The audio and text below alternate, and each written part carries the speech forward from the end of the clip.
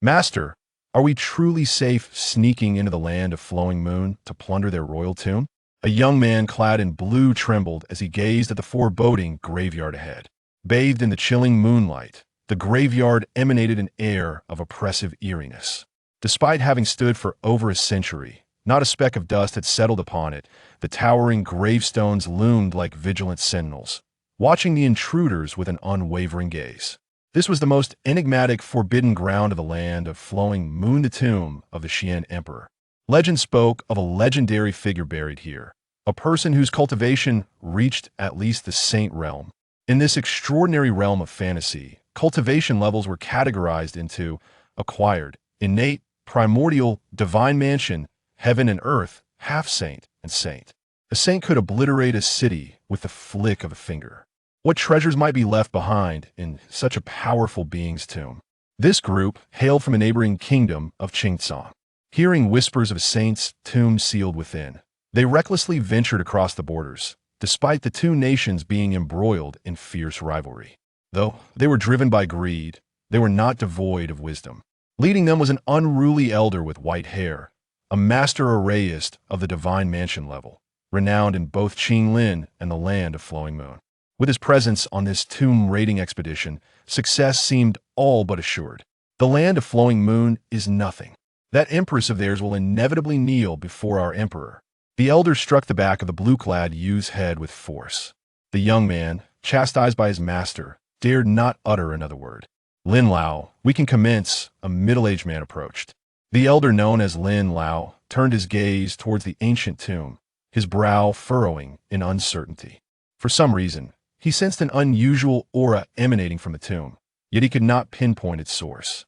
He glanced skyward, where a heavy cloud obscured the cold moonlight. Returning his focus to the ancient tomb, he pondered the relics of the saint that lay within. Greedy desire began to cloud his thoughts. We shall enter. Lin Lao stowed away the orb he held. As their party stepped into the ancient tomb, subtle changes began to unfold within its depths. In the innermost recesses of the tomb, a dark coffin slowly creaked open, astonishingly from the inside. A youth-like figure emerged from the coffin, first spitting out saliva, his eyes adjusting to the dim light outside, muttering, "Have I truly been resurrected? Your 18 disciples have achieved the Saint Realm one after another. Congratulations, host Qin Xian, on successfully completing the task and activating the extraordinary world system." A cold, emotionless voice echoed in Qin Xian's ear. "Damn it, I really am back. What useless system? How long have I been dead?" Qin Xian exclaimed incredulously. 100 years? He had been dead for a century, yet here he was, resurrected. Once a mere drifter, devoid of ambition, he found himself transported to this world of fantasy after purchasing a certain domestic smartphone. He presumed he would acquire a transcendent system akin to the protagonists in web novels, effortlessly defeating geniuses and winning the hearts of extraordinary beauties. Yet, to his dismay, his system turned out to be an unactivated, worthless system. He had toiled for years, but due to innate flaws, his cultivation remained stagnant at the innate realm. To overturn his fate and rectify his innate deficiencies, he needed to take on 18 disciples and guide them to the Saint Realm, thus activating the system to reshape his own innateness. To that end, he had invested countless efforts, scouring the ends of the earth to find 18 exceptionally gifted individuals, leading them step by step towards the path of sainthood using the system. However, achieving the Saint Realm was no simple feat after a century. He had managed to guide but one disciple to break through. His youngest disciple was merely 15 when he passed away, still in the innate realm, having taken her as a disciple for less than 3 years before departing this world. He felt a pang of regret. In his final moments, he recalled the sight of that young girl weeping on his chest, her tears the last warmth he felt before he closed his eyes. Fortunately, his capable eldest disciple had already surpassed the Saint Realm, ensuring some measure of protection for the others left in this world. Shaking off his reverie, Qin Xian sensed a remarkable change within his body. The chaotic and fragmented energies within him had become remarkably clean and smooth after his resurrection. He could now channel his spiritual power without the previous blockages, achieving an astonishing level of control. This signified that he had repaired his innate flaws and acquired the extraordinary talent granted by the system. Upon resurrection, I have already broken free from the shackles of my former innate realm, ascending into the primordial realm. With the insights I gained from traversing several paths, even those in the Divine Mansion realm would find me a formidable opponent. Qin Xian licked his dry lips. With the century of death, he had now spent 200 years in this world. Damn it, after 200 years of restraint, I can finally begin earnest cultivation. Qin Xian sighed, then cursed the system. You must be a peculiar anomaly in this vast world. After 2 centuries, he had finally activated this system.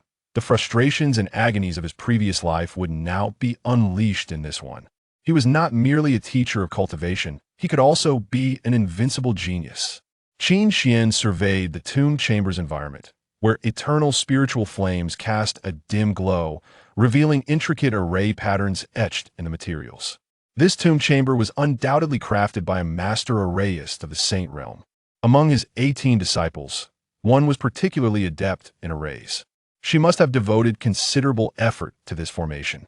As he continued to observe, Qin Xian noted the immaculate cleanliness of the tomb chamber.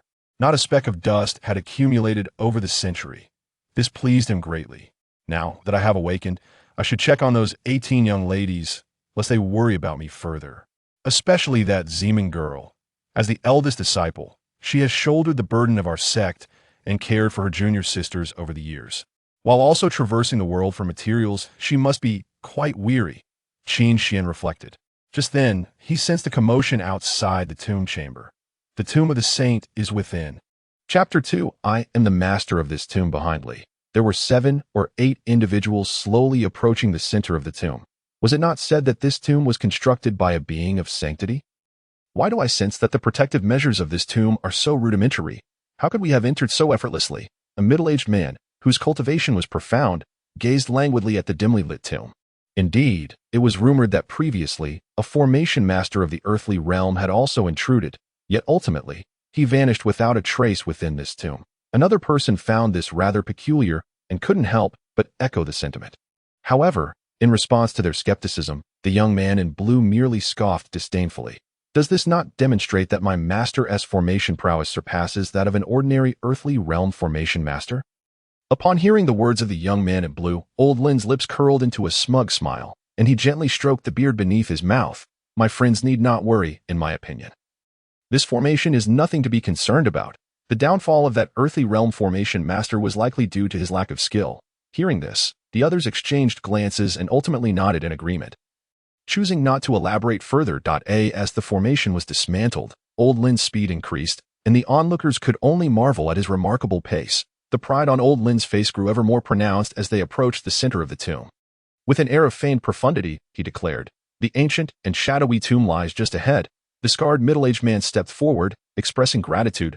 "Old Lin, your efforts are commendable." Old Lin glanced at him, then raised an eyebrow slightly.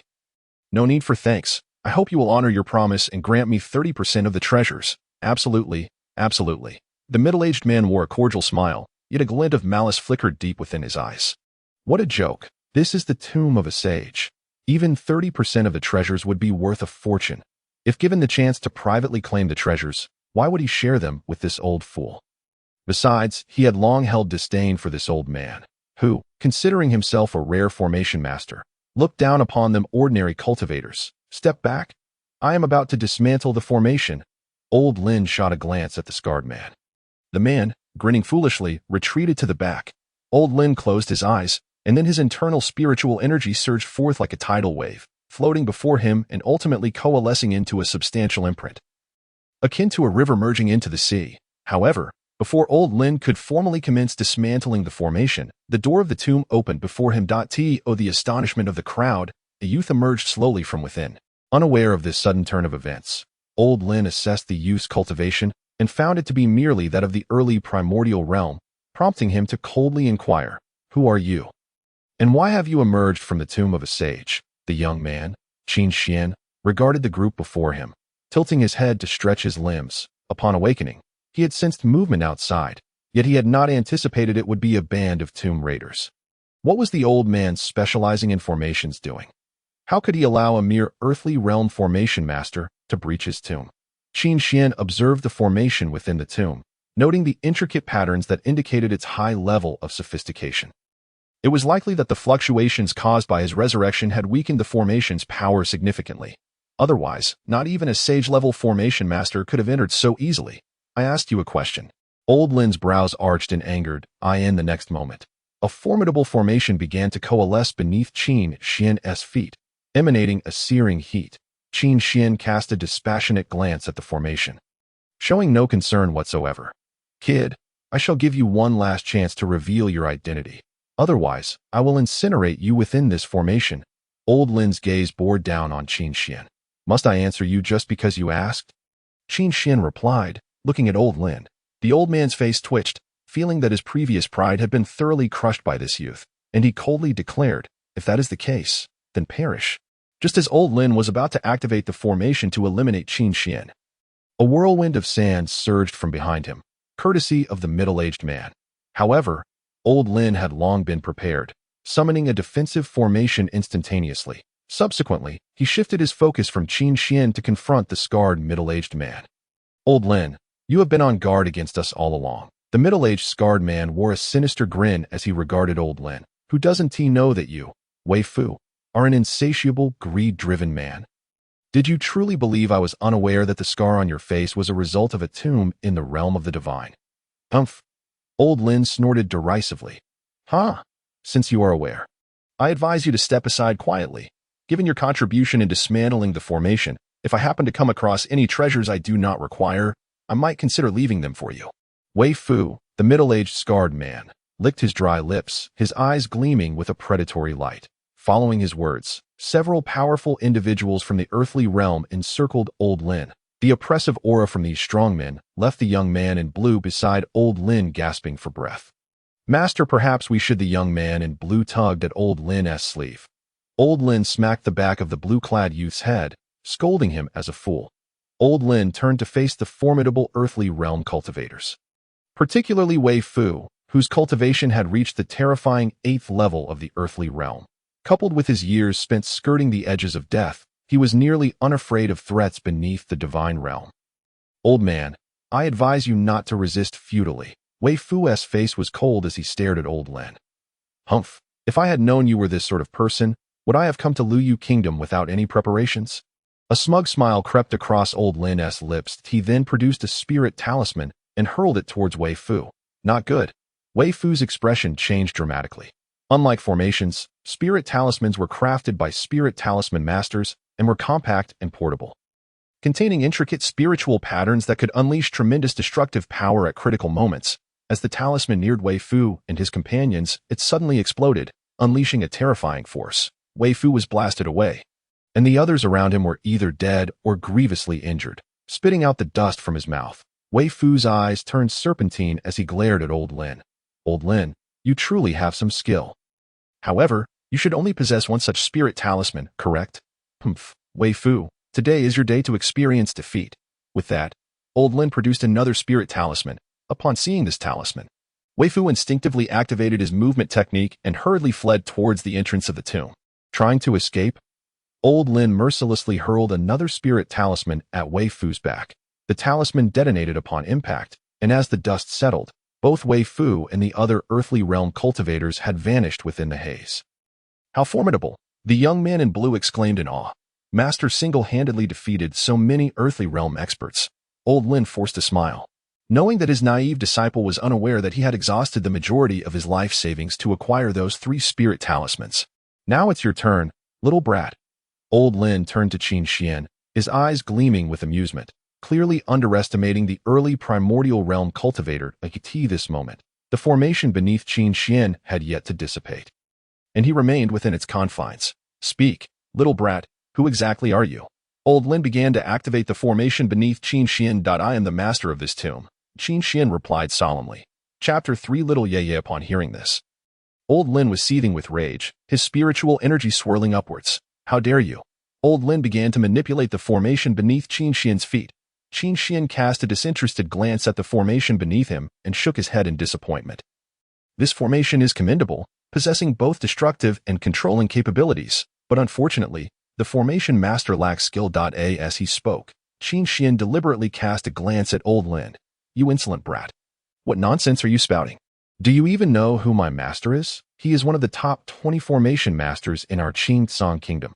He could crush you with a mere finger. The young man in blue, whose cultivation matched that of Qin Xian, both being in the early primordial realm, stepped forward without fear. Qin Song kingdom? I've never heard of it. Qin Xian tilted his head that in his previous life there had been no such kingdom as Qin Song. Humph, truly, ignorance breeds fearlessness. However, since you have shown disrespect towards my master, do not expect to leave here alive. With that, the young man in blue formed hand seals, and a beam of spiritual light, resembling a slender serpent, slithered towards Qin Xian, enveloping him and gradually solidifying into a cage. You claim to be the master of this tomb, then I shall ensure you remain here forever. The young man in blue wore a sinister grin, eagerly anticipating the look of panic he hoped to see on Qin Xian's face, which would grant him a fleeting sense of satisfaction. Yet, Qin Xian remained composed, his gaze calm as he observed the cage conjured by the young man in blue, seemingly unfazed by its presence, which infuriated the blue-clad youth to no end. Why was he not afraid? Why? Did he look down upon him? Did he scorn this array master? Die. The youth added another layer of fiery array.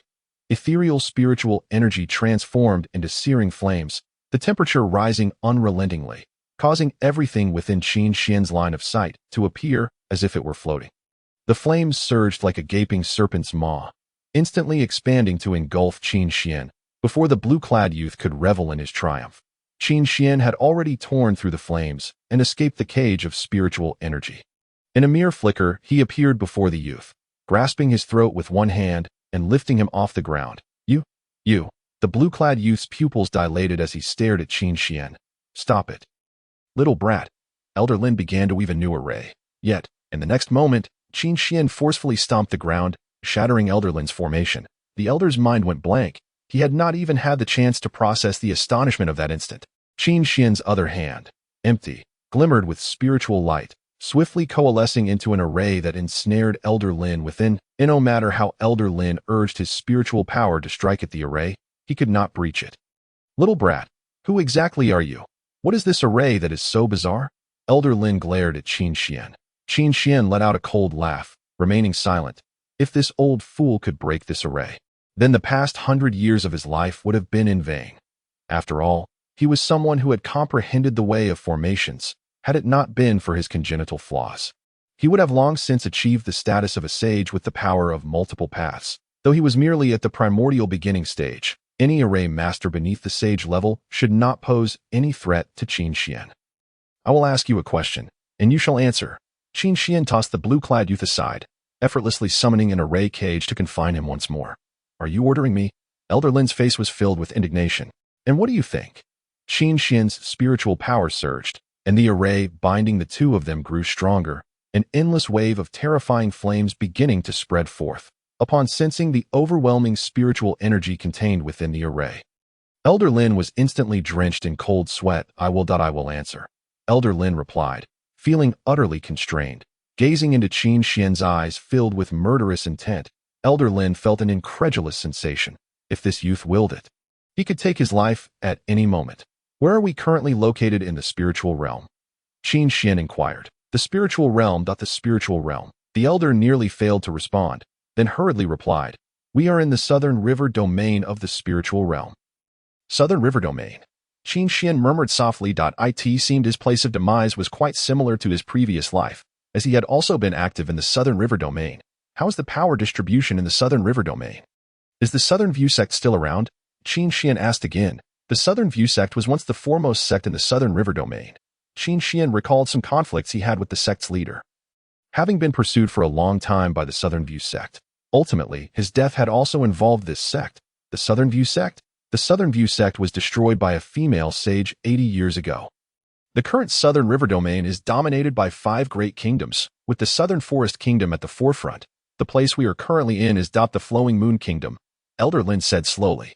The Flowing Moon Kingdom. Qin Xian furrowed his brow. He remembered that his 16th disciple was named Flowing Moon. How did you come to know of this tomb? How did you arrive here? Qin Xian inquired once more. This tomb is the Xian Emperor's tomb of the Flowing Moon Kingdom. The kingdom's ruler values this tomb even more than her royal palace. Thus, we hope to obtain the relics of the sage here. Elder Lin replied weakly. Qin Xian pondered for a moment. It seemed that perhaps this Flowing Moon Kingdom was indeed founded by that girl. Flowing Moon. That girl had always been rather domineering. Gifts bestowed upon her by her master would not even be shared with her senior sisters. Who would have thought she had actually become an empress? Her power commanding respect. Little brat, no doubt esteemed elder. Esteemed elder. Elder Lin slapped himself a few times, then spoke to Qin Xian with utmost reverence. Esteemed elder. May I be released now? Qin Xian regarded the elder, whose face was lined with wrinkles, and released the cage binding them both. The moment the cage was lifted, Elder Lin suddenly drew a spiritual talisman from behind and hurled it at Qin Xian, exclaiming triumphantly, "Ignorant little brat, perish." However, Elder Lin had underestimated Qin Xian's strength. Qin Xian caught the searing talisman in his right hand, disregarding the imminent explosion, and crushed it in his grip, allowing it to detonate within his palm. How is this possible? Both Elder Lin and the blue-clad youth stared at Qin Xian in disbelief, as if they were gazing upon a peculiar apparition. Esteemed elder, spare me. I was forced into this. As he locked eyes with Qin Xian for a fleeting moment, Elder Lin instinctively knelt. I have given you a chance. Qin Xian scoffed coldly, two arrays soared into the air, like two streaks of flowing light, enveloping the two men. When the arrays dissipated, both were left without a trace. Searching for your sage disciple. For each one found, a random return reward will be granted. The system's voice echoed in Qin Xian's mind. Upon hearing this, a smile crept across Qin Xian's lips. Xiaoya, I am coming. Chapter 4. What has happened to this world? Just as Qin Xian departed the tomb, within a lavish palace beyond the southern river domain, a uniquely adorned woman suddenly flickered with a gleam in her eyes, her spiritual power surging uncontrollably, causing those nearby to gasp and retreat in alarm. Master, what is wrong? A remarkably beautiful girl gazed at the extraordinary woman with respect. Her master was an array master of sage level or above, commanding immense power. What could have provoked such fury within her? The extraordinary woman glanced at the girl and the several others behind her. Her gaze icy as she declared, I must leave for a time. You shall continue your training and refrain from leaving the sect without cause. Yes, the group of ethereal maidens nodded in unison. The extraordinary woman did not spare them another glance, gently waving her hands to activate a spatial traversal array. Master, disciple is unfilial. Disciple is incapable, allowing someone to intrude upon your serene tomb. If I discover who it is, I will surely tear them to pieces. Let them suffer the torment of ice and fire.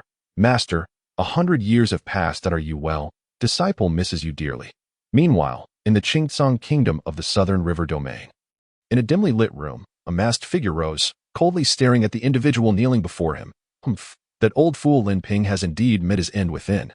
What should we do now? A man clad in yellow robes rose from his seat beside the masked figure. What should we do?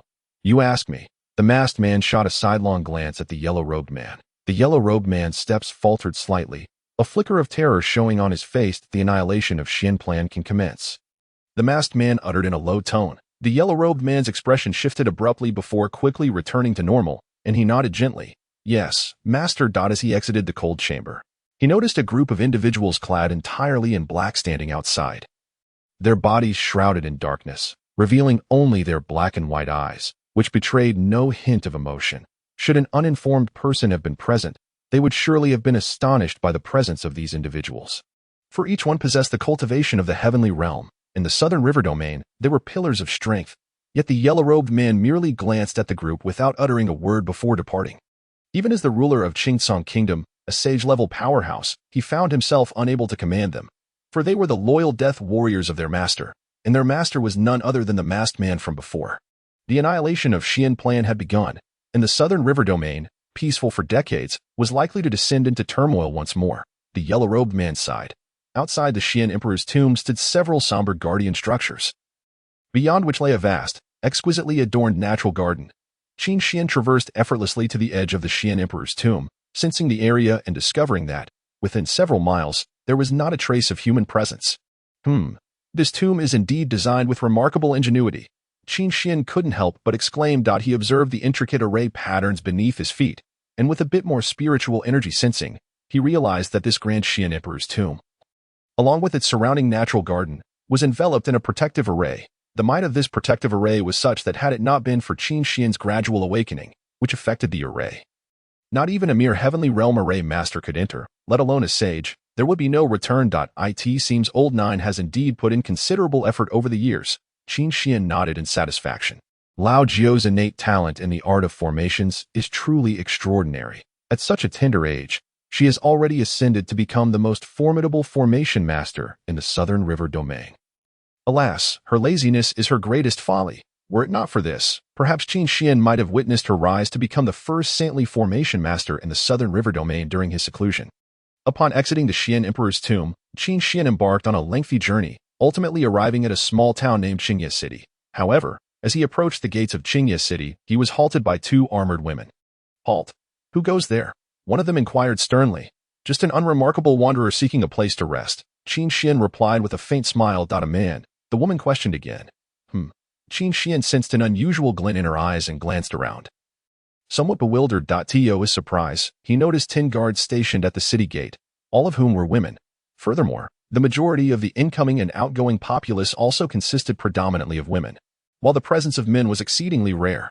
"Men wishing to enter the city must register here," the woman stated, her gaze fixed on Qin Xian with an air of authority. Noticing the peculiar stares directed at him by passers-by, Qin Xian felt as though he were being scrutinized, as if he belonged to a different species altogether. Following the woman's instructions, he proceeded with the registration process, which proved to be quite tedious. When the registration concluded, Qin Xian suddenly inquired, "Young lady, do you happen to know how one might meet the queen of your Luwei kingdom?" The woman's expression shifted slightly, and she reproached him with a hint of annoyance. "Who are you calling young lady? I am a soldier of the Moon Army. You should address me as a warrior." Taken aback by her stern demeanor, Qin Xian responded, "Very well, warrior. Might I ask how I could arrange a meeting with the queen of Luwei kingdom?" He feigned seriousness in his tone. "What business do you have with the queen?" The woman furrowed her brow, sensing something amiss in Qin Xian's intentions. "It's simply, I wish to admire the queen's grace and prowess," he stammered, hastily concocting a response. He certainly could not disclose that he was, in fact, the long-deceased master of their queen, lest he be deemed insane and hunted down throughout the city. The woman cast a dismissive glance at Qin Xian, her disdain evident. "If you wish to see our queen, you must first meet with the city lord," she declared. "And to meet the city lord," she continued, sizing Qin Xian up. "Men seeking an audience with the city lord can only do so by facing a challenge at the city lord's residence." Qin Xian felt somewhat exasperated. It seemed the woman had hesitated merely to ascertain his gender. What on earth has transpired in this world over the past century? Have there truly been so many transformations? Chapter 5. An Attempt at Abduction. Upon entering the city, Qin Xian observed that the majority of the pedestrians were women. Even when he encountered a few men, they were typically keeping their heads down, cautiously trailing behind the women. The only man walking alone down the street was none other than Qin Xian himself, as he became increasingly aware of the continuous, peculiar gazes directed at him.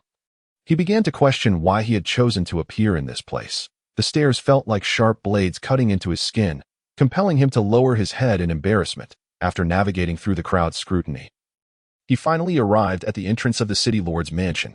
Observing the gathering of numerous men outside, Qin Xian's mood lightened significantly. "Brother, are you here to participate in the challenge at the city lord's mansion as well?" A man approached him shortly. Qin Xian regarded the individual, who was clad in a pristine, elegant outfit, his face adorned with a gentle smile, exuding the demeanor of a courteous gentleman, with every action reflecting his noble and refined aura.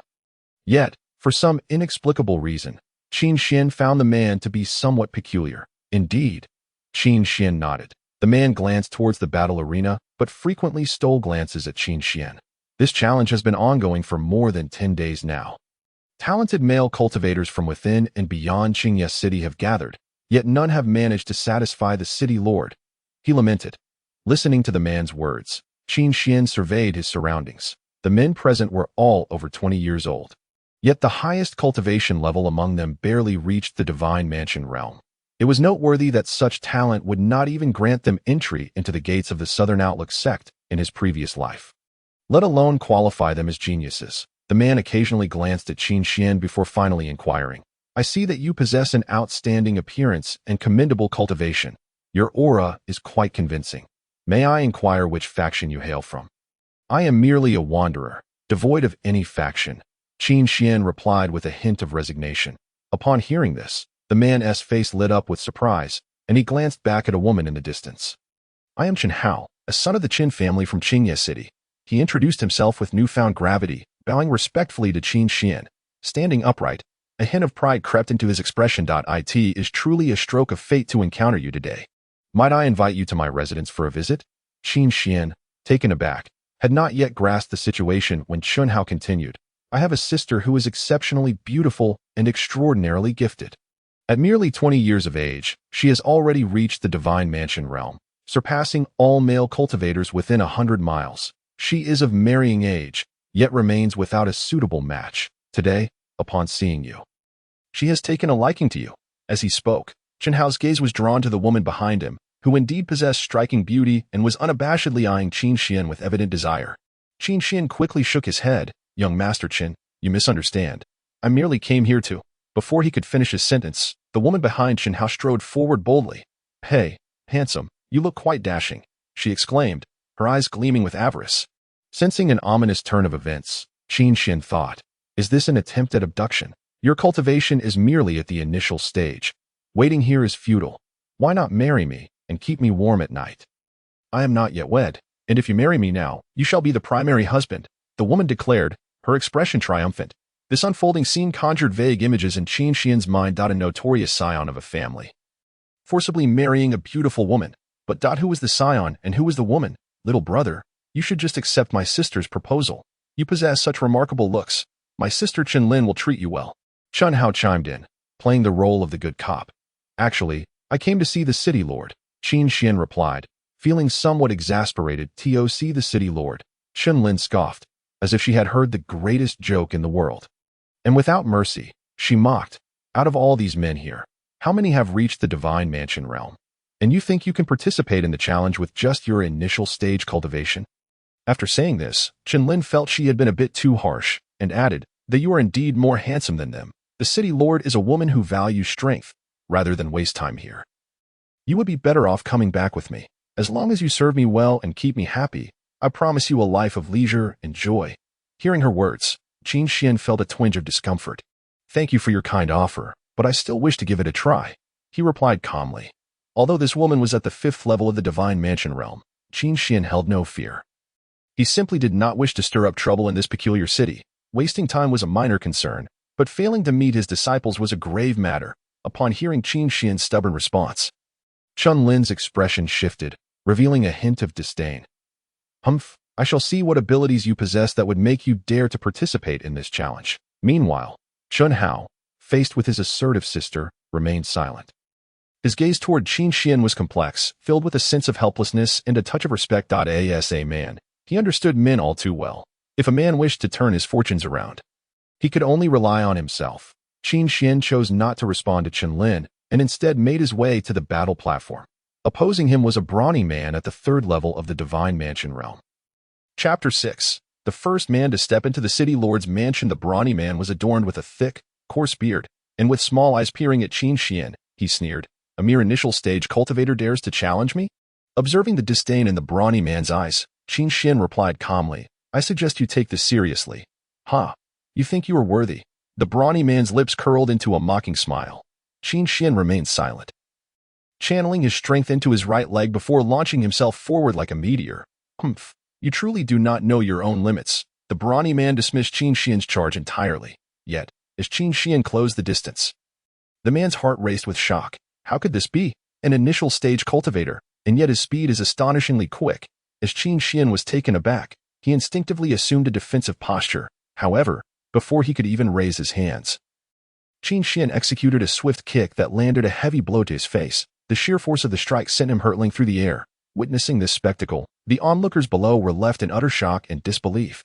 Chen Hao blinked in astonishment, beginning to question the reliability of his own vision. How could it be that Qin Xian, merely at the 1st level of the Taichu realm, was able to kick a formidable opponent from the 3rd level of the Shinfu realm across the arena? Amidst the crowd's bewildered gazes, the burly man struggled to regain his footing, spitting blood from his mouth, his expression venomous as he glared at Qin Xian. You brat, you're as good as dead, if I don't leave you utterly defeated today. I'll kneel and call you grandfather. Call me grandfather, Qin Xian replied, a look of confusion crossing his face, before uttering a jaw-dropping retort that left the audience speechless. If you want to be my grandson. I wouldn't even entertain the idea. To suggest that he would be the son of Lu Yu? How preposterous.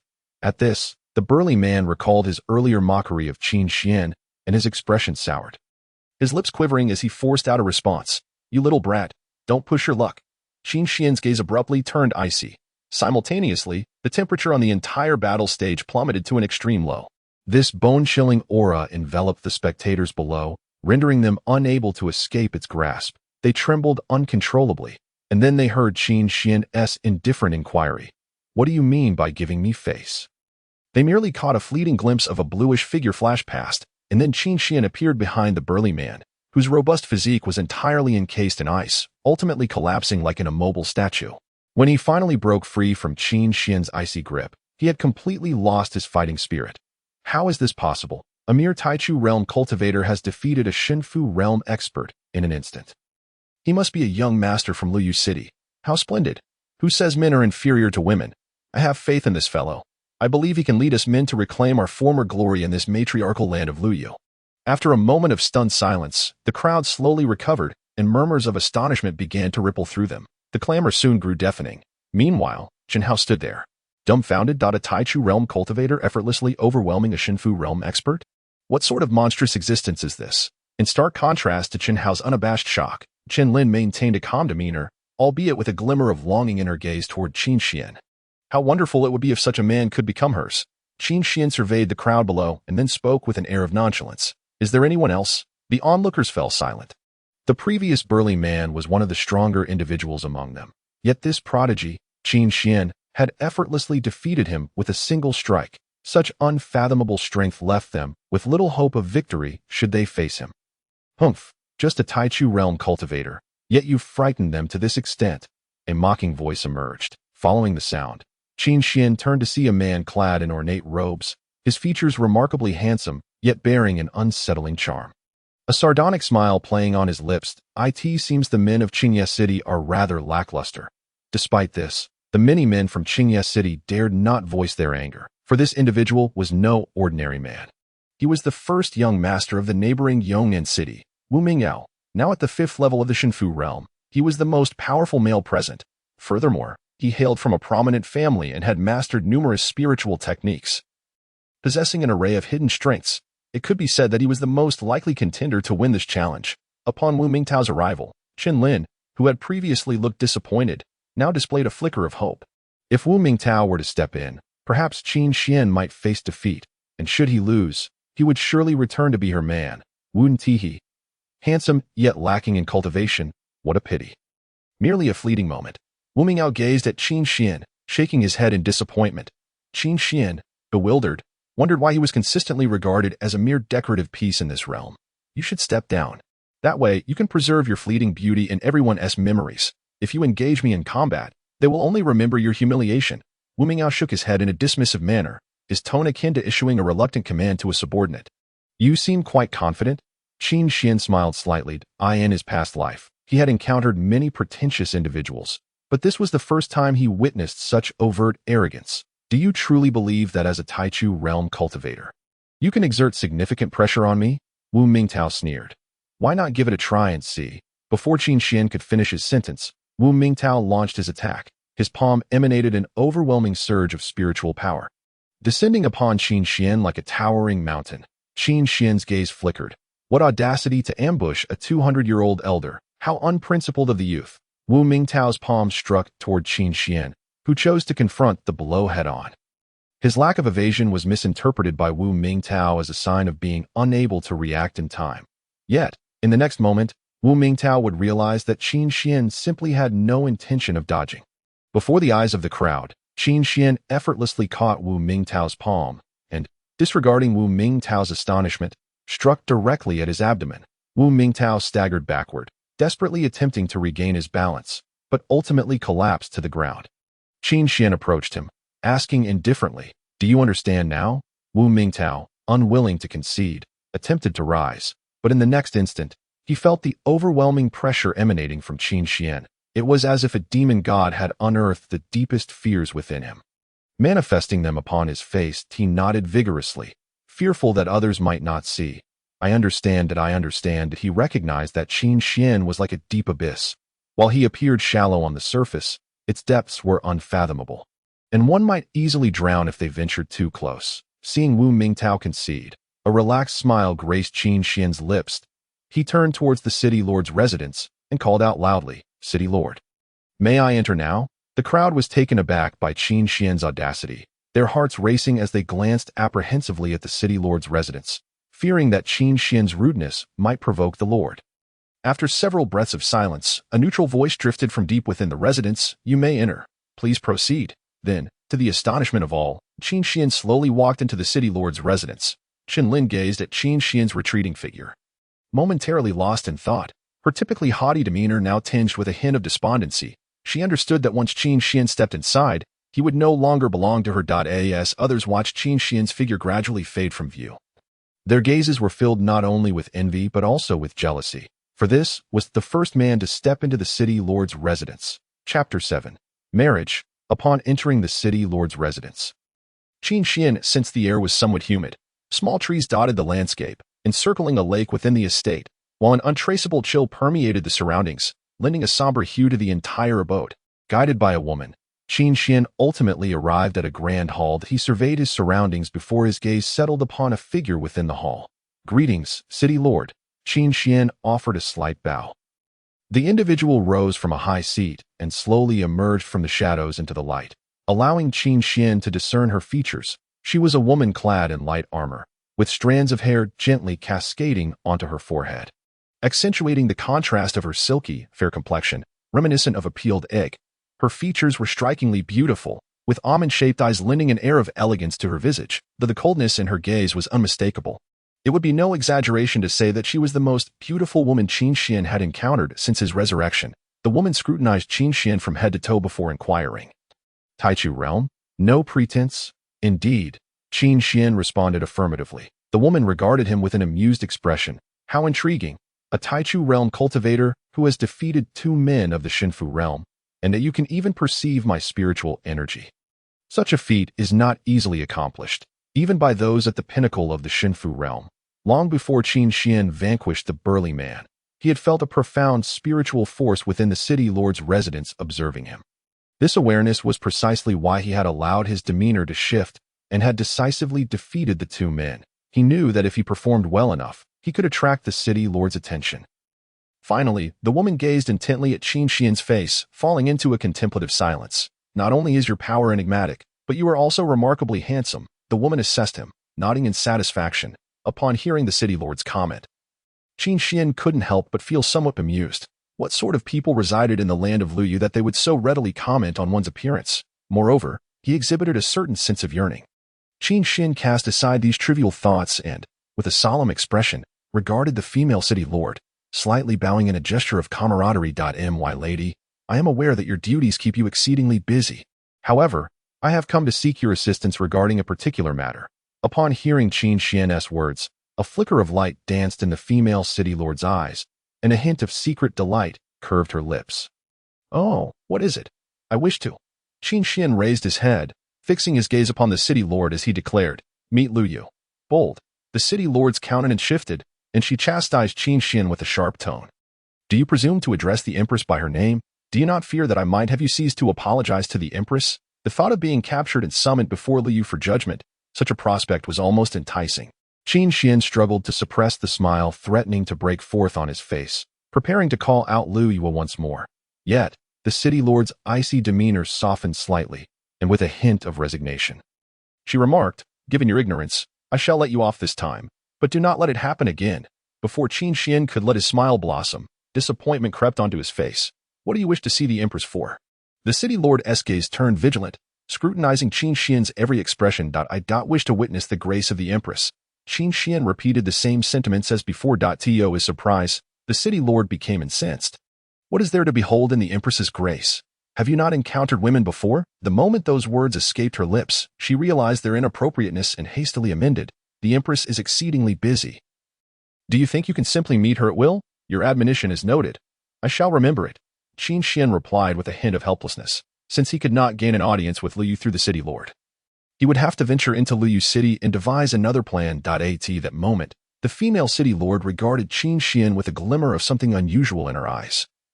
Her cheeks flushing slightly as she turned away, her voice dripping with indifference. In truth, it is not impossible for you to meet the city lord. Oh, do you have a way, my lady? Qin Xian inquired, his face alight with anticipation.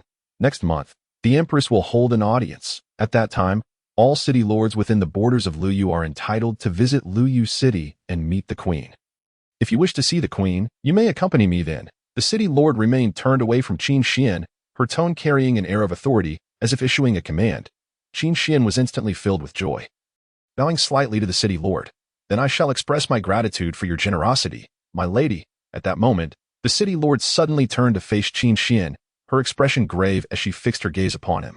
Do you have anything else to say? Caught off guard by her inquiry, Qin Xian found himself staring intently at the alluring visage of the city lord, then shook his head. No. Thank you, my lady. Very well. Then let us hasten towards our nuptials, the city lord declared, her initial resoluteness softening to reveal a hint of feminine charm. As this is my first marriage, and I possess little experience. Do you have any thoughts? Shall we go hunting? Or perhaps open the city lord's residence to celebrate with the countless citizens within the city? Whatever you desire, I shall acquiesce. The last phrase carried a touch of the bashfulness characteristic of a young woman. Having encountered so many formidable female leaders within the city, Qin Xian found this sudden shift quite disconcerting. What, marriage? He stared in bewilderment at the city lord. The city lord turned back, her cheeks still tinged with a faint blush. Indeed, marriage. Did you not enter that challenge to wed me, to become my companion in the path of cultivation? She gazed intently at Qin Xian. Confusion filled Qin Xian's eyes, grappling with the absurdity of the situation. Hadn't it been stated that passing the challenge would grant him an audience with the city lord? How had it morphed into a proposal for marriage? Observing the turmoil on Qin Xian's face, the city lord's previously softened gaze hardened once more. Do you find me unworthy? Or is it that your heart belongs to another? A surge of furious pressure emanated from the city lord, a formidable force reminiscent of the might of the earthly realm. My lady, please, do not be agitated. Qin Xian retreated a few steps, attempting to soothe her ire, finally managing to say, I believe there must be some misunderstanding between us.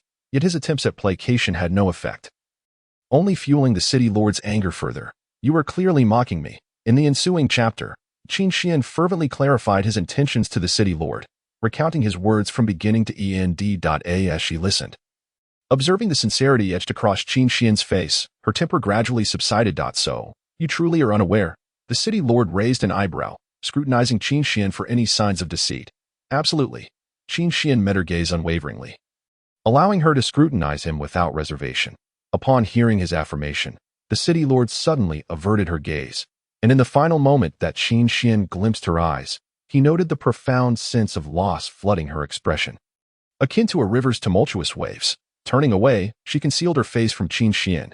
You may withdraw for now. For the time being, stay in my city lord's residence, and when I set off for Luoyu City, I shall summon you. Her tone was resolute. Then I thank you, my lady. Qin Xian stared vacantly at the city lord's retreating figure, sighing softly before gradually turning to leave. He did not entirely comprehend the significance the city lord placed upon marriage. Yet in a world rife with countless romances, how many could culminate in a perfect conclusion? The city lord had only just become acquainted with him. If she wished to let go, it should be a simple matter. Moreover, perhaps her disappointment lay not in him, but rather in the absence of marriage itself. Did that mean he had been overly presumptuous? Shaking his head, he endeavored to banish such futile thoughts from his mind. However, just as Qin Xian was about to exit the grand hall, the city lord finally turned to him, her gaze capturing the fleeting image of his back, clinging to the diminishing silhouette in her memory. Unfortunately, Qin Xian was but a fallen petal, unintentionally drifting upon her flowing stream. In the days that followed, Qin Xian resided within the city lord's estate, crossing paths with her occasionally. Yet their interactions remained superficial. Whenever the city lord encountered Qin Xian, her demeanor was exceedingly indifferent, akin to encountering an inconsequential stranger, leaving Qin Xian at a loss for how to initiate conversation. Nevertheless, from the servants of the city lord's residence, Qin Xian learned that the city lord's name was Yu Miao. During this time, Qingyu City was bustling with activity. Rumors of the Qingyu City lord's marriage circulated fervently both within and beyond the city. Within the city, every corner bore traces of this news.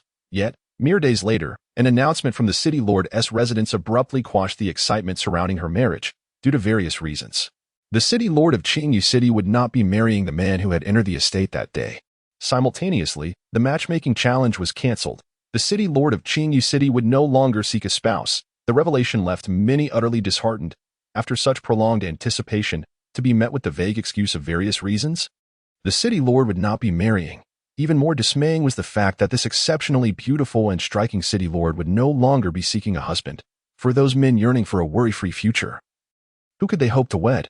Who could possibly surpass the prospect of marrying the city lord of Qingyi? Consequently, the disgruntled men began to protest, pleading with the city lord to respect their dignity and grant them another opportunity.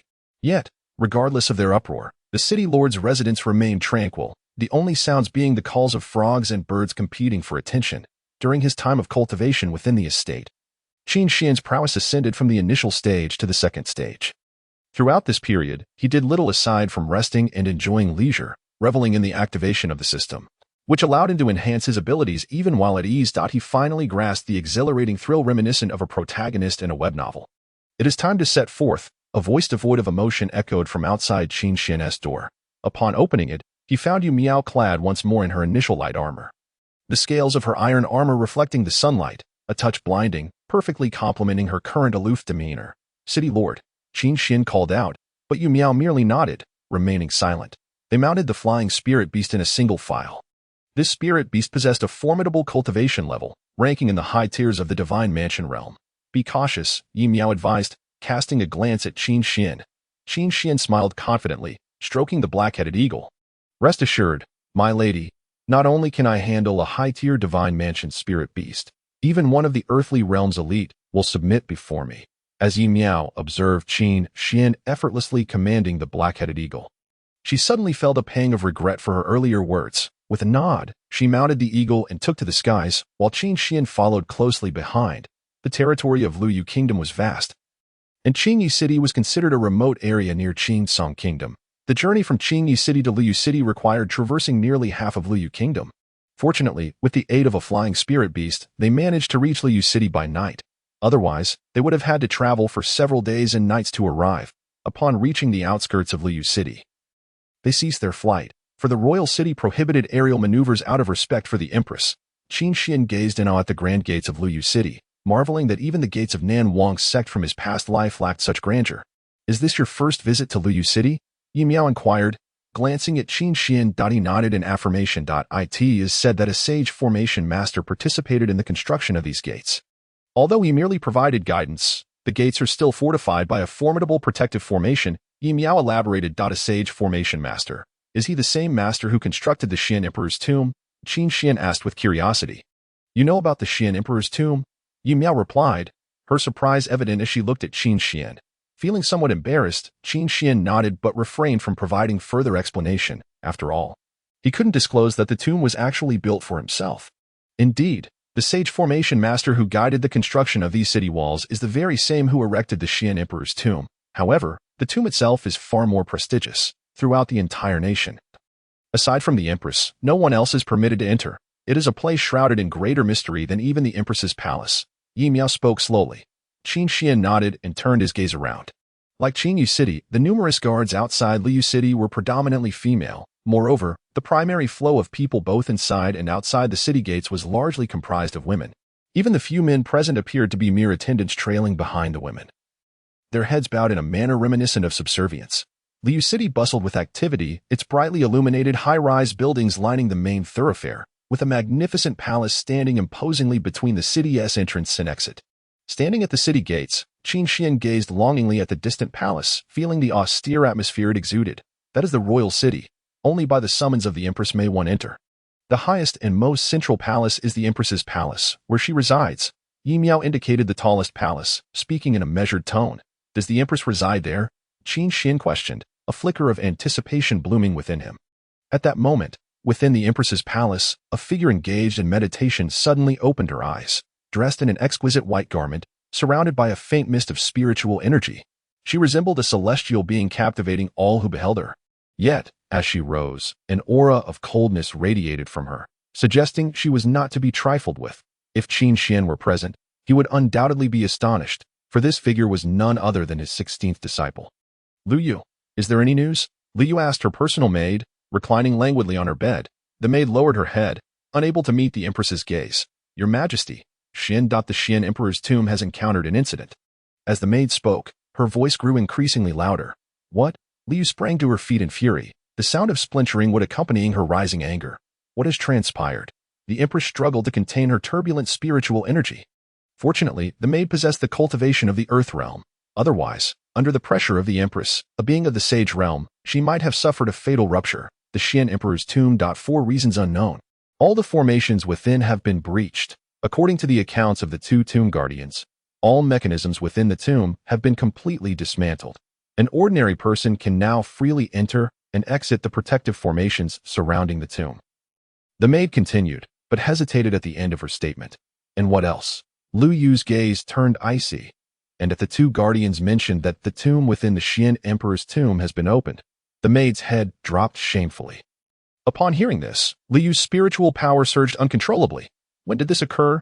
Liu asked indifferently. It happened over a dozen days ago. At that time, Your Majesty, you were still in seclusion. The Empress had instructed us not to disturb your breakthrough. I have already made it clear, have I not, concerning anything related to the Xian Emperor's tomb. Do not hold back on other matters, simply inform me directly. The Empress's eyes glinted with an endless chill. This subordinate is deserving of death. This subordinate is deserving of death. The maid's head fell lower, ultimately touching the ground. The Empress's frigid gaze bore down on the maid, and with a final flourish of her hand, infused with overwhelming spiritual energy, she sent the maid reeling, causing her to spit blood. 3 years of confinement. You are forbidden from leaving the palace. Otherwise, death shall be your fate, the Empress declared with fierce intent. The maid hastily scrambled to her feet, bowing in deference to the Empress, her head still lowered. The Empress, cold and unyielding, turned away and strode toward the palace exit. Master, your ungrateful disciple has caused you such suffering. I vow, I shall capture those who disturb your peace and rend them to pieces. If guarding your tomb means I must become the Empress of countless territories, what significance does that hold? Master, are you faring well in another world? I long to hear you call me Xiao Yue once more. Chapter 9. Gratitude to the national minister within Liu City. Qin Xian was still resting when an urgent knocking sounded at the door. What is it? Qin Xian inquired as he opened the door to find Yi Miao awaiting him. Today's court session with the Empress has been cancelled, Yi Miao stated coolly. What? Qin Xian exclaimed in astonishment. He had rehearsed everything the previous day, imagining how to greet Liu without losing face amidst the crowd, and contemplating various scenarios for their encounters. Yet, the one possibility he had never considered was that Liu would not be present today. The national minister's office sent an urgent message this morning. The Empress left Liu City last night, heading southwest toward the national borders, Yi Miao said. Furrowing her brow, concern etched on her face. Southwest, Qin Xian pondered for a moment, his expression darkening slightly. Isn't that the direction we came from? Am I merely playing hide and seek? Observing Qin Xian's demeanor, Yi Miao calmly reassured him. You need not worry. The Empress will return in due time. Qin Xian regarded Yi Miao and nodded. For now, that was all he could do. What if he hurried after her only for her to return? He thought their conversation would end there, but unexpectedly, Yi Miao continued, if you have no other plans, come with me to the national minister's office. The national minister's office? Qin Xian was taken aback, then asked incredulously. What would I do there? Yi Miao appeared momentarily stunned by his question, clearly not anticipating it. When the Empress is not attending to matters, the affairs of the nation are entrusted to the national minister. The national minister holds authority second only to the Empress. You possess remarkable talent and strength. Though you are male, should the national minister take a liking to you, it could present an opportunity for your future. Yi Miao explained to Qin Xian. He nodded, recognizing the validity of her words. More importantly, the national minister would undoubtedly know how to better approach Liu Yu. Very well, I shall go, Qin Xian affirmed. While Yi Miao nodded, her gaze toward Qin Xian now imbued with a hint of complexity. The national minister's office was situated to the east of the royal city, a considerable distance from the Empress's palace. As they entered the royal city, the guards regarded Qin Xian with peculiar gazes, as though he were some unknown creature. Please inform the national minister that the Lord of Qingyi City has come to pay a visit.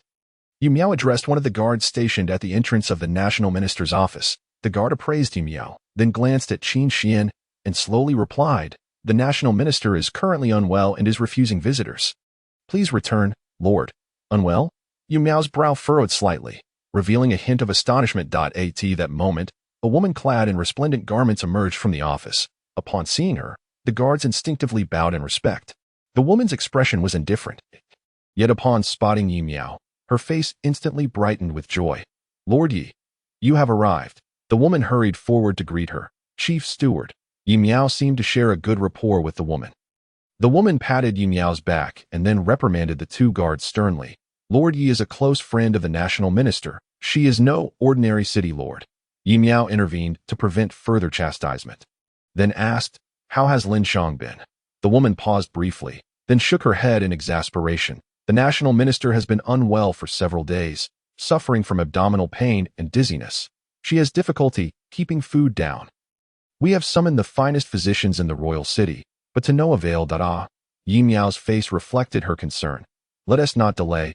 I shall accompany you inside. Perhaps the national minister will feel somewhat better upon seeing you." Having spoken, the man grasped Yi Miao's hand, intending to lead her inside. However, her gaze lingered upon Qin Xian. "Who is this?" she inquired. "He is my Yi Miao suddenly faltered, uncertain how to introduce Qin Xian. "I am a friend of Lord Yi." Qin Xian interjected with a gentle smile, seamlessly picking up the thread of her interrupted sentence. "I heard that the state minister is unwell, so I specifically came to see if I could alleviate his troubles." The man scrutinized Qin Xian with a discerning eye. "Are you a specialist in the medical arts?" "Not a specialist, but I have certainly conducted considerable research in the field," Qin Xian replied modestly. In truth, he had comprehended the path of medicine over a century ago, and his third disciple was renowned as the medical sage of the Southern River domain. Upon hearing this, Yi Miao's expression shifted. She had not anticipated his acquaintance with the medical arts. "A Taichu realm practitioner, and not even a specialist. Yet you dare claim to have substantial knowledge in medicine. How presumptuous," the man retorted with a hint of sarcasm. Qin Xian merely chuckled, choosing not to elaborate further. Despite being in the Taichu realm, he was far from an ordinary individual. With a complex expression, Yi Miao offered an explanation, then interrupted the man's forthcoming remarks. "Please take me to see Lin Shang." The man cast a warning glance at Qin Xian before turning to lead the two into the state minister's residence. The grandeur of the state minister's abode overshadowed Yi Miao's lordly mansion.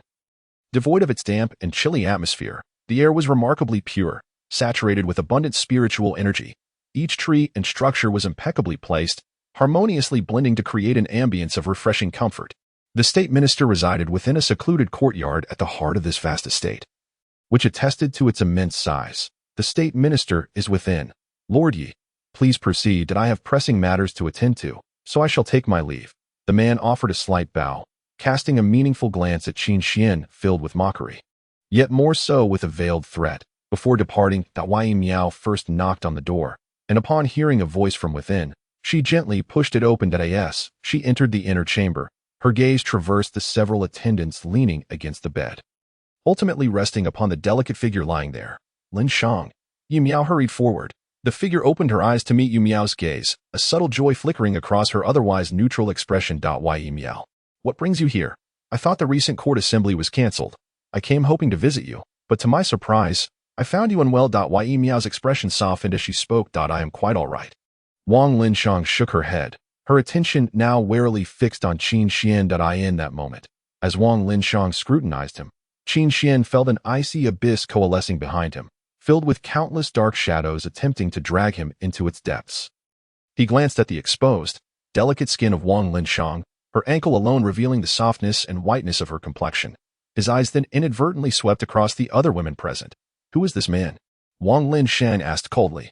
Sensing her impending ire, Yi Miao quickly grasped her hand, urgently explaining, "He is someone I brought from Qingye City, though his cultivation is merely at the Taichu realm. He possesses the ability to defeat those in the Divine Mansion realm. Such extraordinary talent seems wasted in my city, so I thought it best to bring him here, hoping the state minister could secure him a promising future and elevate the reputation of the males in our Liyue kingdom."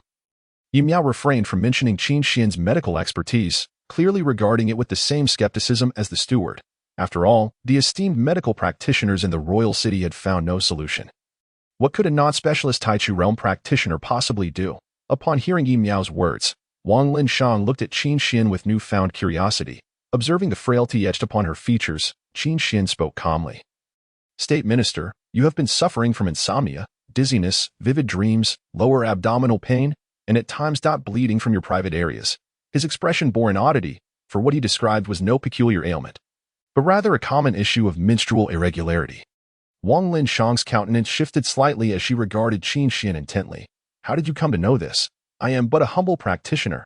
I have previously conducted considerable research in the medical field. I have encountered similar cases in others, and they were all cured under my care. Thus, upon observing your complexion, I deduce that you must be afflicted with this condition, Qin Xian stated with both humility and confidence. In truth, he had witnessed similar issues in his female disciples, who, despite their rigorous training, had neglected their health, leading to menstrual disturbances. What remedy do you propose to restore my health? Wang Linshang inquired. Her tone now devoid of its prior chill. If you rest adequately, the rest shall be arranged by me. I assure you that within a week, you shall be restored to your former self. Qin Xian declared earnestly, clasping his hands in respect. Wang Linshang cast a glance at the attendants beside her, raising an eyebrow slightly. For the time being, you are to heed this gentleman's instructions. Whatever he requests of you, you shall comply, and you must accompany him wherever he goes. Do you understand? Understood. The 3 or 4 attendants bowed in response.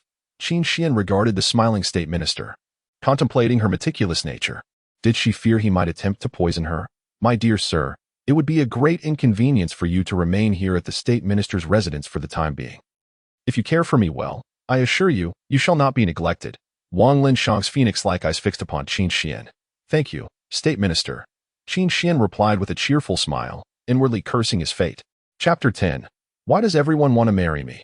Outside the Xian Emperor's tomb, a slender figure appeared, clad in a flowing white silk garment, indifferent to the winter chill that tousled her attire and hair. Her gaze fixated on the distant mausoleum. Master, Xiao Ye has returned. This individual was none other than Qin Xian's 16th disciple, the Supreme Empress of Luiyue. Luiyue. Entering the tomb, she felt the increasingly ethereal array of formations. A surge of furious spiritual energy swelling within her. She was aware that Old Knight's mastery of formations and architecture was exceptional. The immense spiritual force contained within this array was sufficient to sustain it for a century. Yet, how could the Xian Emperor's tomb, constructed less than 80 years ago, be in such disarray? The only plausible explanation was external destruction. Suddenly, Lu Wei recalled something and hurried toward the depths of the burial chamber. Not only was the chamber disturbed, but even the coffin that contained her master had been opened. More critically, her master's body was missing. Who could it be? A tempest of rage surged within her. The power of her saintly force causing the chamber to tremble to avoid damaging her master's resting place. She exerted great effort to remain calm. Master, that your disciple is inept. You suffered persecution from the Nanwang sect to protect us. After your passing, Xiao Ye failed to safeguard your tomb, and now even your body has been stolen. I am useless. Who would have guessed that the usually formidable empress would find herself weeping alone in this tomb? Within these shadowed confines, the passage of time was indistinguishable, with only the faint flicker of a lamp illuminating the stillness outside. After an indeterminate duration, Luiyue finally rose to her feet, wiping the dried tears from her eyes. Though the bloodshot in her gaze remained, State Minister. A glimmer of malice flickered in Liyue's eyes. She soon discovered that the Xian Emperor's tomb had already been violated by outsiders on 2 occasions. In both instances had been concealed by the State Minister, preventing her from knowing. If it were not for the State Minister's deliberate obstruction, how could her master's chamber have been opened, and the body vanished? A surge of wrath erupted from her core, gathering her spiritual energy as she burst forth from the tomb, heading toward the direction of Luiyue City. Meanwhile, within Luiyue City, tranquility reigned, as the recent court assembly attracted individuals from across the nation, significantly enhancing the city's prosperity. Inside the state minister's residence, a male figure was leisurely engaged in the kitchen. This batch requires 7 parts fire to simmer. This one just use 9 parts. Qin Xian directed the female attendants preparing the soup with an air of nonchalance. Outside the kitchen, 2 pairs of eyes were fixed upon him. One must admit, although his methods are simple, merely advising me to rest more and consume spiritual fruits and soup, without any miraculous elixirs. My health has improved considerably. Wang Linshang gazed at Qin Xian with admiration. Indeed, he is quite remarkable. Wei Miao turned to look at Qin Xian, her expression tinged with complexity. Moreover, the dishes he prepares are exceptionally delectable. I have sampled numerous delicacies from the southern regions, yet none can hold a candle to his culinary creations. As she spoke, Wang Linshang cast a glance at Qin Xian, her eyes betraying a hint of admiration. At that moment, she finally noticed that Qin Xian was remarkably handsome, though his features bore a delicate charm. When he furrowed his brows, his visage radiated a striking vigor. Indeed, Yu Miao observed Qin Xian, who seemed lost in thought. Subsequently, both of them regarded Qin Xian, each harboring their own distinct musings. By the way, Yi Miao, do you know if this fellow is betrothed? Wang Linshang inquired suddenly. Yi Miao was momentarily taken aback before shaking her head in realization. No. Upon hearing this, a smile unexpectedly graced Wang Linshang's lips. That is splendid. With that, Wang Linshang turned and strode back to her chamber, leaving her unspoken secret unshared, despite Yi Miao's persistent inquiries. A day later, news spread within the state minister's residence. The state minister was preparing for an engagement and was inviting the esteemed officials of the royal city to celebrate. Remarkably, there was not a whisper of this news within the state minister's residence. Even Yi Miao, Wang Linshang's close friend, only learned of it while out and about, eavesdropping on the chatter of street vendors. At noon, when Qin Xian arrived to deliver medicine to Wang Linshang, he was unexpectedly retained. Qin Xian, do you have a lady whom you hold dear? Wang Linshang inquired, gazing intently at him. Qin Xian shook his head. In his previous life, he had been too preoccupied with activating the system. And in this life, having just clawed his way out of a coffin, he was too busy searching for his 18 disciples to entertain notions of affection. Wang Linshang nodded in satisfaction, then lifted the slightly warm herbal concoction to her lips. Savoring the warmth as it coursed through her body, she then asked another question. During these days spent together, what are your thoughts on me? Without overthinking, Qin Xian launched into a fervent praise. Words such as beauty that eclipses the moon and grace that rivals the falling flowers flowed from his lips. Utilizing every compliment he could muster, listening to his words, a look of feminine satisfaction graced Wang Linshang's face. Since you hold me in such high regard, how about we consider marriage? Wang Linshang smiled. Gazing directly at Qin Xian at this statement, Qin Xian was once more rendered speechless. Marriage? The state minister is a high-ranking official, one who stands above all others, and I, Qin Xian. Cultivation is lacking, and I have no powerful backing. I am merely a wandering cultivator, unworthy of such an esteemed match, Qin Xian exclaimed with a sense of helplessness. Wang Linshang maintained her smile, though it was devoid of her earlier ease. Since you are aware, should you not be grateful that I have taken an interest in you? Wang Linshang stated calmly. Qin Xian's expression stiffened slightly. He had underestimated her. He never anticipated Wang Linshang would be so domineering. At this juncture, Qin Xian cast a fleeting glance at Yi Miao, hoping this woman, who once sought to marry him, might come to his aid. However, to his surprise, Yi Miao was even more agitated, her eyes wide with shock. Tears glimmering within them, she gazed at Wang Linshang in disbelief, her expression betraying her astonishment. Initially, she had simply wanted to bring Qin Xian to the state minister's residence, to secure a path for him and to distance him from her thoughts, so as not to disrupt her own peace of mind. Yet unexpectedly, her good friend had arranged for Qin Xian's path to be a marriage proposal. Qin Xian, what do you say? The female state minister inquired once more.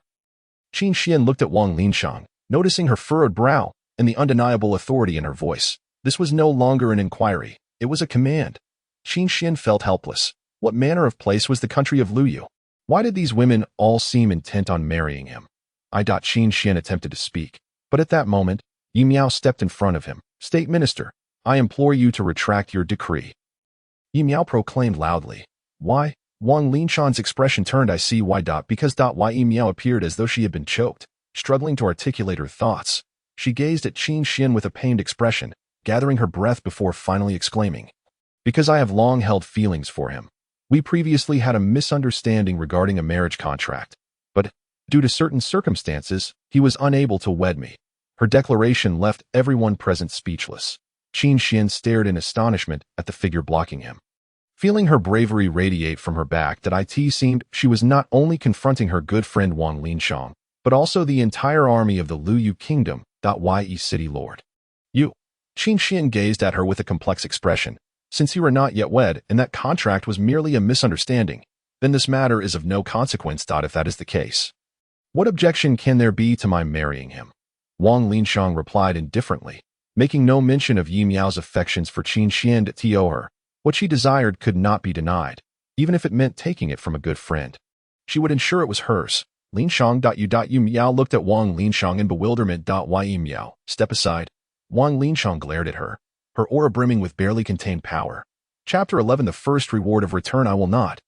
Yi Miao remained resolute, still shielding Qin Xian while murmuring to him, find an opportunity and flee.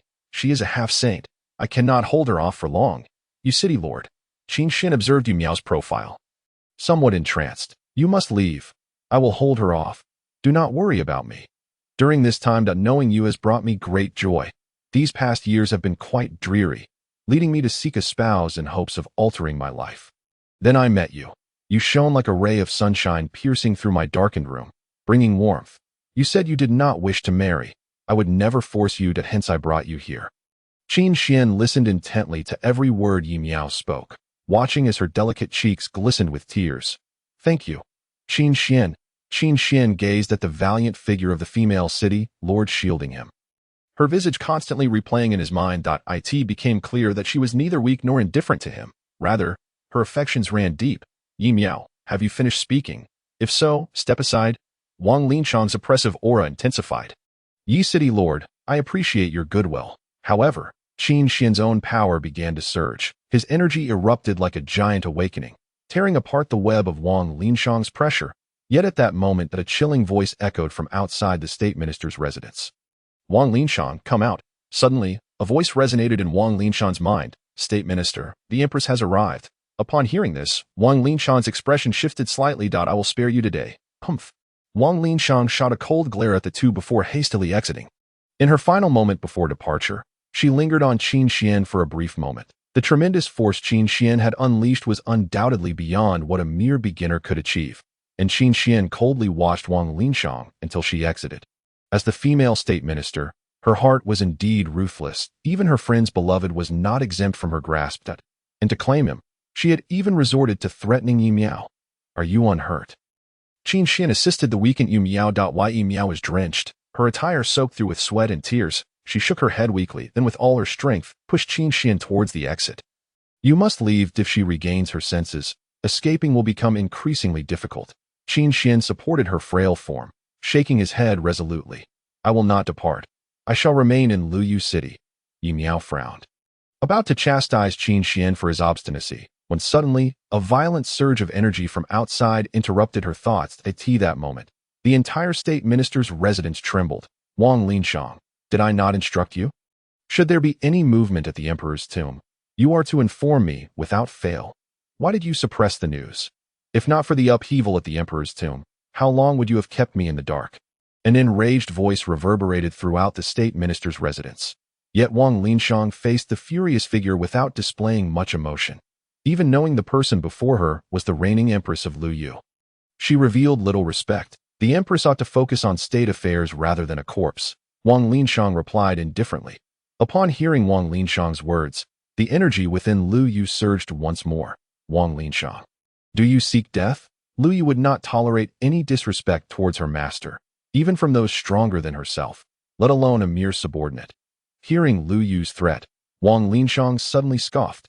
Luyu, we, the diligent guardians of the realm, labor tirelessly to share the burdens of national affairs and maintain the stability of our kingdom. And you spend your days fixated on a deceased individual, incessantly depleting the nation's resources to protect the tomb. You have lingered at that sepulchre longer than you have in the royal city. Now, you audaciously threaten me, demand my demise? As she spoke, Wang Linshang chuckled once more, casting a disdainful gaze at Luyu, and tauntingly inquired. Luyu, what do you consider yourself? A queen? Upon hearing these words, Luyu's fury diminished slightly, and her previously volatile spiritual energy began to waver. Just as Luyu was momentarily distracted, an exceptionally terrifying power erupted from Wang Linshang, who first hurled a spiritual talisman at Luyu, then propelled herself forward to deliver a fatal blow. Wang Linshang's timing was nothing short of exquisite. By the time Luyu regained her senses, the talisman was already before her. Yet, the emergence of a figure directly intercepted the talisman's assault. This figure appeared ethereal, yet undeniably solid, gripping the talisman as if crushing a fruit, allowing its power to unleash recklessly within his grasp. He then swung his hand forward, effortlessly shattering Wang Linshang's lethal strike. It's you? Upon seeing this figure, Wang Linshang's expression suddenly stiffened. Luyu initially felt a sense of relief, but when she discerned the figure's face, she was rendered utterly speechless. Her expression grew numb, and her body gradually stiffened. She gazed at that face, terrified it might vanish again, even as her eyes brimmed with tears, rendering the visage blurry. Yet, she wiped her tears, determined to keep looking. Xiaoya, why are you crying again? The familiar voice echoed from the figure. Because I can't bear to part with my master, I miss him. Lu Yu finally succumbed to the torrent of tears. Witnessing Lu Yu's state, both Wang Linshang and Yi Miao questioned whether their vision had betrayed them. The once imposing queen displayed such a tender side. Isn't master right here? Qin Xian shook his head helplessly, then gently wiped away the tears from Lu Yu's eyes, finally pinching her pitiful face with tenderness. Xiao Yeye, you're becoming increasingly beautiful, master. I'm sorry. Li began to regain control over her tears.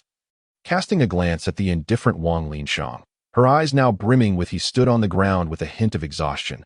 The various powers he had just wielded were his treasured trump cards amassed over many years. Moreover, he had even overdrawn his strength from the system, which was not much different from employing forbidden techniques. Fortunately, Qin Xian only needed to rest for a while. It would not have significant adverse effects on his body. Master, please do not leave me again. Do not abandon Xiaoya.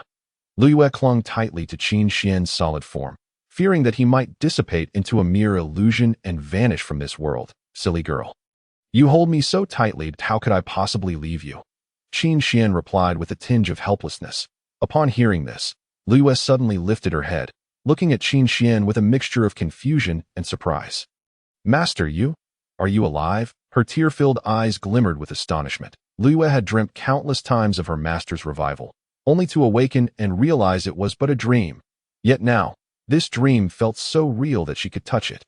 Since she could reach out to her master, she would never let go, even if it were merely a dream. Do you truly think I had the ability to leave any spiritual imprint on you? Qin Xian replied, somewhat speechless. Clearly, Lu Yue had mistaken him for a mere spiritual projection, one that would only manifest in her moments of peril to protect her. However, she had overlooked the words that Wang Linshang had previously spoken to her. Master, Lu Yue tightened her embrace around Qin Xian, tears streaming down her face. In that moment, she bore no semblance of a sovereign. She resembled a 6-year-old child reluctant to part from her parents. Qin Xian then glanced at Wang Linshang's lifeless body. Reflecting on the truth that it was evident that Lu Yue was ill-suited to be a ruler. Although she possessed the aura of a monarch, she lacked the broad-mindedness and talent that such a position demanded. In comparison, Wang Linshang was indeed more fitting to assume the role of a sovereign. Let us return to your Empress Palace, Qin Xian suggested, surveying his surroundings. The Prime Minister's residence had drawn many gazes, and some matters were indeed unsuitable for discussion here. Ye City Lord, let us proceed to the Empress Palace together. Qin Xian addressed Yi Miao that Yi Miao had also sustained considerable injuries and required the healing expertise available within the Empress Palace.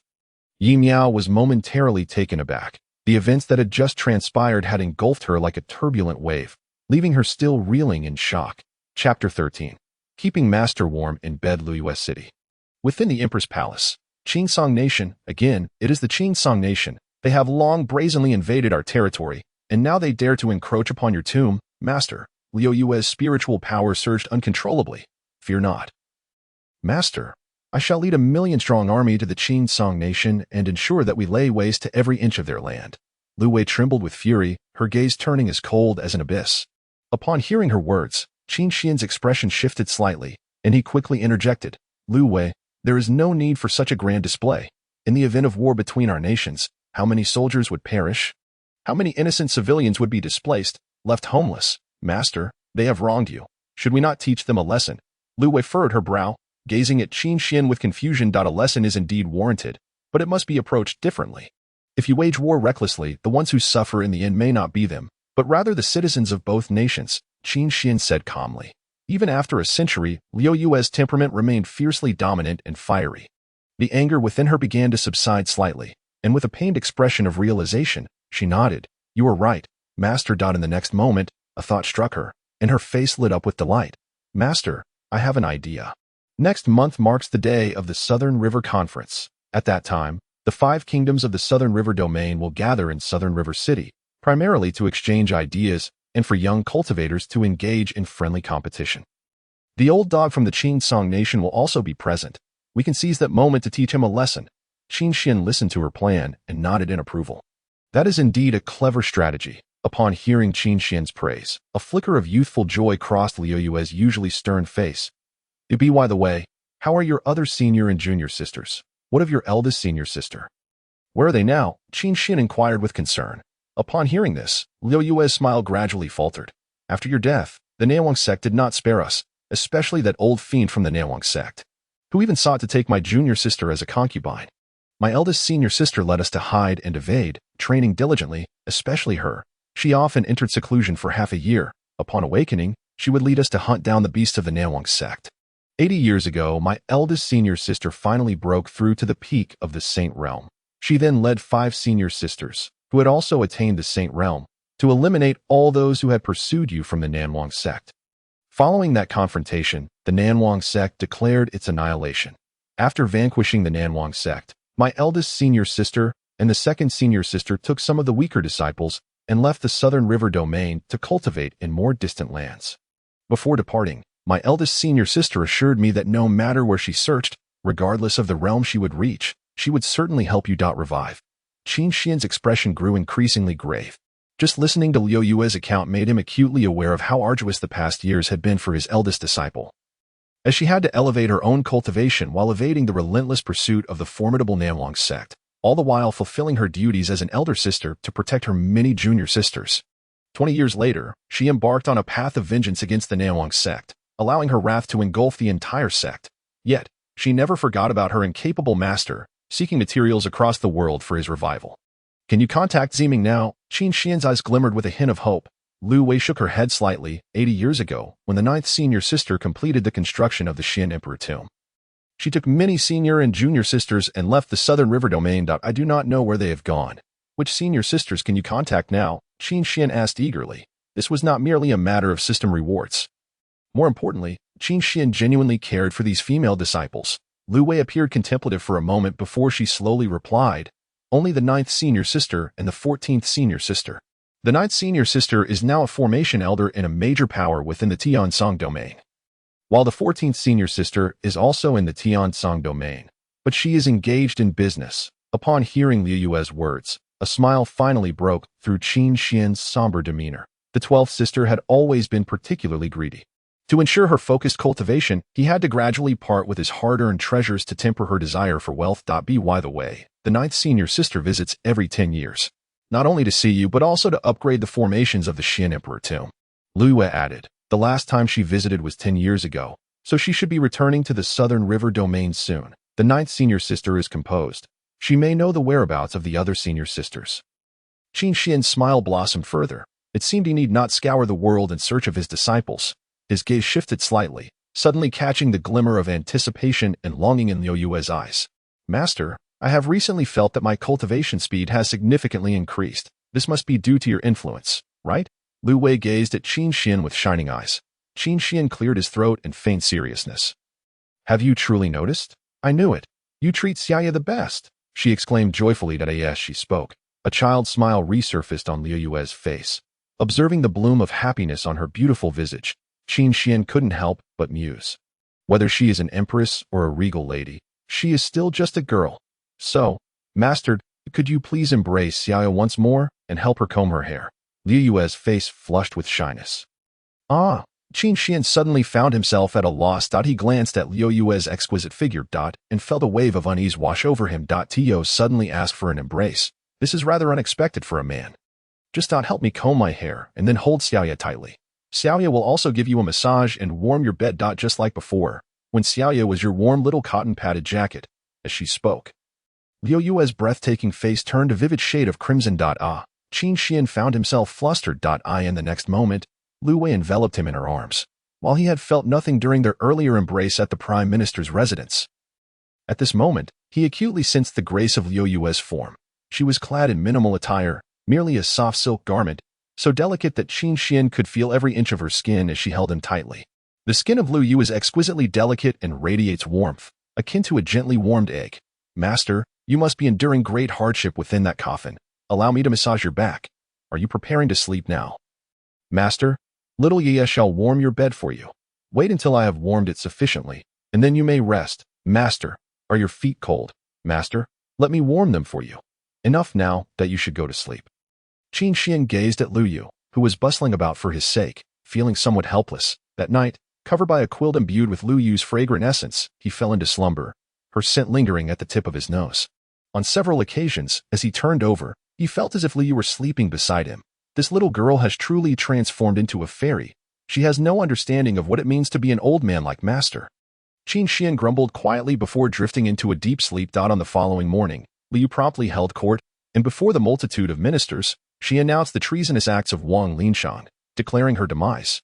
In that instant, the court erupted in an uproar. Furthermore, for the upcoming Nanha conference next month, we require 5 representatives from the Taichu, Shinfu, and Tiandi realms to compete on behalf of our nation. Have your candidates been determined? Liu inquired coldly, abruptly halting the fervent discussions in the hall. At that moment, a plump woman dressed in splendid attire stepped forward, bowing her hands in respect as she said, "We have selected the strongest cultivators from each realm. They will undoubtedly bring glory to our Luyu kingdom at the Nanha conference." Liu nodded in satisfaction, when suddenly a male voice emerged from behind her. "Why not allow me to participate as well?" Qin Xian slowly stepped out from behind Liu. Upon hearing the male voice, the countless women present were momentarily taken aback, unsure if they had misheard. Yet, when they witnessed Qin Xian emerge from the female emperor's palace, their faces reflected sheer astonishment. A man had emerged from the female emperor's palace, and he was so intimately addressing their queen. "Master, what brings you here?" Liu gazed at Qin Xian in surprise.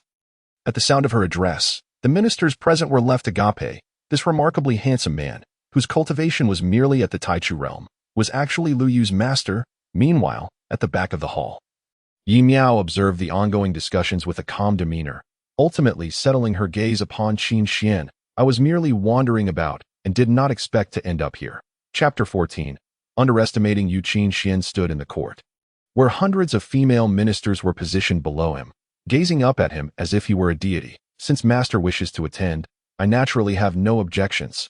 Liu smiled slightly at Qin Xian, then turned to the minister below with a rather cold expression, stating, "In that case, you shall remove one from the Taichu realm to allow my master to take their place." Upon hearing Liyu's words, the minister's complexion shifted, casting a glance at Qin Xian before stammering, "Your Majesty, the competition at the Nanha conference concerns the honor of our Luyu kingdom. Any contender sent by the opposing side will be a peak expert of their respective realm, each of whom is at the 9th level of the Taichu realm." However, as he trailed off, the minister looked at Qin Xian, his expression becoming awkward. "Are you questioning my master's strength?" Liu narrowed her eyes, her expression turning slightly irate. Simultaneously, a potent aura of a sage enveloped the entire court. "It is an honor for my master to attend this conference." At that moment, a voice from Qin Xian resonated in Liyu's mind. Feeling a pang of guilt, Liu glanced at Qin Xian, then, with a hint of exhaustion in her tone, declared, "This matter is settled. You shall not debate it further." With that, Liu turned and departed with Qin Xian. Qin Xian felt a twinge of sympathy for the ministers whose expressions had stiffened. Thinking to himself that Liu truly lacked the finesse of a sovereign, he resolved to teach her the ways of rulership upon their return. Beyond the city walls, in a tavern, the dispersed ministers began to gather in small clusters once more. "Lordly, what do you think that man is truly about? I have heard that Liyu's master was long buried in the Xinhuang tomb." A strikingly beautiful woman inquired of the plump lady seated across from her, the latter being the very minister who had questioned Qin Xian's abilities earlier. "What nonsense about a master!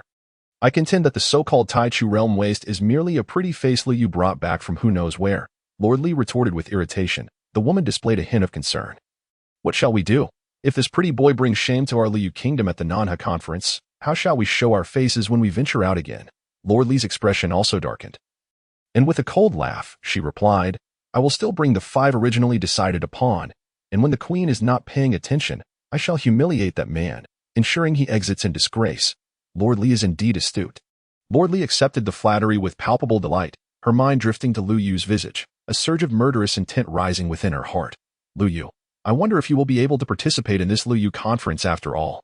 But you are fortunate, for you have found a pretty boy to accompany you to the grave."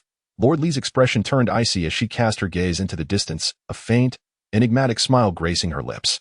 In the following days, Qin Xian diligently taught Liu the so-called principles of rulership. As a sovereign, she ought to comprehend what she ought to do most and what she must avoid.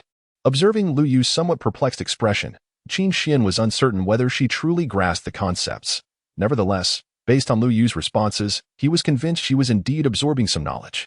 When Qin Xian queried her as to why she insisted on bringing him to learn about rulership, she earnestly replied, "Because I want you to accompany me a bit longer, master." Qin Xian's expression momentarily stiffened, pondering if this could indeed be considered the demeanor of a sovereign. Moreover, within the female emperor's palace, each of the maidservants possessed extraordinary allure. During his stay in the palace, particularly when Liu tended to him, Qin Xian felt as though he were more than a mere emperor, living a life of luxury accompanied by beauties. Even the most formidable systems and protagonists could not compare to this experience. Days later, Qin Xian's cultivation had surged from the 3rd to the 5th level of the Taichu realm. Such a pace of advancement was nothing short of astonishing. "Master, your speed of cultivation post-resurrection is remarkable," Lu Yu exclaimed. "This rate of progress surpasses even that of the most diligent senior sister and the 12th sister with the best innate talent." Qin Xian nodded slightly, recalling his past lackluster cultivation aptitude. Alas, the activation of this wretched system came too late. Otherwise, he might have already stood at the pinnacle of this spiritual realm. "Who?" Qin Xian and Lu Yu simultaneously shouted in anger, exchanging glances as they sensed a subtle yet menacing aura from outside. In an instant, several spiritual energy darts surged toward them from all directions, their sharpness so fierce that any ordinary Taichu realm cultivator would perish with even the slightest brush. Qin Xian and Lu Yu seamlessly dodged the incoming attacks. "What audacity!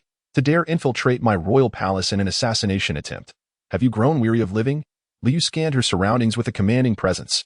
Slowly, figures cloaked in black and adorned with masks emerged from the shadows. Qin Xian surveyed the scene, realizing each of them was above the Shinfu realm. Among them, 2 were of the half-saint level. "Lu Yu, you tyrannized the Lu Yu kingdom. It is time for you to atone to the people." One of the half-saints spoke with a voice heavy with authority. Upon hearing this, Lu Yu let out a cold laugh.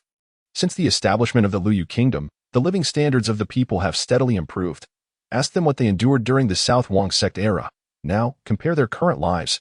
As for tyranny, which of the rulers from the other 4 countries can I be compared to? Qin Xian shot Lu Yu a meaningful glance. In truth, Lu Yu's claims were not unfounded. The people of the South River region had suffered immensely under the South Wang sect's reign. Chaos reigned as might was exercised without restraint, and the South Wang sect, as the sovereign, did little to impose order, allowing rampant banditry among the cultivators. At times, their disciples even committed atrocious acts, leading to a dire decline in the entire South River region's cultivation environment. Under Lu Yu's governance, although a troubling phenomenon of female strength and male weakness had emerged, the cultivation environment and the people's lives were undoubtedly far better than before. As for tyranny, it was likely merely a consequence of Lu Yu's overly assertive nature. She knew how to provide for the populace but struggled to balance the interests of the ministers, thereby placing undue pressure on them, which resulted in their discontent toward her. Upon hearing Lu Yu's words, the semi-saint fell into silence. "Regardless, today you must perish here. This is the price you must pay." The semi-saint slowly spoke as he unleashed a radiant aura of spiritual power. The remaining figures cloaked in black wordlessly charged towards Lu Yu with lethal intent. Each of their movements exuded an alarming air of violence, executed with a fluidity that could instantaneously vanquish anyone of lesser strength. Observing their deft maneuvers, Qin Xian recognized them clearly as the assassins he had trained for a long time. Where did this brat from the primordial realm come from? Is this the little man Lu Yu has nurtured in her harem? The semi-saint cast a glance at Qin Xian at that moment. Qin Xian was engaged in combat with an assassin of the celestial realm, who did not underestimate him due to his cultivation level. Every strike aimed to be fatal. Unfortunately, Qin Xian's speed was simply too swift, causing each of the assassin's attacks to miss their mark. Suddenly, Qin Xian heard a commotion and quickly turned his gaze towards Lu Yue. At that moment, Lu Yu was facing a coalition of a semi-saint and 9 formidable celestial realm warriors intent on annihilation. Even though Lu Yu's cultivation surpassed theirs, ultimately, 2 fists could not contend with 4 hands. Moreover, the 10 assassins had suspended their spiritual power in a massive spiritual net, which not only suppressed Lu Yu's might but also amplified their power, rendering them even stronger. Witnessing this, Qin Xian furrowed his brow in concern. If this continued, even if Lu Yu survived, she would surely be gravely injured. Furthermore, there was a semi-saint orchestrating the entire situation, and no one could predict when he would strike at Lu Yu. He absolutely could not allow Lu Yu to be harmed. He must not let his disciples endure such suffering again. Qin Xian's gaze turned icy as he stared at the semi-saint, his murderous intent surging forth like a raging inferno. At that moment, the semi-saint also sensed the fierce killing intent in Qin Xian's eyes. However, when he saw Qin Xian engaging in a fierce exchange with the assassin, a glint of interest flickered in the semi-saint's eyes. followed by a cold smirk. This brat possesses some skill after all. Yet, in that fleeting moment of the semi-saint's cold laughter, Qin Xian broke free from the entanglement of the celestial realm assassin and charged directly at the semi-saint. The semi-saint was momentarily taken aback by Qin Xian's sudden assault, but then a cold smile spread across his face. Humph! The audacity of this brat, daring to dream of shaking the tree like an ant. The semi-saint merely conjured a protective barrier of spiritual power before him, intending to thwart Qin Xian's advance. However, as he gazed upon Qin Xian, his pupils constricted in disbelief. Qin Xian, with an unstoppable momentum, pierced through the semi-saint's protective barrier. Subsequently, the semi-saint quickly formed a new shield, but it did little to impede the speed of Qin Xian's assault. The protective barrier shattered before the semi-saint. The spiritual blade in Qin Xian's hand threatened to sever the semi-saint's neck. In a desperate reaction, the semi-saint could only grasp Qin Xian's solidified blade with his hand. Brat, it seems I have underestimated you. The semi-saint coldly regarded Qin Xian. Chapter 15. Another engagement? Qin Xian remained silent, the dim light within the palace reflecting a hint of coldness in his eyes. Then, with a firm grip on the spiritual blade, he thrust it forward towards the semi-saint's body. The semi-saint attempted to endure Qin Xian's strike with sheer physical strength, yet he was taken aback by the sheer might of Qin Xian's physical prowess. The blade advanced slightly, almost piercing his neck. In a moment of crisis, the semi-saint erupted with a surge of overwhelming spiritual power, forcefully pushing Qin Xian away. Although Qin Xian's physical body was formidable, he was ultimately too weak in cultivation, sent flying several paces by the semi-saint's force. Humph! Since you are so eager for death, I shall oblige. The semi-saint glared coldly at Qin Xian, sensing the turmoil nearby. Lu Yu, trapped within the spiritual net, struggled even more fiercely, her gaze fixed desperately on Qin Xian as she sought to break free from the entangling net. Master, Lu Yu cried out in anguish. A century ago, she had witnessed her master perish before her eyes. This strike encapsulated boundless flames, intertwined with an overwhelming force of devouring might, which in an instant transformed that person's lifeless form into a mere dust of ashes. As the fleeting essence of life dissipated, the semi-saint trembled slightly. Lu Yu, after all these years, your days of fortune have come to an end. The transgressions you committed back then will be repaid in increments by our master. With that, the semi-saint unleashed his final trump card, finally breaking free from Qin Xian's corporeal control. Yet, he remained ensnared by Qin Xian's spiritual influence.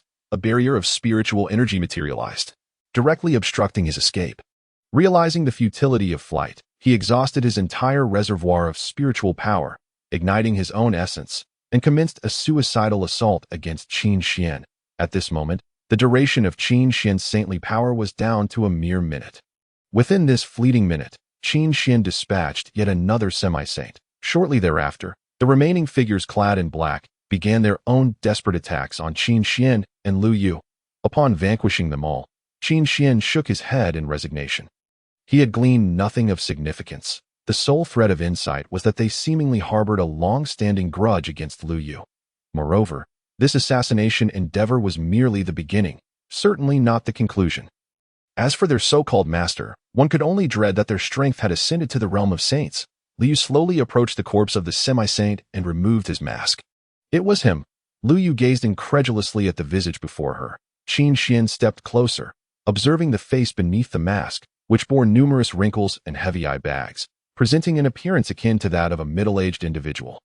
Do you recognize him? Qin Xian inquired with indifference. Yes, he is an official from the Qingsong Kingdom. I encountered him at the Southern River Conference previously. Lu Yu's countenance darkened significantly.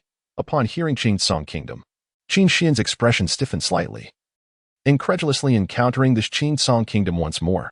Did this kingdom take such delight in targeting Lu Yu? They had even dispatched 2 semi-saints to carry out an assassination, master, at this upcoming Southern River Conference. Let us ensure that the Qingsong officials learn a lesson. Let them understand that they should never provoke me. Let them know not to lay a hand on you, master. As she spoke, Lu Yu's hand entwined around Qin Xian's arm once more. Listening to Lu Yu's words, a veil of frost quietly descended over Qin Xian's eyes. He was keenly interested in discovering the true nature of the Qingsong Kingdom, which had repeatedly incited such fury in his dear Lu Yu. Upon their arrival outside the Empress's palace, the officials had already been waiting for quite some time. I asked the Empress not coming today.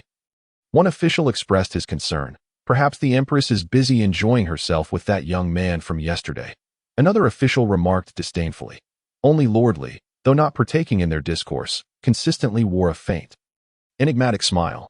Her gaze remained fixed on the direction of the Empress's palace. The previous night had not yielded much commotion, suggesting that matters proceeded quite smoothly. However, as she spotted Qin Xian and Lu Yu in her line of sight, the smile on her face gradually froze.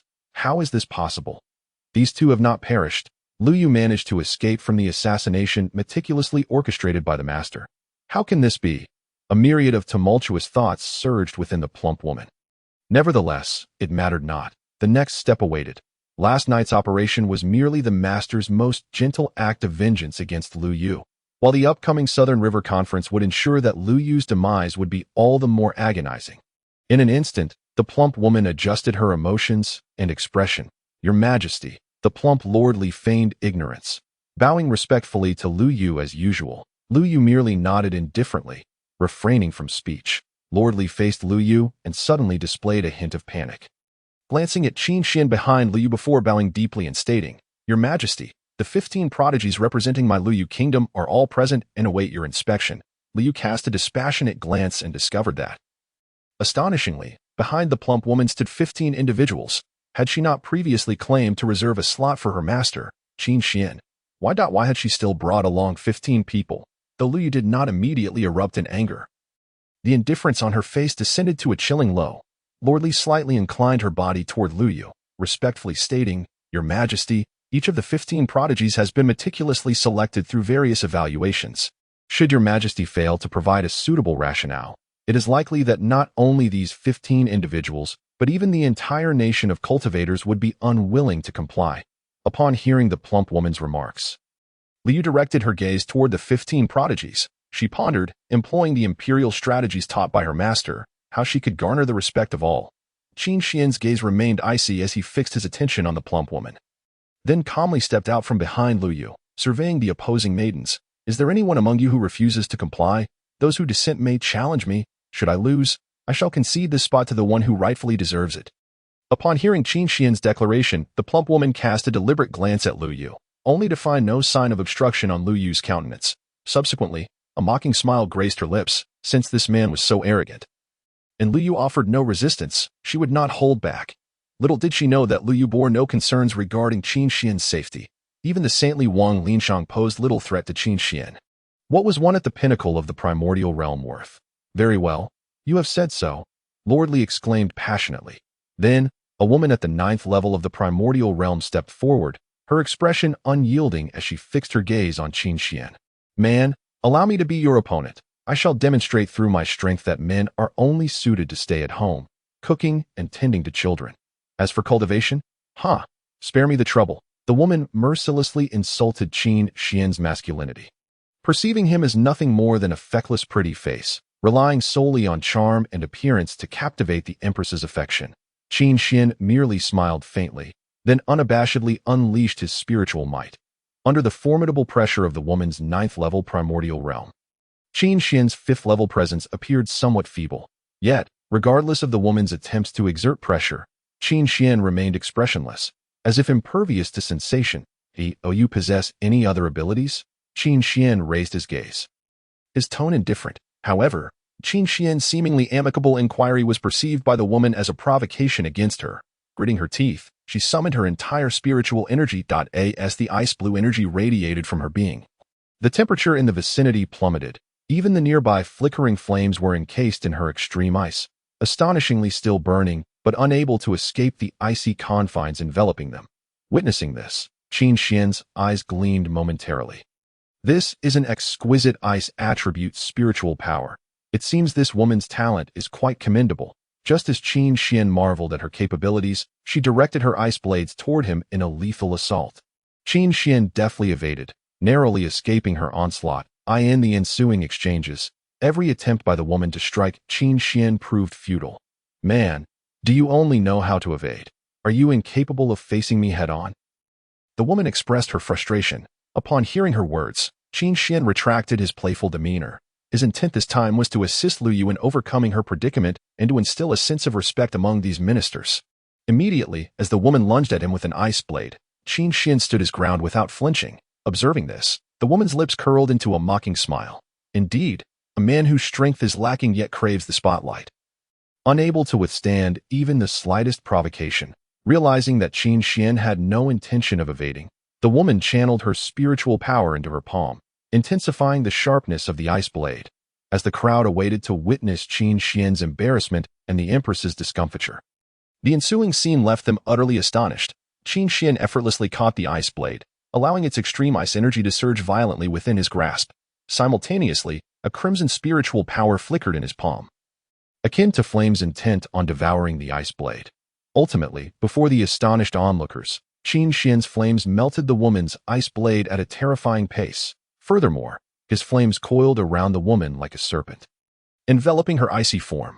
Upon witnessing this, the plump woman's complexion turned ashen, desperate to utter something to halt Qin Xian, yet no words emerged. At last, Liu Yu spoke coldly, "Master, that is enough." Upon hearing Liu Yu's voice, a faint smile graced Qin Xian's face as he gradually retracted the spiraling energy enveloping the woman.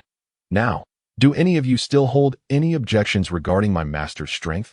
Liu Yu's gaze calmly swept across the assembly of individuals present. There was nothing left. The slightly plump woman gritted her teeth and lowered her head, harboring a myriad of resentments. Yet she dared not let Liu Yu perceive her emotions. Qin Xian cast a fleeting glance at Liu Yu. All of his actions were aimed at gradually instilling within her the regal authority befitting an emperor, rather than merely relying on brute strength for intimidation. Liu Yu noticed Qin Xian's gaze, and as her eyes traversed the changing expressions of those present, a flicker of delight flashed in the depths of her eyes. So this is what Master referred to as the art of emperorship, earning the heartfelt loyalty of the ministers.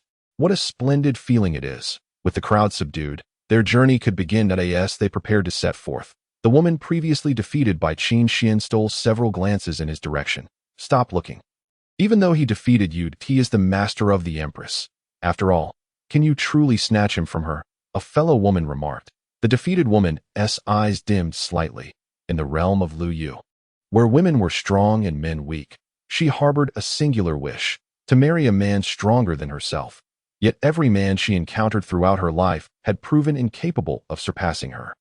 Now, having finally met someone who could, he had been taken by her own empress.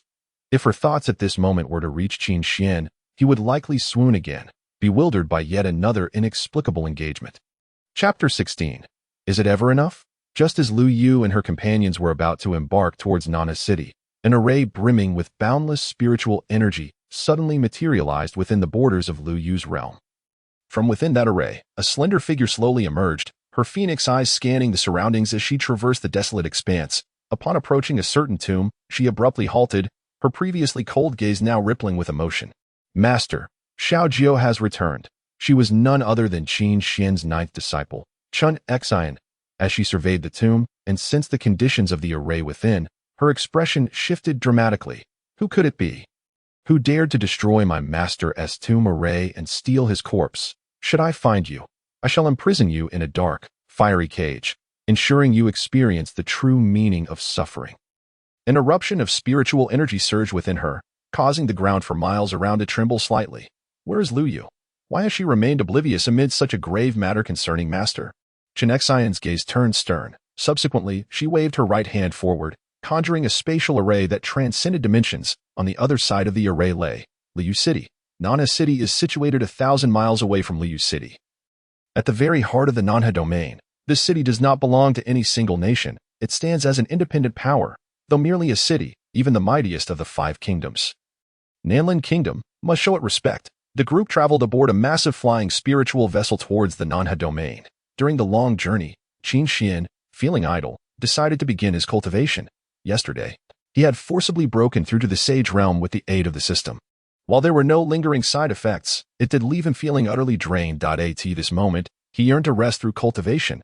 As Qin Xian closed his eyes to meditate, he could distinctly perceive the flow of spiritual energy in the world around him, as if the universe were submerged in an endless, desolate ocean, with the spiritual energy rising like the water. This unparalleled sensation of cultivation was something Qin Xian had never experienced in his previous life. Consequently, he became increasingly absorbed in his practice, ultimately losing himself in a trance of cultivation, unable to extricate himself.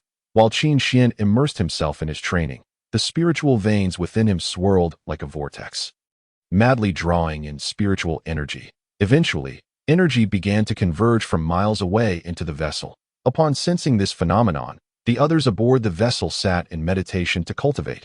However, they soon discovered that no matter how hard they tried to absorb the energy into their bodies, it simply would not enter. This sensation was akin to attempting to snatch something from another, only to be utterly thwarted.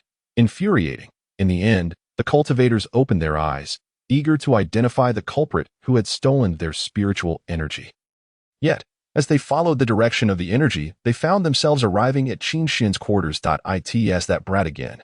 How does he always manage to ruin our plans? The plump Lady Li exclaimed in exasperation. Not good, my lady. A multitude of enraged spiritual beasts has suddenly gathered outside the vessel, some of them to even reach the pinnacle of the heavenly realm. A woman clad in armor rushed in, panic-stricken. What? Lady Li's expression shifted slightly. It was worth noting that her own cultivation was merely at the pinnacle of the heavenly realm. Before Lady Li could devise a plan, the vessel they occupied suddenly shook violently, giving them the sensation of an earthquake. The Empress is currently in seclusion for cultivation and cannot be disturbed. We must act. Protect the vessel. We absolutely cannot allow these beasts to destroy it. Lady Li's face paled considerably. Yes, the group responded with fervor. They then channeled their inner spiritual energy, launching an assault against the beasts. Initially, only a handful of less formidable creatures surrounded them, but as they cleared those away, a sudden swarm of avian beasts surged forth, golden forest birds. They flew in formation, their bodies glistening with tears, resembling a swiftly advancing storm cloud. Not good, my lady. Another horde of spiritual beasts approaches.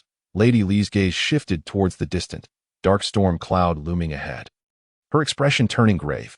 Could it be that they were to meet their end here? Not only failing to complete their mission, but also never reaching Nana City? My lady, those beasts thought they seemed to be heading towards Qin Xian's chamber. A voice jolted the plump woman from her contemplation of mortality.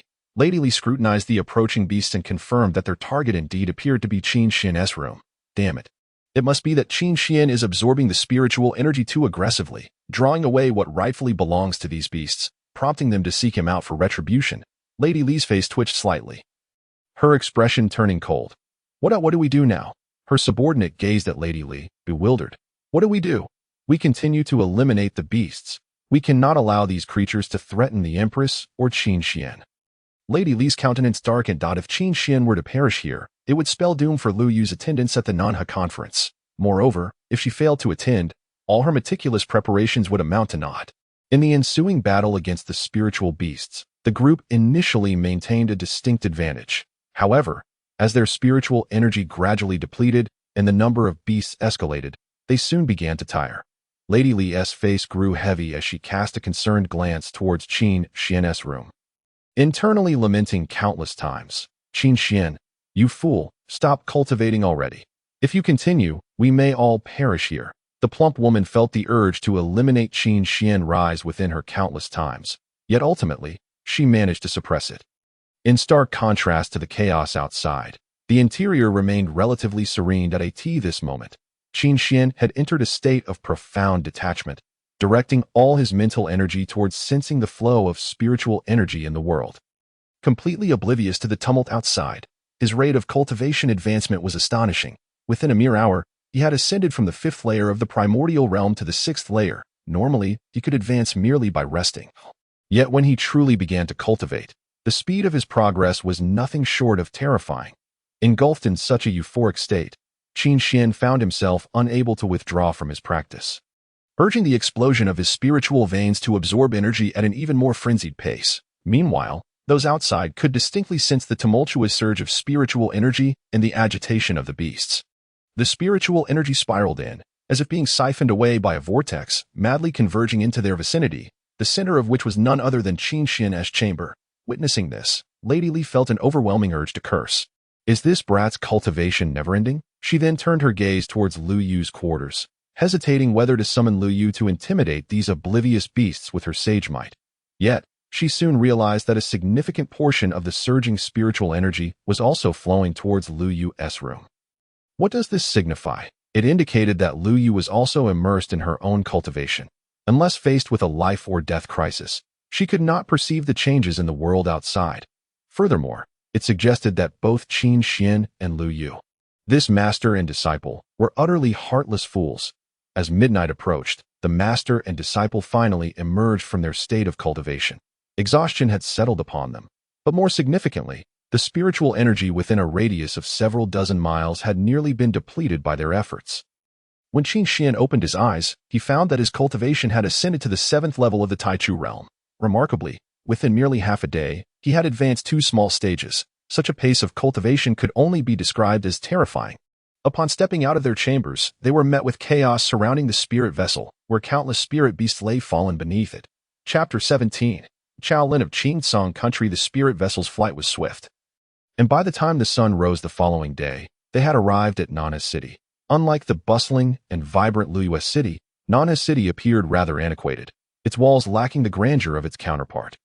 The overall grayness imparted a sense of heaviness to Qin Xian, and amidst the traces of time, the ancient structures exuded a certain sternness. This city had once been the domain of a family faction within the Nanwang sect, which had fallen to ruin after the elder sister's conquest.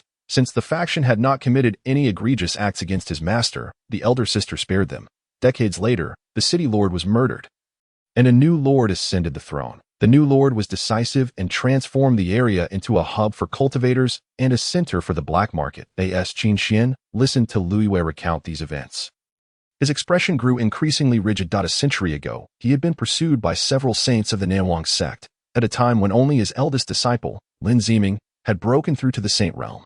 Ultimately, in a bid to protect his 18 disciples, he had chosen to confront the combined assault of several saints alone, leading to his demise. 80 years prior, Lin Ziming had shattered the shackles of the saint realm, alongside 5 other disciples, causing the Nanwang sect to vanish from the Nanha region. Liyue had previously shared these tales with him, and each retelling stirred complex emotions within him. From her simple words, he could sense the immense suffering his disciples had endured over the years, preparing for revenge while living in fear of the Nanwang sect's relentless pursuit.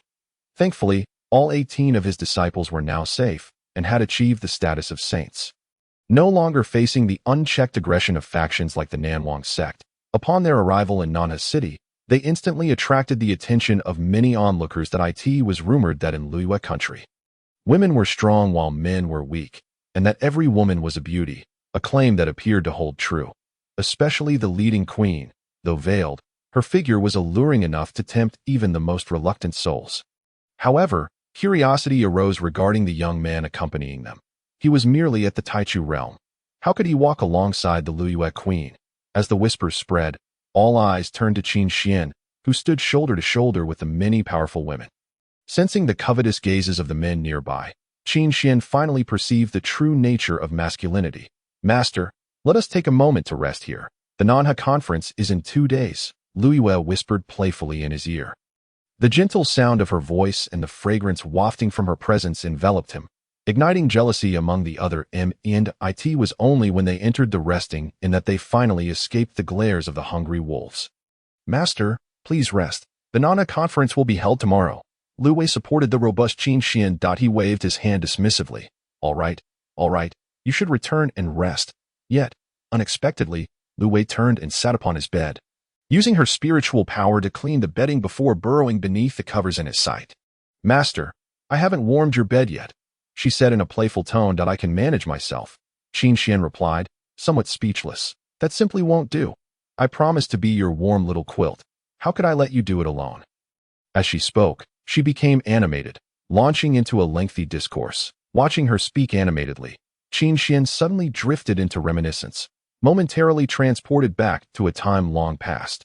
Over 100 years ago, when he returned to the present, he found Liyue had succumbed to sleep on her bed. This girl was still as she had always been, promising to warm his bed, yet dozing off herself. Approaching her, he gently covered her with a blanket, only for her to unexpectedly grasp his hand.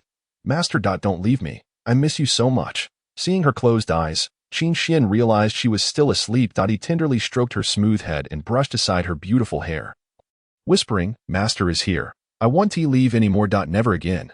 The Nanha conference was convened in the heart of Nanha City. On that clear morning, a multitude of cultivators gathered outside, their gazes fixed on the inner circle, where 4 positions were already filled, leaving only Liyue's seat unoccupied. "Liyue, your presence is quite esteemed," a young man clad in purple remarked, smiling at the tardy Lu Yue. She offered no response, momentarily resting her eyes on the man in green beside her before letting out a cold huff. Leading her retinue to their seats, Lu Yue settled in. A surge of anger emanated from her, directed towards the Qing country.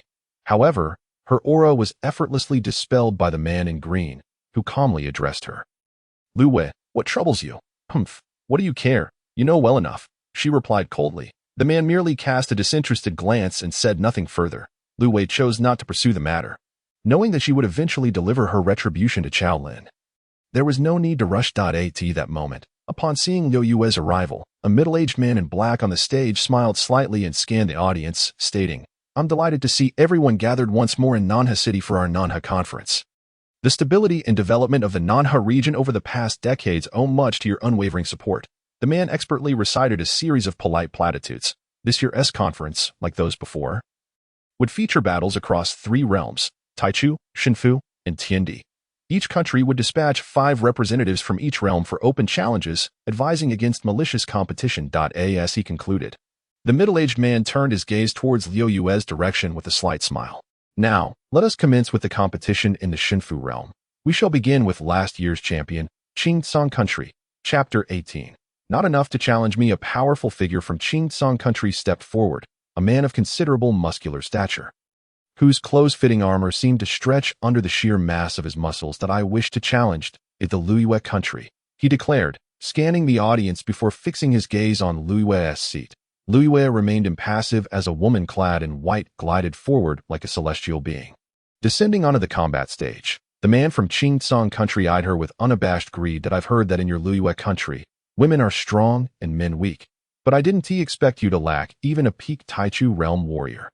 He scoffed, casting a derisive glance at Qin Xian. Internally, Qin Xian found himself at a loss for words. Was it possible for them to mock him so brazenly? Perhaps this was what they referred to as the protagonist's halo. Faced with the man's insult, the woman in white merely raised her gaze, her indifferent eyes locking onto his. "Man, perhaps you should reflect on yourself first." In an instant, her spiritual energy surged forth.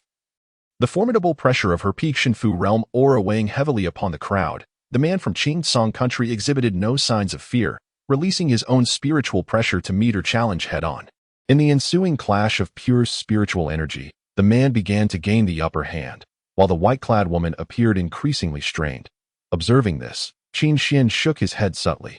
Female cultivators typically did not prioritize physical training.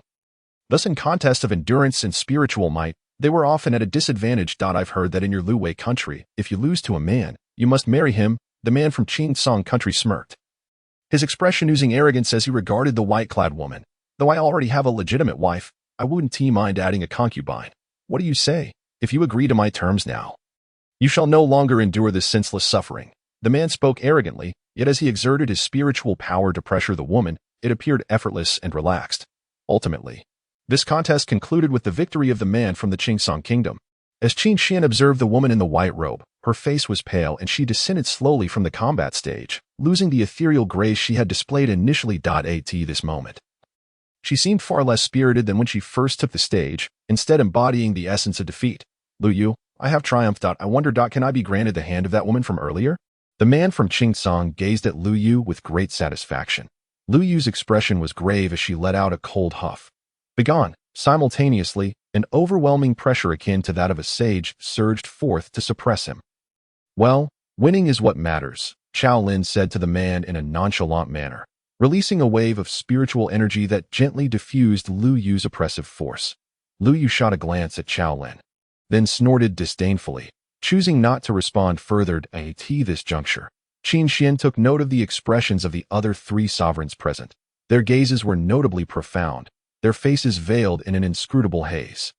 In the subsequent battles within the Divine Palace realm, it was evident to any discerning observer that their clashes were mere formalities. However, when they faced Lu Yu's kingdom, each encounter became increasingly ruthless. And their remarks towards the female cultivators of Lu Yu grew increasingly harsh. After these several confrontations, it was announced that the first place in the Divine Palace realm is the Nanlin Kingdom, second place Qing, and fifth place Lu Yu. The man in black once again took the stage, loudly proclaiming the results that everyone had already anticipated.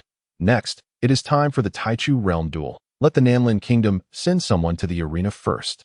The man in black cast a calm glance towards Lu Yu's kingdom. The representative from Nanlin was their strongest contender in the Taichu realm, and their target remained Lu Yu. Qin Xian intended to rise, but was preempted by a woman. Upon closer inspection, he realized it was the one he had previously battled, the woman with the ultimate ice. Hearing others refer to her, Qin Xian learned her name was Wang Wenli. Allow me to be your opponent. Wang Wenli was surrounded by shimmering ice-blue spiritual energy, radiating an aura that made her seem as unapproachable as a distant iceberg. The Nanlin man cast a fleeting glance at Qin Xian, then remarked nonchalantly, does your Liu kingdom have no men? Why are all the participants women? Qin Xian felt speechless internally, wondering why he had to be dragged into this. Wang Wenli turned to look at Qin Xian meaningfully, then addressed the man coldly. My presence is sufficient. With that, she unleashed a formidable wave of icy spiritual energy, plunging the entire space into a frozen abyss. Humph, a mere trifle, the Nanlin man retorted coolly. He then circulated his internal energy, gradually manifesting a fierce tiger made of spiritual energy behind him. The tiger sparkled with dazzling spiritual light, and as it roared, the ice encasing the man shattered instantly, transforming into a mist of glimmering particles. Let me finish you with a single strike, woman of Lu Yu, the Nanlin man sneered. In an instant, a domineering wave of spiritual energy erupted from him, his hands morphing into claws, his gaze flashing with a hint of ferocity as he lunged for Huang Wenli's neck. Huang Wenli desperately wielded her ultimate ice to defend against his assault. Yet her cold barrier proved insufficient against his rapid onslaught. In a moment of crisis, Huang Wenli resolved to encase herself in ice for protection. However, before her icy shield could envelop her, the man's claws were already poised at her throat. She watched helplessly as his hands seemed to collide with an invisible barrier, unable to grasp her neck no matter how he advanced. Frustrated, the man turned his gaze towards Qin Xian, who had appeared beside Huang Wenli at some unknown point. You? He glared at Qin Xian enraged at that moment. Huang Wenli finally noticed Qin Xian standing beside her. Qin Xian pulled Huang Wenli back behind him. I came to tell you that Lu Yu not only is men, but that we are stronger than you. Qin Xian seized the man's hand, and with sheer brute force, wrenched it free. You let go of me. The man's face contorted in agony, his voice stripped of its previous arrogance, now filled with despair. Let go of you. A mocking smile curled on Qin Xian's lips as he pressed the man down to the ground and unceremoniously tossed him off the combat stage like refuse. This spectacle left the onlookers agape in astonishment that it was unfathomable that a mere 7th level of the Taichu realm could effortlessly defeat a peak contender of the same realm. What was more astonishing was that he had not even unleashed his spiritual power, relying solely on his physical strength to dispose of the Nanlin man. Such a terrifying individual could not be judged by ordinary standards. The other 4 sovereigns exchanged glances, their eyes betraying a mixture of incredulity and apprehension as they regarded Qin Xian. Qin Xian calmly observed their expressions, then surveyed the eager contenders in the Taichu realm. How about that you all come at me together? Qin Xian narrowed his eyes and smiled, casting doubt on whether he was jesting. Yet, the next words that escaped his lips incited an uncontrollable urge among the gathered crowd to rush forward and silence him. Regardless, you all won't be able to defeat me. The crowd beheld his handsome visage and the seemingly harmless smile, struggling to believe he could utter such audacious words. Humph, if that is the case, then do not blame us for being ungracious. A sinister voice emerged from the direction of the Qingsong kingdom. In an instant, 2 remarkably similar men stepped forward, one radiating flames and the other emanating ice. You two? Qin Xian scoffed, raising an eyebrow. Did you not say for everyone to join forces? Are you afraid, even of us too? The man engulfed in flames smirked coldly. Qin Xian shook his head with a hint of bitterness. No, I meant to say, you two are entirely inadequate to challenge me. Upon hearing Qin Xian's brazen declaration, the expressions of both men twitched involuntarily, their spiritual energies surging violently as they combined their powers, creating an eerie space of ice and fire that enveloped Qin Xian. Foolish child, do not think that just because you are handsome, I will refrain from striking you. One of them glared at Qin Xian. Yet, Qin Xian found it absurd. Why did they always fixate on his looks when he was clearly a powerhouse? Moreover, their provocations were evidently displeasing to Xiao Yu. As such, as her master, he felt it was only fitting to showcase his prowess to delight his beloved disciple. Come at me if you dare. Qin Xian extended his hand in a provocative gesture. Seizing the moment, Both men unleashed their spiritual energy simultaneously. One side was frigid ice, the other blazing flames. Ice and fire clashed like two wild horses, straining to pull Qin Xian apart. He, perish here. The two men beamed with pride as they watched Qin Xian ensnared in their elemental clash.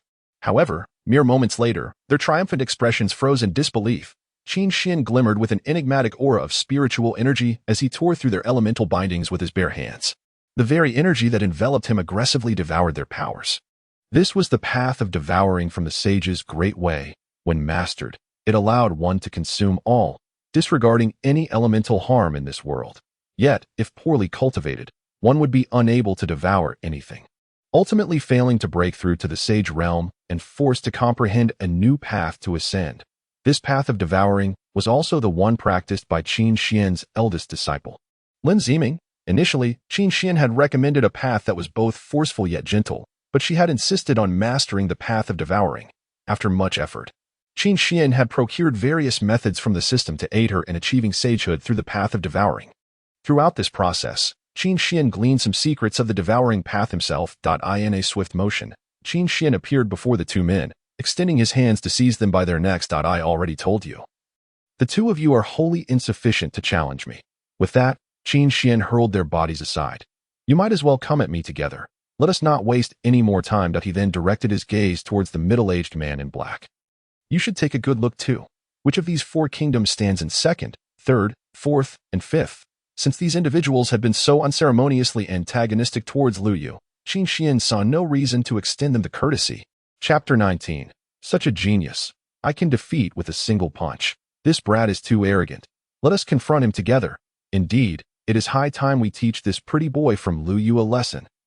Let him see what a true man is. I concur. The words of Qin Xian ignited a profound fury among the crowd. Soon after, over a dozen cultivators from the four kingdoms emerged one after another, clamoring to teach Qin Xian a harsh lesson. Observing this scene, a certain lordly from the Lu Wei kingdom wore a cold smirk. She had long wished for Qin Xian's demise, and now, witnessing him suffer the consequences of his own actions as he was besieged by the masses, she found delight in the unfolding chaos. Yet, she feigned concern as she addressed Lu Wei, saying, Your Majesty, should we not send the remaining cultivators to assist your master? Lordly did not recommend that the Empress personally intervene to rescue Qin Xian. After all, how could she allow him to endure suffering and make Lu Wei feel pity? No need. My master knows his limits. Lu Wei confidently declined. What a joke.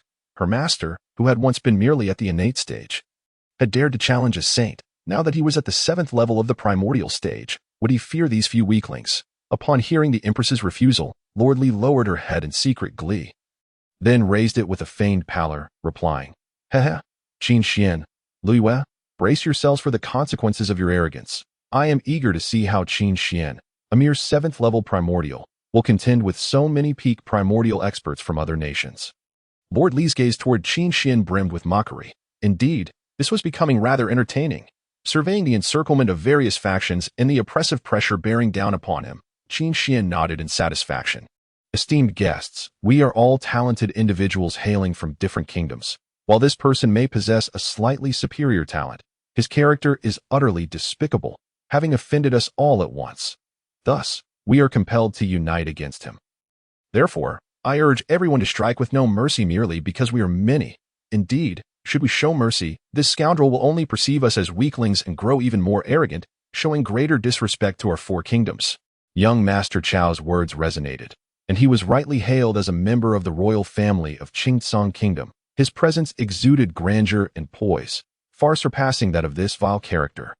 Upon hearing such flattery, young Master Chao's face immediately lit up with arrogance. Standing before the crowd, he relished the status he deserved. Meanwhile, Qin Xian quietly observed, noting how Chao's expression became increasingly audacious, that he thought to himself, This Chao Ao certainly knows how to put on a show, framing their collective assault as something noble and just, as if all of this were due to Qin Xian's overreach, entirely detached from their own involvement. They were not weak. They merely had shown restraint previously. Qin Xian couldn't help but let out a cold chuckle. What are you laughing at? Chao Ao glared at Qin Xian. I laugh at you.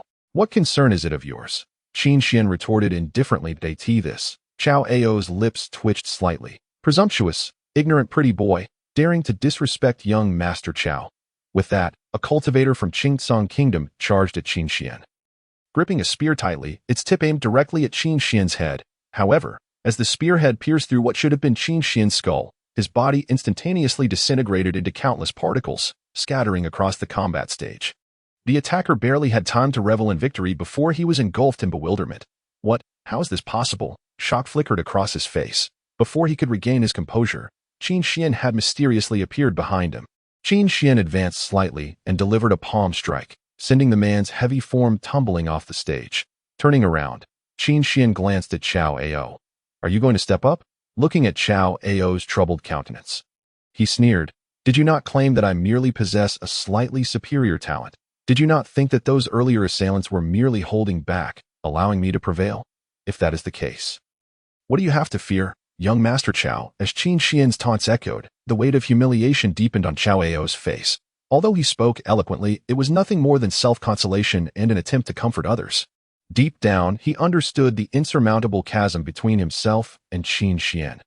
Even from his mastery of the devouring path, it was evident such formidable spiritual power and mastery far exceeded that of an ordinary cultivator, possibly even rivaling that of a heavenly stage expert. Xiao Ao clenched his fists, his legs trembling slightly, indicating his intent to advance, yet he hesitated to take the first step. Is it true that you Qingsong people only dare to strike females? Qin Xian taunted coldly. This remark pierced Xiao Ao's heart like a sharp blade, ultimately compelling him to take that first step. Very well, let me show you what a real man is today. Xiao Ao stepped forward with a heavy gait, each stride resonating with immense spiritual power. From previous encounters, he had noted Qin Xian's remarkable speed, and now, seizing the advantage, he aimed to exploit any openings to deliver a fatal blow. However, strength was his true asset. If he could force Qin Xian into a direct confrontation, be a true man. Do you dare to face me head-on without dodging? Xiao Ao shouted. Upon hearing this, the flickering spiritual light around Qin Xian suddenly dimmed, and a strange smile graced his lips. Very well, no problem. Xiao Ao's heart leaped with joy at Qin Xian's affirmative response. He had not anticipated that Qin Xian would so easily take the bait. Unable to withstand even a hint of provocation, in a nation where women were strong and men were weak, was he so desperate to prove himself as a true man? Xiao Ao murmured softly, fearful that Qin Xian might overhear and change his mind. As he approached Qin Xian, he exuberantly declared, then allow me to satisfy you. You wish to become a man. Today, I shall turn you into a corpse. A glint of murderous intent flickered in Xiao Ao's eyes as he unleashed all his spiritual power. The energy surged forth from his body like a tidal wave, his right hand clenched into a fist, channeling energy into his punch, and he swung his arm with tremendous force, aiming to strike Qin Xian. Yet, faced with such a fierce blow, Qin Xian displayed no intention of evasion. As the onlookers anticipated Qin Xian's defeat, their faces twisted with delight at his earlier arrogance. Below the stage, Lord Li and others who bore ill will towards Qin Xian eagerly awaited his being sent flying by Xiao Ao. However, what transpired next left them all astounded. Qin Xian merely extended a hand and firmly grasped Xiao Ao's fist. Xiao Ao attempted to push forward, but Qin Xian's hand felt like an impenetrable fortress, resisting all his efforts to advance even an inch. How is this possible? Xiao Ao stared at Qin Xian in disbelief. Qin Xian, with an air of ease, held his fist, then began to tighten his grip. Feeling the contortion of bones within his hand, Xiao Ao's features twisted in agony, and he screamed in despair, unleashing a torrent of pitiful invective. Are you not a genius? Is this your level? Qin Xian chuckled nonchalantly. At these words, a fire ignited within Xiao Ao, prompting him to swing his left fist, attempting to launch a surprise attack on Qin Xian. Unfortunately, his speed was far too sluggish. Both of his fists were tightly ensnared within Qin Xian's grasp, and despite his desperate struggles, he could not break free from the iron grip of Qin Xian. Observing Xiao Ao's defiant expression, Qin Xian suddenly pulled both his arms outward. In an instant, Xiao Ao felt as though his joints were about to shatter, the intense pain forcing another cry from his lips. Spare me, please let me go. Upon hearing Xiao Ao's pleas for mercy, Qin Xian finally released his grip. Yet, the moment Qin Xian loosened his hold, Xiao Ao summoned all his spiritual energy and hurled another punch at Qin Xian. Still, Qin Xian effortlessly intercepted it, coldly flipping him onto the ground. Then, Qin Xian cast a cold glance at those who contemplated launching a surprise attack, lifting Xiao Ao's body as if it were refused. If you wish to join, then come at once. Do not waste my time here. Hurry, you may still contend for second place. or else you might find yourselves at the bottom of the ranks this year." As he concluded, Qin Xian's gaze fell upon the remaining 2 cultivators from Qingsong Kingdom. Under Qin Xian's scrutinizing stare, the 2 felt as though they had plunged into a battlefield of death. Gradually lowering their heads, unable to meet Qin Xian's gaze. Finally, Qin Xian noticed a chilling killing intent emanating from the direction of Qingsong Kingdom. Turning to look, he discovered it was none other than the ruler of Qingsong Kingdom. "Qiao Lin, with such talents, I shall dispatch them with a single punch." Having spoken, Qin Xian cast Qiao Ao towards the direction of the Qingsong Kingdom, landing precisely at the feet of Qiao Lin. At that moment, Qiao Lin raised his indifferent gaze, glaring at Qin Xian with a mix of anger and indignation. Qin Xian, unabashed, met his stare head-on, their eyes locked in a silent confrontation. Chapter 20. A Cultivation Genius? Is this it?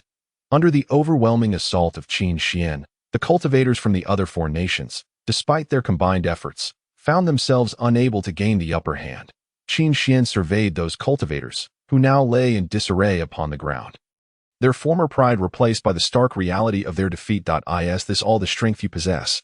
How dare you label yourselves as cultivation geniuses? Qin Xian surveyed the crowd, his gaze ultimately settling on the ruler of the Qingsong Kingdom. Meeting his eyes without flinching, a cold smirk curling at the corner of his lips. Is this the level of your so-called cultivation genius? Even if my least talented disciple were to join forces against you, you would still be at a disadvantage. Qiao Lin, witnessing the arrogant disdain in Qin Xian's eyes, felt a momentary stiffness in his expression before he crushed the teacup he held in his hand, scalding tea splattering onto himself. Yet, he remained unfazed, continuing to lock eyes with Qin Xian, the 2 exchanging glances charged with lethal intent. At that juncture, a young man clad in blue descended onto the battle platform with an imposing presence. Qin Xian turned to face him, speaking coldly, "Is this the extent of your Qingsong Kingdom's prowess? Unable to defeat me at the Taichu realm, you send a goddess palace realm cultivator instead?" As he spoke, Qin Xian's gaze fixated once more on Qiao Lin. "Ultimately, your kingdom's ruler must also take the stage." Qiao Lin's expression seemed to frost over, while the blue-clad youth, seeing this, pointed at Qin Xian and shouted in anger, "Arrogant youth, our ruler is of the Saint realm. Would he stoop to engage with a mere Taichu realm child? One of the goddess palace realm is sufficient to teach you a lesson." With that, the blue-clad youth unleashed his spiritual pressure. He was at the pinnacle of the goddess palace realm and had performed admirably in the recent battles, possessing formidable combat strength, while his speed was not exceptional. It was more than enough to handle someone at the Taichu realm.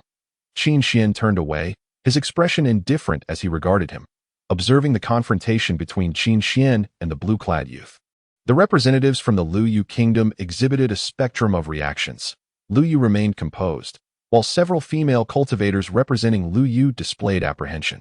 Although they harbored no fondness for Qin Xian, they were drawn to strength, and Qin Xian's prowess had earned their respect, not to mention he was quite handsome. Seated behind them, a plump woman, Lady Li, wore a deeply mocking expression. She had been troubled, unsure of how to teach Qin Xian a lesson, only to find him digging his own grave. Qin Xian regarded the blue-clad youth, tilting his head slightly, maintaining an expression of disdain, before directing his gaze towards the Qingsong Kingdom. Is he the only one? At this moment, the people from the Qingsong Kingdom clenched their fists, their eyes burning with fury as they began to stir. "Why use a sledgehammer to crack a nut? One of me is sufficient to deal with you." The blue-clad youth replied coolly. With that, a terrifying aura erupted from him, his spiritual energy transforming into hardened rock-like scales covering his body. He raised his hands forward, channeling all his energy into his palms, culminating in the formation of a massive spiritual rock that began to solidify. This was a full-force strike from the goddess palace realm. Even an ordinary cultivator at that level would struggle to withstand it, and those not at the pinnacle could even face fatal consequences. The blue-clad youth's gaze bore into Qin Xian, and upon realizing that Qin Xian made no attempt to evade, he sneered coldly. "Humph, ignorant child, your talent is commendable, yet your temperament is lacking. You do not understand the heights of heaven or the depths of earth. Now perish beneath your own arrogance." With that, the spiritual rock above the blue-clad youth was hurled down with great force. In an instant, a colossal mass of earth surged toward Qin Xian, its breadth engulfing the entire battle platform, leaving him nowhere to hide. Qin Xian regarded the spiritual rock with indifference, then unleashed his own spiritual energy. The rock consumed him in a mere moment. Most spectators failed to grasp how Qin Xian was engulfed, uncertain if he had been truly devoured. As the spiritual rock dissipated, the crowd was met with an unexpected sight. Qin Xian was nowhere to be found. The cultivators from the four nations expressed astonishment. Could it be that Qin Xian had been obliterated by that single blow? The blue-clad youth stared at the empty space before him, and upon sensing the absence of Qin Xian's aura on the platform, a smug grin spread across his face, utterly incapable. Who are you speaking of? A cold voice suddenly resonated from behind him. Upon hearing this, the blue-clad youth felt a chill run down his spine, swiftly turning around and throwing a punch in response. However, his fist was caught mid-air by a hand, immobilized despite his attempts to drive it towards Qin Xian's face. During the zenith of the Nanwang sect, a single sect boasted 10 saints, drawing practitioners from surrounding realms to pay their respects. At that time, as a denizen of the Nanha domain, when did we ever endure ridicule from outsiders? However, after the tragic annihilation of the Nanwang sect, countless souls lamented the loss, and from that moment, our Nanha domain succumbed to fragmentation, with 5 nations existing independently, embroiled in perpetual conflict that severely weakened our vitality. The crowd listened attentively to his narration, their emotions stirred. Yet, do you know who is the true culprit behind all this? The ruler of Nanlin suddenly feigned mystery. It is said to be several female fiends. One elder at the celestial realm interjected. Indeed, it is those female fiends. They are inherently cruel, deriving pleasure from killing. Alas, after annihilating the Nanwang sect, they fled to other realms, and now we know not whether they live or die. The tone of the Nanlin ruler gradually softened. You speak nonsense, Luiyue retorted fiercely at the Nanlin ruler. The ruler glanced at Luiyue, a sinister smile curling at the corners of his mouth. Although the main female fiends have escaped, their junior sister remains here. And that junior sister is Luiyue. Chapter 21. Today you shall perish here. Everyone turned their gaze towards Luiyue, and in their eyes, the admiration and greed that once resided there had been replaced with sheer astonishment and a hint of fear. My senior sisters are not fiends, Luiyue exclaimed angrily at the Nanlin ruler. The ruler's face revealed an expression of keen interest. It seems you have admitted it. They did indeed destroy the Nanwang sect. But why did you not mention the reason for their actions? Luiyue stood up, confronting the other 4 rulers defiantly. Is it not because they are bloodthirsty? The Nanlin ruler replied coldly. You lie, Luiyue retorted furiously. At this moment, Qin Xian silently observed the unfolding situation, particularly focusing on the Nanlin ruler, who seemed to have noticed Qin Xian's unusual gaze. He then proclaimed loudly, Today, we 4 nations have gathered here to eradicate the remnants of the fiend Luiyue. Ultimately, we shall unify and rebuild the Nanwang sect. Once the Nanwang sect is established, we shall utilize existing resources to restore the Nanha domain to its former glory, subsequently, led by the ruler of Nanlin. The other 4 rulers rose in unison, taking advantage of the venue of the Nanha conference to directly encircle Luiyue. Luiyue, this place shall be your grave. As for your fiendish senior sisters, they shall face the retribution of heaven. The Nanlin ruler, with an indifferent expression, pointed at Luiyue, his saintly power beginning to surge around him. At the same time, the other 3 rulers also revealed their saintly powers. The terrifying 4 streams of saintly power loomed over Luiyue's nation like chains of 4 great mountains, suppressing them. Everyone, gather close to me. Luiyue stood alone, bracing against the multiple pressures. Most of the people here possess relatively low cultivation. Should they bear the overwhelming force of the saints, they might perish on the spot.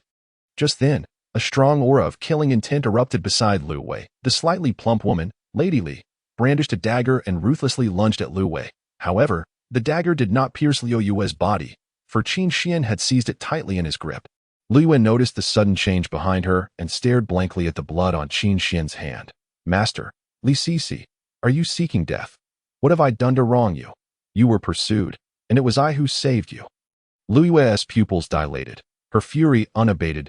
Li Sisi did not respond to her words, but rather proclaimed grandly, Luiyue, you are the fiendish junior sister, bloodthirsty by nature. My actions are for justice and the heavens. Seeing Li Sisi's demeanor, the Nanlin ruler's face displayed a hint of indifference. Then he slowly said, If you all recognize your past ignorance and withdraw from Luiyue's influence, we shall spare you. Upon hearing these words, the people of Luiyue's nation displayed no hesitation. They understood clearly that if not for Luiyue, they would likely still be mere tools for marriage within a family. And cultivation would merely be a luxury for the daughters of noble families. We believe in the Empress Luiyue. She is not a fiend. A woman at the Divine Palace realm stepped forward resolutely. They were not only fighting for Luiyue but also for their own rights as women. How laughable. You lot dare to speak of justice and the heavens. Lu Wei scoffed at Li Sisi and the Nailin ruler, then burst into cold laughter. Li Sisi did not respond to Lu Wei, but turned her gaze to Qin Xian, speaking with malice. Kid, I had no intention of killing you this early, but since you have brought yourself to me, don't blame me for being ruthless. With that, Li Sisi lunged towards Qin Xian with a large hand. Qin Xian's figure flickered, retreating to the rear of Lu Wei's nation. Yet, Li Sisi did not relent.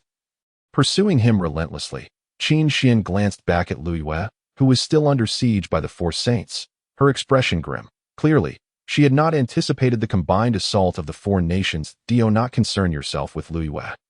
Focus on your own life. Li Sisi unleashed her spiritual energy. Qin Xian shifted his gaze back to Li Sisi, his eyes filled with overwhelming killing intent. Since you have betrayed Li, however, the sage of the second level, who has comprehended the power of the great path, what do you have to compare with me? Qiaolin gazed at Qin Xian with contempt. Qin Xian, drenched in cold sweat and gasping for breath, felt the spiritual energy within him surging wildly. Simultaneously, the numerous formations he conjured were on the verge of being broken free by the sovereigns of Nanlin. Kid, even if your talent is unparalleled, you shall perish here today. Qiaolin glared fiercely at Qin Xian. Subsequently, Qiaolin launched a ferocious assault. The very earth around them was recklessly upheaved and then violently hurled at Qin Xian. With his spiritual energy nearly depleted and an overwhelming emptiness within, even opening his eyes became an exhausting endeavor. Surely, I can't be this unfortunate. Am I to depart so soon after my revival? Without any explanation, this damned system truly knows how to ensnare one. As Qiaolin observed the increasingly feeble aura emanating from Qin Xian, his attacks grew ever more relentless, watching Qin Xian retreat step by step. A frenzied expression spread across his face. Weren't you just so arrogant? Weren't you just so unassailable? At last, Qin Xian was struck away by Qiaolin. He staggered backward, desperately trying to regain his footing. Bang! A shattering sound echoed from the direction of the Nanlin sovereign. They had broken free from the formations Qin Xian had crafted.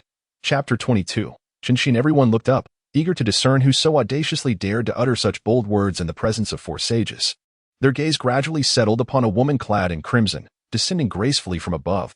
Her features were strikingly exquisite, with a pair of phoenix-like eyes beneath a prominent nose, and her flowing green robe perfectly accentuated her figure.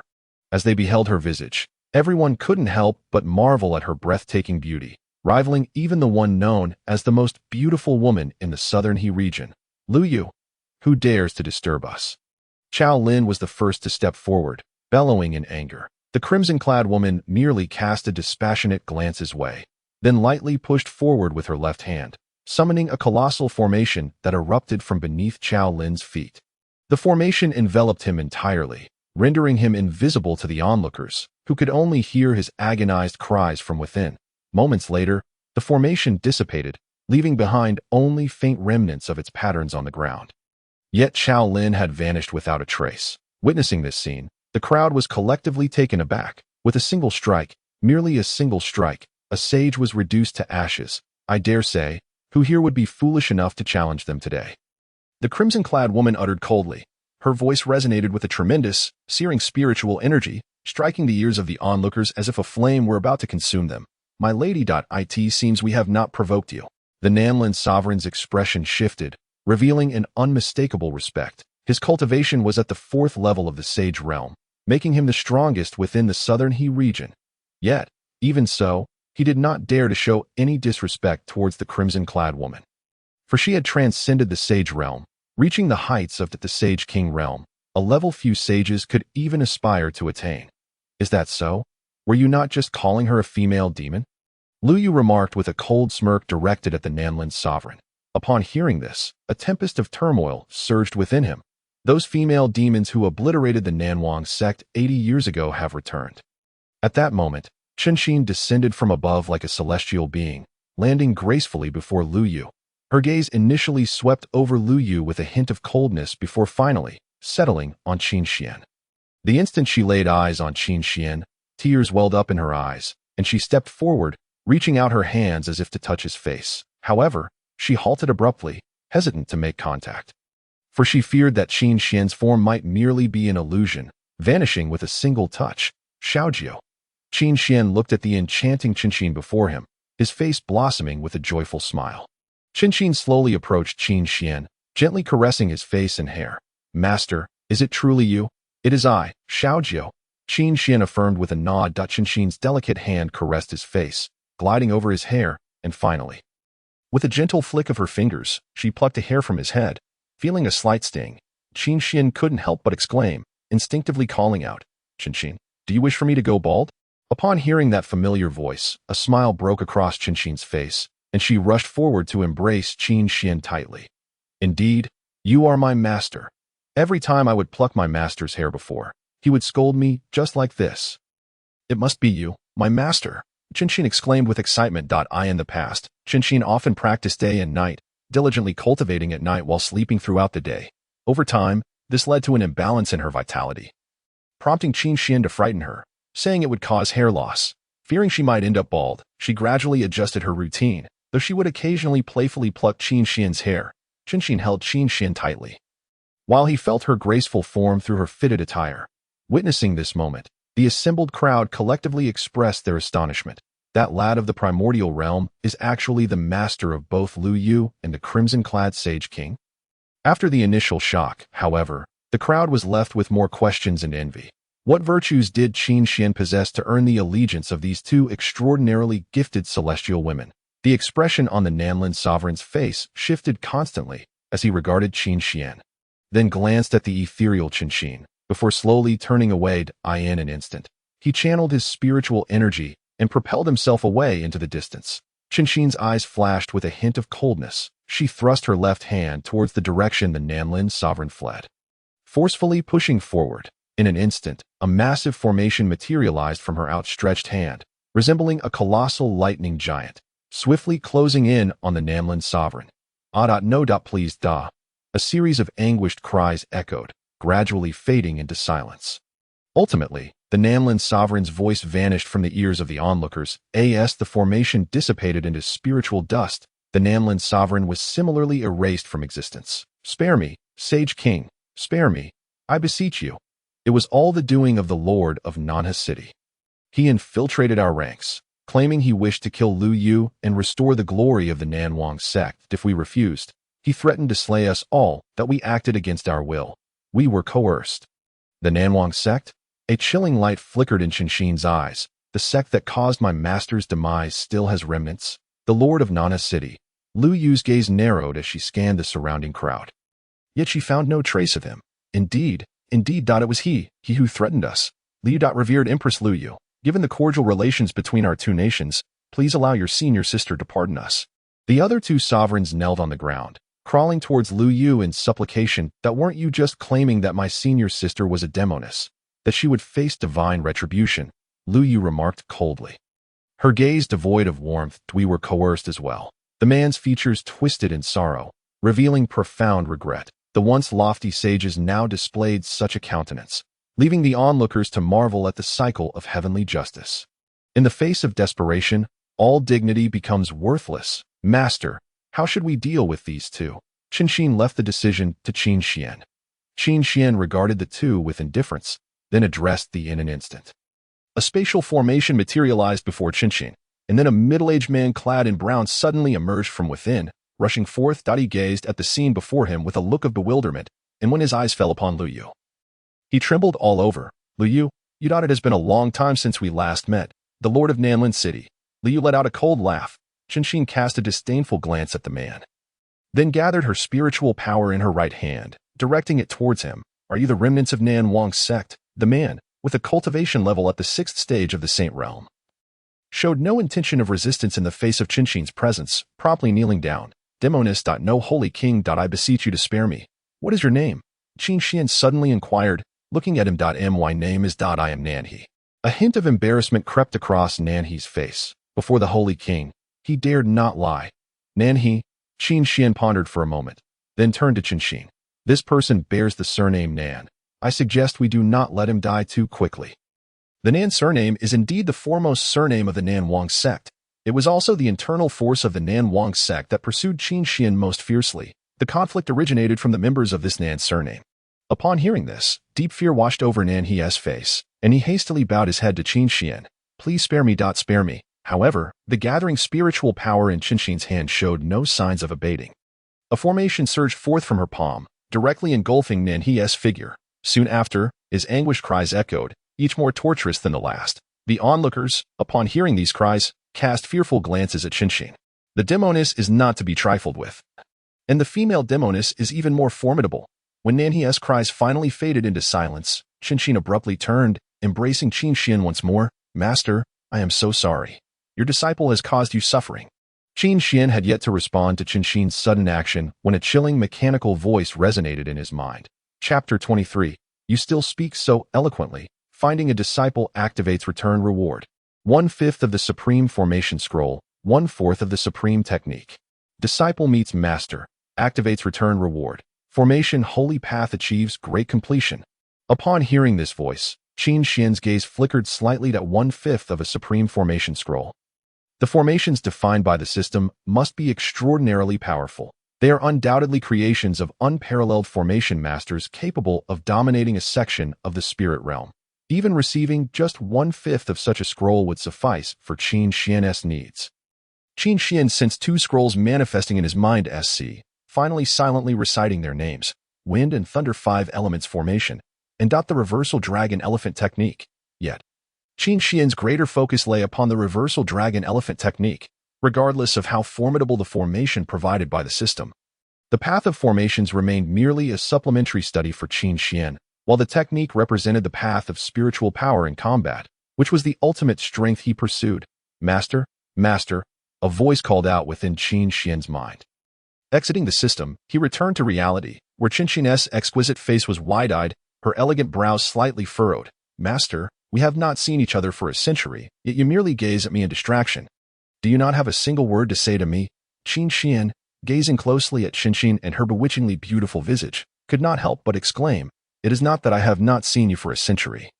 But upon seeing you again, I find you even more beautiful than before. How could there be such a stunningly beautiful girl? I was so captivated that I inadvertently lost my focus, hearing Qinshin's words. Qinshin covered her mouth and laughed. Master, you still possess such eloquence. Were it not for seeing Junior Sister 6 with you, I would hardly believe she spoke. Qinshin's eyes glistened with tears as she tenderly caressed Qinshin's face. Then took a deep breath, continuing, Master, do you know, when I went to your tomb and found you were not there, I was truly frightened. I was so afraid. I understand now. Qinshin replied, a hint of helplessness in his tone. His disciples cared for him so deeply, yet how could he not worry for them? He still remembered that Qinshin was the most vain among his 18 disciples, although her talent in formations was remarkable. Her thoughts were often consumed with how to adorn herself more beautifully, until later, when he taught her a beauty formation that ever since, she had become utterly enamored with the path of formations, Senior Sister. There are many eyes here. Shall we find another place to converse? Lu Yu inched closer. Qinshin wiped away her tears, casting a cold glance at the gathered crowd, before emanating a surge of overwhelming spiritual power. The residual waves spreading for miles, enveloping the onlookers in a diminutive dark formation, where they could perceive neither light nor anything but absolute darkness and a sensation of weightlessness. Master, let us ascend. Qinshin extended her right hand forward. In an instant, a colossal spiritual vessel materialized above the heads of the 3 of them. Qinshin grasped Qinshin and Lu Yu by their hands, as a radiant light emerged from beneath their feet, ultimately enveloping their figures. When the light dissipated before them, they found themselves inside the spiritual vessel. Master, in this utterly deserted space, Qinshin finally embraced Qinshin without reservation, her cheek nuzzling against his chin. Her hands firmly gripping his back, her entire body pressed closely against him. Just as Qinshin intended to praise her craftsmanship of the spiritual vessel, he was taken aback. He could distinctly feel Qinshin's softness against his chest. And while he hovered his hands in uncertainty, his right hand was suddenly grasped. Following the arm, Qinshin looked down and found it was Lu Yu holding his hand. Moreover, her eyes held a trace of petulance. Seemingly displeased with Qinshin's demeanor towards Qinshin, Qinshin glanced at Lu Yu, his expression slightly awkward, as if to say, She is your senior sister. After a moment, Qinshin finally released Qinshin, yet grasped his other hand instead. Thus, both of Qinshin's hands were held by one in each of theirs. Qinshin, have you sensed any changes in your body? Qinshin suddenly posed the question. Changes? Qinshin looked at Qinshin in astonishment, then closed her eyes to sense the alterations within her. When she opened her eyes again, they sparkled with brilliance as she gazed at Qin Xian. Then, without a word, she knelt on one knee. "Thank you, Master, for bestowing grace. You have liberated me from the bottleneck that has troubled me for years." Qin Xian's current level was that of a holy king. The holy king and saint both belong to the holy realm, yet a saint merely stands at the threshold, their understanding of the great path superficial and not profound. Only by breaking through to the holy king and comprehending a path within the great path can one truly be deemed a master of the holy path. The holy king realm is divided into 4 stages: entry, minor completion, major completion, and perfection, corresponding to the depth of understanding of the holy path. Now, Qin Xian had achieved major completion in the path of formations, a realm that allows her to traverse the vast Tiansong domain with ease. Noticing Qin Xian's gaze lingering on Qin Xian, Liu suddenly interjected, "Master, now that you have met 9th junior sister, what are your plans moving forward?" Upon hearing this, Qin Xian's expression gradually grew solemn. Liu's question was indeed timely. It was time to ponder this matter seriously. "How about?" Liu looked at Qin Xian with a mischievous glint, her enchanting gaze fixed upon him. "Why not stay here in Liu Nation? I shall be the empress, and you, Master, shall be the supreme emperor." Hearing Liu Yu's proposal, Qin Xian slightly furrowed her brows. No. Upon seeing Qin Xian shake his head in rejection, Qin Xian's brows relaxed. "Old 9th, I have heard that 12th is also in this Tiansong domain. Do you have any connections with her?" Qin Xian inquired earnestly, looking at Qin Xian. "Old 12th?" A peculiar smile suddenly graced Qin Xian's face as she gazed at Qin Xian. "Well, Master, you will know once you come with me." Qin Xian was momentarily taken aback. "Master, as long as you accompany me to Tiansong domain, you will see." As she spoke, Qin Xian suddenly began to act coy. Chapter 24. Who are you eloping with? Qin Xian looked at Qin Xian's alluring expression and finally nodded. Very well. Qin Xian had finally activated the extraordinary otherworld system with great difficulty. Naturally, he intended to cause a ruckus in this spirit realm. Savoring the thrill of being the male protagonist in a novel, how could he settle down in a small nation, living a life of ease as a supreme emperor? Upon hearing Qin Xian's agreement, Qin Xian's face immediately lit up with delight, and she embraced Qin Xian. "Master, it's a promise. No backing out. I want to go with you too." Suddenly, Liu Yu exclaimed loudly. Qin Xian shot a somewhat mischievous glance at Liu Yu, who, in turn, looked at Qin Xian, then earnestly addressed Qin Xian. "Master, I too wish to accompany you to Tiansong domain." Before Qin Xian could respond, Qin Xian had already taken the lead in questioning. "What do you intend to do in Tiansong domain?" "Indeed, Xiaoye, what brings you to the Tiansong domain?" Qin Xian inquired, gazing at Liu Yu. Under the scrutiny of the two individuals, Liu Yu's expression suddenly stiffened, and she stammered, struggling to articulate her thoughts. Eventually, she looked at Qin Xian and exclaimed, I am here to accompany my master. My master has daily dietary needs, is accustomed to a specific bedtime, rises at a precise hour in the morning, and requires a particular temperature for her bathwater. Among other things, isn't it my responsibility to arrange all of this for my master?" As she spoke, Liu entwined her arm around Qin Xian's, pressing her head closely against his arm. Qin Xian found himself at a loss for words. During his time in Liu Yu's kingdom, she had not made such arrangements for him. "Junior sister, fret not. I will take good care of our master," he assured, gazing intently at Liu Yu. With that, Chen Xian grasped Qin Xian's arm and, seizing an opportunity while Liu was distracted, pulled him closer. Liu Yu's free arm fell helplessly, and she pondered desperately on how to keep Qin Xian by her side or to accompany him instead. After standing in place for a long while, she could not conjure a suitable excuse, and her eyes began to redden from frustration. Liu Yu looked at Qin Xian, feeling somewhat at a loss. At that moment, she resembled a little girl who had lost her parents, standing alone and helpless. Just the sight of her slightly reddened eyes was enough to evoke deep sympathy. Observing Liu Yu in such a state, with tears welling in her eyes, Qin Xian hurriedly stepped forward to embrace her. There. I am merely accompanying your senior sister to the Tiansong domain, not eloping with anyone. We can meet any time we wish." Qin Xian gently patted Liu Yu's back, whispering words of comfort in her ear. Strangely, as soon as he uttered these words, Liu Yu could no longer hold back her tears. Qin Xian's pupils constricted. What was happening? Had he said something wrong? Was it about eloping or the possibility of meeting again? He held Liu Yu in his embrace, feeling utterly helpless in the face of her tears. Finally, he released her, turning her face to meet his, and and spoke earnestly, "In truth, I wish for you to remain here because I have a task to entrust to you." "What task?" Liu gradually ceased her sobbing. "Today, the rulers of several other kingdoms within the Nanha domain have perished here. The future of the Nanha domain will plunge into a prolonged period of power struggles. Additionally, the remnants of the Nanwang sect have infiltrated the Nanha domain so severely that they clearly have not been eradicated." As he spoke, Qin Xian's tone grew grave. "Thus, our master hopes for you to stay in the Nanha domain to stabilize the current situation. Furthermore, you are to investigate the remnants of the Nanwang sect." Liyu's eyes sparkled with excitement as she gazed at Qin Xian. "Xiaoya is truly clever." Qin Xian affectionately ruffled Liyu's hair. Upon hearing this, Liu instantly regained her spirits. "Master, you can rest assured. I will not let you down. Xiaoya is magnificent." Qin Xian praised her as one would a child that moment. Chen Xian also regarded Liu, saying, "I have left behind a spatial traversal array at the Xianhuang tomb. The residual spiritual energy should suffice for you to traverse 3 times, with the destination being Guanyang City, near our sect. When you wish to meet our master, simply go there to find us." Hearing this, Liu was nearly moved to tears once more. "Thank you, senior sister." She rushed forward to embrace Chen Xian. "Don't cry. Don't wet my clothes," Chen Xian said with mild exasperation as she pushed Liu away.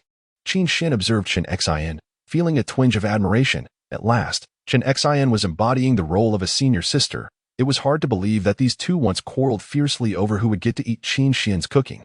"Master, remember to think of me," Liu called out, standing outside the spirit vessel and waving at Qin Xian repeatedly. Qin Xian nodded, uncertain of what to say, and when the spirit vessel began to move, he suddenly exclaimed, "I will." As the vessel surged with spiritual energy and activated, in the blink of an eye, Liu's figure became increasingly diminutive until it vanished into the clouds. "Master, come help me see what's wrong with my beauty whitening array formula. Why do I look so much fairer, yet my skin feels so dry?" Chen Xian approached with a scroll in hand. Qin Xian merely glanced at the scroll and replied nonchalantly, "You forgot to add Jin Er and Dong Mei." Upon hearing this, a look of clarity washed over Chen Xian's previously troubled face. "Thank you for your guidance, Master," she exclaimed joyfully as Chen Xian turned to leave. Qin Xian grasped her arm, saying, "Don't go yet." "What is it, Master? Are you going to rest? Should I warm your bed for you?" she asked, already making her way toward Qin Xian's bedroom. Qin Xian felt speechless. Why did all his female disciples seem so intent on warming his bed? "I ask you, what is Ziying doing now?" Qin Xian inquired. Zhou Ziying was Qin Xian's 12th disciple. Ziying.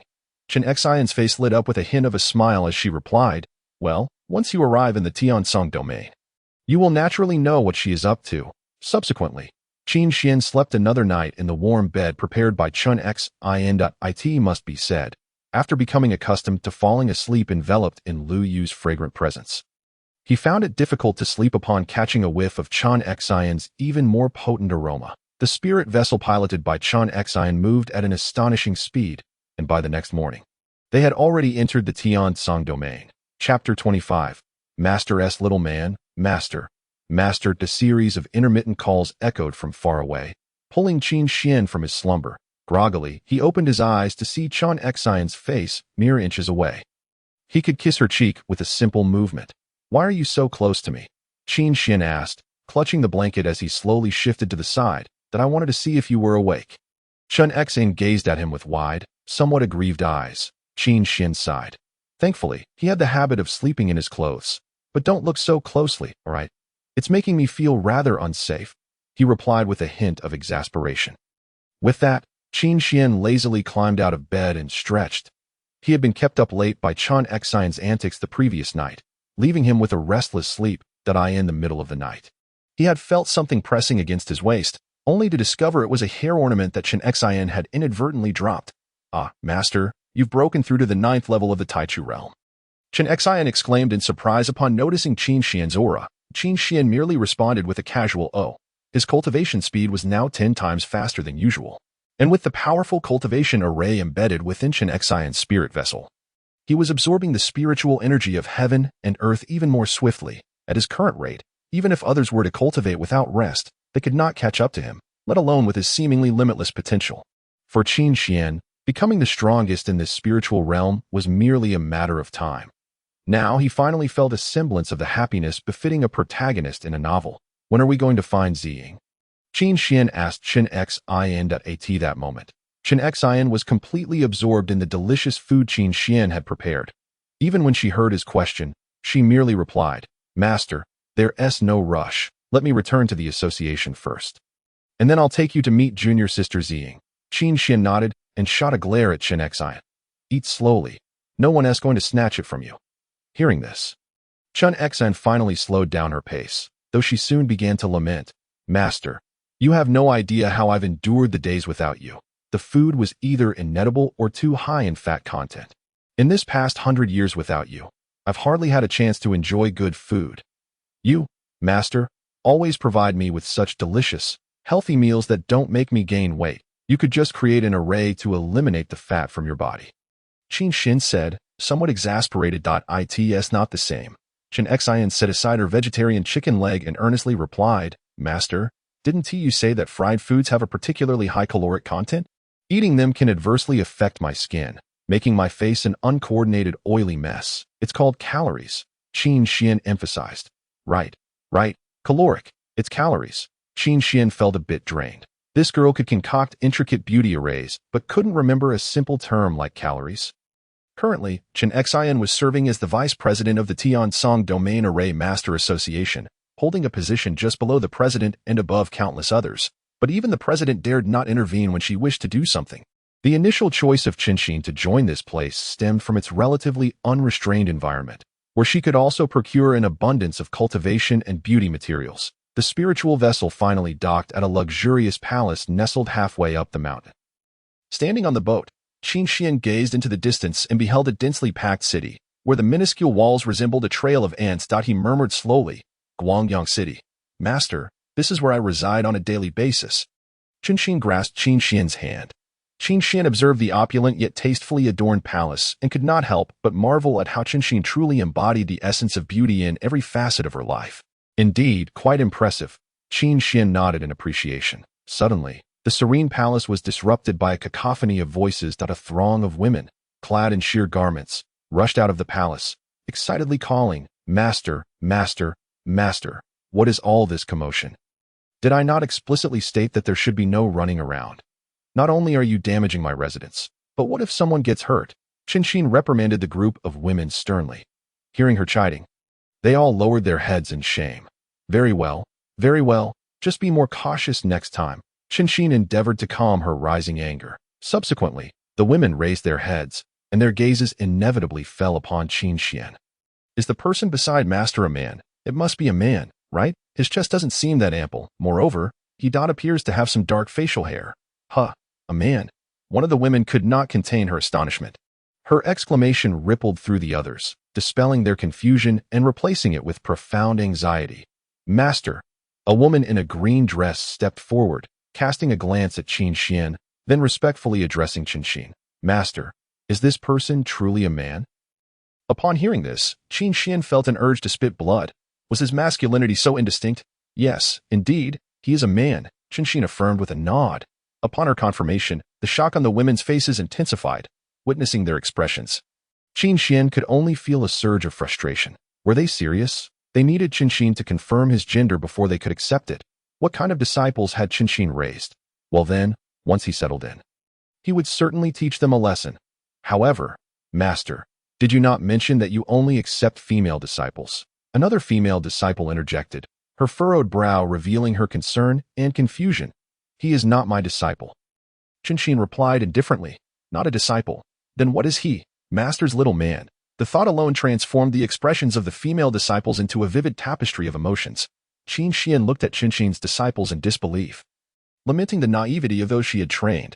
"He is my master," Qin Xin declared to the crowd, then seized Qin Xian's hand, addressing her female disciples with a stern voice. "From now on, you shall all refer to him as Master Ancestor." Chapter 26. Can you be a bit quicker? And Master Ancestor? The group of female disciples stared at Qin Xian in bewilderment. They could hardly believe that their typically aloof master, who was usually indifferent towards men, had taken one as her own. And yet, why was this man, despite looking rather handsome, so weak in cultivation? Only at the 9th level of Taichu. From now on, whatever your Master Ancestor requires, you must comply. If I discover any disrespect towards him, humph, as she concluded, A glint of coldness flashed in Qinshin's eyes, causing the female disciples to shudder involuntarily. "Master, allow me to escort you inside," Qinshin said with an air of calm as she looked at Qinshian. Before he could respond, she had already taken his hand and led him into the palace. Qinshian internally lamented for these female disciples. Why did they have to find someone like Qinshin as their master? It was well known that her temperament had not always been amiable. She was quite domineering and had no qualms about being harsh to achieve her goals. Soon, Qinshin guided Qinshian to the innermost depths of the palace. This was an extravagant chamber, adorned with an array of precious decorations. As Qinshian stepped inside, he felt as though he had entered a resplendent hall, and this was merely a small room within Qinshin's palace. "Master, should you ever require assistance, simply call for me. I reside in the adjacent room." Qinshin looked at Qinshian and then suddenly wore a mischievous smile. "Master, do you wish to sleep? Shall I warm your bed for you?" No need for that. My back still hasn't healed," Qinshian replied. "Very well, then I shall step out for a while. The Array Masters Association has summoned me," Qinshin stated slowly. "I shall return in about 2 days. And when I do, I will take you to meet Sister Ziying." "All right," Qinshian nodded. Watching Qinshin enter the spatial array and vanish from sight, he surveyed his surroundings. Overall, Qinshin's palace was exquisitely designed. Moreover, the interior concealed various mechanisms. If triggered, even a saint would find it challenging to escape. Just then, Qinshian heard a commotion outside his door. When he opened it, he found Qinshin's group of female disciples standing at the entrance. Whispering among themselves, as Qinshian appeared, some of them nervously lowered their heads. "Master Ancestor, greetings. What brings you here?" Qinshian inquired calmly. The disciple who had greeted him with a bow furrowed her brow. Hesitating for a moment but unable to articulate a word, another disciple stepped forward boldly, her demeanor proud. "We have come to seek guidance from Master Ancestor." "Oh, guidance." Qinshian's face lit up with interest. His gaze swept over the two girls. The hesitant one wore a light blue gown, her gentle features reflecting deep remorse in her expressive eyes, while her delicate brows knitted in concern. The other, who had spoken up, donned a striking red coat adorned with a badge, likely indicating her status as an array master. Though she was also quite pretty, her furrowed brow revealed her bubbling anger. "Yuqing, do not act this way." The girl in the light blue gown grasped the arm of the one in red. "Yuling, don't hold me back." The one named Yuqing firmly pushed aside the girl in the blue gown. Turning to Qinshian with a righteous expression, "Master Ancestor, since you are Master's master, surely your skills in array formations are exceptional. By chance, I, disciple Yuqing, have encountered a quandary regarding a certain array and humbly request your enlightenment." Qinshian fixed his gaze upon her, remaining silent. Among the 7 or 8 disciples present, all but Yuling watched the scene with keen interest. "Very well. However, let us find a more spacious location. This place is too cramped." Qinshian responded with a warm smile. Hearing this, the onlookers exhibited expressions of shock. It was common knowledge that Yuqing was among the most gifted cultivators among them. Even Qinshin had acknowledged that Yuqing's future achievements would surpass her own. Moreover, as a heavenly realm array master, what could Qinshin, a mere Taichu, possibly contribute to her cultivation concerns? It seemed an egregious overestimation of his own abilities. Yuqing's gaze was cold and unwavering as she fixed her eyes on Qinshian, then nodded. "Very well. Master Ancestor, follow me." Thereafter, Yuqing led Qinshian to the training platform within the palace. Qinshian surveyed the vast surroundings, realizing it was at least the size of 2 football fields from his previous life.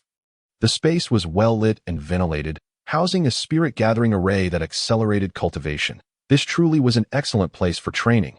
"Master Ancestor, this array I speak of is called Ice Fire Cage. It is capable of ensnaring cultivators at the heavenly realm. Should I unleash its full power, it could even temporarily trap a half-saint," Yuqing explained in a detached manner. Qinshian nodded slightly. "However, when I attempted to solidify its spiritual marks, the array collapsed in an instant." "As Master Ancestor, do you know why this occurred?" Yuqing continued slowly. Upon finishing her statement, she began to methodically condense the array's spiritual marks. Each mark held a complex structure, akin to constructing a building, requiring each brick to interconnect seamlessly. Similarly, the process of an array master solidifying an array demanded the harmonious fusion of each spiritual mark. The reason why ordinary individuals fail to perceive the existence of array seals is simply that most array masters have long since etched these formations into their minds while utilizing them. allowing them to condense the seals at an astonishing speed, so rapid that their presence becomes imperceptible, akin to a rabbit firing a cannon, of course, for those array masters who have comprehended the holy path. A mere wave of their hand conjures an array, no longer requiring the arduous memorization akin to reciting a text as lesser array masters do. However, whether it be a provocation or an attempt to accommodate Qin Xian, Yu Qing's speed in manifesting the seal was surprisingly slow, so slow that Qin Xian nearly dozed off. "Could you speed up a bit?" Qin Xian finally remarked, his patience wearing thin, upon hearing Qin Xian's words. Yu Qing momentarily froze, her expression turning icy cold. "Then please observe closely, Master Ancestor." Subsequently, her speed in condensing the seal noticeably quickened, devoid of any hint of leniency. Moments later, a radiant array of red and blue was formed, emanating unbearable temperatures of both scorching heat and searing cold. Qin Xian gazed at the array, but in the blink of an eye, it collapsed like a house crumbling, dissolving into a flurry of luminous powder. "Master Ancestor, was my previous speed acceptable?" Yu Qing questioned, her tone laced with a hint of provocation. Qin Xian met her gaze steadily and nodded slightly. It was adequate. In response, a cold smile graced Yu Qing's lips. "Then, what did you discern, Master Ancestor? Where did my formation falter, preventing me from successfully condensing it?" Qin Xian pondered briefly, contemplating how to convey his thoughts without dampening her confidence. "What's the matter, Master Ancestor?" Yu Qing, noticing his silence, let out an arrogant chuckle. "Or perhaps, Master Ancestor, have you decided to give up?" Qin Xian's eyes locked onto Yu Qing, sensing her intense provocation. Were it not for her status as a devoted disciple, he would have unleashed a grand formation to teach her a lesson in humility. As the onlookers observed, Qin Xian slowly approached Yu Qing. Upon noticing his approach, Yu Qing furrowed her brows, their gazes locking. And she could no longer ignore Qin Xian's handsome visage, a striking face with well-defined features that hinted at a former elegance. Observing alongside Yu Qing were Yu Ling and several other unnamed yet equally attractive disciples. As they watched Qin Xian approach in silence, their expressions shifted from alarm to intense focus, culminating in a faint blush on their cheeks. What do you intend to do?" Yu Qing asked, her voice tinged with irritation as she regarded Qin Xian. However, as he stood before her, he turned away indifferently. "Watch closely." Immediately, dazzling spiritual light surged around Qin Xian, his hands suspended in the air as a series of seals coalesced from his palms, fluttering upwards like butterflies. Ultimately, countless butterflies intertwined, forming an array that commanded undivided attention. This array, with its intertwining red and blue brilliance, was in stark contrast to Yu Qing's earlier ice and fire duality. Qin Xian's formation melded the two elements seamlessly, radiating both excruciating flames and bone-chilling cold. Clearly, this was the true ice and fire prison. Yu Qing stared in a daze at the array, and after a few breaths, her astonishment became palpable as she gazed at the still luminous formation.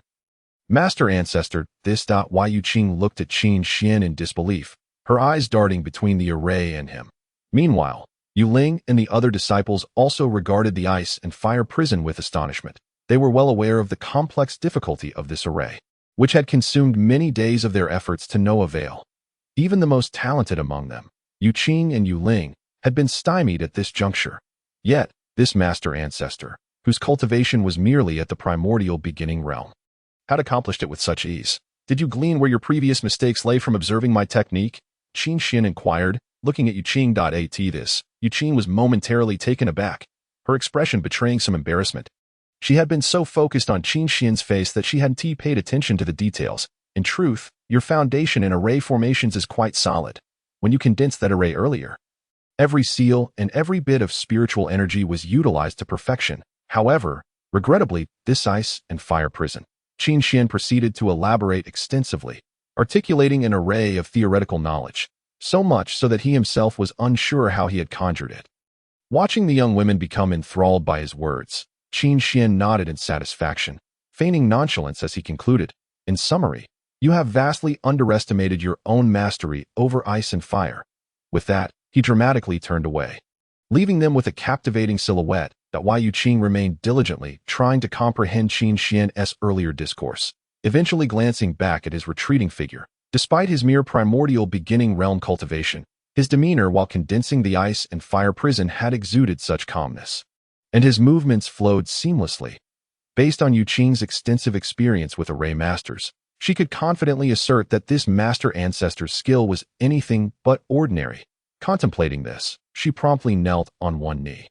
Clasping her hands in respect towards Qin Xian, Master Ancestor, please accept this humble bow from your disciple.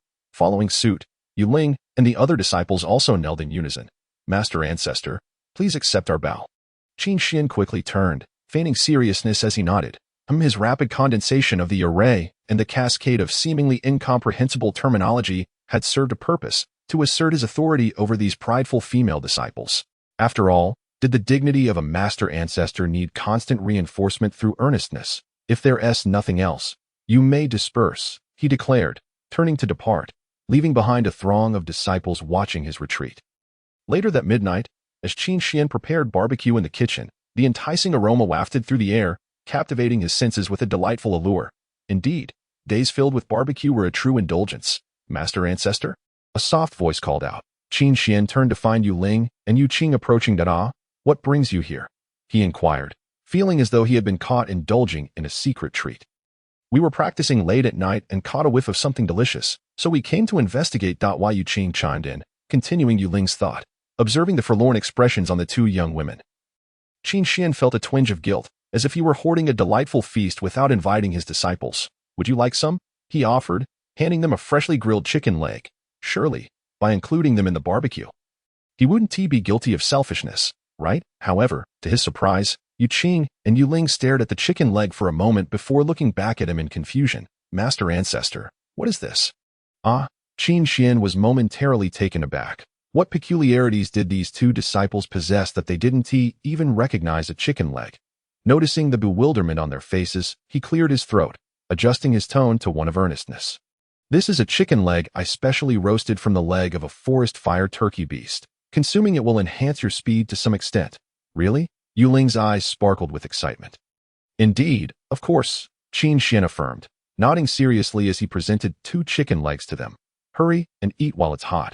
Otherwise, once it cools, the texture the benefits won't be as effective. Upon hearing this, Yu Ling eagerly seized a chicken leg and began to awkwardly munch on it, while Yu Qing hesitated, her skepticism slowly waning. After Yu Ling had devoured half of her chicken leg, she exhaled in delight, her eyes sparkling as she looked at Qin Xian. I've never tasted anything so delicious in my life, and it can even enhance our speed. Master Ancestor, you truly are remarkable. You live up to your reputation as my master's master. At that moment, Yu Qing also quickened her pace in consuming the chicken leg. If you like it, eat more.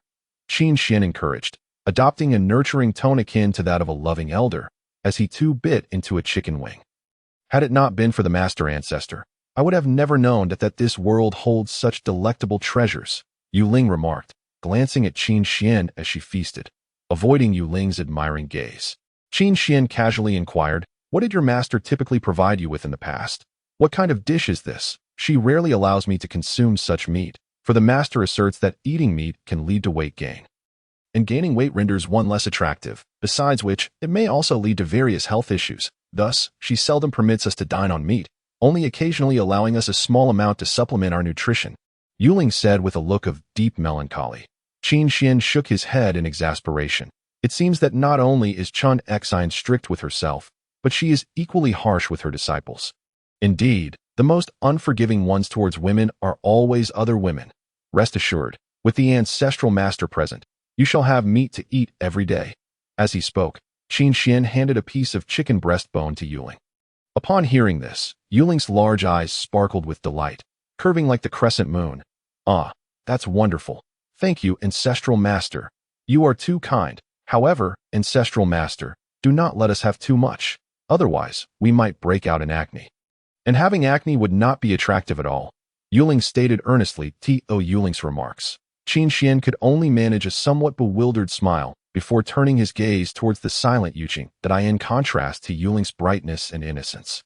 Yu Qing was more reserved and mature. From a personality perspective, Yu Qing indeed bore a striking resemblance to Chen Xian, except Chen Xian took particular pride in her beauty, and it seemed that Yu Ling inherited that trait quite well. Ancestral master. After a long silence, Yu Qing finally turned her gaze to Qin Xian. Qin Xian met her gaze. Are all men in the world as good as you, ancestral master? Yu Qing asked with a serious demeanor. Looking intently at Qin Xian, Qin Xian was momentarily taken aback, then fell into deep thought. Was this little girl trying to flatter him? Following this, as he observed Yuqing's solemn expression, he began to answer her question earnestly.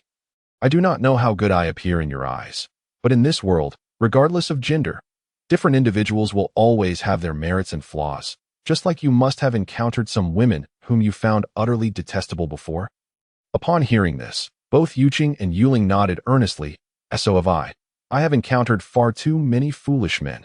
Qin Xian shook his head in resignation, then gazed deeply at the two of them, slowly saying, good and bad should be distinguished among different people, rather than simply categorized by gender. Of course, even those deemed bad must have had their good sides in the past. This world is never simply black and white. Do you understand? Qin Xian fixed his eyes on the two of them. After listening to Qin Xian's words, Yuling nodded somewhat in confusion, while Yuqing's previously dazed expression became considerably more resolute. Of course. In this world, there are many men who cannot compare to my ancestral master. If you do not believe me, go take a stroll and return to see for yourselves, Qin Xian said confidently with a smile. However, the master does not allow us to meet men, Yuling said somewhat reluctantly. What? Qin Xian looked at Yuling in astonishment, then glanced around at the two of them, incredulously asking, so you have never seen a man before? Yuling nodded, then explained. We were taken in by the master when we were young and have lived in this palace ever since. On ordinary days, those who visit the palace are all women. As for men, we have only heard the master describe them, saying that men have brows like swords and dark, coarse beards by their lips, with prominent Adam's apples. Qin Xian listened in disbelief, realizing that their inability to recognize him as a man stemmed from the fact that they had never seen one before. What kind of education was Chen Xian providing in this regard? Keeping children from exposure is never a good way to teach them about avoidance. Instead, it only deepens their curiosity, leading them astray in the end. When Chen Xian returns, he must have a serious talk with her about this. Just then, an unusual change occurred within Qin Xian's body. A circular vortex point suddenly emerged, vigorously drawing in vast amounts of spiritual energy, compressing it into spiritual power, and then circulating it outward through the connected spiritual veins. This was indeed a sign of reaching the divine mansion realm. Ancestral master, you have broken through, Yuqing exclaimed joyfully. Gazing at Qin Xian merely took a casual bite of the chicken wing and said nonchalantly, I know. Chapter 29. Good night, my disciples. Yuqing and Yuling looked at Qin Xian's calm demeanor, suddenly feeling a bit lost. Why is the ancestral master so composed? Isn't such an important breakthrough worthy of celebration? In truth, Qin Xian was not devoid of emotion. However, ever since he acquired that terrifying tenfold cultivation speed, he had become numb to the concept of breakthroughs. After all, when something occurs too frequently, it inevitably loses its novelty and becomes rather mundane. If there is nothing else, then perhaps you should return and rest early. Qin Xian stood up. He glanced at the empty grill. What a rare occasion to enjoy a barbecue, only to find that these two girls had consumed an enormous amount. Just as Qin Xian turned to leave, Yuqing and Yuling suddenly called out to him. Ancestral master, what is it? Qin Xian turned to face them. Ancestral master, Yuling said, her face slightly flushed as she pointed to her head. Qin Xian looked at Yuling, then at her head, utterly perplexed. Seeing that Qin Xian remained unmoving, Yuling blushed even deeper and asked, Ancestral master, do you not like us? Why do you ask that? Qin Xian furrowed his brow. I ask it because I am too much of a straight man. Then, Yuling suddenly appeared shy, and her delicate face turned a deep shade of red. Then why do you never pat our heads and bid us good night? Huh? Qin Xian looked at Yuling in astonishment. In the past, whenever the master was in a good mood, she would do that for us, unless she was upset with us. Otherwise, she would always pat our heads when she saw us, Yuling said earnestly to Qin Xian, her expression resembling that of a child instructing an adult. Hearing this, Qin Xian could only smile wryly and shake his head. He then stepped forward and affectionately patted Yuling's head, before glancing at the silent Yuqing and gently stroking her soft hair as well. When Qin Xian touched Yuqing's head, she stared intently at his face, her eyes reflecting a hint of unintentional ripples. Good night, my disciples, Qin Xian said to Yuling. With that, he turned to leave. Yuling, brimming with excitement, waved at Qin Xian's retreating figure, exclaiming, Ancestral master, you are the best. Good night, Ancestral master. Her joyful expression resembled that of a girl who had just received her desired plush doll. Meanwhile, Yuqing continued to observe Qin Xian's departing silhouette, softly murmuring, Good night, Ancestral master. Good night. Qin Xian nodded without turning back. As he closed his eyes, a multitude of female faces flashed through his mind, including Lu Wei, Chen Xian, and the recently familiar Yuling and Yuqing. Just imagine. These individuals are all his disciples and grand-disciples? The intimacy of such a relationship is extraordinary. What kind of novel protagonist could enjoy such treatment? Subsequently, Qin Xian began to recall the faces of his other disciples. Those faces remained vivid in his mind. But as his consciousness grew dim, they gradually became blurred. Then suddenly, in Qin Xian's dream, a vibrant array of flowers appeared, and he stood at the edge of the floral patch, clearly inhaling a fragrant aroma. He gazed at the flowers and gently plucked one, bringing it to his nose, only to feel a sharp pollen invade his nostrils, prompting him to quickly retreat from the bloom. However, to his surprise, as he set the flower down, it transformed into a slender, tentacled creature that struck him, causing him to lose consciousness. Master, master, master. The melodious calls accompanied by gentle taps reached Qin Xian's ears. He opened his eyes slightly and found Chen Xian's face close to his, so near that he could count her eyelashes. What are you doing? Qin Xian looked at Chen Xian in astonishment, pulling a short distance away. I was calling you to wake up for breakfast. I noticed you hadn't tea stirred, so I gave your head a little push. As she spoke, Chen Xian moved to the back and lifted a bowl of white porridge she had cooked. Qin Xian vaguely recalled the dream. It turns out that the tentacle he had encountered was actually Chen Xian's hand in the real world. No, I must ask you, why do you always stare at me by my bedside every morning? Qin Xian remarked with a hint of reproach. If you want to see me, just say so. Why sneak over every morning before I've even awoken? Isn't at you who said before. Chen Xian gave Qin Xian a resentful glare. What did I say? Qin Xian was somewhat bewildered. Didn't you say before that I am so good-looking? Hoping that when I wake up each day, I would see you. With a heavy heart and a spirit rife with resentment, Qin Xian cast a glance at Qin Xian. Upon hearing this, Qin Xian suddenly fell silent, a pang of shame washing over him. Wasn't it this young lady who had once been reluctant to engage in earnest cultivation, devoting her thoughts instead to her appearance? All he could do was praise her beauty daily, hoping that through such flattery, she would realize her own attractiveness. If only she would commit to her training, she would shine even brighter. Who would have thought that this young girl would still remember his words? Indeed, it was he who had said it.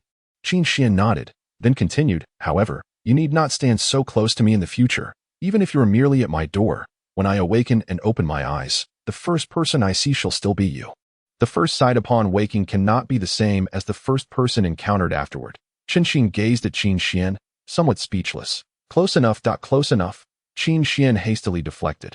Rising from his seat, he sampled the white porridge that Qin Xian had prepared. Ah, indeed, it was sufficiently white and porridge-like. Perhaps he would just find something to eat in the kitchen later. Have you resolved matters on your end? Qin Xian took a sip of the porridge. Once Qin Xian had sorted her affairs, he could finally visit his 12th disciple, Zhou Xing. He wondered how the child had been faring, and it irked him that Qin Xian had kept it from him. Upon hearing Qin Xian's words, Qin Xian's gaze flickered slightly, as she hesitated to meet his eyes, finally saying with some reluctance, perhaps it cannot be resolved just yet. Chapter 30 For their own good? Why? Qin Xian's tone had grown distinctly harsh. Qin Xian, confronted by his gaze, averted her eyes and turned away, exclaiming helplessly, when I visited the Array Masters Association yesterday, I specifically inquired about junior sister Ziying, and I was informed that she is currently occupied with matters and is temporarily not within the Tiansong domain. Qin Xian's furrowed brow relaxed slightly as he focused intently on Qin Xian. Then tell me, what is Ziying currently engaged in? Of his 18 disciples, his greatest concern lay with Zhou Ziying and the junior sister, Qin Yusu. However, Yusu was at least under the protection of the senior sister. Ziying was different. She was the slowest in cultivation among all his disciples and often the most indolent. Yet, she had an insatiable thirst for wealth. What if someone exploited that?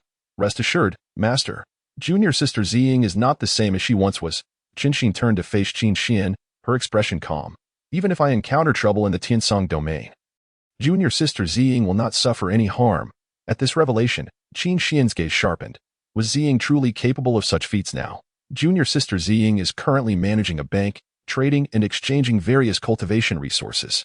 Moreover, she oversees auction houses of all tiers. And a convoy agency as well. Although her cultivation level is not particularly high, within her convoy, there are several formidable Saint Kings whom I would not dare provoke lightly. And they are all essentially at her service. If junior sister Xing were to stamp her foot, the entire Tiansong domain would tremble, Qinxin said with a hint of pride. Hearing this, a smile of satisfaction spread across Qinxian's face. That girl Xiying truly was impressive. She had not squandered the name she had chosen for herself. When can we go to see her? Qinxian inquired further. Qinxin fell silent for a moment, a shadow of worry crossing her features, before softly replying, Junior sister Xiying has recently gone to another domain for business. I estimate we should be able to see her in a few days. Very well. Then we shall visit her in 2 days. The thought of reuniting with his long-absent disciple filled Qin Xian with uncontainable excitement. In the following days, he remained in a state of eager anticipation. Even as the two little ones, Yu Ling and Yu Qing, frequently came to pester him. Ancestor, you've broken through again. You're now at the 2nd level of the Divine Palace realm. Yes, I am aware. Ah, Ancestor, I feel like you spend every day sleeping and eating. Yet your cultivation progresses far faster than mine, because I am your ancestor. Qin Xian replied nonchalantly. If he were to focus on his cultivation, it would likely leave these two young ladies questioning the very nature of reality. While Yuling was busy bombarding Qin Xian with questions, another disciple of Qinxin rushed in anxiously. She glanced at Qin Xian, then bowed respectfully. Greetings, ancestor. What brings you here in such a hurry? Qin Xian asked, his brow furrowing slightly. The disciple took a breath and, with some trepidation, looked at Qin Xian, stating, a very fierce woman has arrived outside, demanding to see junior sister Yu Qing and junior sister Yu Ling. At this, Qin Xian's gaze sharpened, and he led the group towards the entrance of the estate. There, a massive shadow loomed in the air, resembling a dark cloud. Upon closer inspection, he realized it was the silhouette of a corpulent figure. Qinxin, are you truly so afraid of losing to me? A haughty voice boomed from above. Qin Xian's eyes were fixed on the figure, whose rotund form was devoid of any discernible curves, and the thick legs visible beneath her skirt led him to question whether they truly belonged to a human. Ascending from her legs, one encountered her plump waist, and then her round face, marred by acne, with all her features squished together due to excess flesh. That moment, she stood in stark contrast to Qinxin. Lose to you? On what grounds? Qinxin scoffed derisively. Just then, the gaze of the stout woman shifted to Qin Xian, who had been observing her for an extended period. Suddenly, she erupted into a raucous laugh. I once thought you, Qinxin, were a paragon of purity, untouched by male desire. Did you not claim incessantly that you do not accept male disciples? Then what do you call this man in your estate? Qinxin cast a hurried glance at Qin Xian, blurting out, Master, what is happening? Qin Xian looked inquiringly at Qinxin. She shook her head, her expression troubled, brows furrowed, as though burdened by unspoken concerns. That man in your estate is rather handsome. I must admit, no wonder you have consistently rebuffed Master An's advances. It seems you prefer this pretty boy. Qin Xian's attention was drawn to the stout woman, who was now regarding him with a mocking glint in her eyes. Upon noticing the indifference etched on Qin Xian's face, a surge of inexplicable anger welled within her. She snorted disdainfully, pretty boy. In an instant, a wave of overwhelming spiritual pressure erupted from her, crashing against Qin Xian like a torrential flood. Yet, even as he bore this oppressive force, Qin Xian's expression remained unfazed, his eyes still betraying no emotion, an expression the stout woman found most intolerable. She despised the indifference of men towards her. Unwise, the stout woman huffed, intensifying her pressure upon Qin Xian.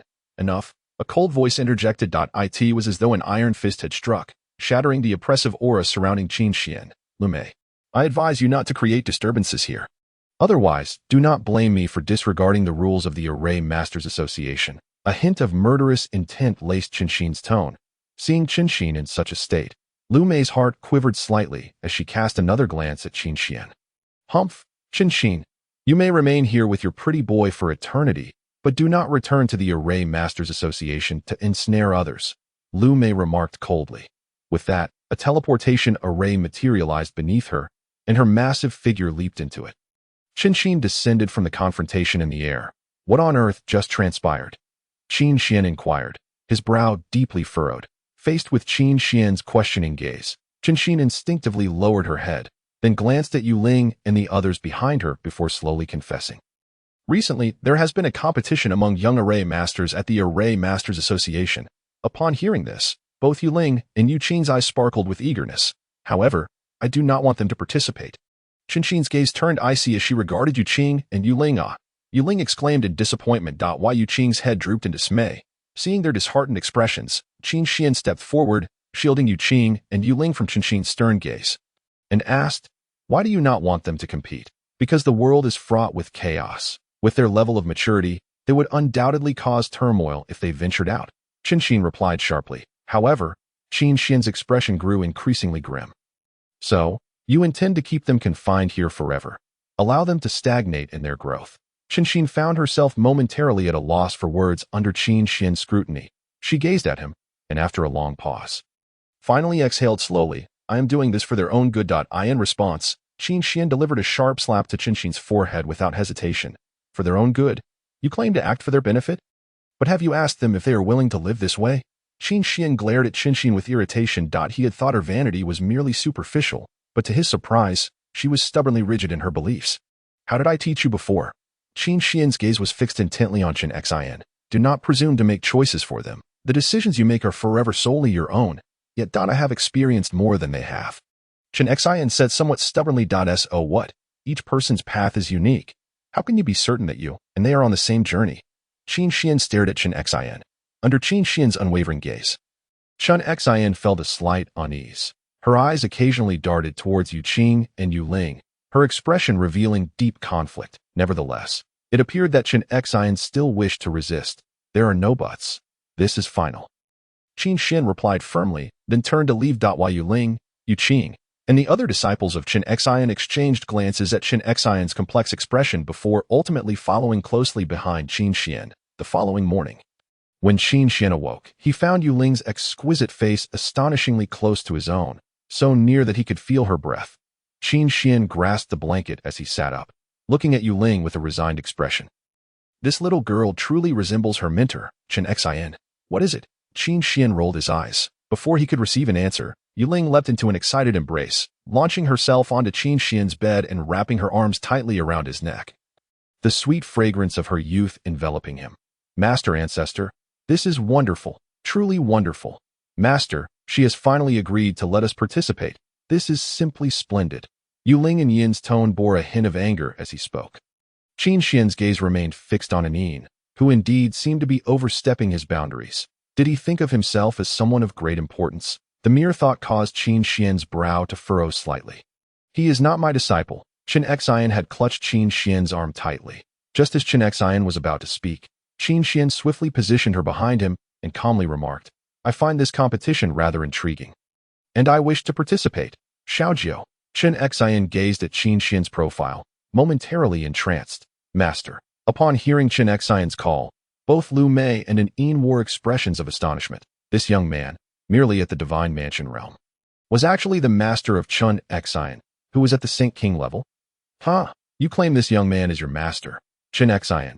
To maintain your so-called pure and untainted reputation, you truly weave the most absurd lies. You think we are fools?" Lu Mei scoffed derisively at Qin. Meanwhile, Yin's gaze towards Qin Xian was laden with malice, the threat in his eyes intensifying. Initially, he believed this young man to be merely Qin's disciple. But now, upon hearing Qin call him master, the nature of their relationship seemed intriguingly complex. "Qin, what exactly is your relationship with him?" Yin interrogated her. "I do not wish to reiterate myself." Qin replied coldly. Yin's expression darkened, his resentful gaze fixed firmly on Qin Xian.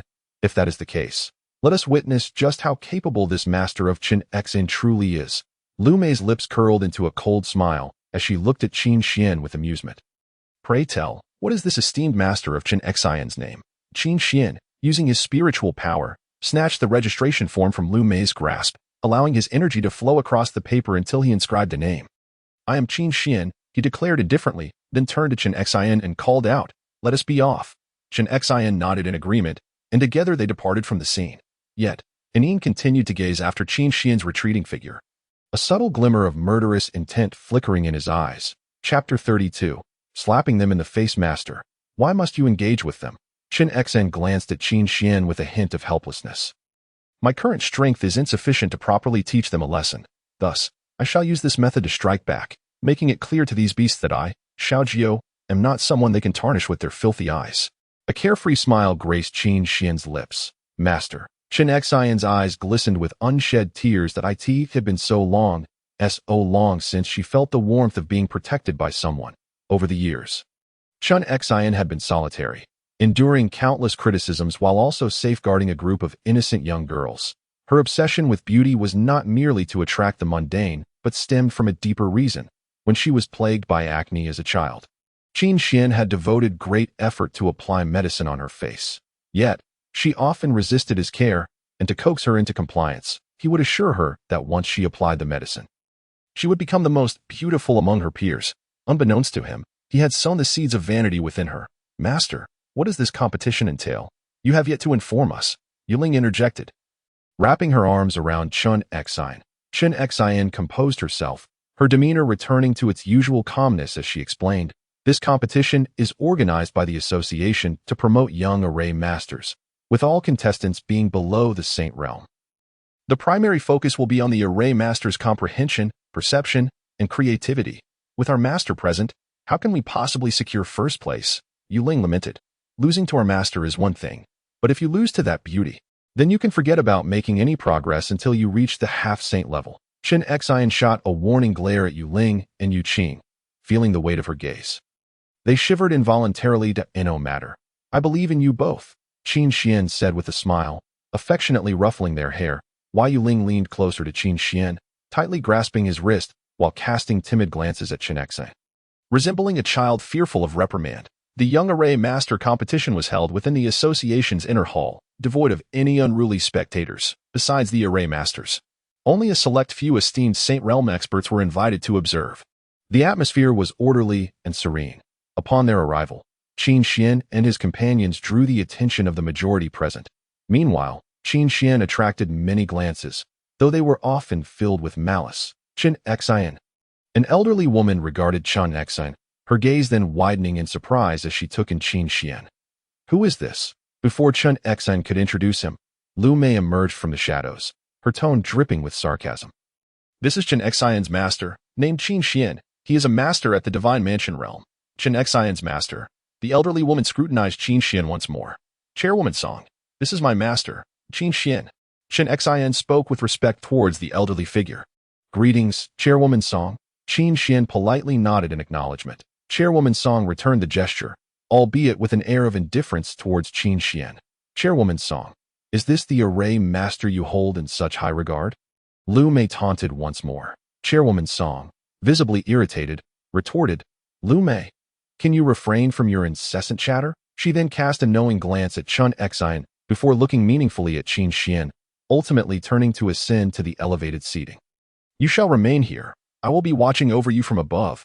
Chen Xian instructed Qin Xian. He nodded in response. As the elevated seats filled, a tremor coursed through the ground, shaking the very roof above.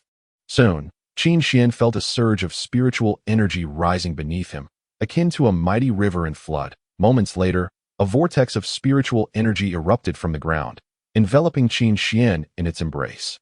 Simultaneously, all array masters present were ensconced within this transparent sphere of energy. "The first test. We shall evaluate your comprehension. You will each receive different levels of array scrolls based on your cultivation. These scrolls were meticulously crafted by the elders. Ultimately, we will score you based on the completion of your arrays. After 3 rounds of competition, the highest scorer will be crowned the premier array master beneath the Saint Realm in this heavenly Song domain." The resounding voice echoed in the ears of the gathered crowd. As these words were spoken, a golden scroll materialized within the transparent barrier. Upon opening the scroll, a stream of spiritual light shot directly into Qin Xian's forehead. He closed his eyes, absorbing the essence of the array contained within. It was a rather ordinary low-tier heavenly array known as the Flowing Fire Array. However, there was an oddity. While this array could be simplified, if done so, its potency would likely fall below that of an earthly array. It is essential to note that low-tier heavenly arrays are the creations of earthly realm array masters, and their complexity is such that only earthly realm masters can easily decipher them. If the comprehension of the array were indeed to be assessed according to the array master's cultivation, then how could Qin Xian, at the Divine Mansion realm, possibly obtain this scroll? Meanwhile, outside, and Yin's gaze remained fixed on Qin Xian's location, a cold smile playing upon his lips. This array scroll had been specifically prepared for Qin Xian. Wasn't Qin Xian Chen Xian's master? Thus, Anin had prepared a higher-tier array, eager to see if he possessed any innate talent for comprehension. Furthermore, Anin had made special modifications to this array, allowing it to be both exceedingly simple and exceptionally challenging. Unless Qin Xian's comprehension was extraordinary enough to condense this low-tier heavenly array, he would undoubtedly fail this trial. At that moment, Qin Xian seemed to sense a fiery gaze upon him. He raised his head slightly, locking eyes with Anin in a silent confrontation, a cold smile gracing his lips. So, this was all meticulously crafted for him. Qin Xian gently closed his eyes, allowing his spiritual energy to surge and circulate between his hands, as countless spiritual seals began to materialize. Unfortunately, had he been an ordinary divine mansion realm master, he might have found himself at a loss. But he was an array master with comprehension on the level of the saint realm. Chapter 33. Absolutely cheating. Qin Xian pointed his right hand toward an empty space. Torrents of spiritual energy surged forth from his palm, transforming into spiritual seals that floated forward, assembling into a hovering array. As time passed, Qin Xian's array grew increasingly solidified. Just as the competition commenced, Qin Xian's array was already fully formed. The master has completed it, Yuling exclaimed, her eyes sparkling with surprise as she glanced towards Qin Xian. Simultaneously, Yu Qing also cast a look in Qin Xian's direction, hastening her own array's formation. Once Qin Xian's internal energy settled into tranquility, he directed a piercing gaze at Anin, a cold smirk escaping his lips. I am ready. At that moment, Yin's expression appeared somewhat grim.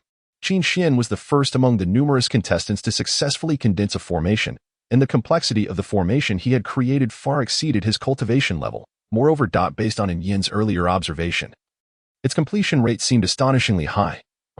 I see. Yin nodded, yet he did not descend to assess Qin Xian's formation level. Masterin, you should quickly inspect this young man's formation. Lu Mei, seated high above, looked at Qin Xian with a smug expression, then continued. He thinks he can score high just because he finished quickly? How ignorant. But then again, it's no surprise. With a disciple like that, how competent could such a master be? At the end of her statement, Lu Mei provocatively cast a glance at the composed Qin Xi. Subsequently, the other competing formation masters gradually began to condense their formations, yet Anin still hesitated to check Qin Xian's formation. Anin, what are you doing?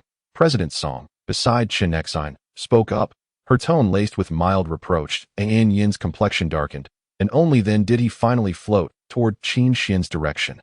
Masterin, a peculiar smile curled at the corners of Qin Xian's mouth.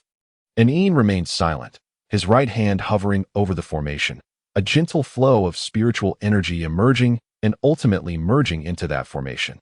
Through the flow of his own spiritual energy, Yin could distinctly perceive the internal conditions of the formation. After a moment, Yin looked at Qin Xian with a pained expression and remarked, the completion of this formation is commendable. But unfortunately, some steps were simplified, significantly diminishing its power. On a scale of 100, I can award it a score of 90. Upon hearing this, Qin Xian slightly furrowed his brow. Lu Mei, equally frowning, expressed her dissatisfaction. Masterin, could you be mistaken? How could this brat possibly score 90? Don't be too lenient on him because of certain individuals. It was worth noting that her disciple, Mei Li, only scored 87 in this round. How could Qin Xian, then, surpass Mei Li by a few points? Lu Mei's criticism drew the attention of many high-ranking formation masters toward Qin Xian. Faced with their scrutiny, Yin's expression became even more awkward, and he asserted with considerable force, the score I have given Qin Xian is entirely deserved. And Yin's words brooked no dissent. Resembling an impartial judge of ironclad integrity, a cold smile played on Qin Xian's lips. If it were not deserved, was it a charity bestowed upon him? Since Elder Lu Mei was so incredulous about Yin's words, let another judge assess him. Qin Xi spoke with a dispassionate demeanor. Hearing this, Qin Xian regarded Qin Xi with keen interest. Their eyes met, revealing a hint of cunning in Qin Xi's gaze. How could she be unaware of Qin Xian's comprehension of formations? How could she not recognize the peculiarity of his formation? Yin appeared just and unwavering, seemingly without bias against Qin Xian, yet in reality, giving Qin Xian 90 was still somewhat too low. Allow me, an aged voice emerged. Following this, a figure beside Qin Xi slowly rose, her time-worn gaze directly fixed upon Qin Xian. She studied him momentarily before a surge of spiritual energy emanated from her, directly landing on Qin Xian's formation. Witnessing this, Lu Mei smirked coldly at Qin Xi, and Qin Xian that it seemed this pretty boy had indeed captivated Qin Xi. However, she also did not anticipate that Chen Xian would be so foolish, as An had already taken the initiative to cover for her. Yet she voluntarily pulled back that veil of modesty. Confronted with President Song's intervention, An Yin's expression grew considerably heavier. Moments later, President Song opened her murky eyes, first gazing deeply at Qin Xian, before calmly announcing to the assembly, in this round, Qin Xian should receive full marks. Upon uttering these words, it was as though a heavy stone had been cast into still waters, stirring a wave of astonishment among the crowd. Full marks. President Song, are you mistaken? Lu Mei looked at President Song in disbelief, even questioning whether this woman had colluded with Chen Xian, or if her advanced age had clouded her judgment. The expressions of the other contestants also reflected profound shock, for aside from Qin Xian's full score, the highest score stood at merely .93. President Song ignored Lu Mei and instead surveyed the crowd indifferently, finally stating, his divine realm cultivation has perfectly condensed a low-tier heavenly formation. Moreover, his speed is significantly swifter than others, so I grant him full marks. Do you have any objections? Upon hearing this, the expressions of the contestants shifted from shock and skepticism to sheer astonishment. It is known that each tier of formation embodies the quintessence of comprehension possessed by formation masters of that tier. To comprehend formations beyond one's tier is tantamount to attempting problems of a higher level. A typical middle school student might struggle to grasp basic mathematics. Yet here was someone who audaciously sought to tackle advanced calculus, a low-tier heavenly formation. How could that be? According to the competition rules, was he not supposed to condense a formation of the Earth tier? Why then did he manage to condense a heavenly tier formation? This brat has definitely cheated, Lu Mei proclaimed with righteous indignation. In an instant, numerous suspicious gazes converged upon Qin Xian. Confronted with the scrutiny, Qin Xian glanced at An Yin's ashen face and then, with an air of nonchalance, produced a scroll from his possession. This scroll should be the problem you issued, am I correct? Instantly, all eyes were drawn to the scroll. Qin Xian unabashedly unfurled the scroll, revealing a unique pattern engraved on its back, now shimmering with a gentle glow. As he turned it towards the elders' seats, the pattern suddenly erupted with an incredibly intense light. Not far away, a contestant exclaimed in surprise, low-tier heavenly formation, flowing fire formation. Isn't this the same as my formation assessment? In that moment, several contestants stared in bewilderment at Qin Xian's formation, which appeared as a barrier that seemed to flow with water, interspersed with flickers of flame. If judged solely by appearance, Qin Xian's formation was undoubtedly the finest among the several flowing fire formations present. While their cultivation levels were all at the Earth tier, yet Qin Xian was merely at the divine realm. Indeed, this formation is my creation, and there is no doubt about it. Furthermore, the completion rate is exceptional, even remedying some flaws I had previously overlooked. At that moment, an esteemed elder spoke up. Upon hearing this, Lu Mei's face darkened, resentment brewing as she glared at Qin Xian. But why does this brat, clearly at the divine realm, possess a scroll for a low-tier heavenly formation? That, I fear, is a question for Master An. Chen Xian suddenly interjected. Immediately, all eyes in the room converged upon An Yin's expression was exceedingly awkward. As if he had swallowed several mosquitoes. Gritting his teeth, he slightly bowed to the elders' seats and the gathered contestants, stating, I apologize.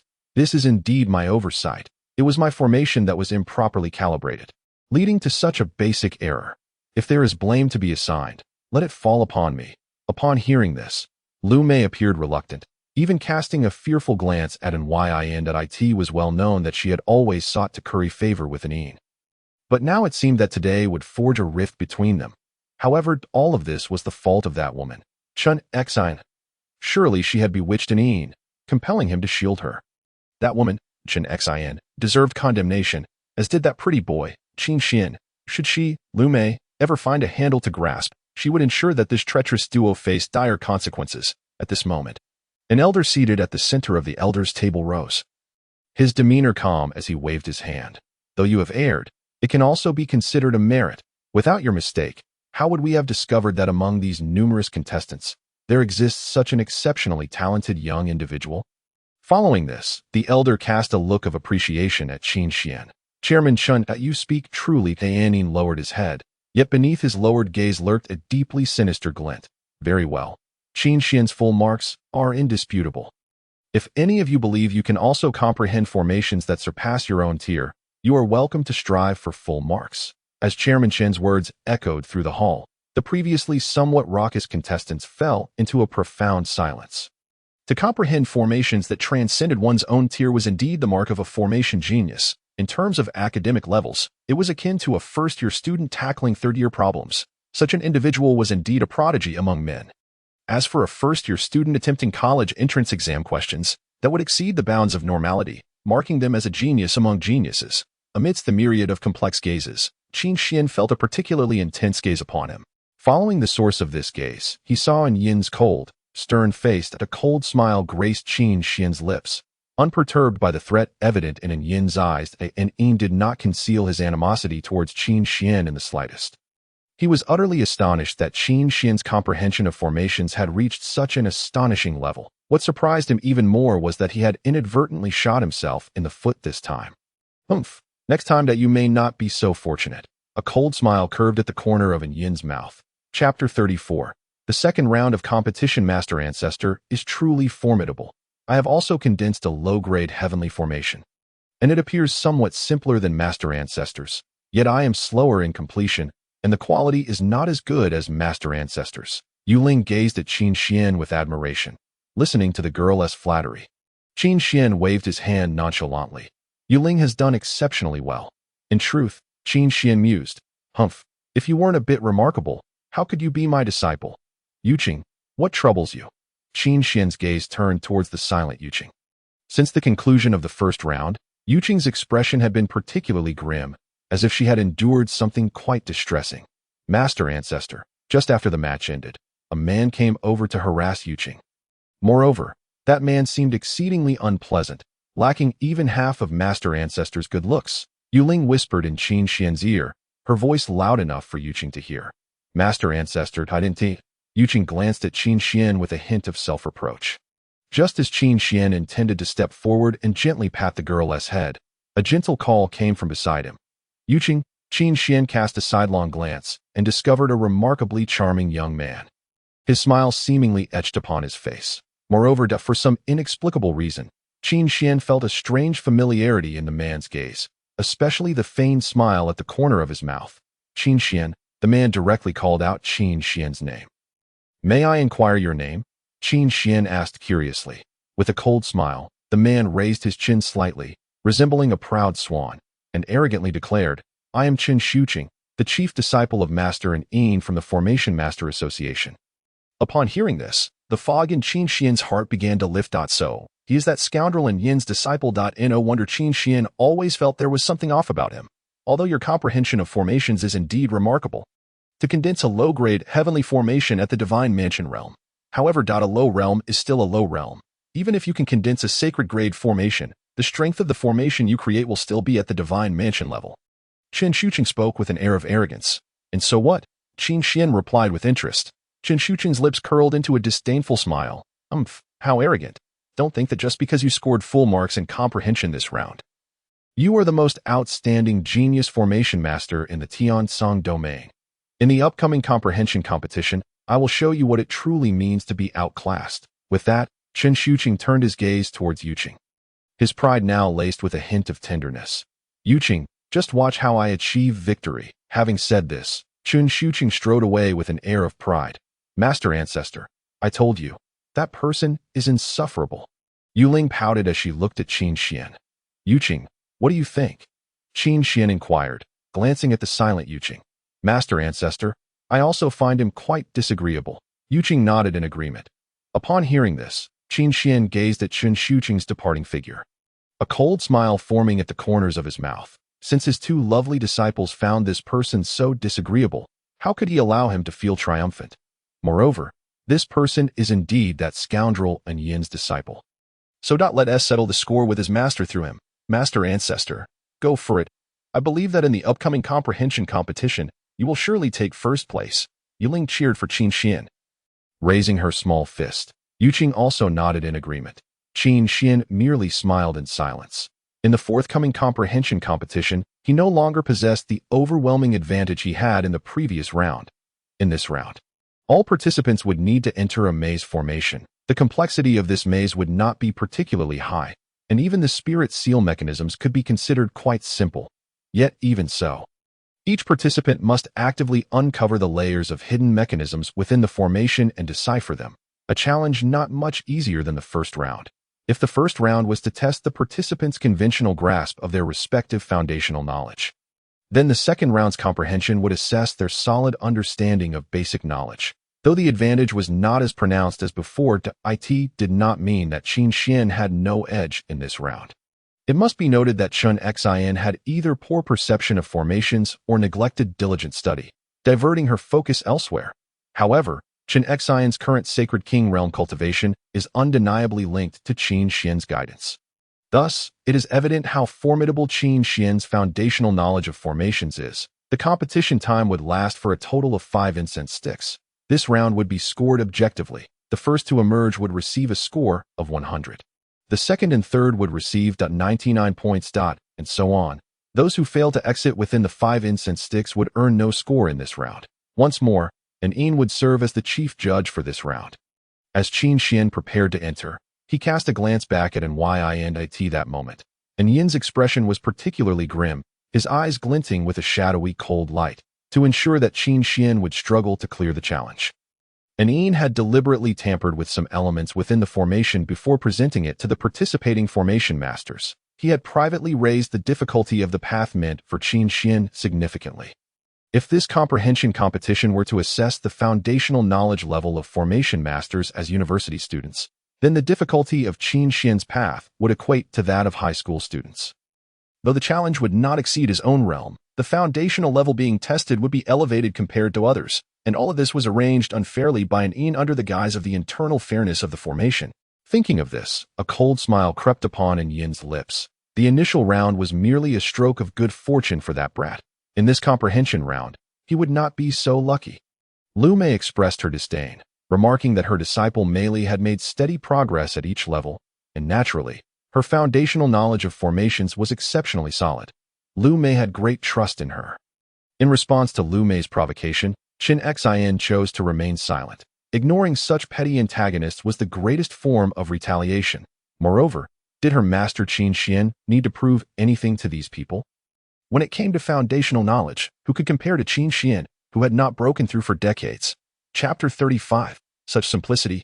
Qin Xian surveyed the interior of the formation, his gaze drifting to the walls that flickered with faint light, subtly sensing that there flowed a mighty spiritual power within the walls. This was a maze formation. Such formations could significantly delay time and accurately strike at the enemy's strength during warfare. Yet they were utterly ineffective in personal combat, as even slightly stronger cultivators could easily tear apart the formation with brute force. Moreover, the crafting of such formations was a laborious endeavor for formation masters. However, in terms of assessment, it truly tested the comprehension of formation masters excellently. Qin Xian's eyes flickered, and he soon identified the location of the mechanism within a passage that a beam of spiritual light floated from Qin Xian's body, directly landing on a section of the wall. Subsequently, that section of the wall shattered like a spider's web, ultimately revealing a different radiant light, contrasting sharply with the tranquil spiritual power flowing within the wall. This light appeared exceedingly tumultuous, well-designed. Qin Xian couldn't help but commend. Beneath the seemingly calm exterior lay such violent spiritual power, and the level of concealment was exquisite. Had it not been for Qin Xian's extraordinarily keen grasp of spiritual power, he would not have sensed the hidden mechanism's spiritual essence. The combination of these two types of spiritual power left Qin Xian marveling at the high level of the formation master who had designed this formation. Moments later, without any effort, Qin Xian easily dispelled the tumultuous spiritual energy. The spiritual barrier that had previously obstructed Qin Xian also dissipated at this moment. Qin Xian glanced at the azure passage and then stepped forward with measured strides. Meanwhile, on the other side of this vast formation, a section of space was trembling incessantly, causing everyone to turn their attention. Apologies, my disciple Mei Li. While she is swift in deciphering mechanisms, her approach may lack some finesse. Disrupting everyone's enjoyment of the competition, Lu Mei spoke with pride on her face. President Song snorted in annoyance and slowly replied, "After all, this is a competition, as long as it is within the rules. Using excessive force is irrelevant. What President Song said is indeed true." Lu Mei, with an unchanging expression, spoke calmly, then turned her gaze towards the silent Chen Xin beside her, continuing, "However, My disciple Mei Li and I have always been like this. We would rather forsake some trivial pride than lose a match. Chen Xian listened to her words with a serene demeanor, pondering whether this rotund individual meant to imply that she prioritized face over victory. Do you still have any pride to speak of? Chen Xian retorted bluntly. Lu Mei, in a fit of rage, pointed a trembling finger at Chen Xian, her face flushed with indignation. Initially, she intended to counter Chen Xian with her accomplishments. But the results of the first round flashed in her mind. Chen Xian's two disciples had both scored 90, while her own disciple, Mei Li, had only managed 85. Turning away, Lu Mei chose not to continue the argument. First, she cast a glance of relief at Mei Li, then directed her gaze towards the position of Qin Xian. Humph.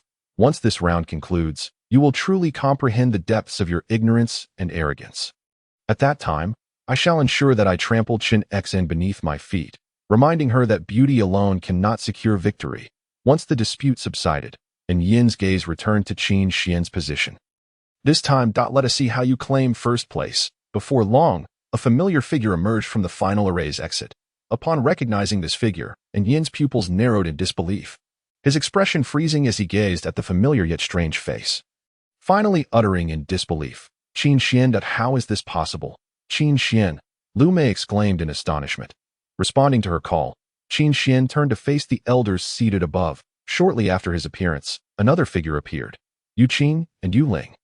Then came Chen Su Cheng, Mei Li, and a host of other participants, all emerging from the maze formation in succession. Witnessing Yu Qing and Yu Ling emerge ahead of Mei Li, Lu Mei's expression darkened further. Her fists clenched tightly, rage coursing through her body, agitating the flesh upon her face. Wow, Master, I knew you would claim first place again. You are truly remarkable, Yu Ling exclaimed, her face brimming with excitement, her joy so profound one might mistake it for her own achievement. How did you emerge so quickly? Qin Xian queried, astonished by those behind him. Based on his understanding of Yu Qing and Yu Ling's abilities, they should not have reached his level of comprehension.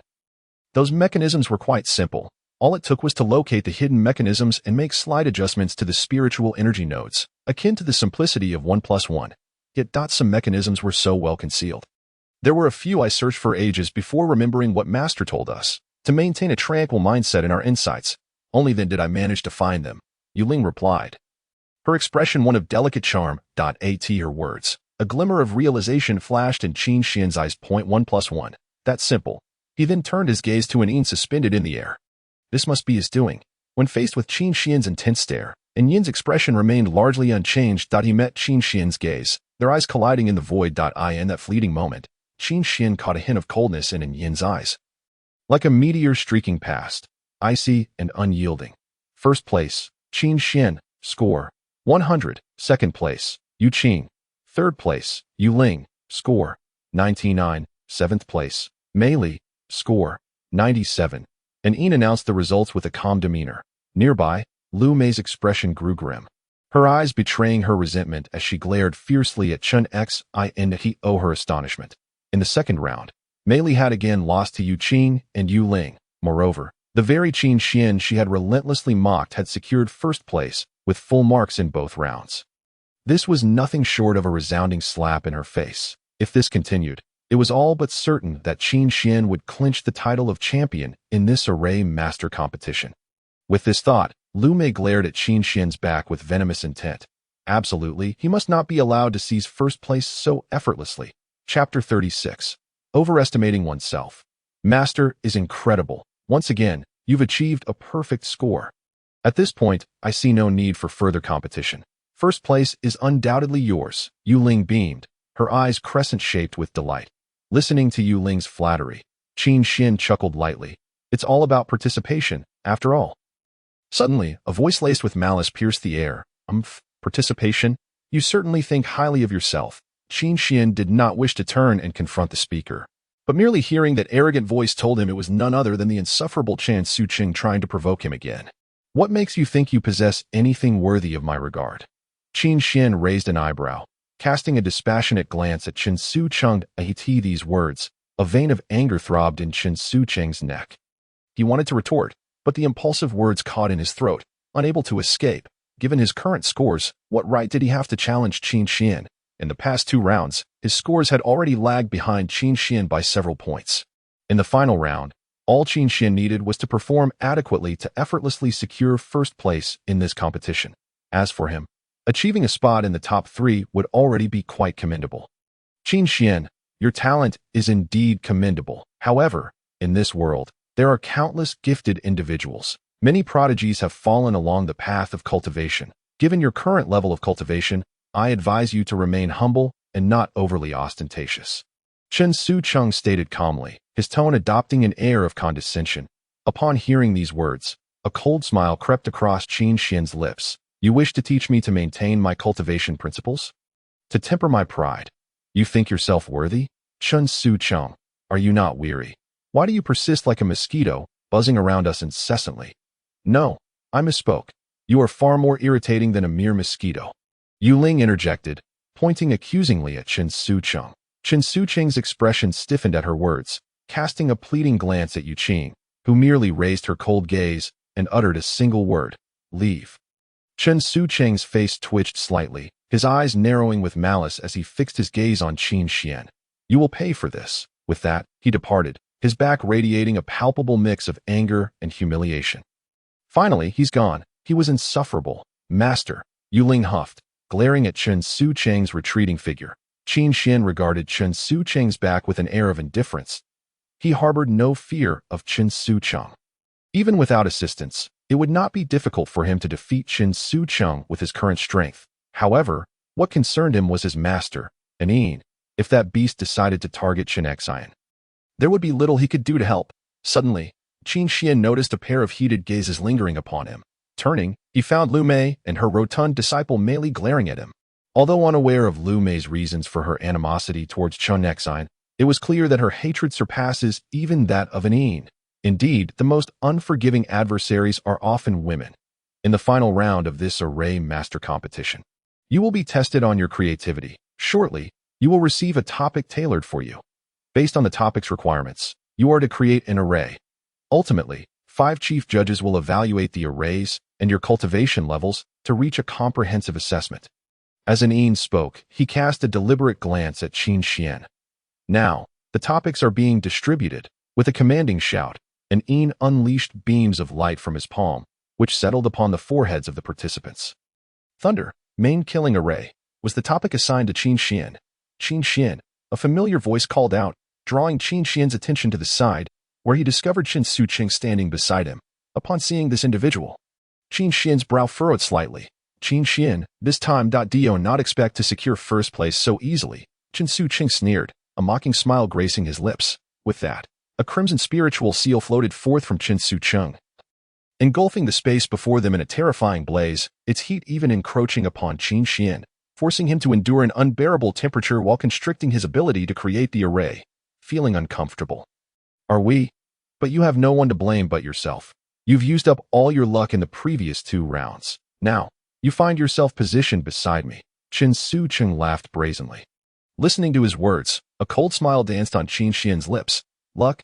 Did he really require luck to win the first 2 rounds? As for how Chen Sucheng ended up beside him, was he truly unaware of his own misfortune? In this competition, standing alongside him, it was uncertain who would be the lucky one or the unfortunate one. Upon this realization, Qin Xian resolutely extended his palm forward, from which a terrifying spiritual seal began to float forth. As the seal descended before him, it unleashed a bolt of lightning that instantly shattered the relentless flames of Chen Sucheng. Witnessing this scene, the smile on Chen Sucheng's face abruptly froze. What is happening? Has your luck run out as well? Qin Xian regarded Chen Sucheng with a mocking smile curling at the corners of his lips. Upon sensing Qin Xian's derision, Chen Sucheng quickly regained his composure. His gaze turned icy as he fixed his eyes on Qin Xian. You are merely a young lad at the Divine Mansion realm. Yet you dare to confront me head-on within the formation. Truly, you are overestimating yourself. In the next moment, another lightning spiritual seal surged forward from Qin Xian, the white lightning rampantly sweeping across the space, ultimately landing upon Chen Sucheng's fiery spiritual seal with an unexpected ferocity. In the end, it completely obliterated the spiritual seal that Chen Sucheng had painstakingly condensed, reducing it to mere spiritual energy powder that dissipated into the air. Overestimating oneself. A cold smile graced Qin Xian's lips as he locked his gaze on Chen Shuqing. Is it merely you? Chen Shuqing's lips twitched slightly. He was at a loss for words that ultimately, he could only glare at Qin Xian with a face as cold as frost. This was not the first time Qin Xian had looked down upon him so disdainfully, yet it seemed that, from the very beginning, Qin Xian had never regarded him as a worthy opponent. Contemplating this, Chen Shuqing felt a surge of anger boiling within him, his spiritual energy roiling like a turbulent river. Chapter 37. What is the boundary? Today, I shall make you realize just how overconfident you truly are. Chen Shuqing bellowed. Immediately, a terrifying aura of spiritual energy surged around him, enveloping his body in a blazing inferno akin to armor. Numerous fiery spiritual seals floated forth from his palm, heavily descending before him, while the flames expanded like a ferocious tiger pouncing at Qin Xian. Yet Qin Xian stood his ground, confronting the onslaught with unwavering resolve. Subsequently, several flickering bolts of lightning manifested upon his arm. With a slight thrust of his right hand, blue-white spiritual seals cascaded forth like fluttering sheets of paper. However, when these ethereal sheets landed ahead, they erupted with a terrifying lightning force in an instant. Lightning and flames intertwined, devouring one another in a fierce contest, neither side yielding ground. Witnessing this spectacle, Lu Mei on the elder's seat erupted into boisterous laughter, her mirth echoing like a bear's roar in the valley. This lad's luck is truly poor. He has encountered Master and Yin's disciple, with Master and's disciple's formation looming nearby. How can Qin Xian stabilize his output of spiritual energy to solidify the formation? As Lu Mei spoke, she occasionally glanced at Chen Xian, hoping to catch a glimpse of the concern she yearned to see on Chen Xian's face. Yet Chen Xian's gaze remained entirely fixed away from Qin Xian, to the point of showing no worry whatsoever. Humph, continue your charade. Once the results are revealed, you shall realize just how ignorant you truly are. Lu Mei cast a resentful glance at Chen Xian before returning her attention to Qin Xian, a cold smirk dancing on her lips. This time, I shall observe how a genius of the divine mansion realm defeats a formation master of the heavenly realm. Qin Xian, do not overestimate yourself if you persist in this contest of endurance. Your spiritual energy will not suffice to solidify a formation. I advise you to humbly beg for mercy and bow to concede, and I might consider not disrupting your performance with such a concession. The formation you create in this round, though perhaps somewhat flawed, should still secure you a place in the top 10 given your previous score accumulation. Otherwise, should you fail to solidify even half a formation, your score for this round will be 0, and forget the top 10. You might not even make it into the top 100. Chen Shuqing's words echoed in Qin Xian's ears. Qin Xian scoffed derisively, a cold grunt escaping his lips. Bow to him for a ranking? Allow him to dictate his standing. Chen Shuqing does surely he overestimates himself. As for exhausting his spiritual energy, that is utterly inconceivable. Young man, do you even comprehend what you are saying? Qin Xian shook his head at Chen Shuqing. Upon hearing this, Chen Shuqing's expression suddenly dulled. What did he mean by that? How could I possibly exhaust my spiritual energy? A sinister smile crept across Qin Xian's face. In an instant, the previously tranquil spiritual energy in this space began to surge violently, rolling like tumultuous waves. Chen Shuqing was taken aback by this sudden shift, gazing at Qin Xian in astonishment. You wish to drag this out? I shall gladly accompany you. Qin Xian's gaze was filled with an otherworldly intensity as he locked eyes with Chen Shuqing. In that moment, the surging spiritual energy enveloped Qin Xian, flooding into him like rain pouring onto parched earth, causing him to radiate with a flickering lightning aura, his momentum escalating rapidly. Before long, the previously depleted spiritual energy within Qin Xian surged back to life. Chen Shuqing stared in shock at Qin Xian, bewildered by how this individual could possess such astonishing speed in absorbing the world's spiritual energy. Is he even a normal human? Seeing Qin Xian's spiritual energy swell once more, Chen Shuqing refused to be outdone, striving to absorb the world's spiritual energy himself. If he could seize more energy than Qin Xian, surely defeating him would remain a simple task. However, as Chen Shuqing endeavored to absorb the spiritual energy, he found the atmosphere around him alarmingly depleted, starkly contrasting with the torrent surrounding Qin Xian. Attempting to draw in the energy felt like trying to sip from an empty bottle. All that emerged was the air he had exhaled moments ago. This bizarre scene caused the elders to exchange glances, their expressions shifting.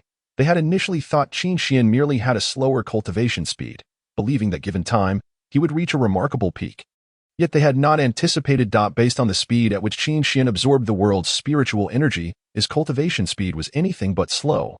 He could even be deemed a prodigy. Meanwhile, and Yin's expression darkened. Astonished that Qin Xian could exhibit such prowess. How is this possible? I am a heavenly realm powerhouse, yet my ability to absorb spiritual energy is being eclipsed by him.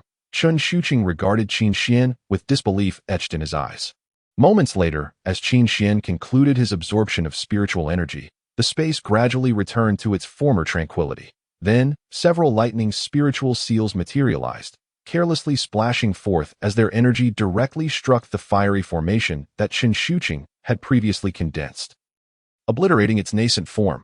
If you concede now and bow to me, you still have a chance to secure a place in the top 20. Qin Xian's lips curled into a mocking smile.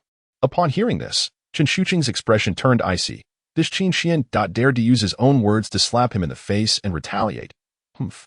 What does it matter if you recover quickly? The chasm between our realms is an insurmountable gulf that you shall never cross. Qin Shuqing roared, and in the next instant, several fiery spiritual seals surged toward Qin Xian's formation, brazenly attacking. This was an outright violation of the competition rules. Bang! The terrifying shockwaves radiated outward, causing those nearby to gasp in alarm. The boundary between realms? Qin Xian smiled coldly. Just then, he resumed absorbing spiritual energy as though it were an endless abyss, his aura swelling with each passing moment. Not long after, Qin Xian's presence underwent a remarkable transformation. His realm ascended from the pinnacle of the first level of the Divine Mansion realm to the third level. What is the boundary? Indeed. Qin Xian provocatively regarded Qin Shuqing. If the boundary is indeed an insurmountable chasm, then I must be a giant, effortlessly traversing the divide. Qin Shuqing gazed at the current Qin Xian as if he were a monstrous aberration. Suppressing his inner shock, he quickly replaced his panic with a facade of calm, gritting his teeth and defiantly declaring, "Humph, what does it matter if you've broken through? As a third-level Divine Mansion realm cultivator, how can you compare to me, a fifth-level Heavenly Realm master?" With that, Qin Shuqing unleashed a fiery spiritual seal that crashed to the ground, the flames spreading like a dense forest, swiftly encircling Qin Xian's formation. Qin Xian's eyes flickered momentarily before some flames coiled around his left arm, and a crimson spiritual seal erupted from his palm. Charging toward the encroaching flames, in an instant, the fiery spiritual seal that Qin Xian manifested transformed into a colossal wave of flame, engulfing Qin Shuqing's fire. Qin Shuqing's pupils constricted. He had not anticipated Qin Xian's spiritual seal attack to be so overwhelmingly fierce. Sweat trickled down his face as he glared at Qin Xian with fury, summoning terrifying spiritual energy from within to continue battling him with spiritual seals. "There remains half the time," a cold voice echoed. Qin Xian glanced at an Yin and Qin Shuqing, clearly indicating that an Yin was urging Qin Shuqing. Qin Shuqing looked up in astonishment, discovering his master, an Yin, was regarding him with indifference. Half the time remains? As this thought crossed his mind, Qin Shuqing turned his gaze back to Qin Xian, who now had a stable nascent formation, merely awaiting completion. As for himself, Qin Shuqing directed his gaze towards the desolate expanse before him. "Humph, I shall let you off this time." Qin Shuqing coldly regarded Qin Xian. A look of intrigue danced across Qin Xian's face. Subsequently, with a flick of his left hand, Qin Xian unleashed a fiery spiritual seal that swiftly engulfed the spiritual seal Qin Shuqing had just conjured. "What exactly do you intend to do? I have already stated that I would spare you this time, so do not overstep your bounds." Qin Shuqing's eyes widened in fury as he glared at Qin Xian. A cold smirk curved Qin Xian's lips as he nonchalantly replied, "You claim you will let me off, but did I ever say that I would spare you? You." Qin Shuqing seethed, pointing angrily at Qin Xian, his expression darkening ominously. "Very well. You wish to stir trouble, do you? Then I shall oblige. Since you do not wish for me to compete fairly, you shall not compete either," Qin Shuqing declared icily. In an instant, a more formidable aura erupted from within Qin Shuqing, his hands enveloped in blazing flames, his entire upper body engulfed in fire. Simultaneously, several fiery red spiritual seals floated from his palms, plummeting towards Qin Xian like meteors.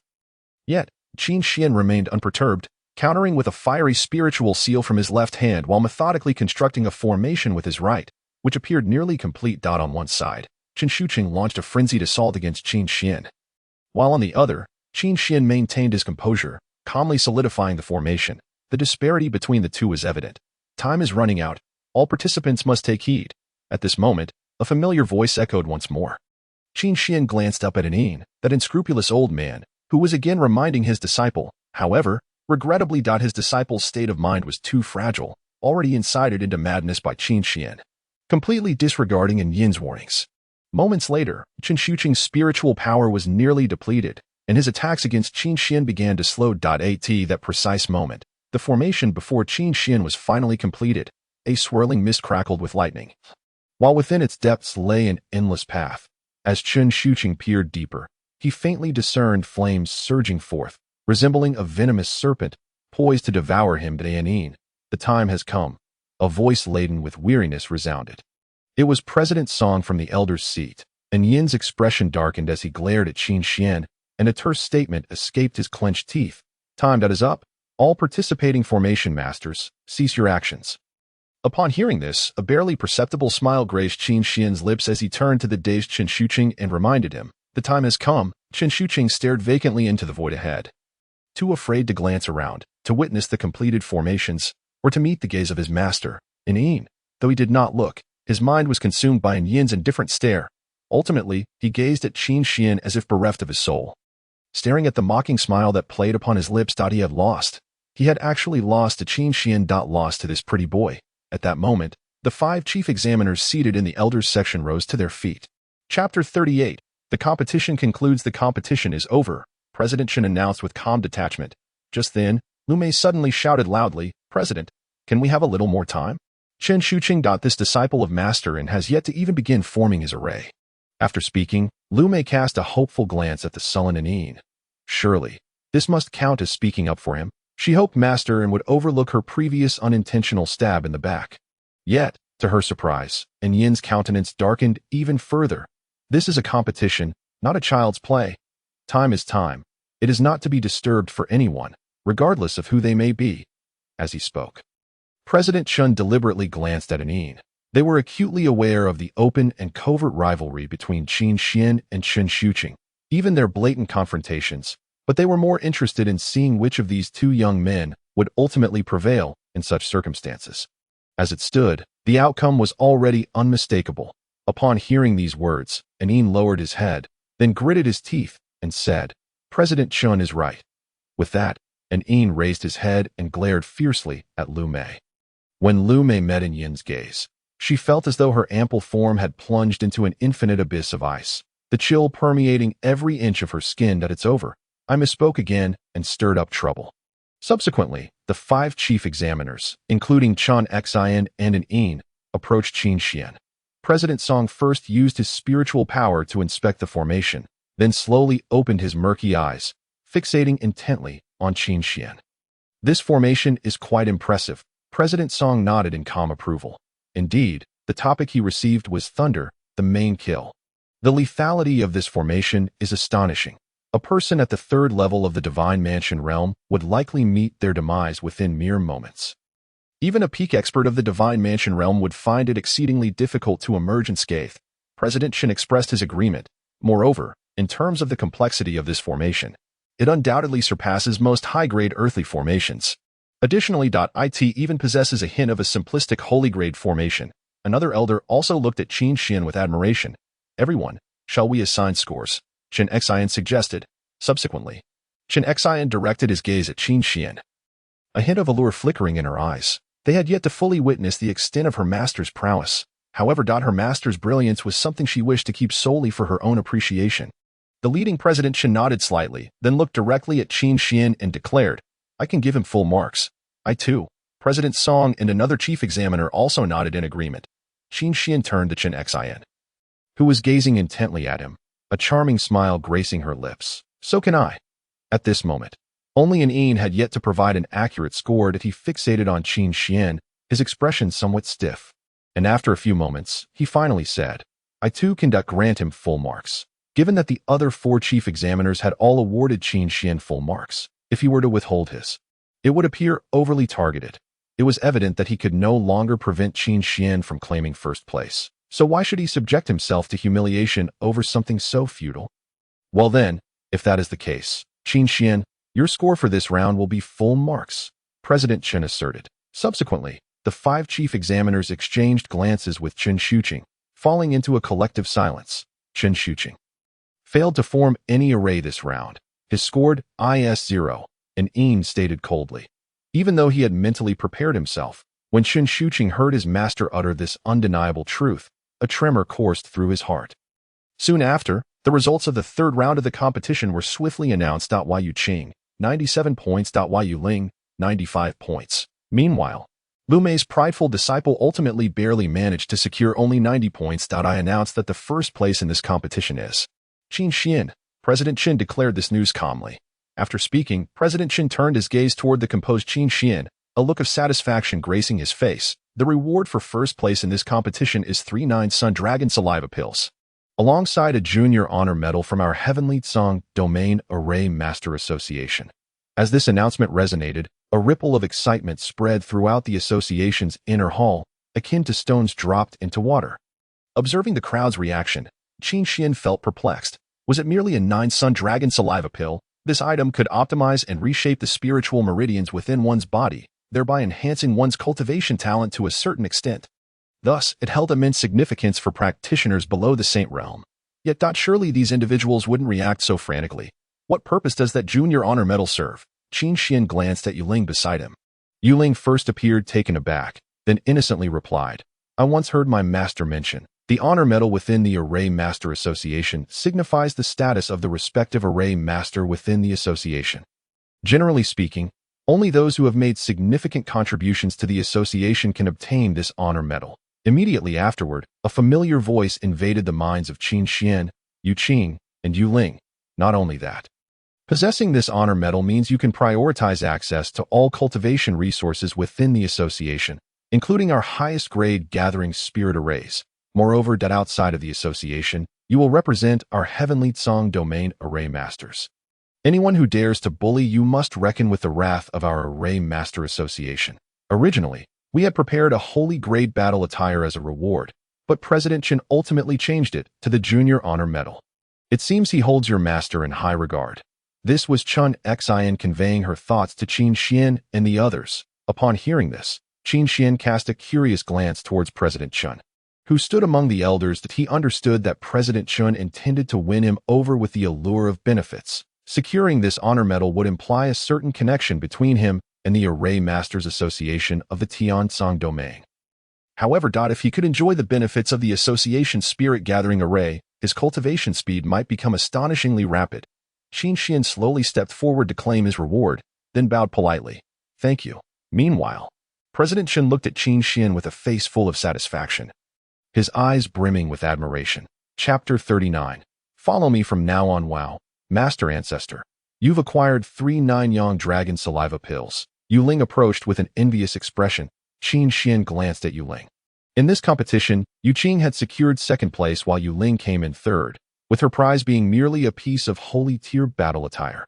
Here, take one. Qin Xian produced a white pill. Yu Ling accepted the pill, her face radiant with joy as she looked at Qin Xian, before throwing her arms around his neck, her entire body suspended against him, exclaiming, Master Ancestor, you are too wonderful. You are simply the best man in the world. The sweet fragrance of the young girl wafted into Qin Xian's nostrils. Once Yu Ling descended from him, Qin Xian stepped forward again, handing Yu Qing a pill. Take this and cultivate diligently. Yu Qing paused momentarily before accepting the pill. Thank you, Master Ancestor. No need for pleasantries. Qin Xian affectionately ruffled Yu Qing's hair. The primary function of the 9-Yang Dragon Saliva Pill is to refine the cultivator's physique and smooth the flow of their spiritual veins. However, with Qin Xian's current physique and spiritual veins, he hardly needed such a thing. Suddenly, Qin Xian sensed a tremor beneath his feet, distinctly perceiving that it was not a quake from the earth below, but rather a vibration emanating from the ground. Turning around, he found it was indeed Lu Mei again. What brings you here? Qin Xian positioned Yu Ling and Yu Qing behind him, confronting Lu Mei alone. Lu Mei scrutinized Qin Xian, then gritted her teeth and remarked, You are quite impressive. Clearly not just a pretty face who can beguile people. Now, I can offer you an opportunity. Qin Xian remained silent. Leave Chen Xian and follow me from now on. I promise you a life of indulgence. Everything Chen Xian promised you, I will not withhold. I won't impose such high expectations on you like she did. You can do as you please, and I guarantee you will be comfortable every single day. As she spoke, a glint of greed crept into Lu Mei's gaze as she looked at Qin Xian. Witnessing Lu Mei's demeanor, a twinge of panic surged within Qin Xian. What do you want? He could not help but retreat a few steps. Follow me. Lu Mei's gaze bore into Qin Xian, her expression increasingly aggressive. You. Qin Xian stepped back another 2 paces, and Lu Mei mirrored his movements forward. You are inferior to Chun Xian in every regard. You possess not a single quality that can compare. Even a strand of Chun Xian's hair is worth cherishing more than you. Qin Xian summoned a surge of energy within him to utter these words. Upon hearing them, Lu Mei halted her advance. Qin Xian noticed her head droop, and at that moment, her eyes darkened ominously. Then came the sound of cracking bones, like the lightning that strikes before a storm. Repeat that. Lu Mei's voice was low and menacing. Observing her shift to a cold demeanor, Qin Xian suddenly found his courage. A cold smirk appeared on his lips. Repeating it would yield the same result. You are utterly incomparable to Chun Xian. With that, Qin Xian's spiritual energy stirred within him, and his mind rapidly formulated an array. Lu Mei roared in fury, her fists clenched, and her eyes glinted with murderous intent as she regarded Qin Xian. You brazen little wretch, today, I will ensure you learn a lesson. Qin Xian's gaze flickered. Then he pulled the dazed Yu Qing and Yu Ling back to that moment. A terrifying flame erupted from beneath their feet. When Qin Xian halted, he realized the fabric of his chest had been singed by the flames. You will come to know that your greatest mistake in life was associating with Chun Xian. Lu Mei, hands ablaze, exuded a fierce battle aura. Hearing this, a wave of fury surged within Qin Xian. For him, encountering her 18 disciples was the greatest fortune in this world. He shielded Yu Ling and Yu Qing behind him, feeling his spiritual power boil over. Its released might, astonishingly, was not diminished even in the face of Lu Mei. A sacred realm powerhouse. Stay behind and do not get hurt. Qin Xian instructed without looking back. Master. Why Yu Ling and Yu Qing gazed at Qin Xian's back, bewildered. You are merely at the divine mansion realm. How could you possibly compare to me? Killing you is as easy as squashing an ant. Lu Mei sneered. While she spoke, Qin Xian had already completed his array. Yet, before it could take effect, a far more terrifying array erupted from beneath Lu Mei's feet. Its spiritual light shooting skyward, enveloping her corpulent form. Qin Xian blinked in surprise. Before he could turn to look, the familiar sweet fragrance wafted into his nostrils once more, followed by a pair of jade-like hands gliding over his body. Are you all right, Master? Qin Xian looked at the anxious Chun Xian, feeling somewhat reassured as he shook his head. That wretched fat woman dared to strike at you while I was absent. If you lose even a single hair, I will surely peel the fat off her body, piece by piece. Chun Xian glared furiously at Lu Mei, her eyes ablaze with killing intent. Yu Ling and Yu Qing observed Chun Xian, realizing that their master had never appeared this furious or terrifying before. Moments later, Lu Mei, battered and bruised, struggled free from the array. Upon seeing Chun Xian, the disheveled look on her face vanished, replaced by palpable hatred. Chun Xian. Lu Mei forced this name through gritted teeth. Chun Xian. Her expression as cold as ice, fixed her gaze on Lu Mei, her body emanating boundless spiritual light, resembling a goddess from the heavens. Lu Mei, I tolerated you previously only to spare President Song's face. That does not mean I fear you. Today, since you intended to harm my master, I shall not let you go unscathed. Chun Xian declared frostily. Not let me go. Just you? Lu Mei's lips curled into a mocking smile. In the next instant, a surge of spiritual light surged towards Lu Mei, an invisible force numbing her body, and in that moment, it was as though an irresistible power twisted Lu Mei's bones, snapping 2 of her fingers beneath her layers of flesh. Lu Mei's hefty frame collapsed onto the ground. Facing the sky, she curled her body around her injured hands, trembling and breaking out in a cold sweat. If there is a next time, it will be as simple as severing 2 of your fingers. Chun Xian scoffed. Lu Mei lay on the ground, listening to Chun Xian and the others depart, not daring to look back. For these sacred realm powerhouses, a crippled body could be remade, but Chun Xian's earlier methods were not ordinary attacks. Such an assault was utterly devastating. It rendered her incapable of recovering those 2 thumbs ever again. Lu Mei gasped heavily, casting her gaze skyward, still feeling a lingering dread as she murmured, the path of array mastery has reached its pinnacle. If Chun Xian had truly wanted to kill me, there would have been no chance of survival. Chapter 40. Xianqin Money House. In the days following the competition, Qin Xian rested within the palace of Chun Xian, while his disciples, observing Qin Xian idly passing the time, began to emulate him and cease their diligent cultivation. To encourage his disciples to persevere, Qin Xian resolved to concentrate on his own cultivation. However, unexpectedly, Qin Xian's cultivation speed was astonishingly rapid. In just 3 days, he advanced from the 3rd to the 5th layer of the divine mansion realm. Such a pace thoroughly demoralized his many disciples, prompting them to begin questioning the value of their efforts. If you continue like this, do not blame me for being unkind, especially you, Ling. If you do not break through to the 4th layer of the heavenly realm, do not blame me for being harsh. Chen Xian observed her disciples with a detached demeanor. Faced with her sternness, the disciples finally regained some motivation to cultivate.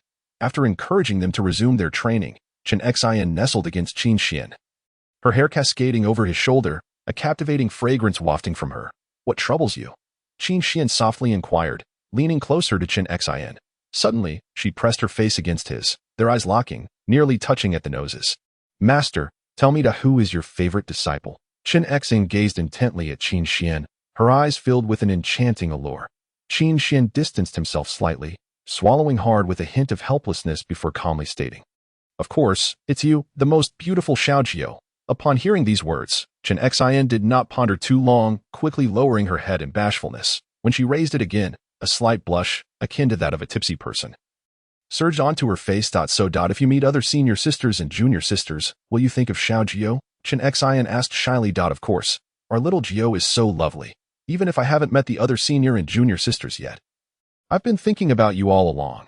As he spoke, Qin Xian playfully pinched Chen Xian's tender cheek, though he found it difficult to meet her enchanting, water-like gaze. After uttering this, Qin Xian suddenly recalled something and grasped Chen Xian's shoulders.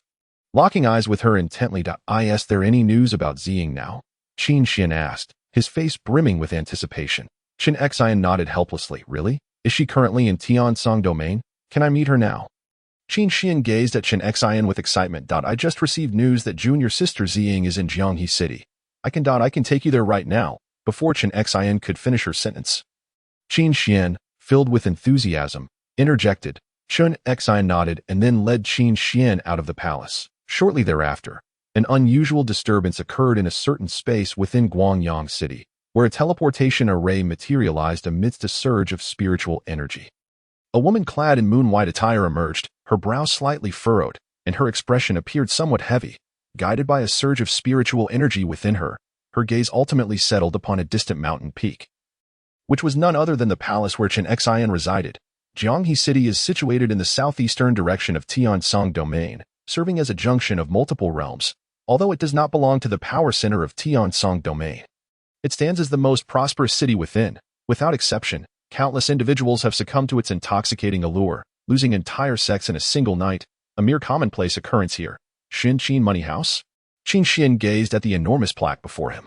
Yes, this is indeed junior sister Ziying's bank. Chen Xian grasped Qin Xian's hand. Qin Xian stared at the familiar characters on the plaque, momentarily enveloped in silence. Qin Xian, he mused, a gentle smile gracing his lips at the thought.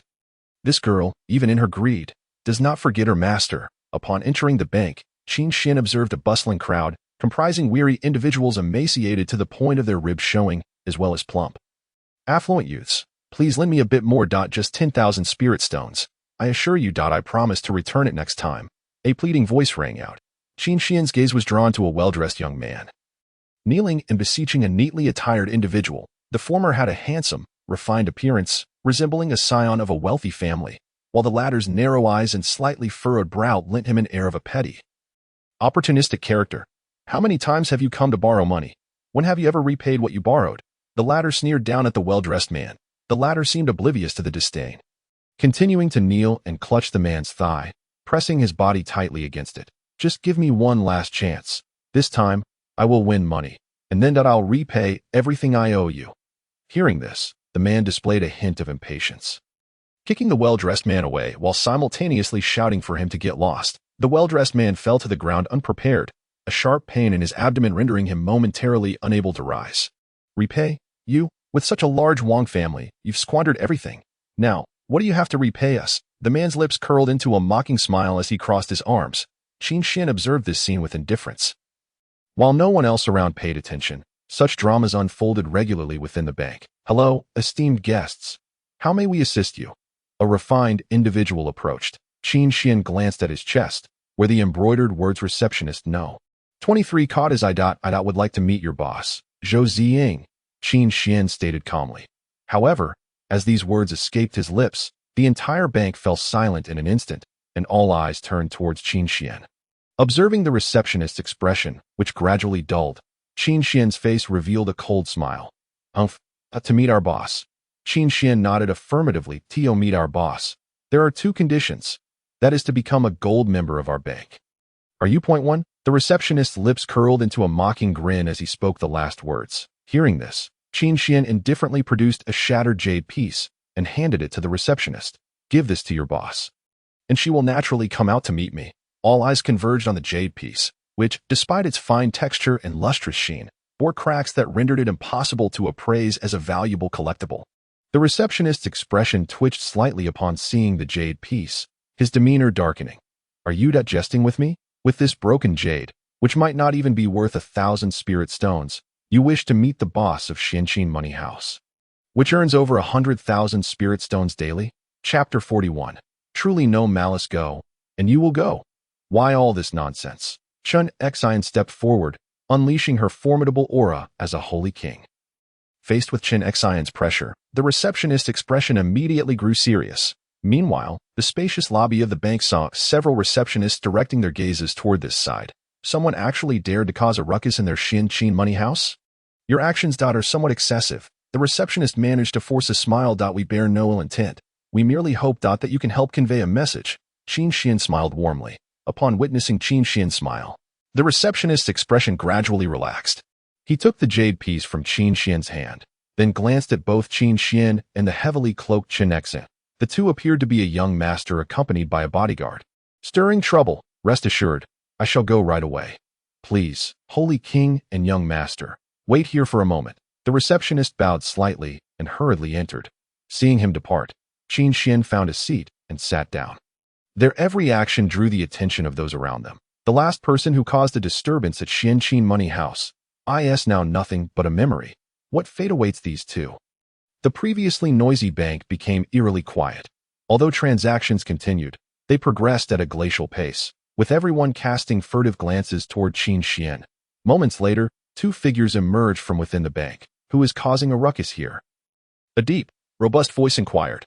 Qin Xian turned to see 2 remarkably similar muscular men, their bodies radiating an aura of combativeness. Even their mere walking caused their muscular frames to ripple with each step they took. The ground trembled slightly. "Is it you two?"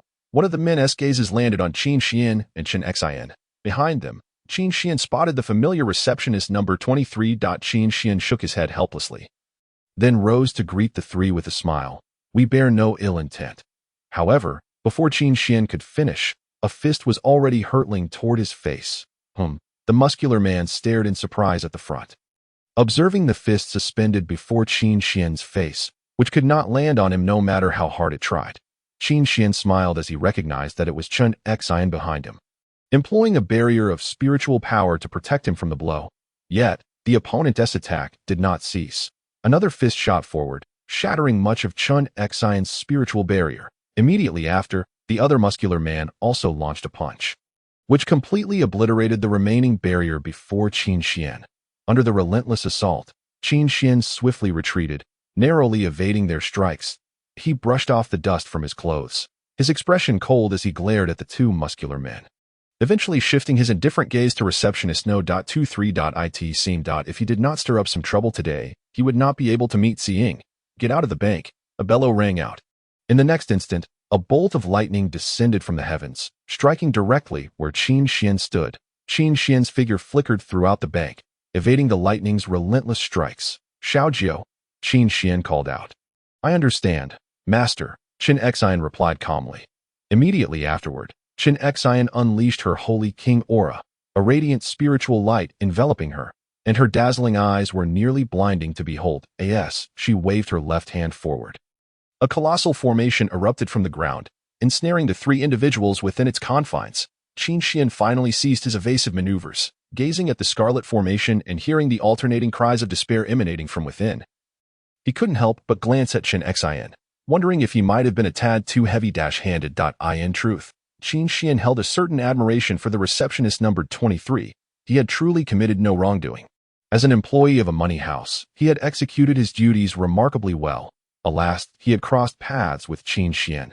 Just as Chen Xian was about to respond, the formation began to tremble violently, and the ethereal barrier suspended before everyone manifested a series of cracks, which quickly widened until it shattered into shimmering dust. Seize those two. They must not be allowed to create a disturbance here. The receptionist 23 exclaimed indignantly. Yet before they could approach Qin Xian, another formation emerged beneath their feet, soaring skyward and enveloping them entirely. After witnessing this formation, Qin Xian couldn't help but turn to Chen Xian and ask, "Could it be that I have been too lenient?" Chen Xian offered no reply. She had yet to exert her full power. What she was currently doing was merely escalating the situation to lure Ziying out. Moments later, the three individuals escaped from Chen Xian's formation. "Wait," Qin Xian called out, his voice clear.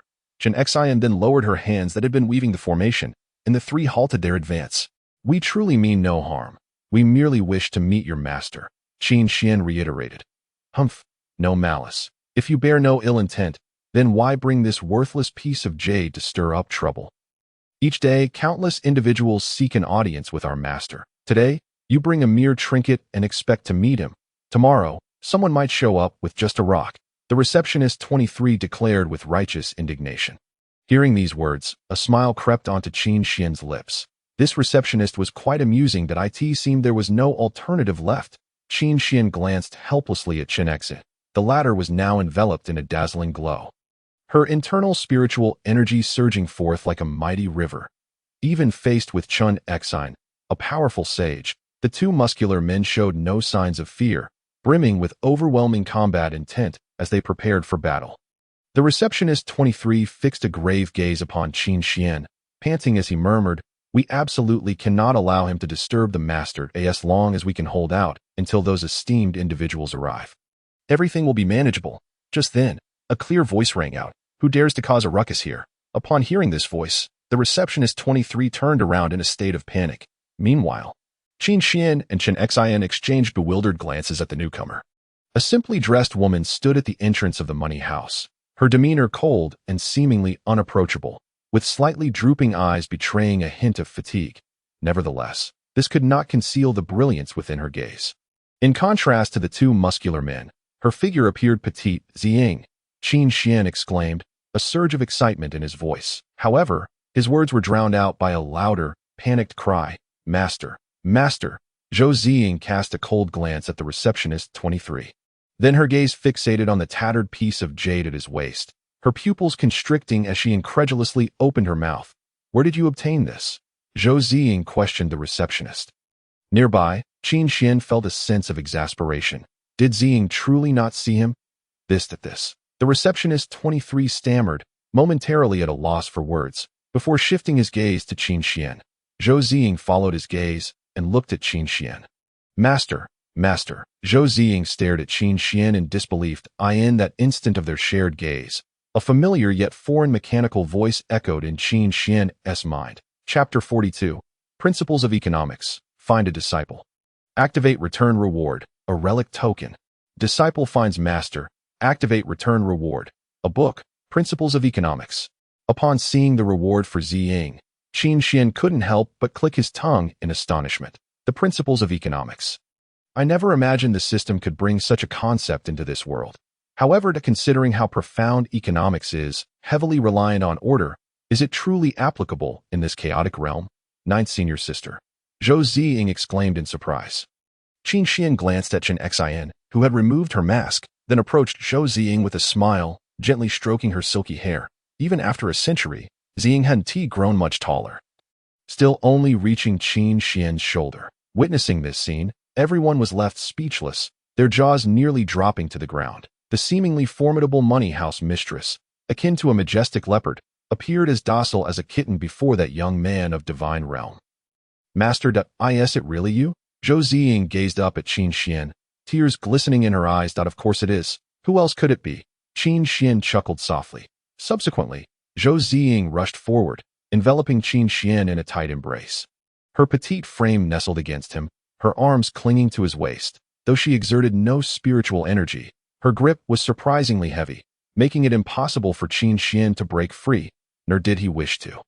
Soft sobs emerged from her, and Qin Xian felt the dampness on his chest. There, your master is right here. Qin Xian gently caressed Zhou Ziying's head.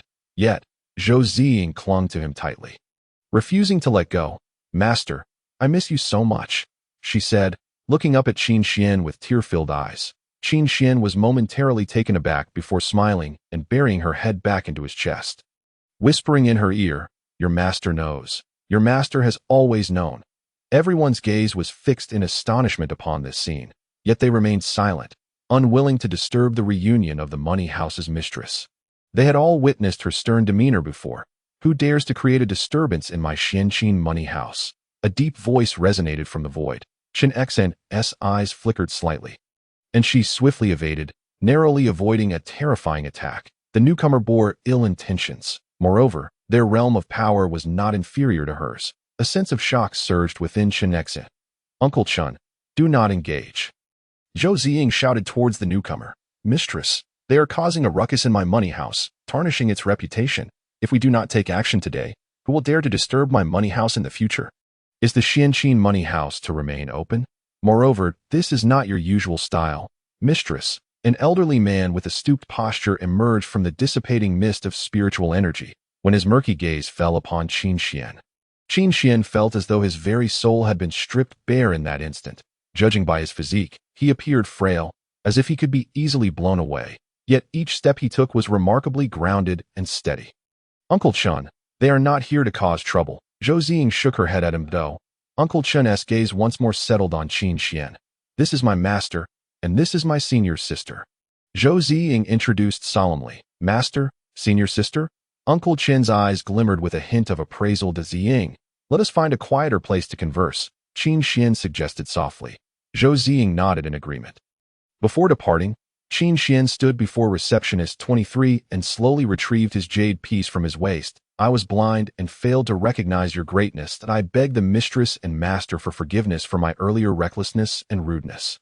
The receptionist 23 knelt deeply, bowing his head. Zhou Ziying looked down coldly at him, then turned her icy gaze towards the other two muscular men.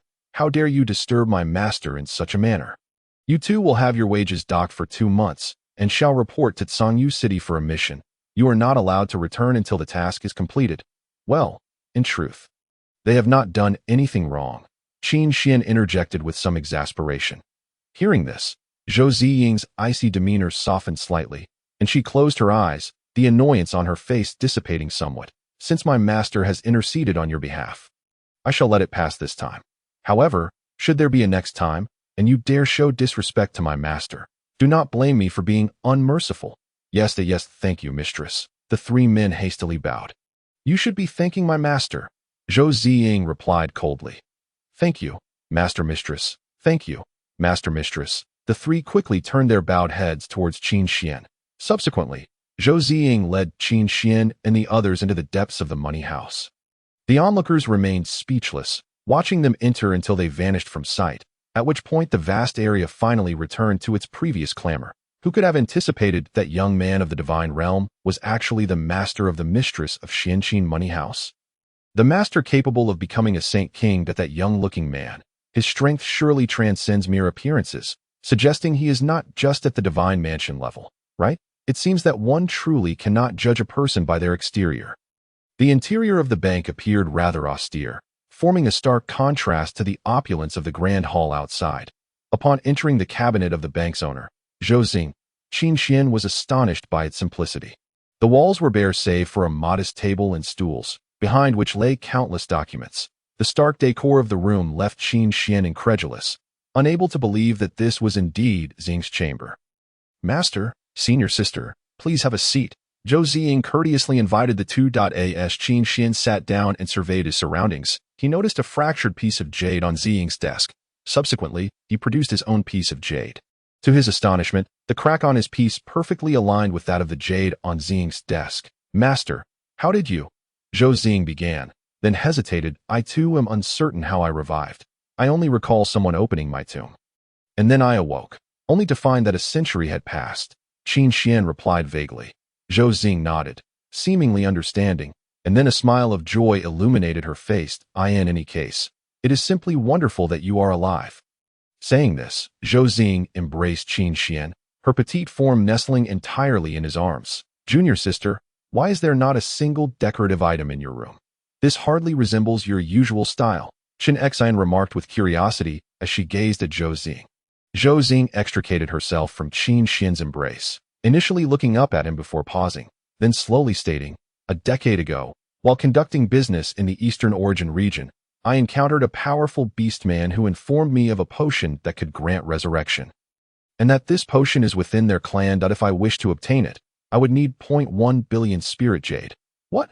1 billion spirit jade? Qin Xian exclaimed, standing in shock. Qin Xian's expression darkened as well. It is worth noting that spirit jade is an even more precious cultivation resource than spirit stones, and 1 billion spirit jade is equivalent to a staggering 100 billion spirit stones. Such a price could easily purchase an entire realm. Could it be that such a potion truly exists? Qin Xian fell into deep contemplation. Initially, I was somewhat skeptical, but now, Master, you have returned to life. Haven't you? Zhou Xing smiled brightly at Qin Xian. Qin Xian responded with a smile, diverting his gaze back to the empty room. Xing had once been so fond of wealth, yet she had worked even harder to provide for herself. Living a life of simplicity, these years must have been arduous for her. With this thought, Qin Xian embraced Zhou Xing once more, gently stroking her hair. But it is simply wonderful that you are still here. Master, Zhou Xing said in a soft, delicate voice. Of course I am here. I have always been. Qin Xian whispered tenderly in her ear. Suddenly, an idea struck him, and he handed Zhou Xing a book, Principles of Economics. Zhou Xing opened a few pages, somewhat bewildered, but to her surprise, her eyes brightened with excitement, and she leaped into Qin Xian's arms. Master, thank you so much, Zhou Xing exclaimed joyfully.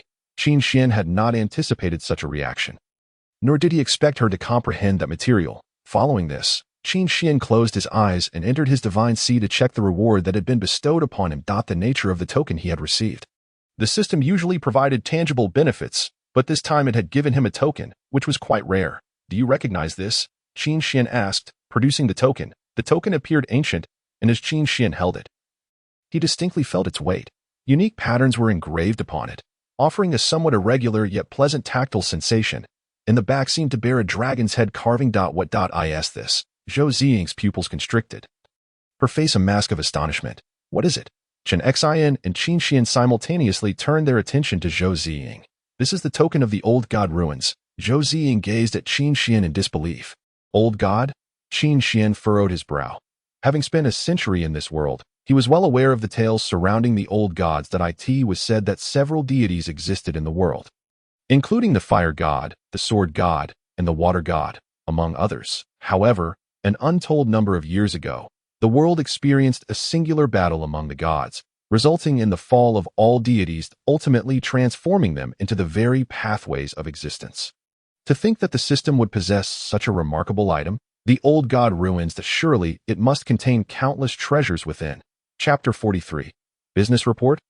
Owner, an elderly voice echoed from outside the door. Through the door, Qin Xian spotted an aged figure standing outside. Uncle Chun, is there something you need? Zhou Xing inquired. A guest has arrived from outside the bank. It is a rat man from the Eastern Origin Mouse Clan. Uncle Chen replied, his voice weary. Eastern Origin Mouse Clan? Qin Xian's gaze flickered. I will be there shortly. Zhou Xing called out to the door, then turned to address Qin Xian and Qin Xian. The Eastern Origin Mouse Clan is the one I mentioned earlier. The clan that possesses the resurrection potion. In this world, aside from the human race, there exist numerous other races, such as the Eastern Origin Mouse Clan and the Snow Wolf Clan, all categorized under the term Beast Clan. Furthermore, Qin Xian had a female disciple who hailed from the Celestial Spirit Fox Clan within the Beast Clan. Upon entering the reception room for gold card members, Qin Xian finally felt the opulence of the Xianqin Bank, dispelling the earlier impression of Xing's frugal office. Owner Zhou. Qin Xian observed a rat-like figure rise, its small, round black eyes drawing attention to its protruding snout. With sharp incisors visibly exposed, it extended its hand in greeting. Its long attire failed to conceal its abundant fur. Elder Masebo, Zhou Xing remarked coolly. Elder Masebo's gaze swept over Qin Xian before lingering on Chen Xian for a moment. Might I inquire what brings you here to our Xianqing bank? Zhou Xing interrupted Masebo's scrutiny. Masebo chuckled lightly, then replied nonchalantly, Did you not wish to purchase a potion from my clan previously? Owner Zhou, I have come to confirm that, if you still wish to acquire it. We can sell it to you now, just as we previously agreed, for 1 billion spirit jade. How does that sound? Upon hearing this, Zhou Xing smiled calmly. Elder Masebo, you jest. 1 billion spirit jade is quite an exorbitant price. How could a mere woman such as myself possibly afford it? Even if I were to sell this bank, I might not be able to gather 1 billion spirit jade, Zhou Xing stated with a serene expression.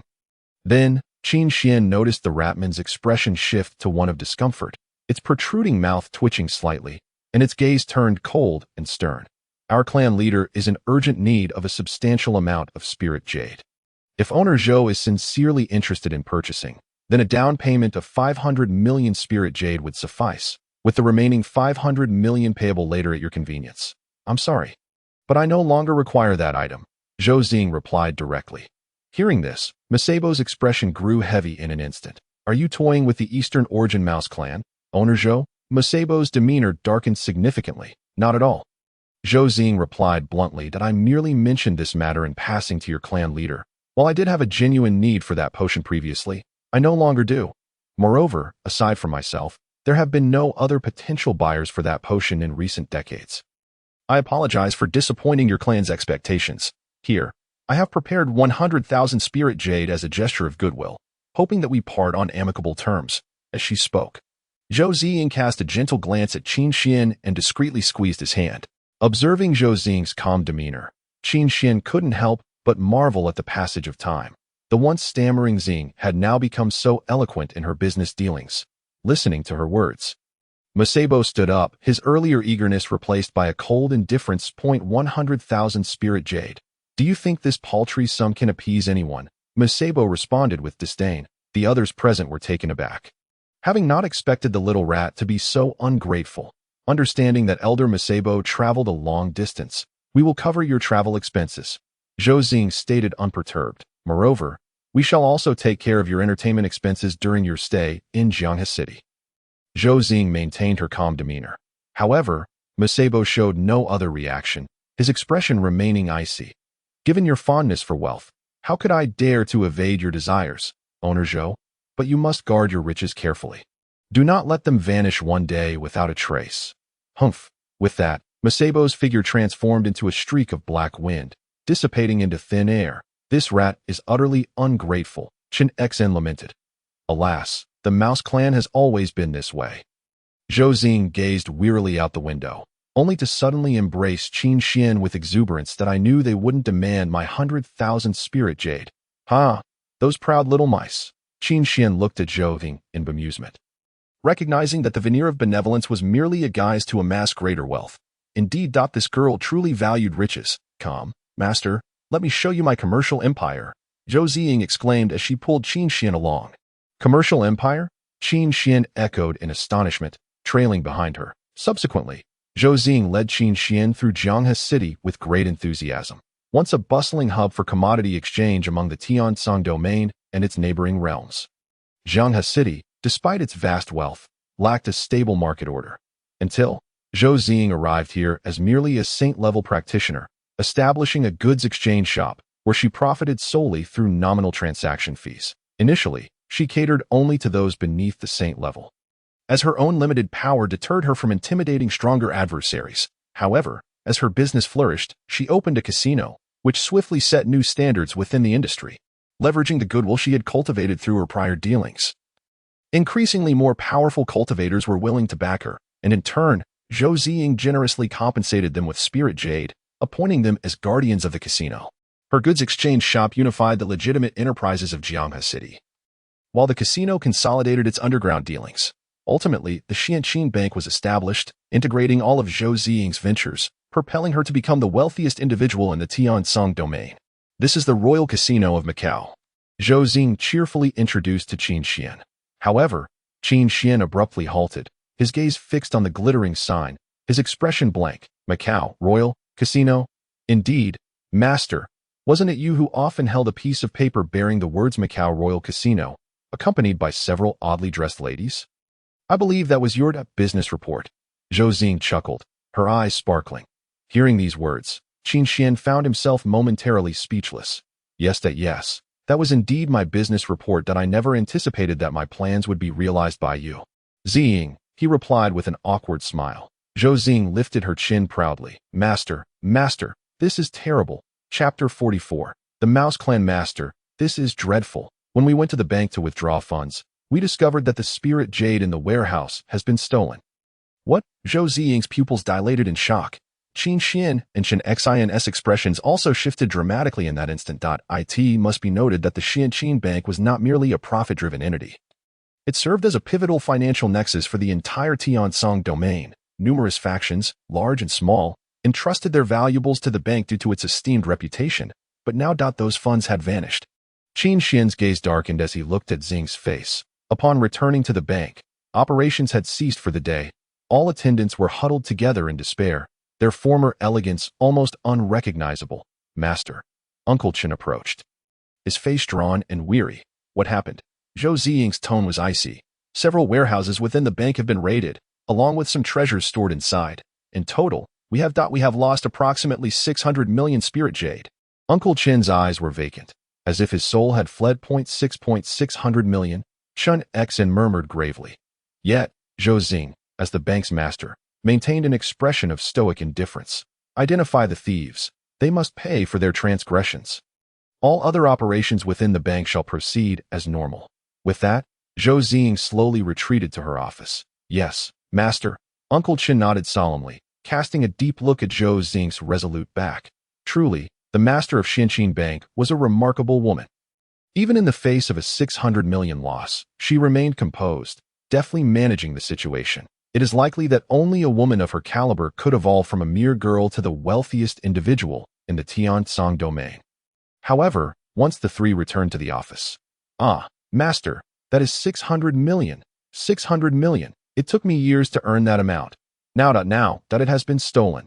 Zhou Xing leaned weakly against Qin Xian, tears soaking his chest as her sobs echoed in the empty office. There, I believe in you, Xing. You will earn it back soon. Qin Xian gently stroked her head. Zhou Xing raised her gaze to meet his, but after a moment, buried her face once more. 600 million. Sob. All right. Master is here. Master will help you recover that 600 million. Qin Xian reassured her, patting Zhou Xing's back. She struggled to suppress her tears, her eyes glistening as she stared at Qin Xian. You are the best, master. After Zhou Xing calmed down, Qin Xian inquired, in your recent business dealings, have you offended anyone? Offend anyone? I never offend anyone in business. Isn't that what you taught me, master, when a deal fails? We uphold goodwill. Zhou Xing wiped her tears, her eyes reflecting determination. Qin Xian nodded slightly, acknowledging her steadfastness in business matters. However, in the world of commerce, akin to the battlefield, one inevitably makes enemies along the way. Qin Xian remarked with a hint of resignation. A battlefield of commerce? Zhou Xing pondered, her expression momentarily blank. Observing her surprise, Qin Xian felt a flicker of anticipation. Indeed, would she begin to recall her tumultuous history in the business arena? That statement carries profound wisdom. I shall read more on military tactics, as it would be tantamount to learning about business, Zhou Xing declared earnestly. Qin Xian was left speechless by her response at that moment. A series of urgent knocks echoed from outside. What is it? The previously timid Zhou Xing regained her authoritative demeanor, reporting to the esteemed master. During our investigation, we discovered some black fur, which our analysis indicates originates from the South Sea Mouse clan. The voice from outside trembled slightly. Upon hearing this, the three within the office exchanged glances, their expressions shifting. The South Sea Mouse clan. This formidable beast clan resided in the South Sea domain, sharing roots with the Eastern Origin Mouse clan, yet its influence had grown significantly. Moreover, this clan harbored a deep-seated vendetta against their Eastern counterparts. The trio exchanged knowing glances before setting off for the scene of the crime. The storage area for the spirit jade was relatively small, even less spacious than Zhou Xing's office, as mere physical defenses were utterly insufficient. Thus, beneath the formidable array of mechanisms, Xianqin Bank had enlisted powerful array masters to weave potent formations, ensuring the spirit jade was safeguarded within an exceptionally secure array space. Yet now, this confined room lay in disarray, the mechanism shattered, while remnants of the array flickered with faint spiritual light, as if struggling to survive. A trail of fur had been discovered here. Qin Xian observed a tuft of blue and white fur on the ground, soft to the touch, in stark contrast to the coarse fur of ordinary mice. South Sea Mouse Clan? When did we offend them? Uncle Chen seethed angrily. Qin Xian surveyed the scene, finally turning to Zhou Xing. Have you found anything? Yes, Zhou Xing replied, her countenance grave. Found what? Qin Xen stared at them in bewilderment. The location where this tuft of fur fell is far too deliberate, almost as if they were afraid we wouldn't notice. Zhou Xing's gaze hardened as she scrutinized the scattered blue and white fur. Furthermore, the South Sea Mouse Clan is proud and seeks dominance over the various beast clans. Why would they come to our Tiansong domain to steal? Uncle Chen added. Upon hearing this, the others appeared to awaken from a stupor. Could it be? Was the true culprit someone else? Just as confusion permeated the group, Qin Xen stepped forward, absorbing a modicum of spiritual energy from the shattered array. With a flick of her wrist, she sent forth a brilliant beam of light that sped towards the southern region of Jianghe City. What is this? Qin Xian watched in astonishment. This is my spiritual tracking array, though it has distance limitations. I can only pursue if they remain within 100 miles. Qin Xen explained indifferently. The others exchanged glances, and without hesitation, they dashed after the radiant light, in the southern part of Jianghe City. Two figures cloaked in black traversed the area, their heads bowed, faces obscured in darkness. Brother, what if we get caught? The figure on the left trembled slightly. Enough with the nonsense. Hurry up, the figure on the right snapped. As long as we deliver the goods quickly, we won't be caught. With that, their pace quickened. Meanwhile, a stream of violet light swept overhead, and as they gazed upward, the luminescence unhesitatingly penetrated into his body. The man on the left fell to the ground in fright. The other paused momentarily, then seized the fallen individual, intending to press forward. However, before they could rise, a terrifying force descended upon them like an immense mountain, rendering them unable to straighten their backs. It is you who have pilfered the spirit jade from our bank? Uncle Chun glared furiously at the two shadowy figures. One of them struggled to rise. Yet the pressure from the Saint King realm nearly suffocated him, ultimately causing him to collapse heavily onto the ground. Qin Xian and the others watched the two figures with indifference, while Qin Xian remained composed. Speak. Uncle Chun, face flushed with rage, tore away their cloaks, revealing their fur-covered rodent forms. Qin Xian's gaze flickered slightly. Could it truly be the Southern Sea Mouse Clan? We harbor no grievances against your Southern Sea Mouse Clan. Why have you stolen our spirit jade? Uncle Chin's face turned crimson with fury. Search them. Retrieve the spirit jade. Zhou Ziying commanded coldly. Under Uncle Chin's overwhelming pressure, the two rodent beings could offer no resistance. Surrendering themselves to the whims of the bank's Saint Realm experts, report to the master of the bank. And nothing was found. One of the Saint Realm figures said, looking rather embarrassed. Zhou Ziying's brows knitted together. Impossible. Continue searching. Uncle Chin bellowed. Subsequently, the pressure he exerted upon the two rodent beings intensified, and a hint of crimson murderous intent surged in his eyes. Where have you hidden the spirit jade? Speak quickly. Or do not blame me for killing you. Upon hearing this, one of them trembled violently, while the other still endeavored to stand. Let me search. Qin Xian suddenly interjected. Uncle Chun cast a worried glance at Zhou Xing. Although he possessed his own pressure, the rodent being was a Saint Realm expert, while Qin Xian was merely at the Divine Mansion realm. If the other party were to retaliate, he might not be able to protect Qin Xian. Zhou Ziying shook her head, signaling that it was fine. She trusted her master. Qin Xian approached the two rodent beings, casting a glance at their blue and white fur, before fixing his gaze on the one attempting to rise. Humph, a human of the Divine Mansion realm. The rodent elder scoffed. Qin Xian's expression remained unfazed as he continued his slow advance. That aren't you afraid I will kill you? With that, the rodent elder bared his sharp fangs, his head lurching forward. Qin Xian calmly surveyed the rodent elder, attempting to glean some clue from him. Ignorant human. The rodent elder's face betrayed a flicker of rage. In an instant, a terrifying aura erupted from the rodent elder. At the moment Uncle Chin was taken aback, the formidable pressure of the Saint Realm bore down directly upon Qin Xian. A powerful wave surged forth. Abomination, Uncle Chin exclaimed. The sight sent chills of fear through the onlookers for Qin Xian. After all, he was the master of Zhou Xing. When the dust raised by the battle settled, everyone beheld a figure shimmering with golden light, and upon closer inspection, It was indeed Qin Xian. The previous gloom in Zhou Xing's eyes dissipated, replaced by a resolute smile. How is this possible? You, a being of the divine mansion realm, how could you withstand my strike? The rodent elder stared at Qin Xian in disbelief. There are many things you do not yet know. A cold smile curled at the corner of Qin Xian's lips. Dio not harm us. The other southern sea rodent, lying on the ground, let out a heart-wrenching wail. Silence, the rodent elder reprimanded. Seeing this, Qin Xian halted his advance. You may do as you wish, kill or torture, it matters not. The spirit jade is not in my possession, and moreover, you cannot reclaim it, the rodent elder declared defiantly. Ungrateful abomination. Uncle Qin roared. Not in your possession. Then could it be? With the Southern Sea Mouse clan.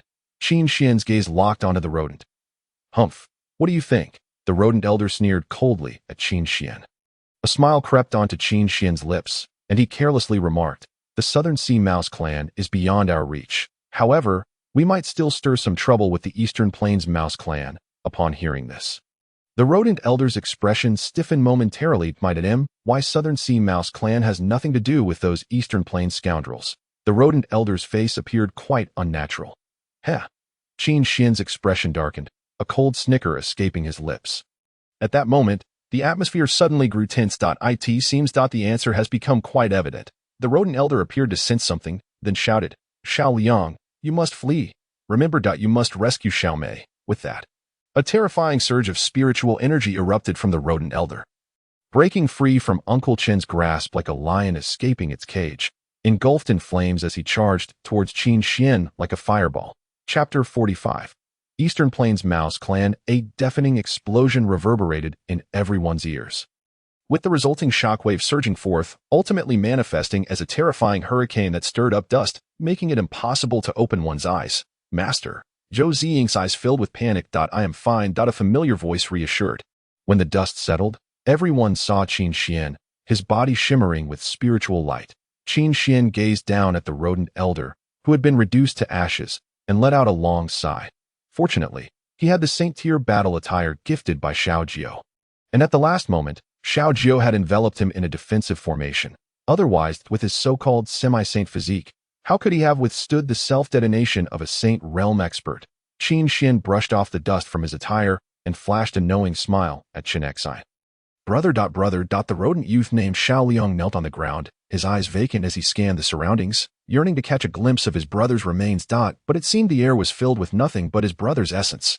He let out a hysterical roar, as if his entire lung capacity trembled, veins bulging on his neck. Was it the Eastern Plains Mouse clan that stole our spirit jade?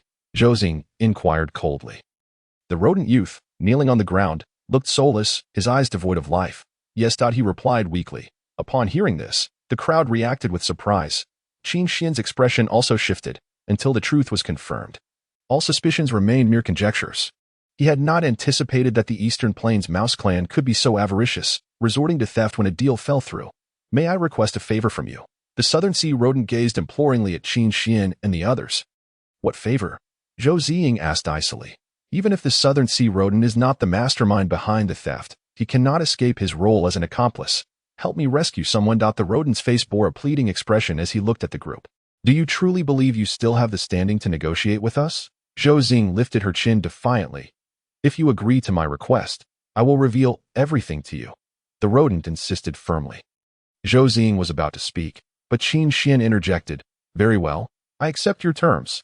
Zhou Xing looked at Qin Xian in confusion. Within the Qin Xian bank, my name is Xu Liang, like my brother and younger sister. I am of the Southern Sea Mouse clan. However, internal competition within the Southern Sea Mouse clan was fierce, and being orphaned, we left the Southern Sea region early to wander and cultivate in other realms, which were truly joyous times. But everything was shattered due to an incident a year ago. Our pride ultimately led to my younger sister being captured by the Eastern Plains Mouse clan. They forced her to engage in despicable acts. My brother, unwilling to accept this, attempted to fight back, but inadvertently offended the Eastern Plains Mouse clan. And attracted the attention of high-ranking Saint Realm experts. My brother and I were no match for them, and were ultimately captured. Then, just as we were about to be executed, Mousebo appeared. He said that if we agreed to assist him with a task, he would free us, as well as our younger sister. My brother agreed. Shu Liang recounted with deep emotion. That task was to steal from my bank, was it not? Zhou Xing asked coldly. Shu Liang averted his gaze from Zhou Xing's piercing eyes.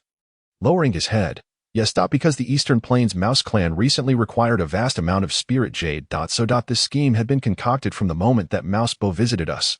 Zhou Xing glared at Shu Liang in fury. Shu Liang avoided Zhou Xing's fiery gaze, falling silent. Why has the Eastern Plains Mouse Clan suddenly needed so much spirit jade? Qin Xin inquired, looking at Shu Liang. Shu Liang raised his head to meet Qin Xin's gaze. Because their young clan leader is to be wed. Shu Liang slowly replied. Wed? The crowd was taken aback. Indeed, the Eastern Plains Mouse Clan has long sought to ally through marriage with the Celestial Spirit Fox Clan. Yet the latter has consistently looked down upon them. However, 6 months ago, the Celestial Spirit Fox Clan unexpectedly agreed to the Eastern Plains Mouse Clan's proposal, with the stipulation that they must provide 15 billion spirit jade as a bride price. Shu Liang explained. The Celestial Spirit Fox Clan? Qin Xian's pupils constricted tightly. Isn't that the clan that Sister Xiaozhi belongs to? Shun Xian exclaimed in shock. Qin Xian's expression grew grave. His 13th disciple, named Li Xiaozhi, was a direct descendant of the Heavenly Spirit Fox Clan. However, she had been cast aside due to internal family strife and was eventually taken in and raised by Qin Xian, who accepted her as his disciple. The various beast clans within the East Yuan domain roamed freely.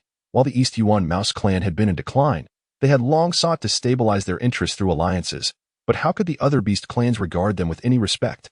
The fact that the Heavenly Spirit Fox Clan would agree to ally with the East Yuan Mouse Clan likely stemmed from the threat posed by the Crimson Flame Wolf Clan. Chen Shu remarked gravely. If these two clans were to forge an alliance, the Heavenly Spirit Fox Clan would be able to temporarily stand unafraid of the Crimson Flame Wolf Clan. Moreover, the East Yuan Mouse Clan could take advantage of this opportunity to reorganize internally. Chen Shu added meaningfully that if they successfully allied, then reclaiming those spirit jades would become exceedingly difficult for us. Zhou Xing's expression turned extremely serious. Can you still get in touch with Xiaozhi? Qin Xian furrowed his brow. Sister Xiaozhi left with the 8th senior sister many years ago. Currently, we are unable to reach them. Chen Xian replied. Hearing this, Qin Xian's heart eased slightly. Following the 8th senior sister, who was steady and had a passion for cooking, her culinary skills had fully inherited the essence of Qin Xian's teachings. If she was with her, then perhaps Xiaozhi would be treated as a backup ingredient. Right. I beg you, please help save my little sister. I will do anything for you in the future. Whatever you need me to do. Even if it means toiling endlessly, I won't complain, Shu Liang pleaded with the group. Although his elder brother had just died in front of them, he bore no animosity towards them. For he understood that the root of all this chaos was that damned Shubo. Just focus on being a mouse, and that will suffice.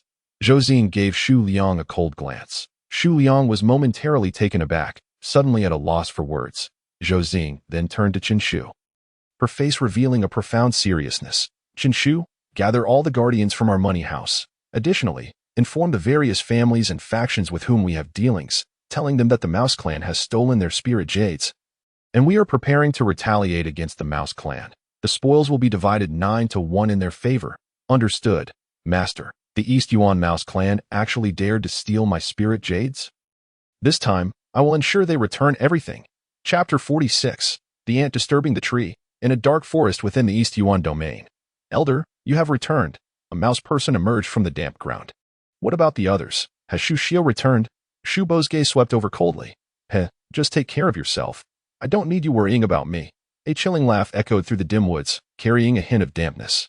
Shu Bo's gaze fell upon a mouse person of similar stature, clad in a gray robe, with coarse gray fur covering his exposed hands. Even a hat could not conceal his protruding mouth. When he grinned, 2 grotesque fangs resembled sharp scythes. I was worried you might not complete the task and jeopardize the clan leader's grand plan. Shu Bo replied indifferently. It was merely a robbery against a small mouse clan. The man named Shu Xiao scoffed, then turned his attention back to Shu Bo. And you? How dare you attempt to steal from the Xin Qin money house? Do you not fear that the entire Tiansong domain will come to hunt you down? It's just the Xian Qin money house. Once we ally with the Heavenly Spirit Fox Clan, what does it matter if the entire Tiansong domain arrives? Shu Bo sneered. He had just received news that the Xian Qin money house had sent someone to negotiate with the South Sea Mouse Clan. This indicated that the Xian Qin money house had yet to uncover the truth and was stepping into the trap. He had set in time. The East Yuan Mouse Clan would grow stronger. while the South Sea Mouse clan would suffer to some extent due to this incident. Foolish humans. With that thought, Shubo erupted into a maniacal laugh, his beady eyes glinting with a chilling light. He then stepped deeper into the dark, dense forest, the territory of the East Yuan Mouse clan, which was quite rudimentary, where even the frailest humans could not survive, but it mattered not. Everything was about to change. Jiang He Ching, thank you all for coming to support us. This time. The theft of your spirit jades is indeed the fault of my Xianqin money house. Therefore, if any of you require loans in the future, my Xianqin money house can increase your original borrowing limit by an additional 50%. Moreover, the interest on the spirit jades you deposit in my money house will also be increased by 5,000. Qin Xian looked at Zhou Xing, who was speaking with satisfaction. It seemed that her years of experience in business had greatly matured her. She now understood how to offer concessions to others to secure greater gains for herself. One must know that this girl had once been notoriously stingy. You flatter me, Master Zhou. The East Yuan Mouse clan has always been rampant and arrogant. We, the people of Tiansong Domain, can no longer tolerate them. A bold middle-aged man stepped forward. Zhou Ziying smiled gently, remaining silent. This campaign against the East Yuan Mouse clan aims to restore the prestige of our Tiansong Domain. Master Zhou's actions have indeed moved us all. Another strong figure sighed. Qin Xian surveyed the gathering crowd, which numbered nearly 100 saints, including no fewer than 10 strong figures at the Saint King level. Such was the allure of wealth. No doubt it was Zhou Ziying's charisma. Esteemed elders, you were too kind. The loss of your spirit jades by my Xianqin money house is indeed a grave error on our part. Please do not flatter me. Zhou Ziying smiled in response. The individuals from these family factions spoke courteously, yet their demeanor was anything but polite. And who might this be? A gaze fell upon Qin Xian. Subsequently, the attention of many powerful figures in the room converged upon Qin Xian. A figure at the Divine Mansion level walking beside Zhou Ziying, accompanied by a Saint King level expert. This person was not ordinary. However, before Zhou Ziying could introduce him, a boastful voice interrupted, a mere Divine Mansion level. How dare you participate in this campaign? Wang'an, you are being outrageous. A Saint King level powerhouse reprimanded. Qin Xian's gaze flickered slightly. It turned out that he was a member of a prominent family at the Earth Realm level. On the battlefield, circumstances can shift in an instant. If anything were to happen to you, no one would come to your aid. Wang'an's eyes glinted with cold amusement as he looked at Qin Xian. No need for your esteemed self to worry. Qin Xian cast a nonchalant glance at him. An Earth Realm level individual, attempting to elevate his own status by stepping on him. This is my master. Though his realm may be somewhat lacking, he possesses the ability to protect himself. If young Master Wang truly cares for my master, you could challenge him to a duel. If my master loses to you, he naturally will not accompany us to the East Yuan domain. Zhou Ziying smiled indifferently. Upon hearing this, the crowd's expression shifted. They had not anticipated that the Divine Mansion level youth was actually Zhou Ziying's master. Wang'an exchanged glances with the Wang family patriarch, then his aura surged dramatically. In that case, I shall take my leave. With that, a terrifying pressure descended upon Qin Xian, as if a colossal mountain had fallen from the sky. Forcefully pressing down on his back, Qin Xian's body erupted with spiritual light, and in that instant he unleashed the might of a dragon and elephant, a low growl of a dragon mingling with the roar of an elephant. As if it could tear apart the eardrums of all present, Heavenly Dragon Elephant Technique. In the same realm, beasts inherently possessed greater strength than humans, and dragons and elephants were the most formidable existences in terms of physical prowess. The Heavenly Dragon Elephant Technique drew from the blood of the mightiest true dragons and the sinews of great elephants, granting the practitioner a physique rivaling that of dragons and elephants. Humph! Mere ants disturbing a tree. Wang'an sneered in an instant. Wang'an's figure darted forward like a striking eagle, his claws gleaming with chilling light, as a terrifying force swept through like a raging wind. Qin Xian stood resolutely like a giant mountain, his face betraying not a hint of fear. Just as Wang'an was about to seize Qin Xian, he suddenly extended a fist, enveloped by a tempest. The wind carrying the wrath of the dragon and elephant. Bang! The shockwave of their collision rippled outward. The crowd barely had time to be astonished at Qin Xian's astonishing display of strength. The next scene left them questioning their own eyes. Wang'an's figure was sent flying far away, as if he were discarded refuse. Meanwhile, Qin Xian remained composed, standing in place, and some keen observers noted that he had not even shifted his footing.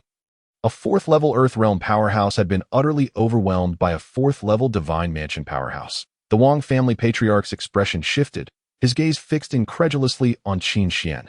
This person, that was not simple. Chapter 47. So it turns out. I concede. Qin Xian surveyed the crowd. The way they looked at him had shifted entirely from their previous disdain. A person with such talent, though currently at a low realm, was merely a temporary circumstance. Backed by the Xian Qin money house, he was bound to become a formidable figure in the future. At that moment, Wang An rose to his feet in a disheveled manner, casting a furious glare at Qin Xian. The spiritual energy within him surging tumultuously. I was careless just now. I shall fight once more. Wang An roared. Enough. Wang An, the clan leader of the Wang family, admonished sharply. Wang An looked in astonishment at the clan leader. And then the spiritual energy within him gradually subsided as if it had deflated. May I inquire your name, sir? The Wang clan leader regarded Qin Xian with a look of respect. I am Qin Xian. He replied calmly. Meeting the clan leader's gaze directly. Master Qin, I am unworthy of such a title. Qin Xian humbly responded. Wang An, why do you still stand there? Losing to Master Qin is indeed an honor. The clan leader shifted his gaze away from Qin Xian. Qin Xian observed the Wang clan leader with a placid expression, then glanced at the other clan leaders, noting their discreet scrutiny of him. Humph, these old foxes. The Wang family initially intended to suppress Qin Xian to establish dominance over the Xian Qin financial institution, thereby securing a degree of influence in the upcoming alliance against them. However, they had not anticipated that Zhou Ziying had already foreseen this, cleverly orchestrating Wang An's duel with Qin Xian to leverage Qin Xian's terrifying talent to intimidate everyone else. Naturally, Qin Xian understood Ziying's intentions. And with a single decisive strike, he elevated the astonishment of the crowd to its peak. Returning to Zhou Ziying's side, he noticed her casting a triumphant glance his way. With this, Ziying's leadership position would likely remain unshaken. Although Zhanghe City was relatively close to the eastern origin domain, a certain distance still separated them. Without a teleportation array, the group had no choice but to travel by spirit vessel. Where is Master? Zhou Ziying inquired, looking at Shen Xian. Master is inside, preparing for cultivation, Shen Xian replied, glancing at Zhou Ziying before his gaze fell on the book in her hands. He then asked, What do you need Master for? I have a question that has long puzzled me. I wish to seek Master's guidance, Zhou Ziying declared, raising the book titled Principles of Economics. Shen Xian was left speechless. Master is currently in seclusion. You should inform everyone to remain vigilant and avoid any disturbances, Shen Xian remarked, slightly furrowing his brow. What chaos could possibly arise from mere cultivation? Zhou Ziying retorted skeptically, regarding Shen Xian with disbelief. Shen Xian merely smiled knowingly, choosing not to elaborate further. Zhou Ziying, puzzled by Shen Xian's warning, dismissed it, believing that it was merely cultivation and could not pose any significant threat. Moments later, the group suddenly sensed that the spiritual energy in this area was considerably diminished compared to other places. Humph, the eastern origin domain, a place overrun by beast tribes, is truly desolate. Wang An scoffed. Young master, it seems something is drifting towards us, someone remarked. Wang An squinted, peering ahead, where a mass of black dots was densely floating. As they drew closer, the dots rapidly coalesced into a black cloud accompanied by a piercing, shrill cry that stabbed at everyone's eardrums. What is that? Wang An said impatiently, covering his ears. Young master. That is. The blackbird beast. Someone exclaimed in alarm. What is there to fear from the blackbird beast? Wang An replied disdainfully. However, there are many blackbird beasts. In an instant, a massive black cloud surged towards Wang An, enveloping him in countless black figures, their shrill cries piercing like needles into his ears. Get away from me. Flames erupted from Wang and the blackbird beasts scattered in an instant. Humph, just blackbird beasts, Wang An sneered coldly. Young master, be careful. The voice came with the arrival of a colossal shadow. Wang An's vision was consumed by the shadow, and the next moment, he was violently hurled away. Landing heavily on the spirit vessel. Young master, Wang An struggled to rise, wiping the blood from the corner of his mouth, then coldly stared at the blackbird beast, muttering, half saint. At this moment, several massive blackbird beasts flapped their wings, trailing behind the spirit vessel. Most possessing half-saint level cultivation, with a few even at the saint level. Humph, merely saints. Wang An scoffed dismissively. Do they dare to disturb us with just these few saints? Do they not know that our spirit vessel houses several mighty saint kings? Suddenly, the spirit vessel trembled violently. What is happening? Many emerged from within the vessel, bewildered by the scene before them. Humans, a furious roar erupted from beneath the spirit vessel. Simultaneously, several saint kings awoke from their meditations. Shortly after, a massive body surged from the ground towards the sky, crashing down onto the spirit vessel, causing others to tremble. Then, a gigantic head slowly rose from below. Its enormous eyes shifted left and right before locking onto Wangen. Its pupils constricting. Saint King. Wangen fell to the ground in terror. Humans, why do you appear here? The immense head gradually opened its mouth. The crowd felt a chill at the sight of that gaping maw. As if it were a black hole. We did not intend to disturb the Saint King's rest. We merely seek passage. At this moment, the Wang clan leader stepped forward, the serpent's eyes fixated on the Wang clan leader. Its enormous gaze seemingly ready to unleash fury. But as soon as you pass through here, the spiritual energy of this realm was whisked away by you. You claim you merely seek passage?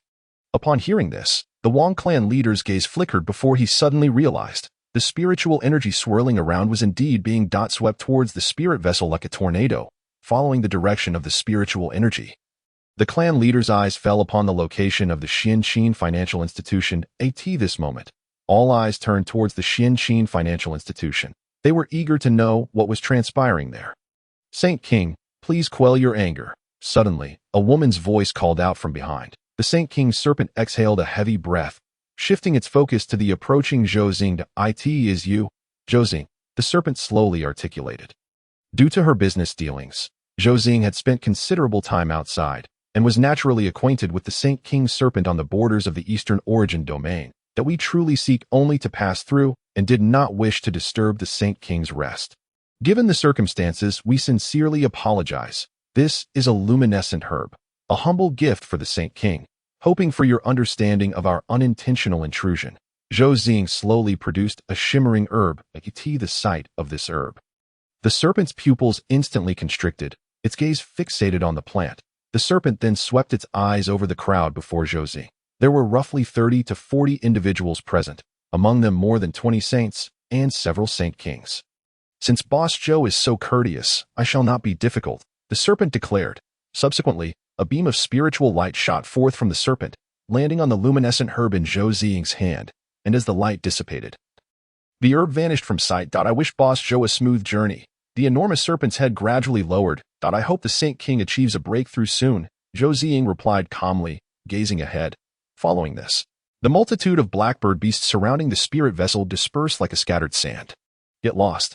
Do not let me see your kind again. Wangen cursed at the retreating shadows.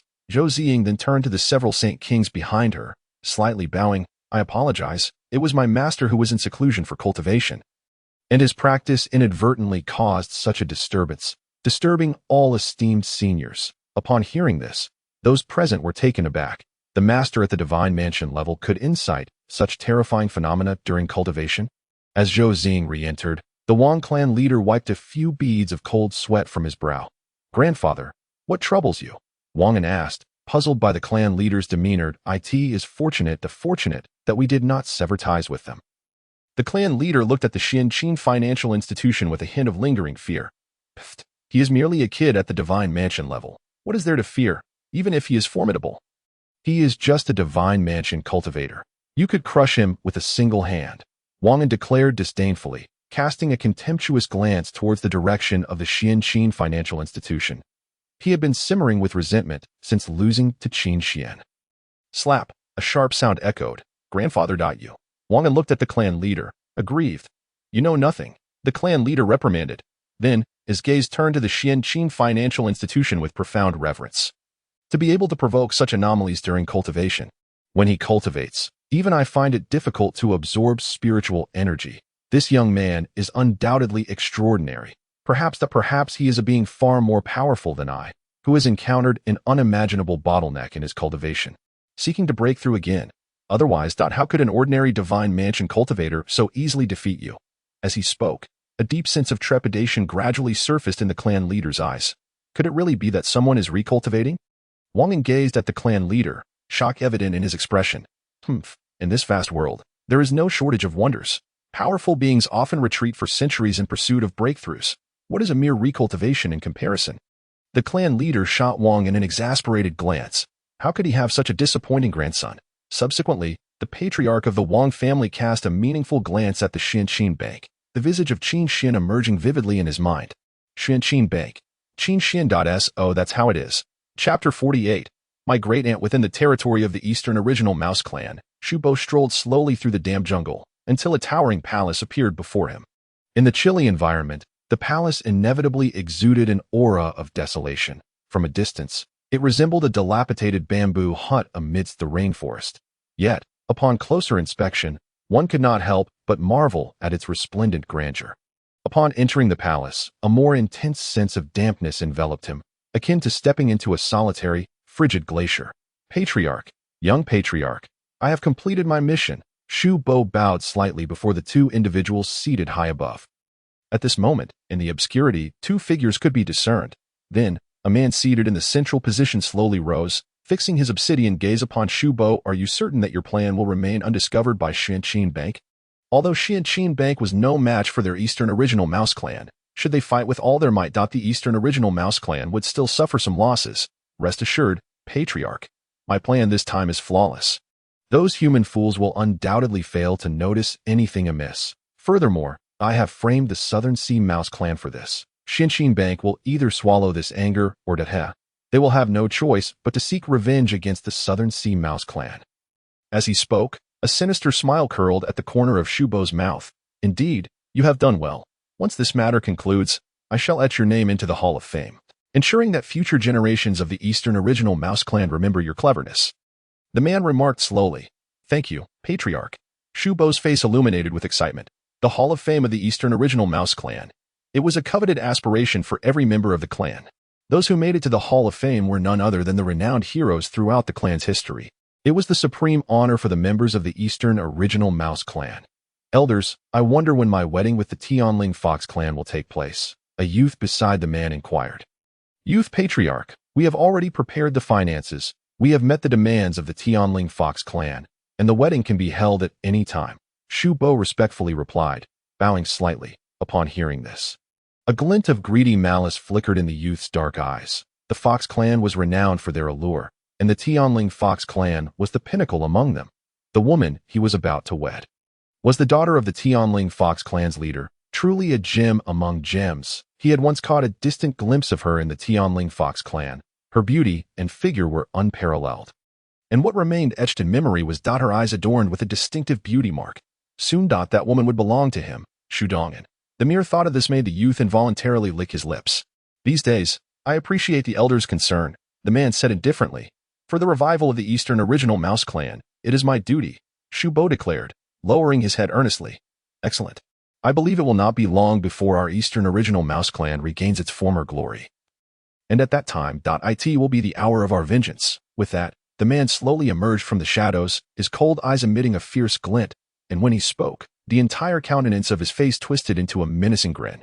When he closed his eyes, a scar could be distinctly seen stretching from his chin to his brow. Patriarch, you are wise. Shu Bo bowed respectfully. Then, the mouse man clenched his fists tightly, eyeing this damp and cold environment. His dark eyes appeared even more chilling, radiating a hint of bloody murderous intent. The Eastern Original Mouse Clan had dwelled in this place for far too long. It was time to seek a better abode. Eastern Original Mouse Clan, come forth. A haughty female voice resonated in everyone's ears. It contained fury akin to a fiery blaze amidst the cold. The patriarch of the Eastern Original Mouse Clan's gaze flickered momentarily, and his expression shifted slightly. At that moment, a spirit vessel of palace-like proportions hovered above the jungle of the Eastern Original Mouse Clan, resembling a heavy cloud looming ominously overhead. Who dares to be so audacious here? The patriarch of the Eastern Original Mouse Clan furrowed his brows. Your great aunt. With that, Zhou Ziying materialized before the eyes of the Eastern Original Mouse Clan. Shou Clan leader. The patriarch of the Eastern Original Mouse Clan fixed his gaze upon Zhou Ziying. His expression neutral as he inquired, what brings you to our Eastern Original Mouse Clan? Shu Qing, do not act coy with me. Zhou Ziying glared furiously at the patriarch of the Eastern Original Mouse Clan, finally pointing at Shu Bo beside him and scolding. You Eastern Original Mouse Clan stole 600 million spiritual jade from my Xianqin Bank. 600 million. Upon hearing this, Shu Qing, the patriarch of the Eastern Original Mouse Clan, cast an irritated glance at Shu Bo. Shu Bo felt the weight of Shu Qing's gaze, initially displaying a hint of panic, which then transformed into a chilling smile. Zhou Clan leader, what are you talking about? We know nothing of this. Shu Bo met Zhou Ziying's gaze, a defiant grin spreading across his face. I did not expect these foolish humans to uncover their own scheme, but even if she has discovered it, So what? How could a mere Xianqin bank compare to our Eastern original Mouse clan? Zhou Ziying clenched her fists tightly, impatience evident on her face. Stop pretending. Shubo. You are the one who stole 600 million spiritual jade from my Xianqin bank. I advise you to return it quickly, or do not blame me for being impolite. Zhou clan leader. I am eager to see how your Xianqin bank will treat us rudely, Shu Qing replied. A cold smile playing on his lips. Patriarch Shu Qing, it has been a while. A steady and powerful voice emanated from within the spirit vessel, seemingly imbued with immense spiritual force, crashing down upon the eardrums of the Eastern original Mouse clan like a heavy hammer. Soon after, a figure slowly emerged before the members of the Eastern original Mouse clan. Wang Linchun. Shu Qing's eyes, as small as beans, narrowed slightly. Following that, several figures appeared, causing Shu Qing's expression to darken further, eventually eliciting a trickle of cold sweat, for there were at least a dozen powerful beings at the Saint King level. These numerous Saint King level experts surrounded Zhou Ziying and a young man in the Divine Mansion realm, seemingly revolving around these two as their focal points. Shu Qing's gaze lingered on Qin Xian for a moment. A mere Divine Mansion realm individual could stand alongside so many Saint Kings. This individual was certainly not simple at this moment. Qin Xian also scrutinized Shu Qing. His entire aura exuded an eerie chill, as if even his blood ran cold. What was even more striking was the scar that stretched from his chin to his brow. Zhou clan leader, I believe there may be some misunderstanding between us, Shu Qing said, his expression strained. Misunderstanding? Very well. Then return the 600 million spiritual jade you stole from us, Zhou Ziying replied coldly. Shu Qing's face turned as cold as frost as he stared directly at Zhou Ziying, falling silent. Eastern original Mouse clan, you have stolen the wealth of Xianqin Bank, thus tarnishing the dignity of our entire Tiansong domain. Today, if you do not provide an appropriate explanation, do not blame us for showing no mercy. Wang Linchun, the head of the Wang family, gazed indifferently at Shu Qing. Qin Xian's eyes flicked toward Wang Linchun, then swept over the numerous Saint King level experts beside him. It seemed that unless they extracted a significant piece of flesh from the Eastern original Mouse clan, it would be difficult for them to leave peacefully. However, it was understandable that under normal circumstances, they would not have this opportunity to plunder from other major powers, having finally gathered a substantial portion of the Tiansong domain. It would be a pity not to reap some rewards. Zhou clan leader. Have you not always sought the herb of resurrection? Now, Shu Qing, with a troubled expression, produced a medicinal herb. I only wish to reclaim my 600 million spiritual jade. Zhou Ziying glared at Shu Qing. It appeared that this wretched mouse had indeed admitted to stealing the wealth. Hearing this, Shu Qing's expression grew even more strained. Following that, a glint of cold murderous intent radiated from Shu Qing's eyes. It seemed that there was no choice but to end things with these people. Chapter 49. The rascally rodents. Immediately after, Mousemen emerged one after another from all directions, their faces filled with trepidation as they gazed at the individuals aboard the spirit vessel. Not long after, 7 or 8 more individuals surged to Shu Qing's side, and without exception, all were powerful beings at the Saint King level. Let these fools of the Tiansong domain witness the might of our Eastern original Mouse clan. Shu Qing bellowed loudly. Instantly, various echoes of agreement resounded throughout the area. Humph, merely a bunch of rats surviving in the crevices, Wang Linchun scoffed. Behind him, Wang observed the throng of mice below, the battle spirit and spiritual power within him surging with anticipation. Qin Xian looked down upon the Eastern original Mouse clan. When they huddled together, they resembled a turbulent, gray-black ocean, undulating like waves. All the Mousemen directed their gazes upward, their dark eyes betraying a profound murderous intent, evoking an unshakable chill deep within. Esteemed elders, as long as we capture Shu Qing, it will suffice. Once we have him, the Eastern original Mouse clan will naturally cease hostilities against us and accept our various conditions.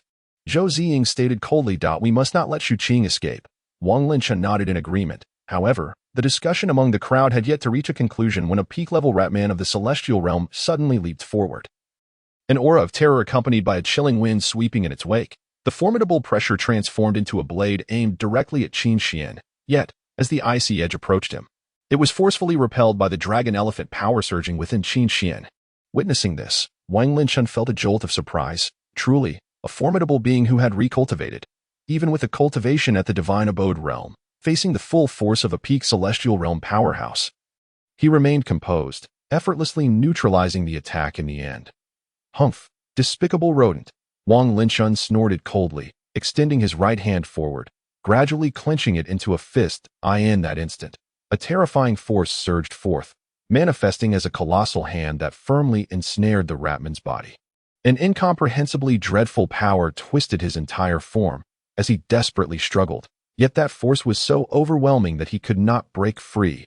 Ultimately, his pupils constricted, bloodshot eyes gazing painfully at the sky, and his body shattered into pieces, descending like refuse. Below, the Dongyuan rat clan gazed upward at the falling rat man, their expressions shifting from initial shock and disbelief to furious outrage. Kill. Slay these people from the celestial domain. A cacophony of thunderous roars erupted, reverberating like heavy thunder in everyone's ears. Waves of furious attacks surged toward the spirit vessel, akin to countless brilliant streaks of light. Bang! With a mere flick of his hand, Wang Linchun effortlessly deflected the Ratman's assaults. Subsequently, Uncle Chen stepped forward, flames swirling around him, and with his palm directed skyward, a torrent of spiritual energy flowed forth, transforming into blinding spiritual light that refracted into terrifying fiery meteors, directly suppressing countless weaker Dongyuan Ratmen. People of the celestial domain, do not be too audacious. A thunderous voice, laden with terrifying might, surged forth. In an instant, Qin Xian's entire line of sight was engulfed by a beam of spiritual light. Master, be careful. Qin Xian's figure was shifted to the rear of the spirit vessel by an array, narrowly evading the residual waves of the Holy King realm. Shortly after, 2 or 3 Holy Kings leaped onto the spirit vessel, preparing to launch reckless assaults. However, they were swiftly subdued by 4 other Holy Kings. Meanwhile, several Holy Kings pinpointed their targets, transforming into streaks of light and shooting forth. The numerous Holy Realm beings aboard the spirit vessel also leaped off, charging directly toward the blood-soaked battlefield. At that moment, Qin Xian suddenly sensed a complex gaze belonging to Wang, and however, when Qin Xian turned to look at him, his figure plummeted like dumplings into the territory of the Dongyuan rat clan. Standing atop the spirit vessel, Qin Xian looked down upon the scene below, where streams of spiritual energy flew like bullets, filling the battlefield with brilliance. Yet, the most striking hue was the splashes of fresh blood, staining half the moist earth crimson. The sun in the sky had yet to set, and the dusky evening clouds seemed to have been tinged with a hint of blood red. Finally, Qin Xian leapt down, landing directly upon a Dongyuan rat man of the Divine Abode realm. There's even a Divine Abode realm brat here. Several Dongyuan rat men slowly encircled him. Qin Xian surveyed them. They were all at the peak of the Divine Abode realm, with only one at the celestial realm. These detestable humans only dare to bully us relying on their superior cultivation. The celestial realm powerhouse looked at the rampaging holy realm beings with a face full of resentment. Today let this brat experience the might of our Dongyuan rat clan. A rat man glared at Qin Xian with malice. Foolish human, a mere Divine Abode realm, yet so oblivious to danger, following these holy realm beings to plunder our Dongyuan rat clan. A Divine Abode realm rat man glared at Qin Xian with a sinister expression that I saw him earlier. He was standing alongside those holy kings. He must be significant to those humans. If we capture him, they will surely withdraw obediently.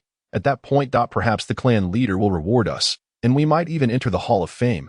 As he spoke, the rat man became increasingly animated in his fantasies. Hearing this, the other rat men looked at Qin Xian with malevolent expressions. Qin Xian met their gaze, his countenance remarkably calm. Human brat, surrender obediently. Otherwise, do not blame us for being merciless. The Dongyuan rat man extended his long tongue. Qin Xian activated the dragon elephant power within him and took a step forward, unleashing a terrifying aura that swept forth like a tempest, causing the 3 rat men to shudder slightly. Unexpectedly, this Divine Abode realm individual could unleash such ferocious might. Yet they did not ponder further. No matter how formidable a Divine Abode realm was, it was still a being they could easily slaughter. Subsequently, 2 peak Divine Abode realm rat men erupted with terrifying power and lunged toward Qin Xian. Qin Xian nimbly evaded their sharp claws, seizing each of their arms. First, he yanked them backward with force, and as their balance faltered, Qin Xian's fist crashed into their abdomens with tremendous force. In an instant, the rat men, diminutive in stature, were sent flying like refuse, blood trailing from their mouths in the air. Witnessing this scene, the remaining rat men's expressions changed drastically, staring incredulously at Qin Xian. Unexpectedly, this Divine Abode realm brat could unleash such astonishing combat prowess? Their mocking gazes darkened, replaced by deep apprehension. This brat is rather peculiar. Let us all attack together. We must not let him escape. The celestial realm Ratman glared at Qin Xian with a sullen expression. Qin Xian coldly regarded the group of Ratmen before him. Soon, he found himself surrounded by several Ratmen. Heh, brat, you will definitely not escape. One of the Ratmen sneered ominously. 4 Divine Abode Realm Ratmen directly sealed off all of Qin Xian's avenues of escape. The celestial realm Ratman hovered in midair, channeling his spiritual pressure downward in an attempt to suppress all of Qin Xian's movements. However, Qin Xian merely unleashed the dragon elephant power within him, directly tearing apart the celestial realm Ratman's pressure. Immediately afterward, Qin Xian's figure flickered amongst the 4 Divine Abode Realm Ratmen, a terrifying might continuously coiling around their bodies. When Qin Xian's hazy figure finally became clear, the Ratmen were already gravely injured, powerless upon the ground. Seeing this, the celestial realm Ratman's gaze flickered. Yet, before his foolish brain could react, Qin Xian's indifferent face appeared before him. The next moment, he faintly heard the resonant sound of dragon elephant thunder, and then felt an immense weight pressing upon his chest, making it difficult to breathe. A powerful arm seized his neck, and he stared with constricted pupils into Qin Xian's indifferent eyes. Crack! The sound of shattering bones echoed. The celestial realm Ratman fell helplessly to the ground. His eyes devoid of life. At that moment, Qin Xian suddenly sensed a bloodthirsty gaze. He looked over, weaving through countless figures, finally landing on a young Ratman. From the youthful Ratman's small eyes, Qin Xian perceived boundless fury. Gazing at the uniformity of the Ratman faces, Qin Xian felt an odd sense of familiarity. And upon recalling, he finally recognized him beside Mouse Qing, the leader of the Dongyuan rat clan. Subsequently, Qin Xian noticed that he was holding the rumored herb capable of resurrecting the dead. When Qin Xian met the young Ratman's gaze again, his figure had vanished. The next moment, he appeared merely a few steps away from Qin Xian, a human of the Divine Abode realm. His voice rang coldly in Qin Xian's ear.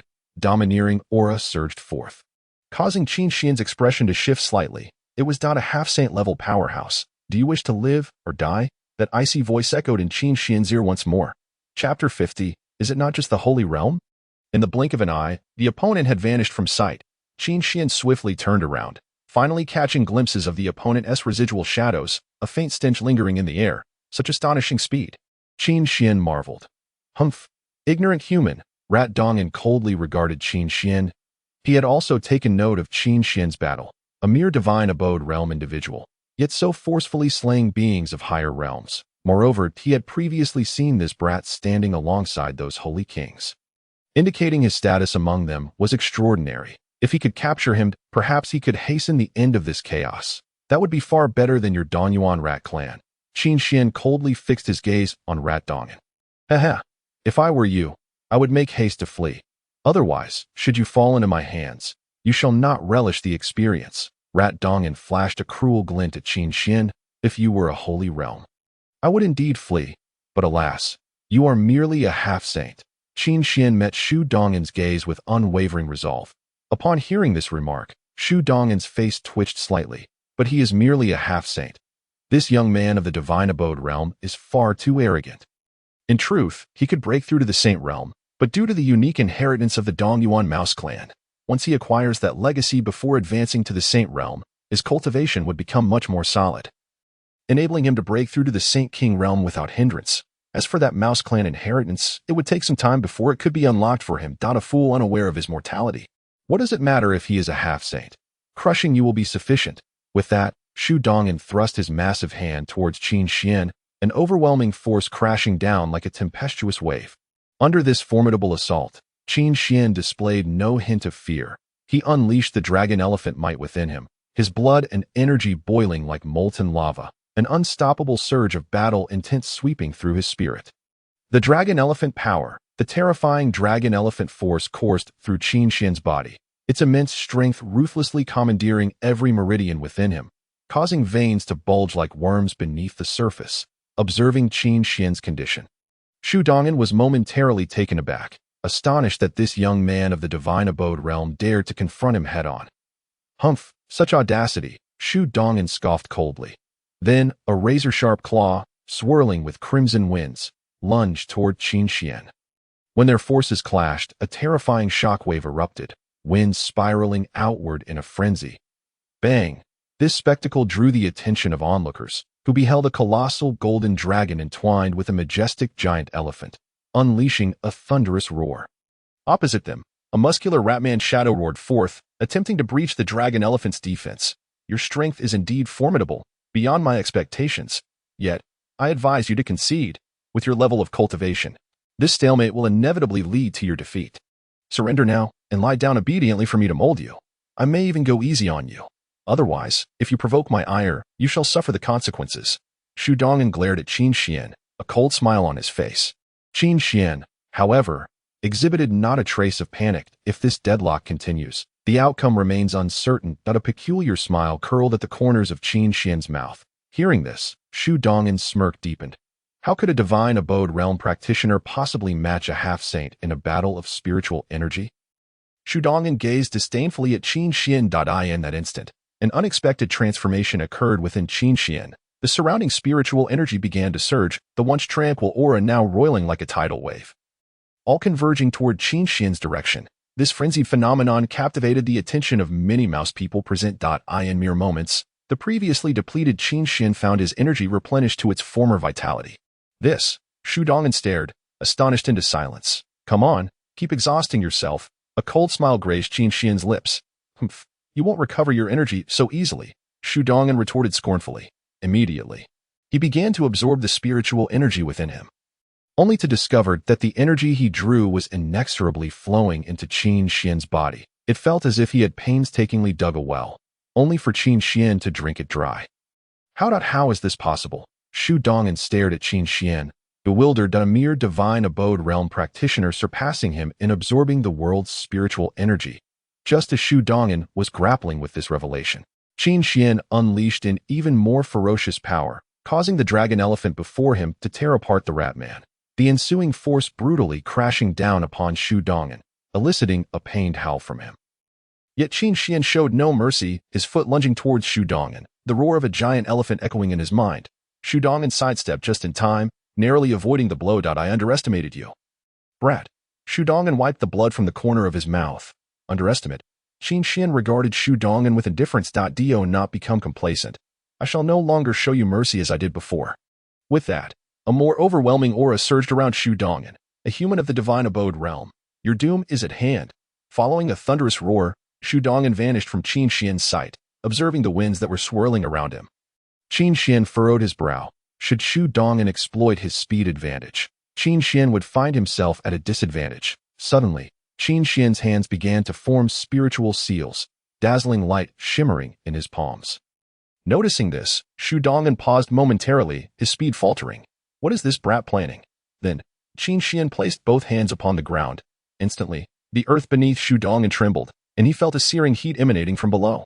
In the blink of an eye, a massive pillar of molten magma erupted from the ground, the scorching heat singeing a patch of fur from him, leaving a painful crimson mark. At that moment, Qin Xian leaped forward, and when Shu Dongan turned to look, a fist filled his entire field of vision. His face was violently struck, sending him sprawling away.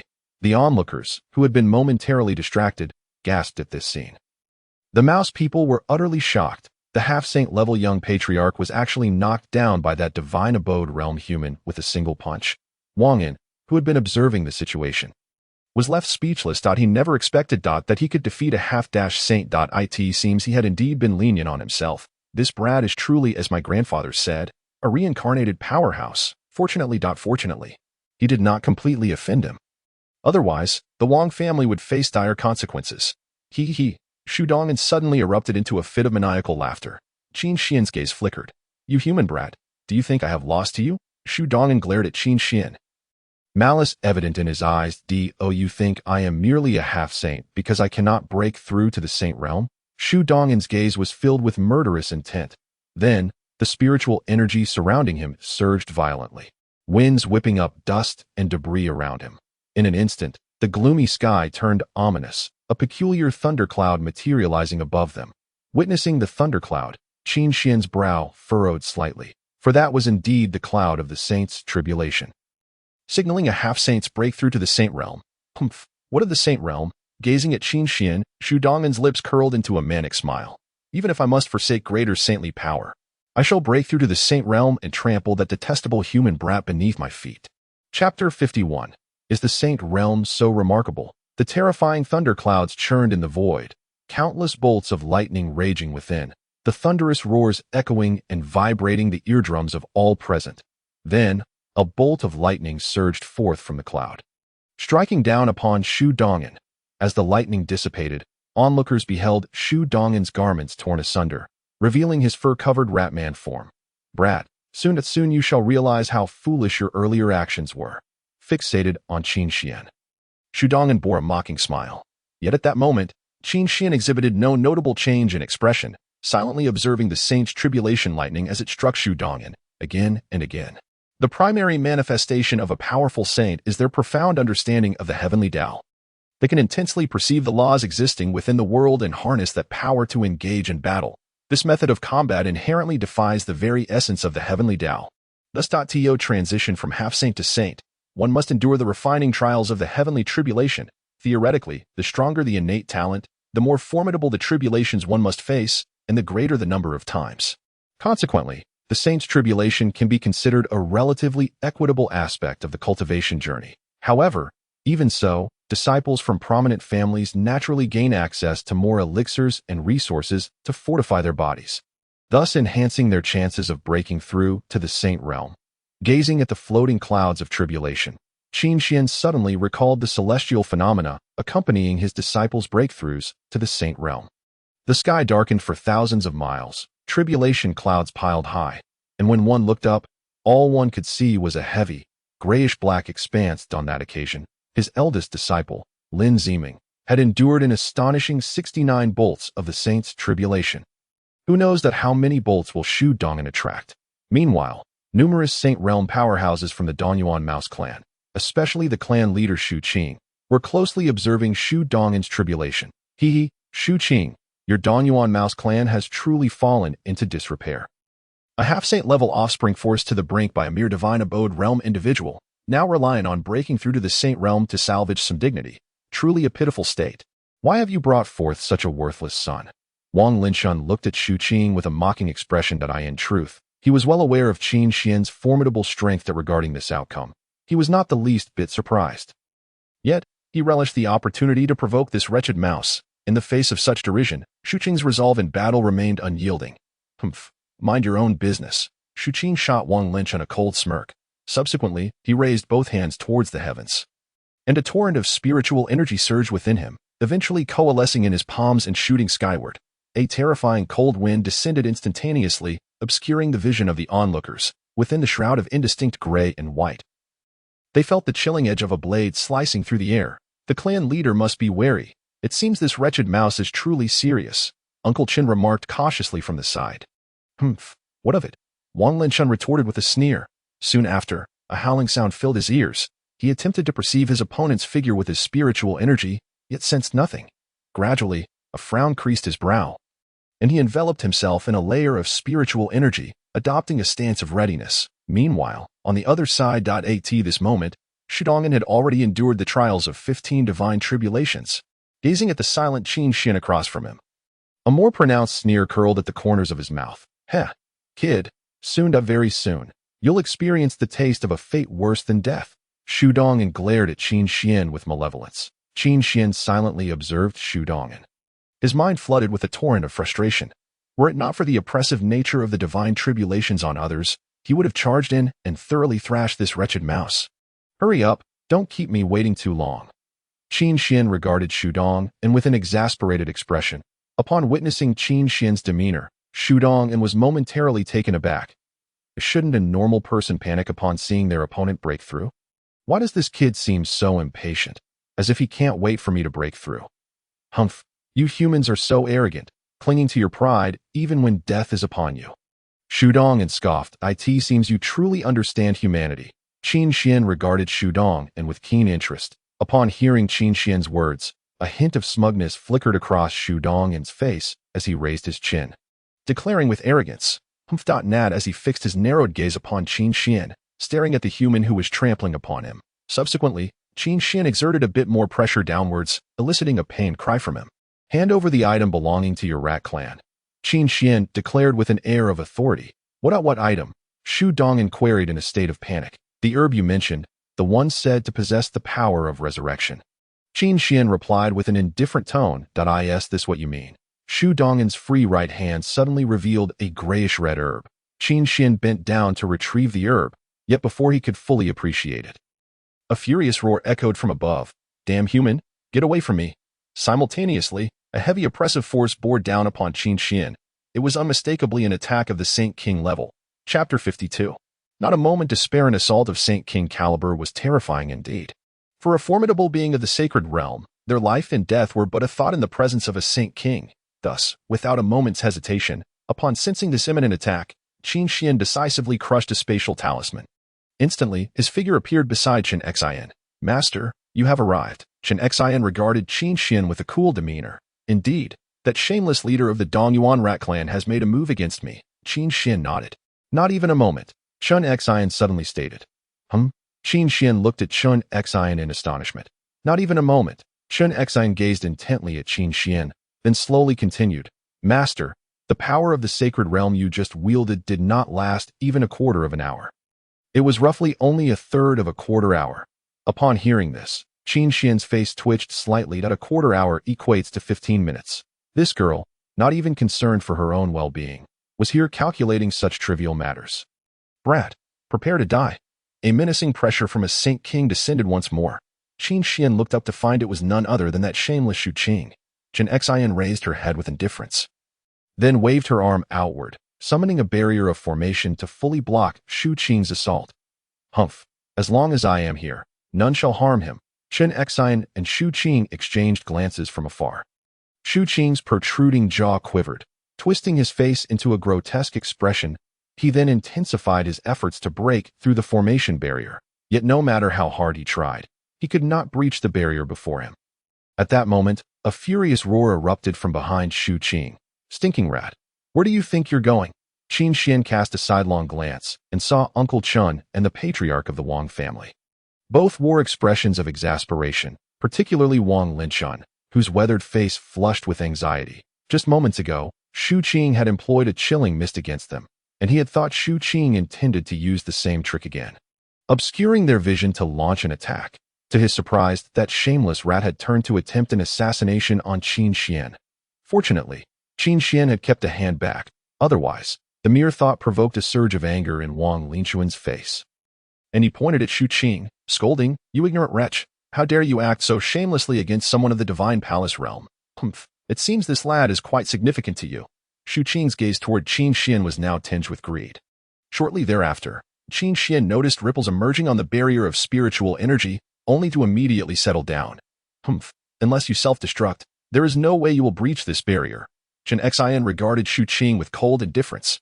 Upon hearing these words, Shu Qing's expression shifted slightly, realizing the gravity of his situation against a fully realized Saint King.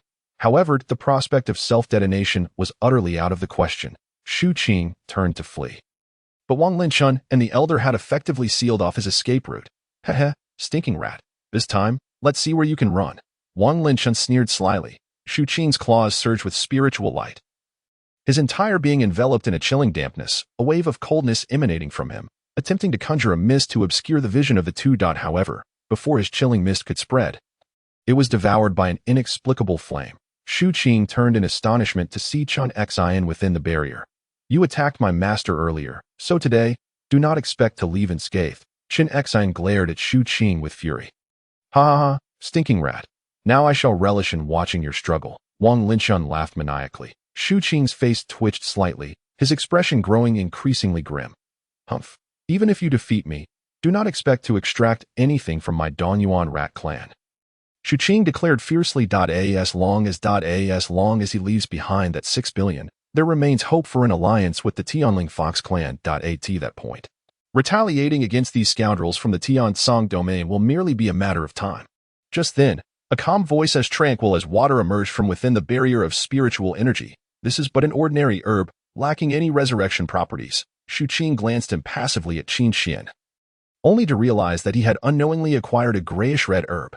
Moments after this revelation, Zhou Ziying appeared from an unknown direction, her expression one of astonishment as she gazed at the herb in Qin Xian's hand. Her eyes vacant and devoid of focus. This herb is a fake. Qin Xian nodded. Subsequently, he distinctly observed Zhou Ziying's expression transition from self-doubt to profound anger. Shu Qing, how dare you deceive me? This means, from the moment we met, you intended to swindle 10 billion spiritual jade from me. Zhou Ziying clenched her fists in fury. Upon seeing the situation exposed, Shu Qing no longer intended to conceal the truth. Coldly sneering at Zhou Ziying, seeing how desperately you sought a herb for resurrection, was it not kind of me to offer you a glimmer of hope?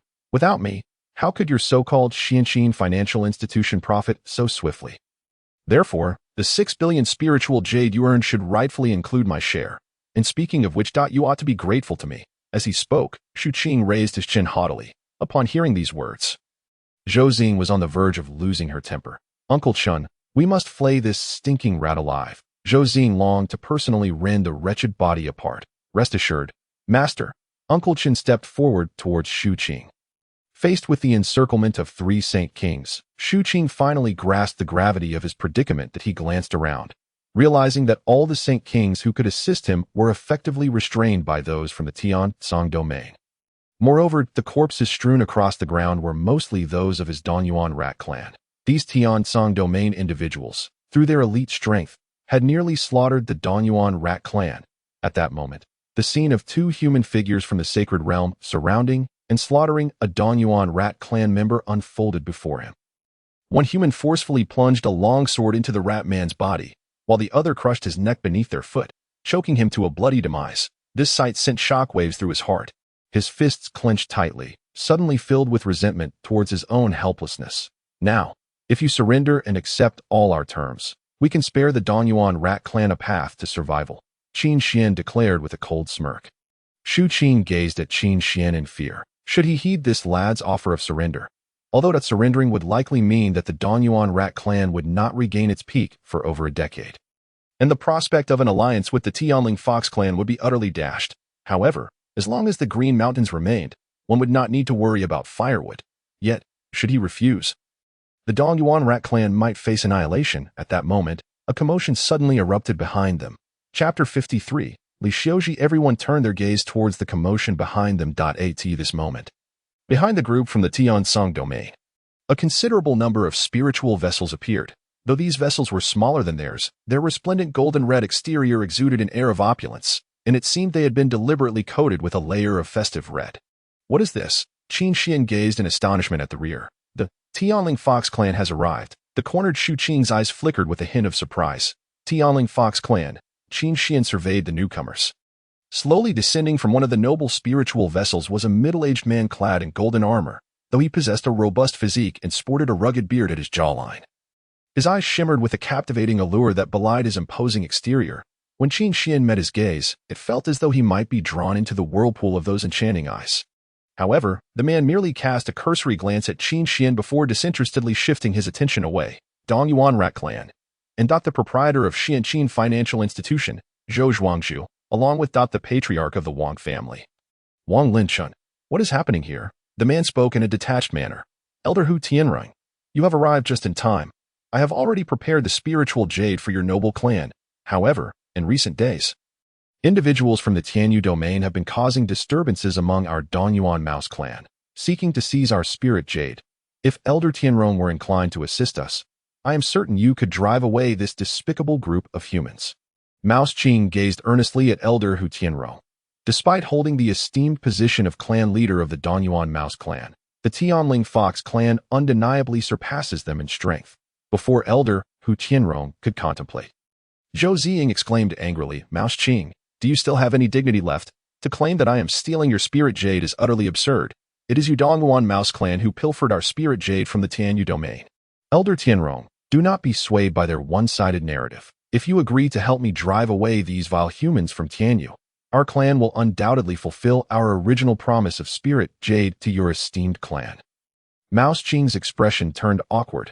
Elder Hu Tianrong's gaze shifted between Zhou Ziying and Mouse Qing. Upon the appearance of Elder Hu Tianrong, the expressions of the numerous holy kings from the Tianyu domain also grew tense. Their willingness to unite stemmed from the Danyuan Mouse clan's feeble strength, coupled with a justifiable reason for this expedition, allowing them to plunder significantly. However, if the Tianling Fox clan were to intervene, matters would become far more complicated. After all, the Tianling Fox clan is a premier race within the Donyuan domain, incomparable to the declining Donyuan Mouse clan. At this moment, everyone held their breath in silence, their gazes converging upon Elder Hu Tianrong. After all, a single word from him could instantaneously dictate the tide of battle. Elder Tianrong, what has transpired? A voice emerged from within the spirit vessel. Soon after, a middle-aged man of peak Holy Realm stepped forth, accompanied by several other powerful Holy Realm beings, as well as a majestic peak of the Tiandi realm. Qin Xian's gaze remained fixated on one particular figure, though the figure was veiled. He felt an inexplicable familiarity emanating from her. Simultaneously, as she turned towards Qin Xian, her form began to tremble slightly. After hearing Elder Hu Tianrong's introduction, the middle-aged man cast a disdainful glance at Mouse Qing, followed by a cold snort. Indeed, the nature of a race reflects its character. A dog cannot change its habit of eating excrement. He felt repulsed at the thought of allying with such a race. YET.TO uphold the honor of the Tianling Fox clan. This was an unavoidable compromise. After all, marrying into such a wretched clan was not his fate. With that thought, he discreetly eyed the veiled figure beside him. Zhou Zhuizhu, what are your thoughts?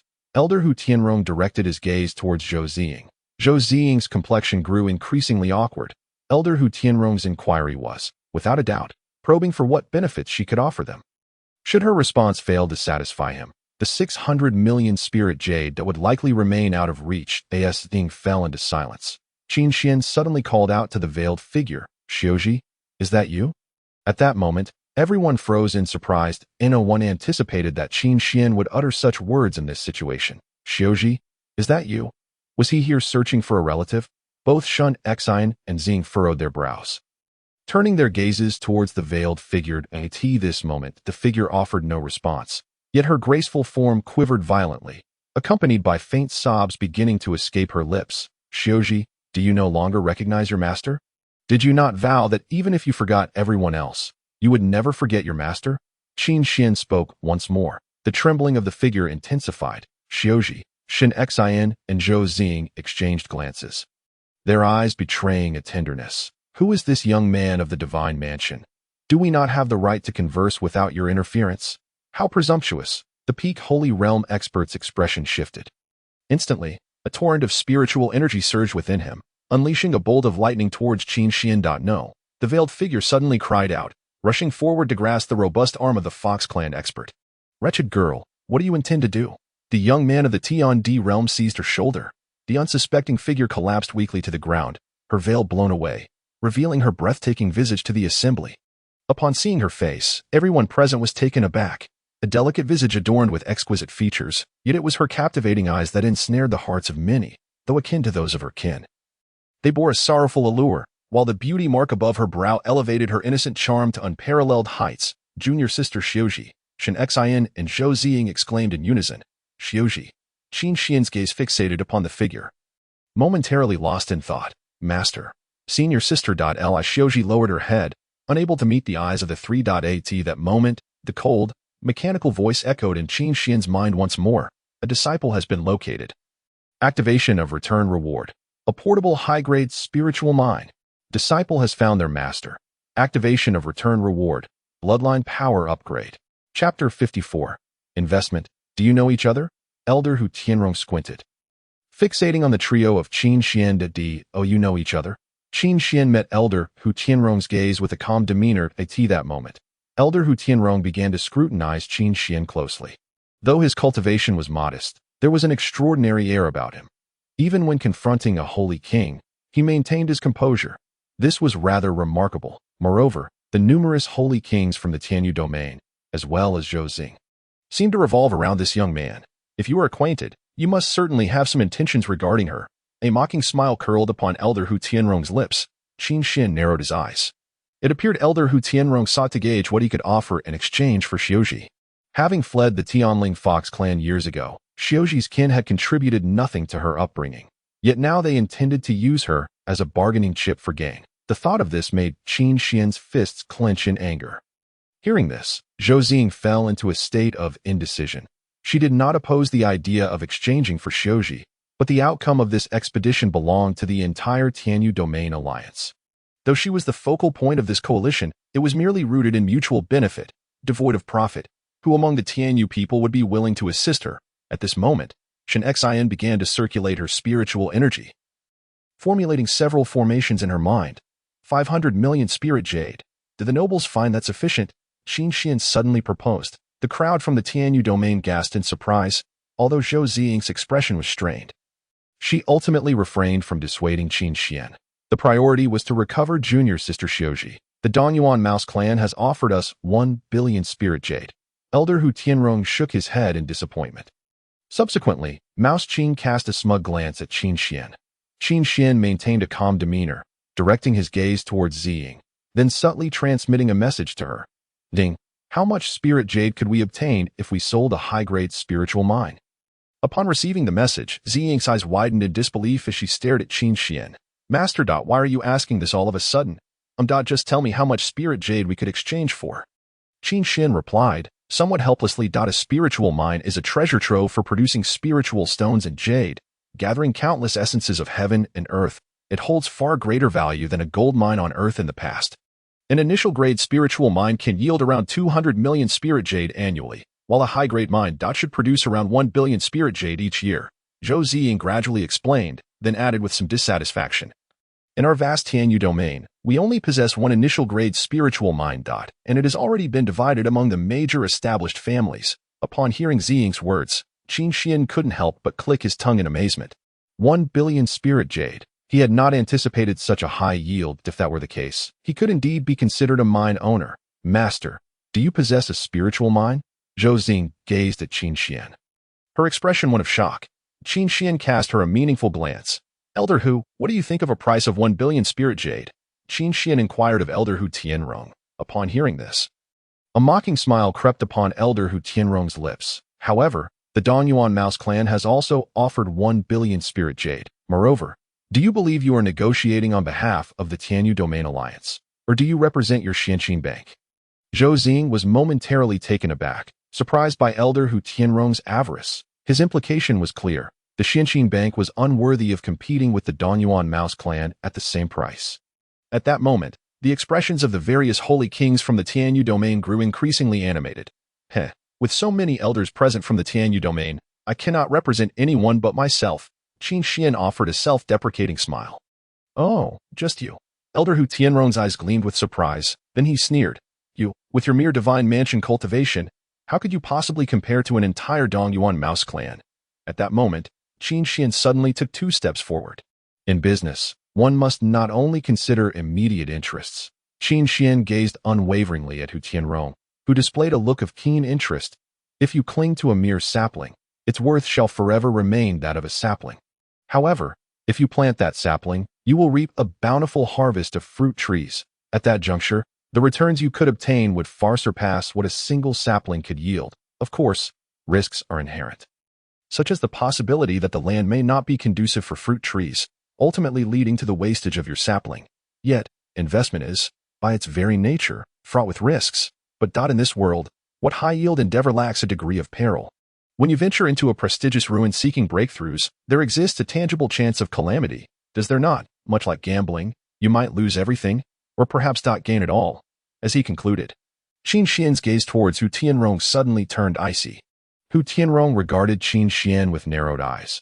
Are you suggesting that I invest in you, and that the benefits you could bring to the Tianling Fox clan may eclipse those of the Dongyuan Mouse clan? Hu Tianrong scrutinized Qin Xian with vigilance. I never made such a claim. Qin Xian deftly countered. This group had inflicted such suffering upon Xiuji. How could Qin Xian, once he matured, possibly extend his assistance to them? What I asserted is that my future will undoubtedly surpass that of the entire Dongyuan Mouse clan. A confident smile illuminated Qin Xian's face. Upon hearing this, Shu Qing couldn't restrain his anger, exclaiming, Human, just because you possess some prowess, do you dare to compare yourself to the entirety of the Dongyuan Mouse clan? Your useless son, despite breaking through to the Saint Realm, still cannot best me. You may try suppressing your cultivation to below the Saint Realm and see if you can defeat me. Qin Xian retorted with disdain. Hearing this, Hu Tianrong glanced at the silent Shu Dongan, whose face was marred with defeat. He hadn't anticipated that he had been bested by Qin Xian, a mere divine mansion realm cultivator. At this moment, Hu Tianrong failed to notice the incongruity in Qin Xian's earlier statement. consumed instead by contemplation over whether Qin Xian or the Donghuan Mouse clan held greater promise. I see this esteemed brother must be a noble prodigy. Your prowess at the pinnacle of the heavenly earth realm is quite commendable. Merely a step away from semi-saint, I wish to engage in a contest with him to demonstrate my future to Elder Hu. What do you think? Qin Xian addressed the poised young man of the Fox clan. The young fox displayed a look of disdain. Very well. Hu Jia, let this human friend witness your strength. Hu Tianrong nodded in agreement. The youth named Hu Jia leaped to the ground, confronting Qin Xian. Human, you are quite arrogant. Yet I wonder if your strength can truly match your hubris. Hu Jia coldly scrutinized Qin Xian. A faint, elusive smile graced Qin Xian's lips. You will soon discover the answer. This fellow had previously injured Xiuji. He must be shown a lesson. Chapter 55. Mr. Qin Humph, even if you possess some strength, it is unfortunate that you have chosen the wrong opponent. A voice echoed just as Hu Jia's figure vanished from sight. Qin Xian felt a sudden gust of ominous wind beside him, and he instantly unleashed his formidable dragon elephant power, a golden, domineering light enveloping his form. Boy, you still have time to concede. A dark voice resonated from the wind. I return that same sentiment to you. Qin Xian coldly laughed. The opponent appeared taken aback for a moment before responding with a scoff. Humph, ungrateful fool. In the next instant, a terrifying force surged down upon Qin Xian from above. Without glancing upward, he swiftly retreated. Just as his opponent prepared to adjust direction for another assault, Qin Xian abruptly lunged forward, delivering a powerful punch towards Hu Jia. Faced with the enormous fist, Hu Jia's pupils constricted, and his entire body was sent flying. Witnessing this scene, Shu Dongan, not far away, suddenly recalled some dismal memories. Hu Jia lay sprawled on the ground, his once handsome face now smeared with dirt. So, do you wish to continue? Qin Xian coldly taunted. Hu Jia, grimy and defeated, rose to his feet, his expression filled with unwillingness. Again, just then, a peculiar change swept over Hu Jia's eyes. His alluring gaze morphed into a bottomless whirlpool, seemingly pulling Qin Xian into its depths. Strangely, the vortex was not dark but rather a vibrant pink, within which lay a realm of tenderness that ensnared the heart. Humph, you shall ultimately fall before me. Hu Jia sneered arrogantly. At this moment, a hint of confidence appeared on Hu Tianrong's face. Though Qin Xian's combat strength was indeed formidable, their Fox clan's mental assault was even stronger. Submit. Hu Jia shot forward, raising a fist aimed squarely at Qin Xian's face. However, before his fist could make contact, a powerful arm seized it, rendering Hu Jia unable to touch Qin Xian's visage, no matter how he struggled. How is this possible? Hu Jia stared at Qin Xian in disbelief. Yet, as he met Qin Xian's gaze, his consciousness began to swirl, and the world around him started to spiral uncontrollably. Why was there black soil in the sky? Why was he submerged in the ocean? And why was the water so heavy? Soon, his body lost equilibrium. Just as he was about to fall, Qin Xian suddenly swung a punch towards Hu Jia's face. The blow caused Hu Jia's nose to bend at an awkward angle, dark red blood spilling from his nostrils. Nevertheless, Hu Jia remained oblivious, collapsing to the ground like a soulless husk.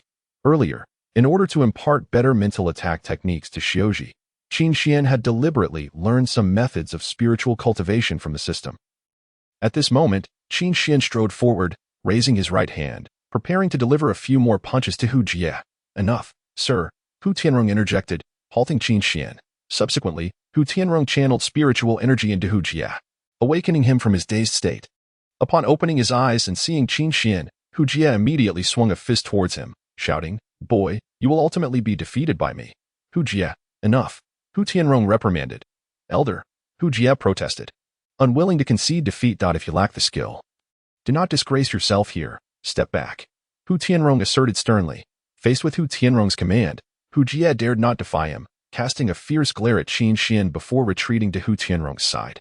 May I inquire your name, sir? Hu Tianrong now regarded Qin Xian with newfound respect, having witnessed the formidable power behind Qin Xian's earlier punch.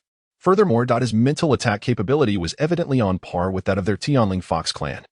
For one at the Divine Mansion realm to wield such strength foretold that he would undoubtedly mature into a significant force. Moreover, it seemed those ancient figures of the Saint King realm from the Tian Song domain held this young man in high regard. I am Qin Xian. Qin Xian replied nonchalantly, Mr. Qin, your strength is indeed impressive. I found your earlier discourse on the path of investment to be exceptionally insightful. Hu Tianrong narrowed his eyes, his expression calm, yet inscrutable. Truly a cunning old fox. Shu Qing observed Hu Tianrong with trepidation, as the elder's subsequent decision would profoundly impact the future of the Dongyuan mouse clan. Thus, should Mr. Qin not mind, I would be willing to explore this path of investment alongside you. Hu Tianrong regarded Qin Xian, his face displaying a hint of benevolent joy. Qin Xian exhaled in relief, returning a smile. This outcome was not beyond his expectations. However, it was entirely unforeseen by Shu Qing. Shu Qing, like a bolt from the blue, stared incredulously at Hu Tianrong. Elder Hudo, not be deceived by this young man. These humans are duplicitous. Engaging in trade with them yields no benefits, Shu Qing implored. His face a mask of desperation. Patriarch Shu, I possess my own discernment, Hu Tianrong declared with pride. Elder Hu, note you do not understand the hearts of these humans. Shu Qing grew anxious. Patriarch Shu, are you questioning my judgment? Hu Tianrong's tone turned frigid. Shu Qing's face betrayed his discomfort at that moment. Qin Xian conveyed to the assembled Saint Kings of the Tiansong domain, assuring them not to worry about the expenditure of 10 billion spirit jade. The funds would not touch a single piece from the Xianqin Bank. Furthermore, Qin Xian would personally offer each family 1 million spirit jade as compensation. Upon hearing this, the aged figure's eyes gleamed with interest. Unexpectedly, an additional sum of spirit jade had come forth. The Dongyuan mouse clan. Now, it was time for us to discuss our terms. Qin Xian turned to Shu Qing, a mocking smile gracing his lips. What do you desire? Shu Qing's tone now conveyed exhaustion and helplessness. Return the 6 billion spirit jade you pilfered from us, along with the additional 4 billion spirit jade you acquired through other means. And we may spare your lives. Otherwise, it seems that only a handful of the Dongyuan mouse clan will survive to see the light of day today. Qin Xian's tone darkened ominously. Simultaneously, the numerous holy kings behind him erupted with a tremendous aura. Looking at the many holy kings, and then glancing at the indifferent Tianling Fox clan, Shu Qing finally set his gaze upon the battered Dongyuan mouse clan. That the fierce glint in his eyes had long since dissipated. I promise you, Shu Qing spoke weakly. Chapter 56. The Tianling Fox clan. Upon hearing Shu Qing's words, Shu Dongan felt as though struck by a thunderbolt. With a sense of reluctance, he gazed upward at Li Xiuji, then turned his despairing eyes back to Shu Qing. Father. No. Shu Dongan struggled to accept this reality. At this moment, Shu Qing's eyes appeared hollow, his complexion haggard, as if he had lost his very soul. Regardless of Shu Dongan's desperate calls, he offered no response, his mind replaying the past over and over, from the rise of the Dongyuan mouse clan to its subsequent peak. And its brief descent into despair. Meanwhile, not far away, a figure was also engulfed in profound self-doubt. Shu Bo looked at Shu Dongan, his once spirited countenance now devoid of vitality. All he could think was whether he should seize the moment and flee. Otherwise, once Shu Dongan regained his senses, his days would be far from pleasant. As for the Hall of Fame, it seemed that would be a dream for his next life. If it weren't for his own cleverness in provoking the Xianqin financial house. How could the Dongyuan mouse clan have fallen into such dire straits? Subsequently, the people of the Tiansong domain received 10 billion spirit jade from the Dongyuan mouse clan, with the Xianqin financial house taking 6 billion, leaving the remaining 4 billion to be divided among the various families present. As they witnessed the families splitting the spirit jade, Hu Tianrong suddenly furrowed his brow. Mr. Qin, may I inquire about the 10 billion spirit jade you promised to my Tianling Fox clan? Hu Tianrong spoke with a somewhat indifferent tone. Hearing this, Qin Xian turned to look at Hu Tianrong, and then a spirit ring materialized in his palm, which he tossed to Hu Tianrong. Here is 10 billion spirit jade. Please verify, Elder Hu. After receiving the spirit ring, Hu Tianrong cast a fleeting glance at it, eventually forcing a smile onto his face. Mr. Qin's combat prowess is extraordinary, and his generosity is equally remarkable. Witnessing this, the many holy kings from the Tiansong domain were slightly taken aback. They had not anticipated that Qin Xian truly possessed 10 billion spirit jade. You are too polite, Elder Hu, Qin Xian replied calmly. Then added slowly, now, may I have Xiuji back? Hu Tianrong exchanged a glance with Hu Jia, who then released the restraints binding Xiuji. Xiuji rushed towards Qin Xian, colliding fiercely against his chest. Master, Xiuji buried her entire body in Qin Xian's embrace. Master is here. Master is here. Qin Xian gently patted her back. After a long while, Xiuji finally lifted her head, wiping away her tears, and with reddened eyes called out to Chen Xian and Ziying. Sister, the two nodded in acknowledgement. Mr. Qin, Hu Tianrong suddenly spoke from above. Qin Xian regarded him with calm curiosity. You will be attending the 6 Domain's ruins 3 months from now, won't you? Hu Tianrong looked at Qin Xian with a tranquil gaze. Though his words carried a commanding undertone, Qin Xian frowned slightly. The 6 Domain's ruins, what is that? It is a site discovered jointly by the Tiansong Domain, Dongyuan Domain, and 4 other domains, where powerful beings above the Holy King level are buried. Chen Xian's voice resonated in Qin Xian's mind, followed by, I originally intended to have Yu Ling and Yu Qing accompany you for some training. Qin Xian's eyes flickered, and he fixed his gaze on Hu Tianrong. Of course, Hu Tianrong smiled faintly. Then we shall meet at that time. With that, he turned to depart. Hu Jie, however, fixed his gaze on Qin Xian, his eyes aflame with battle intent. We shall see you in 3 months.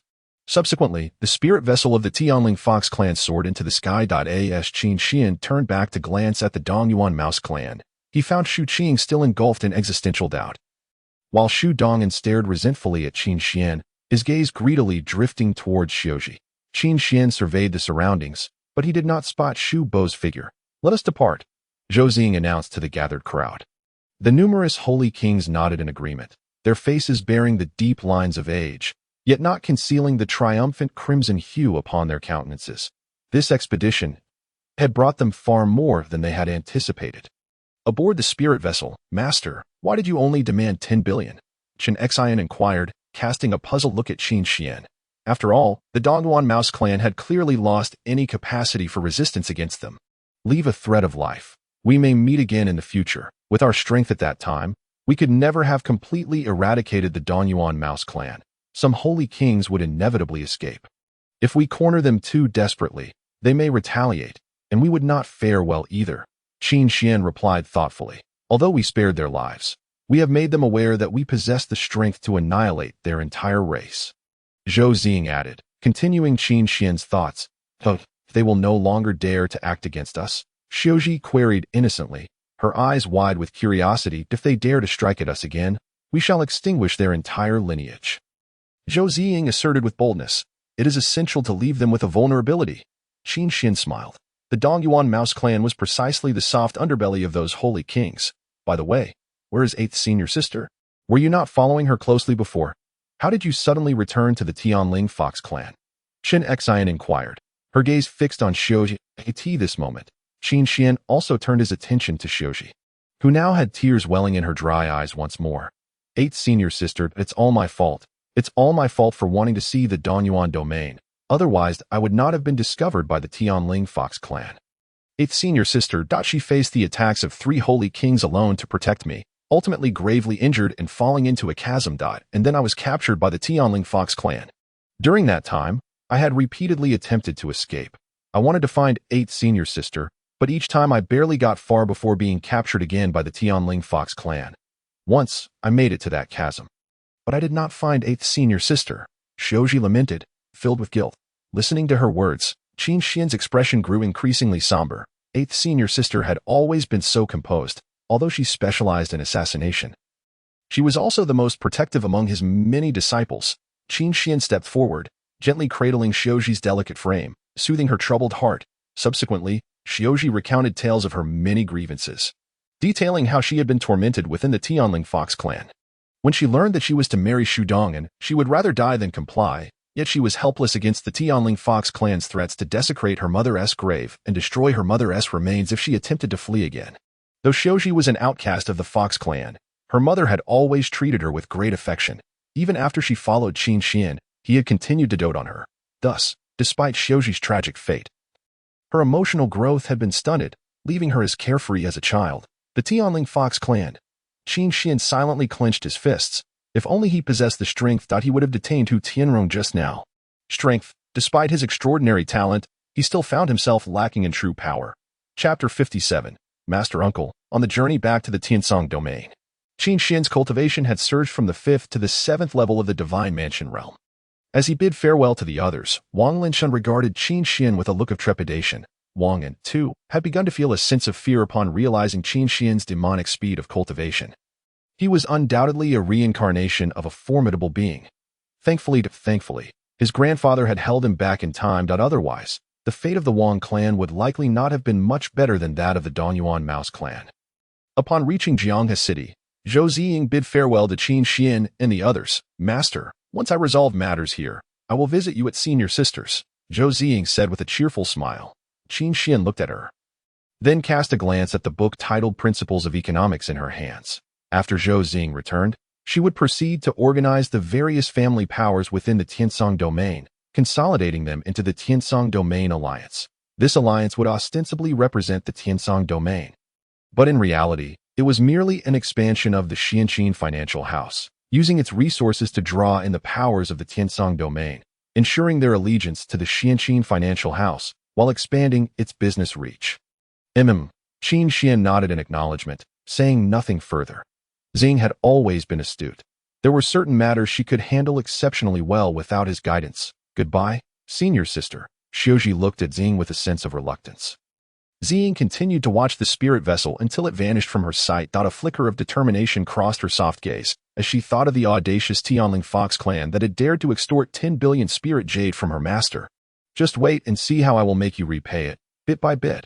On the way back to the Qinxin Palace, Qin Xian remained immersed in his cultivation, now just a step away from breaking through to the 8th level of the Divine Mansion realm. With just one final push, he would achieve his breakthrough. Suddenly, it felt as though the spirit vessel had stumbled violently, causing the entire space to tremble at that moment. Qin Xian successfully broke through to the 8th level of the Divine Mansion realm and promptly opened his eyes. What had transpired? Stepping outside in bewilderment, he soon spotted a familiar figure beside Chen Xian. It was Lu Yu. Lu Yu turned her head and rushed towards Qin Xian, throwing her arms around his neck. Master. Lu Yu clung to him, reluctant to let go. How long have you been here? Qin Xian inquired, gazing at Lu Yu.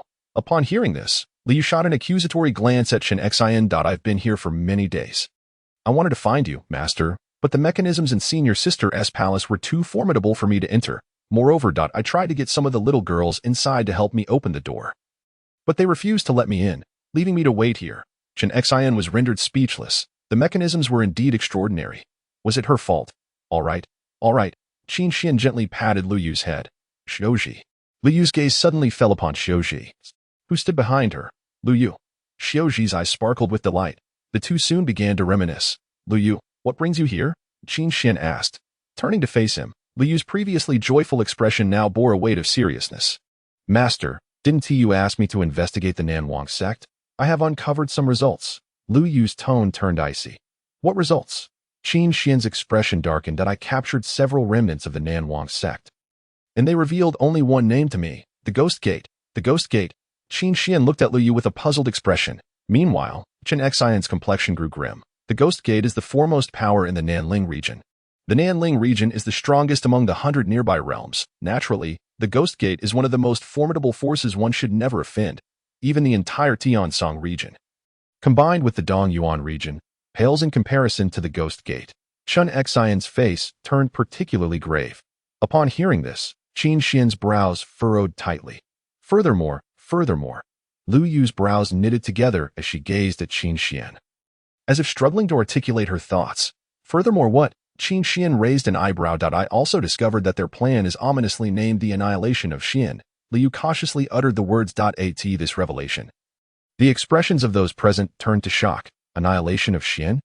Isn't that a blatant declaration to eliminate Qin Xian? Eliminate master. The thought filled Chen Xian and Xiaozhi with concern as they glanced at Qin Xian. Surprisingly, however, Qin Xian displayed little worry, instead wearing a peculiar smile. Is this the treatment reserved for the protagonist in a novel? Indeed, that after acquiring the extraordinary system of another world, I am the main character in this realm. It is simply exhilarating. But let us not dwell on this. If the Ghost Gate truly intended to kill me, they would have acted long ago, not waiting until now. Qin Xian chuckled lightly. The others pondered his words and found them reasonable. Their anxiety slightly alleviated. If their objective was indeed to kill Qin Xian, then how could they have failed to recognize him in the Nanhe domain? Furthermore, given Qin Xian's terrifying growth rate, the cost of eliminating him would only escalate. Besides, with the Ghost Gate's vast resources, if they were genuinely intent on investigating Qin Xian, it would not pose much difficulty. Let us set that aside for now. Since Xiaozhi has returned, Chen Xian, please prepare some fine meat. Tonight, I'll treat you all to a barbecue, Qin Xian announced with a smile. Barbecue. Xiaozhi and Lu Yu's eyes sparkled with excitement. As a fox, Xiaozhi's greatest delight was meat. especially Qin Xian's barbecued delicacies. Hooray! Hooray! Barbecue! Yu Ling suddenly dashed out from an unknown corner. Then, her gaze landed on Xiao Ji and Lu Yu. Tugging at Qin Xian's sleeve. Master Ancestor, are these two beautiful sisters your wives? Simultaneously, Yu Qing fixed a wary gaze on Xiao Ji and Lu Yu. Hearing this, Qin Xian's face twitched slightly. Why Yu Ling? Chen Xian scolded in exasperation. Why Yu Ling shrank back. They are all disciples of Master Ancestor, also my junior sisters. You should address them as Shu. Chen Xian admonished with a frown. Shu. Yu Ling and Yu Qing looked at the two in astonishment. Master Ancestor, you have such beautiful disciples, they marveled, realizing they now had two additional stunning Shu. Chapter 58. Master Qin. On the third day after returning to the Tiansong realm, a sudden tempest swept through the domain. Numerous powers within the Tiansong realm announced the establishment of the Tiansong Alliance based on the Xian Qin Bank. Additionally, under Chen Xin's influence, the Tiansong Array Masters Association also joined this so-called Tiansong Alliance. From now on, whenever Xian Qin ventured out for business, he would represent the entire Tiansong realm. Qin Xian merely listened to this news without revealing much emotion. He had always trusted Ziying with her endeavors. Moreover, his current priority was to break through to the heavenly realm. To that end, Qin Xian specifically went to the Array Masters Association and secluded himself for an entire month. During this month, with the aid of the advanced spirit gathering array, Qin Xian's speed of absorbing the spiritual energy of heaven and earth reached astonishing levels, had it not been for the Array Masters Association being a heavily fortified location. Others would have likely stormed in to disrupt Qin Xian's cultivation by now. At this moment, outside the spirit gathering array training hall, two familiar figures were gazing intently in Qin Xian's direction. Master D, oh, I still have a chance to defeat him. Chen Sucheng stared blankly at the area where Qin Xian was. Yin glanced at his disciple, then sighed helplessly. Focus on your cultivation. Don't overthink it. This world is inherently cruel. There are always those stronger than you. Your only duty is to surpass yourself. Initially, he held a glimmer of hope, but upon learning that Chen Xian had already reached a perfected state, he lost all confidence. Chen Sucheng looked towards that direction, his gaze filled with a complex mixture of emotions. Human emotions are intricate. When two individuals are close, a deceptive illusion of surpassing one another can arise. Although one may never truly surpass the other, merely seeing the other so near can foster jealousy and resentment, which will only grow. Once the distance between them widens, that jealousy morphs into admiration and helplessness. Some peaks are such that merely gazing upon them makes it clear they cannot be scaled. Yet, some individuals refuse to accept this, for their eyes are always raised high. Behind Yin and his disciple stood two familiar figures. Burdened with a heavy presence, their eyes nearly obscured by excess flesh. Yet, from those narrow slits, a piercing cold light emanated. Meili, you must diligently cultivate during this time, break through to the 6th level of the heavenly realm. And then in the 6th domain's relics, show this brat what for. Lu Mei fixed her fierce gaze upon the training hall, her eyes seeming capable of piercing through to Qin Xian within. But master, during the last competition, Meili's expression turned troubled. He even defeated Chen Sucheng. That merely indicates the exceptional talent this brat possesses in formations. Lu Mei retorted, in the 6th domain's relics. The assessment encompasses far more than just your formation skills. It also tests a cultivator's overall capabilities. Look at this pretty boy, so pale and delicate. He surely hasn't endured as much hardship as we have. We will undoubtedly have an advantage over him, Lu Mei declared with conviction. But Meili's face still bore signs of distress. No, but what I say is final. Lu Mei glared fiercely at Meili. Lowering her head, Meili dared not meet Lu Mei's eyes. Gazing at the training hall, Lu Mei's thoughts drifted back to the faces of Qin Xian and Chen Xian. Last time, Chen Xian had nearly killed her, leaving her numb for a prolonged period until she broke through to the Saint King realm. After attaining the Saint King realm, though she still couldn't defeat Chen Xian, she finally possessed the strength to contend with her. Moreover, that pretty boy had the audacity to claim he was inferior to even a single hair of Chen Xian's, while she couldn't do much to that brat. She certainly would let him off easily. A month and a half later, Qin Xian slowly opened his eyes within the training hall.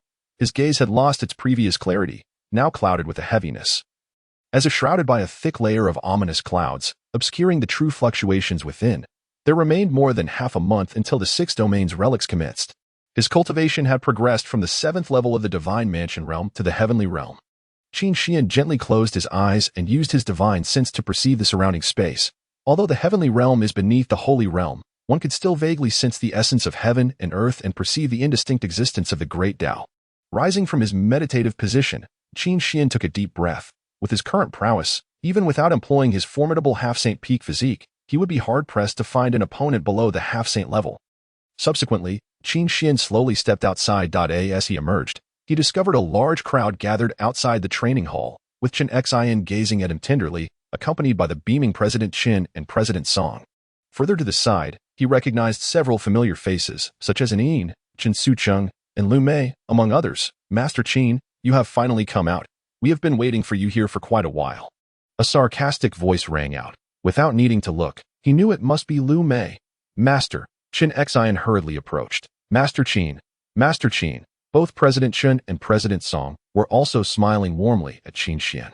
You two are being overly polite, Qin Xian replied with a slight nod. Master Qin. A voice, lacking in friendliness, interrupted. Turning his gaze, Qin Xian was taken aback to see Yin, who was forcing a smile onto his face. Master and Qin Xian acknowledged with a slight nod, choosing not to elaborate further. Now that Master Qin has arrived, let us officially set off, President Chen proclaimed loudly. Suddenly, a massive spiritual vessel appeared in the sky, its base heavily obscuring the view of the crowd. Although the craftsmanship of this vessel was not as exquisite as Chen Xian's, it was robust and durable. Lu Wei, Xiaozhi, and Yuling, where are they? Qin Xian inquired, looking quizzically at Chen Xian. Last time, junior sister Ziying came and took them to Jianghe City. This time, before we head to the Six Domains ruins, we will gather in Jianghe City first, Chen Xian explained slowly. Oh, Qin Xian raised an eyebrow. The Six Domains ruins had existed for a century. 100 years ago, the territory of the Tiansong domain was not as limited as it is now. Back then, the six domains were closely adjacent to one another, and the Six Domains ruins were truly significant. However, over the past century, the territory of the Tiansong domain had been steadily encroached upon by the Beiyi domain and the Dongyuan domain. Now, the Six Domains ruins lay between the Beiyi and Dongyuan domains. Yet, for the sake of their so-called reputation, the Beiyi and Dongyuan domains still permitted individuals from the other four domains to enter the Six Domains ruins. However, those practitioners from previous years who ventured into the ruins did not gain many opportunities. Rather, they were often deprived of their cultivation resources by the Beiyi and Dongyuan domains. Chen Xian stated matter-of-factly, her expression calm, as if she were not one of Tiansong domain's people. Despite recounting such infuriating events, Qin Xian listened silently, nodding in agreement. Just the presence of the Tianling Fox clan from the Dongyuan domain made the Tiansong domain alliance wary, which speaks volumes about the Dongyuan domain's formidable strength. After a while, the spiritual vessel arrived at Jianghe City. The Jianghe City of now was vastly different from that of a few months ago. It exhibited a sense of order, and a scan with spiritual awareness revealed that most of the populace were powerful beings at the sacred realm.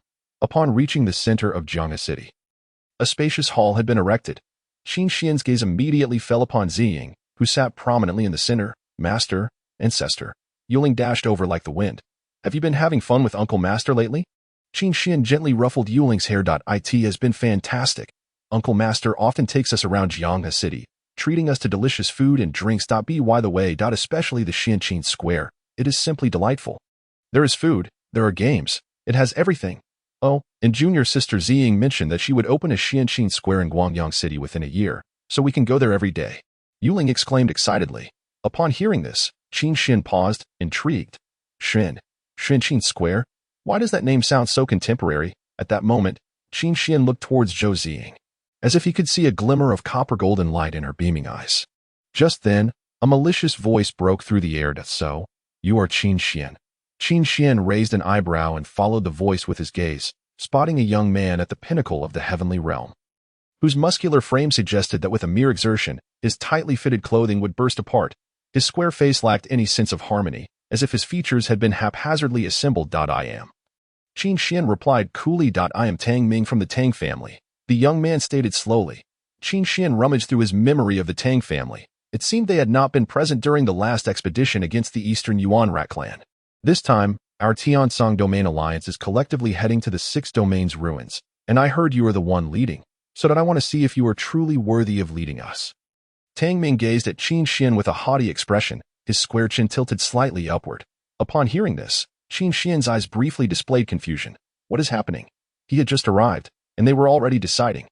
Whether he was fit to lead the people of Tiansong Domain in this expedition to the Six Domain's ruins, Qin Xian surveyed the scene, noticing that the familiar faces among the crowd bore no expressions of discontent. Instead, they regarded him with courtesy. In contrast, the unfamiliar faces were scrutinizing him with skeptical gazes. Among the many doubtful stares, the head of the Tang family, Tang Zhe, was also among them. Among the many prodigies of the Tiansong Domain, he had not heard of Qin Xian and thus had no idea where this young man had emerged from. However, upon seeing Qin Xian for the first time, Tang Zhe decided to have Tang Ming challenge him. After all, how could a mere youth who had just broken through to the heavenly realm lead the expedition to the Six Domain's ruins? How could he defeat Tang Ming? Furthermore, the Tang family was a recent entrant into the Tiansong Domain alliance, holding little power within it. Often being sidelined by the Wang family and other original forces, this was the perfect opportunity to see Qin Xian, if Tang Ming could defeat him and gain the leadership for this expedition. The Tang family would naturally rise in status and gain more influence within the alliance. Meanwhile, Lu Mei, standing behind Qin Xian, was quietly calculating her own schemes. Qin Xian watched Tang Ming with keen interest. Indeed, being less experienced had its drawbacks, as this individual dared to challenge him. However, it worked out well. Having just broken through to the heavenly realm, it was an excellent opportunity to gauge his progress. With this thought, a peculiar smile crept onto Qin Xian's lips. Chapter 59, Seeking Trouble, Seeking Death. Tang Ming, when you are beaten to a pulp, don't come crying for your mother.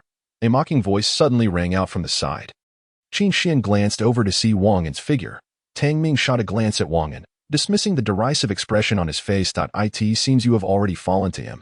Tang Ming directed his gaze at Qin Xian. Ignoring Wang Yin entirely, Qin Xian remained silent. You must have some skill to have defeated Tang Ming in the early stages of the heavenly realm, but there is nothing to be proud of.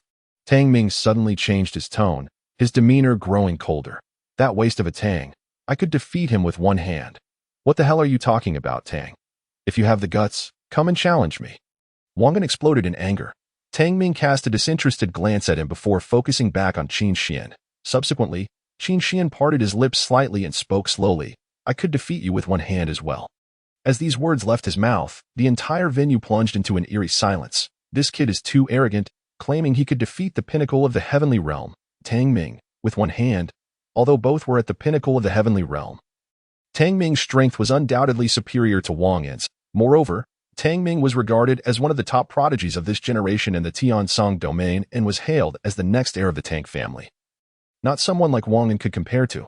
Tang Ming's face twitched slightly. Heh, then I look forward to witnessing your abilities. Tang Ming's voice was low and heavy. It seemed he had indeed been in seclusion for too long to look down upon even someone in the early stages of the heavenly realm. Mr. Qin, go for it. Make sure to knock this kid down with one hand. Wang Yin cheered from the sidelines. Not far away, Lu Mei was also closely monitoring the situation. Upon seeing Tang Ming challenge Qin Xian, a flicker of delight surged within her. It appeared that she wouldn't need to intervene. This pretty boy was about to face some humiliation. However, one could only blame this pretty boy for being so ungrateful, daring to offend the Tang family outside, just as the fierce battle intent ignited around Tang Ming. Qin Xian suddenly placed his left hand behind his back and faced Tang Ming with only his right hand. Seeing Qin Xian's provocation, Tang Ming's neck bulged with rage. Only one hand. Very well. I shall use only one hand to defeat you. Tang Ming also retracted one hand. He then took a slight step back with his right foot. And a fierce wind erupted beneath him, propelling his figure forward like a gust of wind. As a whirlwind approached Qin Xian, a fist arrived right between his eyes. However, when Tang Ming's fist was destined to strike Qin Xian's face, Qin Xian's visage transformed into a gust of wind. Dissipating. Tang Ming's sinister smile vanished in an instant. His face froze, his pupils dilating as he stared at the empty space before him. How is this possible? A colossal question reverberated in his mind. And the next moment, he suddenly felt a violent impact against his back. Despite swiftly channeling his spiritual energy for defense, he found it difficult to withstand the ferocity of that force. Ultimately, his figure crashed heavily to the ground. Haha. Serves you right for being so arrogant. Now you know the might of Mr. Qin, don't you? Wang Yin jeered from the side, as if it was he, not Qin Xian, who had brought down Tang Ming. Tang Ming gritted his teeth against the excruciating pain in his back, propping himself up with his hands, and rising once more, he turned to face Qin Xian. His already uncoordinated features twisting into a semblance of a beastly snarl. It seems I have underestimated you. Tang Ming glared at Qin Xian with trepidation. You still haven't seen my full capabilities. Qin Xian retorted with a cold smile. Is that so? Tang Ming's eyelids drooped, his eyes swirling with a profoundly sinister gleam. In an instant, Tang Ming lunged at Qin Xian like a ravenous wolf. Yet each of his attempts ultimately ended in failure. Following Qin Xian's breakthrough in cultivation, the speed disadvantage he once faced was now significantly mitigated. Do you only know how to evade? Tang Ming shouted in frustration at the elusive figure of Qin Xian. However, as he charged forward once more, Qin Xian's ethereal form suddenly solidified. Observing this, a cold smile curved Tang Ming's lips. Indeed, one who is blissfully unaware of their own limits will inevitably reveal their vulnerabilities at the slightest provocation. Fall before me. Tang Ming struck Qin Xian with a powerful punch. Yet, in the next moment he felt an overwhelming force emanating from Qin Xian's body, propelling him backward with astonishing might. As Tang Ming hung in the air, the resounding echoes of a dragon's roar reverberated in his ears. Thud. Tang Ming's body crashed heavily onto the ground. This time, he did not rise swiftly, instead convulsing on the ground. Qin Xian made no move to deliver a finishing blow. After all, this was merely a friendly match, and there was no need to make an enemy of his opponent. The Tang family sought to trample him to elevate their own standing within the alliance. Qin Xian also wished to subdue Tang Ming, to demonstrate to those new forces with ulterior motives that the Xian Qin Bank was not to be trifled with. Yet there were those who were utterly unafraid of offending Tang Ming and the Tang family. Ha ha ha ha, Tang Ming, what did I just say? You would undoubtedly be beaten to a pulp by Mr. Qin.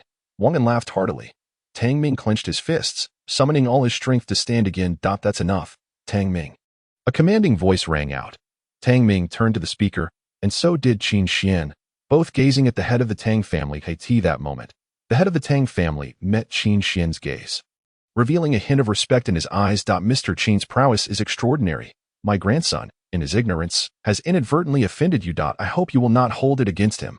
The head of the Tang family was being courteous. Your young master possesses great talent. It is indeed a privilege for me, as a practitioner, to spar with him. Qin Xian replied graciously. Subsequently, the head of the Tang family hastily offered further praise to Qin Xian, his obsequious demeanor leaving onlookers astounded. The typically indifferent head of the Tang family was behaving in such a manner towards a junior of the earth and heaven realm. However, how could the head of the Tang family care about others' perceptions? At this juncture, he was intent on cultivating a favorable relationship with Qin Xian. Had it not been for that old coot Wang Linchuan's timely warning, he would have been oblivious to the fact that he nearly offended such a formidable being. After all, this was a great power who had undergone a rebirth, and moreover, he was the master of a sacred king. A casual display of strength from him could amount to billions of spiritual jade. Furthermore, even that little demoness Shou Ziying was his student. The extent of his cultivation prior to his rebirth, along with the hidden cards he possessed, was unfathomable. If he were truly offended, it was likely that the best outcome for the Tang family would be to follow in the footsteps of the Eastern Yuan rat clan. Witnessing this scene, Lu Mei and Mei Li were left speechless. After a long pause, Mei Li, filled with trepidation, looked at Lu Mei, her expression vacant, as if the world around her had lost its color. Master. Should we still seek out that pretty boy for trouble later? Upon hearing this, Lu Mei fixed her gaze on Mei Li, her face twitching slightly. Seek trouble? Lu Mei rolled her eyes at Mei Li. With the head of the Tang family being so courteous to Qin Xian, what difference would it make between seeking trouble and courting death? Chapter 60. Interdimensional space after Qin Xian decisively defeated Tang Ming. The previously restless crowd of young practitioners fell into an abrupt silence, especially when Qin Xian's gaze swept over them, causing their once lion-like arrogance to dissipate, replaced by the meekness of little kittens. After all, Tang Ming was already considered a top talent below the sacred realm of the Tiansong domain. They believed that no matter how strong they were, they could not match Qin Xian's overwhelming prowess. Mr. Qin, we will rely on your leadership this time. The head of the Tang family, Tang Zhe, smiled broadly at Qin Xian. You were too kind. Head of the Tang family. Qin Xian replied nonchalantly. Too kind? Where is the kindness? Mr. Qin's talent is unparalleled. Tang Zhe, the head of the Tang family, spoke with increasing excitement, his voice unabashedly loud, as if afraid others would miss his words. In the future, in the future, you will surely become an unparalleled powerhouse. Qin Xian felt a sense of helplessness. He could not comprehend what had gotten into this old man, who had been persistently sticking to him and singing his praises for the past few days. Qin Xian cast a glance at Wang Linchun beside him. At that moment, Wang Linchun wore a broad smile, advancing toward Qin Xian, clearly eager to join Tang Zhe in flattering him. If I were a balloon, I would have already been burst by these two old geezers. Tang Ming glared at Qin Xian with a sullen expression, then turned to his grandfather in disbelief. Meanwhile, An and Lu Mei looked on, accustomed to the spectacle. Initially, they too were taken aback, astonished that the head of the Tang family, a top-tier powerhouse in the Tiansong domain, would so shamelessly seek to curry favor with a junior of the Earth and Heaven realm. However, as they continued to observe, their astonishment faded into apathy. Ladies and gentlemen, we have arrived at the Sixth Domain's relic, Zhou Xing announced loudly. Upon hearing this, Qin Xian extricated himself from the two old men and approached the spirit vessel. The vessel was currently floating above a vast expanse of sea, its crimson light reflecting on the surface, while the spiritual energy emanating from it stirred gentle ripples across the tranquil waters. Glancing back, he saw an endless, sprawling forest, with towering mountains stretching as far as the eye could see. Mr. Qin, a voice called out from outside the spirit vessel. Qin Xian turned to see the face of Elder Hu Tianrong. Elder Hu, Qin Xian greeted calmly. Our Tianling Fox clan, along with other forces from the North He domain of the Eastern Yuan region, have already descended ahead of you. Upon hearing this, Wang Linchuan's subordinates let out a gasp. Those brutes actually started without waiting for us. This time, should you encounter anyone from the Tianling Fox clan, I hope you will lend a helping hand. Elder Hu Tianrong gazed intently at Qin Xian. I will do my best, Qin Xian replied nonchalantly. Upon seeing Elder Hu Tianrong, Lu Mei in the corner began to lose her composure. Just how many formidable beings does this pretty boy have connections with? First, it was the head of the Tang family, then the head of the Wang family, and now even an elder from the Tianling Fox clan recognizes him. What filled her with despair was, such a man did not belong to her, but was associated with that wretched Shen Xin. Standing atop the spirit vessel, Qin Xian's gaze turned icy as he stared down at the sea surface. Despite the surging waves, they could not encroach upon that particular area of the sea, which appeared to be a secluded realm. Master, go for it. The voices of Lu Yu and Xiao Ji echoed in his ears. In the next moment, Qin Xian leaped into the depths of the sea. However, he did not plunge into the water. Instead, he vanished into the void above the sea surface. Immediately thereafter, a dense forest came into view. His figure then landed heavily on the dry ground. Ancestor, the voice of Yuling came from above. Qin Xian calmly extended his arms, and Yuling's delicate form fell directly into his embrace. A soft fragrance wafting into his nostrils. With her eyes closed, Yuling unconsciously wrapped her arms around Qin Xian's neck, leaning her entire body against him. Ancestor. Why Yuling clung to Qin Xian with a hint of fear. Ancestor is here. Come down quickly, Qin Xian said gently. I won't. Yuling replied with a slight pout. Subsequently, she pressed her upper body against Qin Xian's neck, while her bottom half nestled into his palm. Qin Xian first grasped that softness, akin to cotton, the sensation sinking into his heart, bringing forth an unparalleled comfort. Feeling her softness, he could not help but explore a few more times, before Qin Xian could inquire about Yuling. She playfully smacked his back. Ancestor, why do you keep grabbing my bottom? Upon hearing this, Qin Xian hastily retracted his hands, and Yuling unexpectedly tumbled to the ground. I did not mean to. Qin Xian quickly helped her up. Yuling stood up, still soft and pliable. Ancestor. Why Yuling suddenly gazed directly at Qin Xian. Is my bottom that nice to touch? Yuling fixed her eyes on Qin Xian. Upon hearing this, Qin Xian felt a grip around his neck. The air became suffocating for a moment. After a long pause, Qin Xian redirected the conversation. Where is Yu Qing? Did she not come down with you? Yuling furrowed her brows slightly, a hint of concern etched upon her face. I do not understand. I saw my master leap, and I followed suit. Yu Qing should be right behind me. Yuling glanced around, searching for any sign of Yu Qing. Qin Xian surveyed the surroundings and ultimately directed his gaze skyward. Above, there was no presence of a spirit vessel. The sky held no captivating twilight hues, only an endless expanse of dark crimson sunset. Strangely, there was no sun setting at the horizon, as though the entire world were frozen in this twilight state. This must be an alternate dimensional space. Although they jumped with us, they have landed in a different location. Qin Xian spoke slowly. What is an alternate dimensional space? Yuling gazed at Qin Xian in astonishment. An alternate dimensional space is a capability possessed by masters of spatial laws. They can carve out another space within the existing realm of this world. Qin Xian explained earnestly. I do not quite comprehend. Yuling replied, her gaze still fixed on Qin Xian with seriousness. Qin Xian found himself at a loss for words. Never mind. He sighed, not expecting this young lady to grasp much. Our most pressing concern now is to locate Yu Qing. Qin Xian's brow furrowed deeply. There are many powerful beings here. It is exceedingly dangerous for Yu Qing. Suddenly, The sunlight above Qin Xian was obscured. He looked up and beheld a colossal shadow. Qin Xian swiftly embraced the dazed Yuling and moved aside.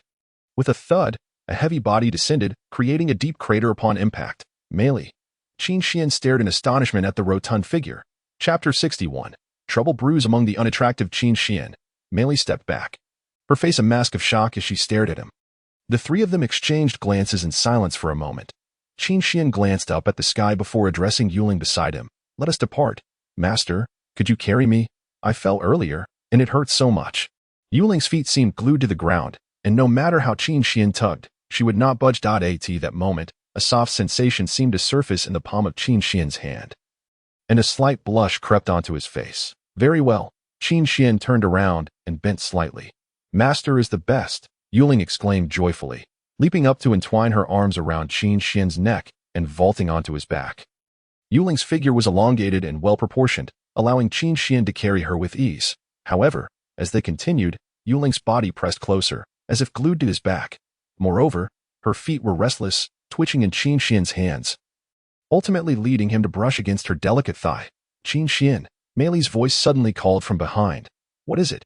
Qin Xian turned to face her. At that moment, Mei looked at him, a faint blush gracing her round face. Her head bowed, yet she kept stealing glances at him. You can. Mei's ample figure squirmed awkwardly. However, when she raised her gaze to Qin Xian once more, he had already moved a bit farther away with Yuling on his back. Watching Qin Xian's retreating figure, Mei suddenly summoned her courage and shouted with all her might, Could you carry me as well? Upon hearing this, Qin Xian felt his legs weaken. As if it were not the soft Yuling on his back, but the heavy Mei. Qin Xian, I know. Previously, because of my master, you may have some prejudices against me, but I am not my master. Furthermore, she has always urged me to train diligently to defeat you, but rest assured, I will not lay a finger on you. I also wish that to be carried by you like they are, to snuggle against your back, to lean in your embrace. Is that possible? Mei looked at Qin Xian with anxious eyes. Qin Xian's entire body trembled slightly. I permit you to dream of me, was the extent of his generosity toward her. Then could you carry me now? Mei suddenly pressed on.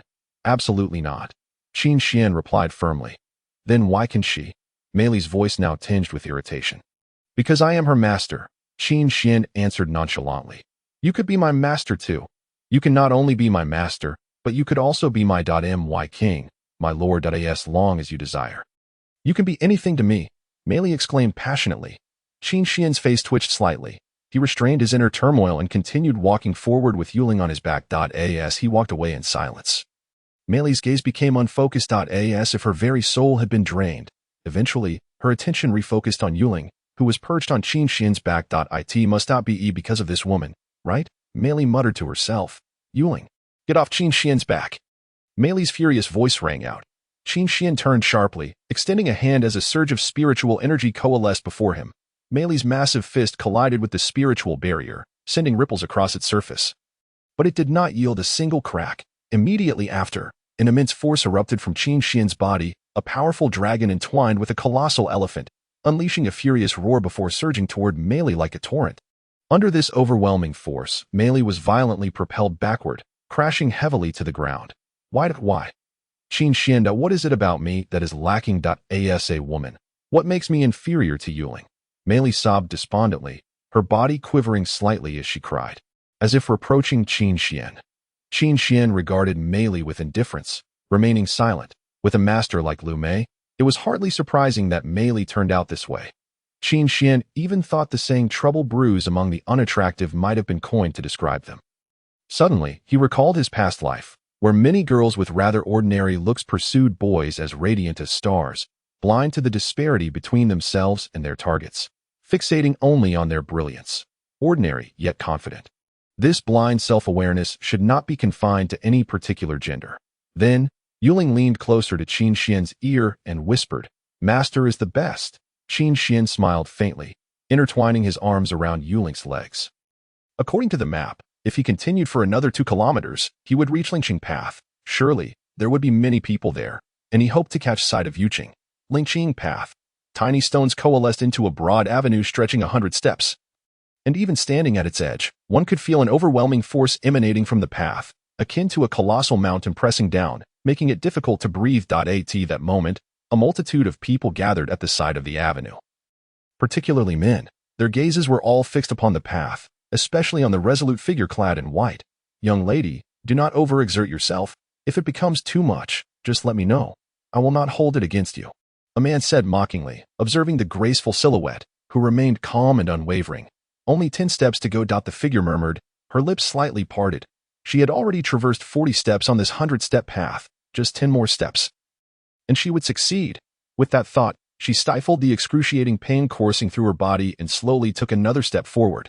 However, as her delicate leg rose to take yet another step, an immense force surged from ahead, sending her flying. Her slender form crashed heavily to the ground. Ouch, young lady. The irritating man approached again.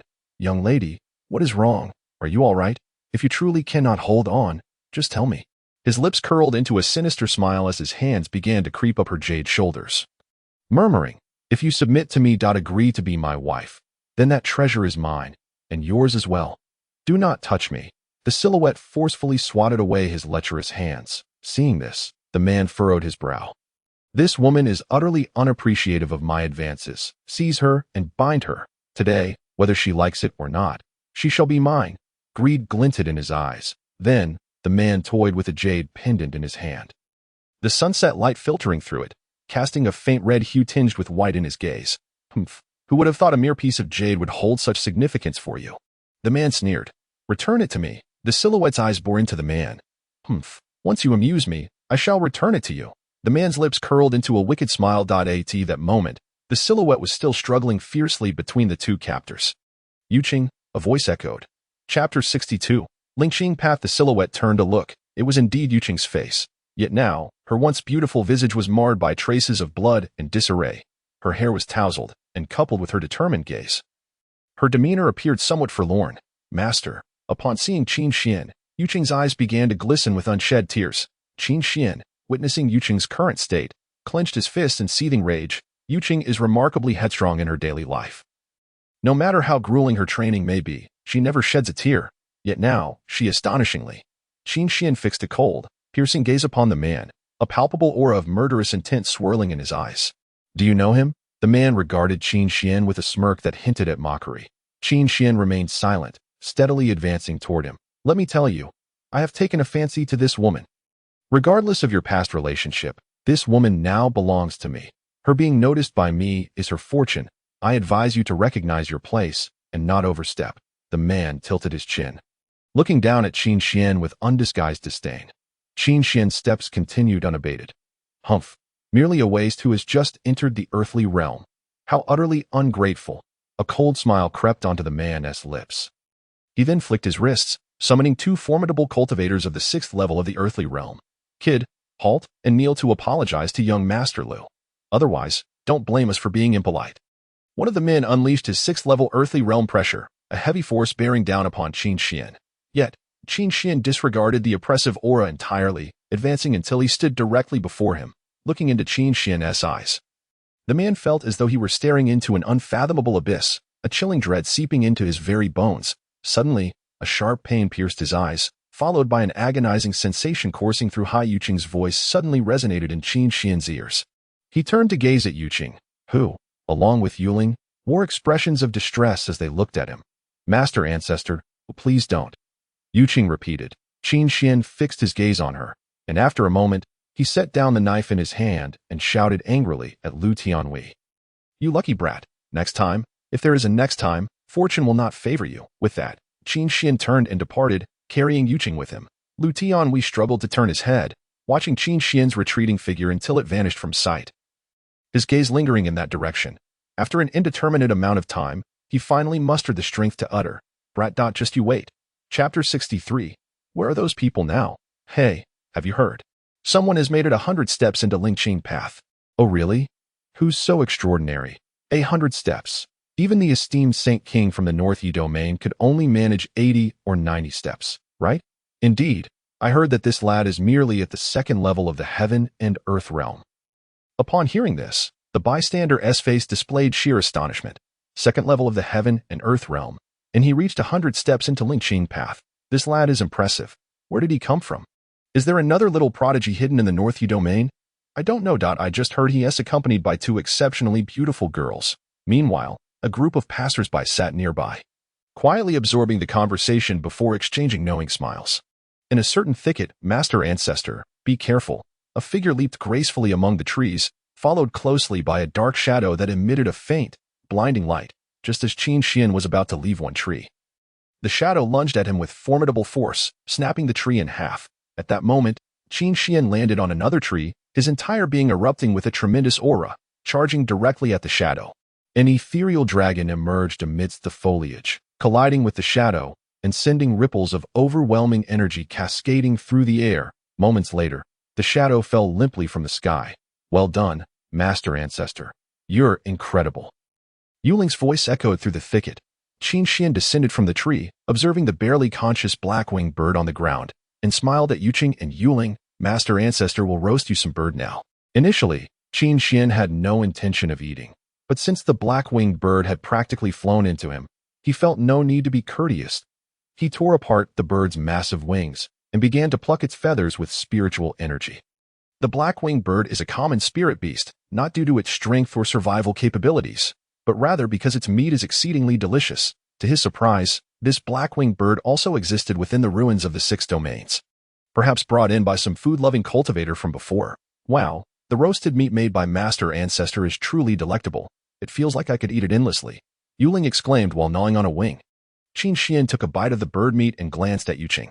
After several days of recuperation, Yuqing had fully recovered, yet following that incident, she had become increasingly taciturn, her face shrouded in a cloud of melancholy. Seeing her in such a state, Qin Xian couldn't help but sigh repeatedly. Yuqing and Yuling had previously been sheltered blossoms in a greenhouse. Now, Qin Xian had thrust them into a tempest, and they were understandably struggling to cope. Yuling, with her naturally optimistic disposition and a laid-back approach to cultivation, focused solely on joy, and thus managed to endure somewhat. However, Yuqing was far too stubborn. If Qin Xian could protect them for a lifetime, he would never let them venture outside to face the trials of the world. They only needed to experience the beauty of life. But who could claim to accompany another for eternity in this world? Moreover, if one were to spend their entire life with just one person, it would render their social character tragically incomplete. Suddenly, some subtle sounds emerged from not too far away, causing Qin Xian's ears to twitch slightly. Someone's coming, he informed Yuqing and Yuling. However, before he could finish his sentence, Yuling had already pulled Yuqing aside to hide. Qin Xian marveled at how swift Yuling's actions were. Go for it, Master Ancestor. Yuling cheered from behind. At that moment, the noise in Qin Xian's ears grew louder and increasingly dense. Moments later, the group finally revealed themselves, but to Qin Xian's surprise, it was Wangan and others. Mr. Qin, I finally found you. Wangan skillfully draped an arm over Qin Xian's shoulder. If outsiders were unaware of their circumstances, they might assume the two were the best of friends. This is Mr. Qin, the most outstanding individual from our Tiansong domain. We've come in this time to follow his lead. Wangan casually introduced Qin Xian to the others. Qin Xian observed the unfamiliar faces as they scrutinized him, their expressions betraying a hint of skepticism. Don't be fooled by his mere second level of the heaven and earth realm. You all heard, didn't you? A second level of the heaven and earth realm, accompanied by two beautiful women. At this point, Wangan deliberately glanced toward Yuqing and Yuling before continuing. Indeed, he has reached the end of Lingqing path, becoming a person without precedent or successor. Wangan spoke fervently to the others. Reminiscent of a salesman from a past life, what brings you to me? Qin Xian gently pushed Wangan's hand away. Wangan paused slightly, then looked at Qin Xian with a cordial smile. Mr. Qin, we've come to seek your assistance. Upon hearing this, Qin Xian's brows furrowed slightly. He had anticipated that Wangan would not bring him good news. At that moment, one of the bystanders stepped forward. This individual had well-defined features, a relatively amiable expression, and an air of scholarly demeanor, dressed in exquisite clothing that hinted at a valuable, albeit tattered, silk armor beneath. We met Wang Xiao in a certain ruin. We can clearly deduce that the ruin is the legacy of a top saint king. Moreover, we acquired many remarkable treasures within. The man spoke calmly. For some reason, as he spoke, a sense of weariness unconsciously arose within Qin Xian. Yes, it's the Lin family from the Songong domain. They didn't rob us inside, but once we exited, they gathered a bunch of people to target us. Wangan interjected, unable to contain his frustration. Cutting off the man's lengthy exposition, get to the point. Qin Xian's gaze regained its usual brilliance, yet his expression remained unperturbed. revealing little interest in the matter at hand. Mr. Qin, you are our leader from the Tiansong domain. My grandfather has always said that when in trouble, come find you, and you will surely resolve it. Wang An looked at Qin Xian with hopeful eyes. Qin Xian couldn't help but recall Wang Linchen's flattering smile. That old rascal, even from afar, he continued to create trouble for him. At that moment, the scholar fixed his gaze on Qin Xian, eventually saying with a hint of intent, that group has many Saint-tier weapons. If we can seize them, it would significantly enhance our combat power. Even if we don't use them, they could fetch a handsome price. Qin Xian's expression remained unchanged. The scholar, somewhat impressed, continued to extol the benefits. Yet Qin Xian's demeanor remained stoic. Just then, a man from the group tugged at the scholar, seemingly attempting to persuade him. However, the scholar, observing Qin Xian's indifferent expression, grew more fervent, ultimately declaring, "They possess a pure spirit fruit tree." Upon hearing this, Qin Xian's eyes finally lit up. The effects of the pure spirit fruit are extraordinarily potent, capable of purifying a cultivator's meridians and bestowing a gentle body tempering ability. Furthermore, it can alleviate a cultivator's injuries to some extent and even bring a near-death cultivator back from the brink. The value of the pure spirit fruit is immense, and the tree itself is even more so. What excited Qin Xian further was that this item was ideal for Yuqing and Yuling at their current stage. Qin Xian turned to face Wang An and the scholar, a smile gracing his lips. Where are those people now? Chapter 64. The black-armored maiden on the opposite side of the Six Domains ruins. A group of individuals meandered aimlessly. For them, rather than exerting effort to find ruins, it was far easier to wander about, hoping to encounter those who were affluent yet lacking in strength, then rob them. This method was relaxed, straightforward, and yielded substantial profits. It had proven effective time and again. Tiansong domain has struck gold this time. A genius has emerged. Indeed, it's worth noting that in past years, Tiansong domain has always been at the bottom among the 6 domains. Last time, the most arrogant and incompetent lad we robbed was from Tiansong domain. Was Tihi. The group lounged against a massive rock, resting, and began to seek topics for entertainment. However, one individual among them appeared distinctly unappreciative of the ongoing discourse. He directed a furious reprimand towards the group of discussants, exclaiming, "Enough with the noise." Upon witnessing the darkening expression of this man, the group exchanged glances, and their voices quickly diminished to a mere whisper. Even amidst the surrounding silence, the tumult within his heart grew ever louder. His countenance increasingly reflected agitation, culminating in his right fist striking the massive stone beneath him in a silent fury, exerting pressure that caused spider-web-like fissures to mar its surface. Subsequently, a fierce gale intensified, and astonishingly, the stone shattered into fragments. His gaze fixated on the empty expanse ahead, his eyes brimming with profound rage. In recent days, whispers had circulated throughout the 6 domains ruins, proclaiming that a lad from the Tiansong domain had surmounted 100 steps on the Lingqing path. Undeterred by disbelief, he too had ventured forth to challenge the Lingqing path, yet could only achieve a meager 40 steps. Such a disparity was intolerable. Should he encounter that boy again, he would undoubtedly seek to engage him in a contest, to ascertain whether his prowess was indeed as extraordinary as rumored. After all, as a preeminent genius of the Songyang domain, he had never before faced such a humiliating defeat. Lin Xiao, someone approaches. Lin Zifeng shifted his gaze in that direction. At that moment, a girl clad in black battle armor appeared, her expression as frigid as if shrouded in frost, her half-lidded eyes exuding a sharp, cutting coldness. As she moved, her armor emitted a subtle, gritty sound. When she passed by the group, it was as though she failed to notice their presence. Halt. Lin Zifeng could not restrain himself from calling out. Yet, the girl appeared oblivious, continuing on her path.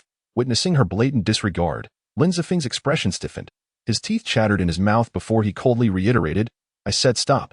Did you not hear me?" At that moment, the girl finally ceased her forward motion. There's something you require?" she inquired, turning her gaze upon Lin Zifeng with an icy stare that seemed to pierce through him. For reasons unknown, Lin Zifeng felt an unsettling chill creeping along his spine beneath her unwavering gaze. He straightened his posture, an inexplicable surge of courage swelling within him as he fixed his eyes upon her, and said, "Hand over all your treasures. Otherwise, do not blame us for our lack of courtesy." Upon hearing this, the girl fell momentarily silent. "I shall grant you the opportunity to slap yourself," she replied, her tone devoid of warmth. Lin Zifeng, however, felt a profound sense of insult rising within him, a tempest of fury igniting his spirit. "Charge! We must subdue this woman. Not even her garments shall be spared," he commanded with an air of indifference. Yet, Under the girl's cold scrutiny, none among them dared to advance. "Come on, she is merely a woman. Are you all so fearful of a mere girl?" In a fit of rage, Lin Zifeng surged forward and struck one of his companions on the head. It was only then that the 7 or 8 individuals finally stirred into action. Lin Zifeng's gaze remained fixed upon the girl, a sinister grin curling upon his lips. However, when her eyes swept over him, his smile abruptly froze, his entire visage stiffening in that instant. The look in her eyes resembled that of a harbinger of death, imbued with a chilling intent to kill, rendering him utterly paralyzed with dread. As one individual surged forward, unleashing their spiritual energy, the girls suddenly vanished from sight. The group halted their advance, bewilderment etched upon their faces. In the next moment, one person inexplicably collapsed. Blood oozing from their back. Their cries of agony scarcely escaped their lips before another fell, a blade embedded deep within their arm, rendering it as fragile as a mere chopstick. Lin Zifeng stood aghast, unable to comprehend the unfolding chaos. The 7 or 8 individuals who had accompanied him lay scattered, each marked by distinct injuries. At that moment, he felt a sudden chill at his back. He spun around, only to find those cold, indifferent eyes, like a specter of death, locked onto him. Suppressing the rising panic within, Lin Zifeng swung his fist in a desperate attempt to strike.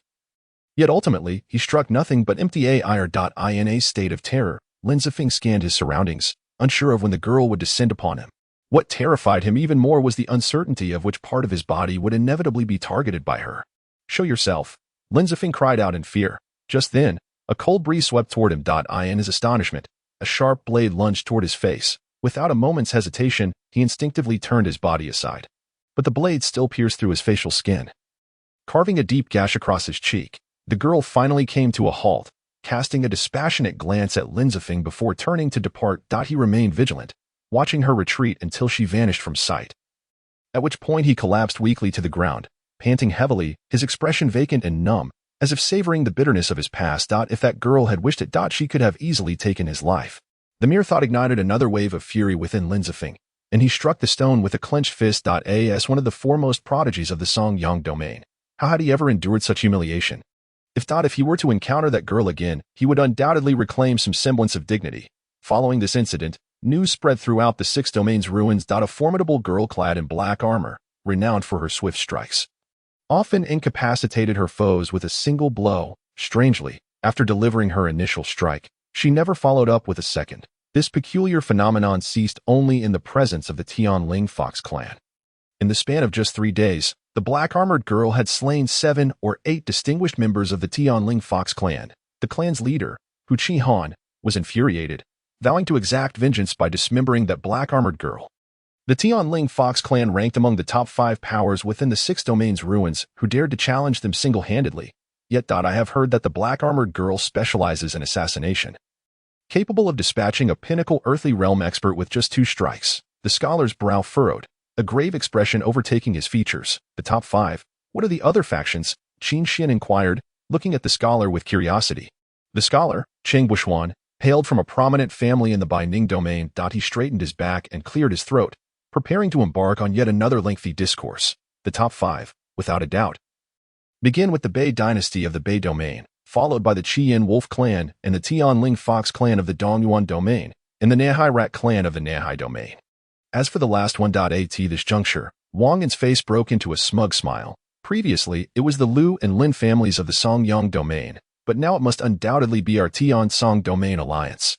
Qin Xian offered a nonchalant smile. However, he noticed the group from the Baining domain exchanging scornful glances, their laughter laced with derision. It was hardly surprising, given that the Tian-Song domain, like the Baining domain, had once been among the lowest tiers of the 6 domains. Now, while the entire Tian-Song domain had united, they remained fragmented, struggling to compete with the other realms. It was akin to a newcomer and a company swiftly rising to a mid-level position, leaving you feeling quite disgruntled.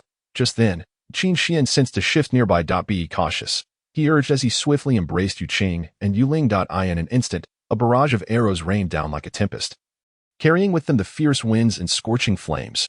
At that moment, evasion proved impossible, as the arrows imbued with spiritual energy pierced their skin like knives through cabbage, blood splattering in all directions. Master Ancestor. Yu Ling clutched tightly to Qin Xian's attire. Qin Xian surveyed the surroundings. The once even terrain now resembled a hornet's nest, riddled with numerous voids as if some loathsome creature were about to emerge. The sheer density of it all nearly overwhelmed him with fear. Fixing his gaze upon the desolate thicket, he extended his palm forward, summoning a spiritual array that unleashed a cacophony of wails.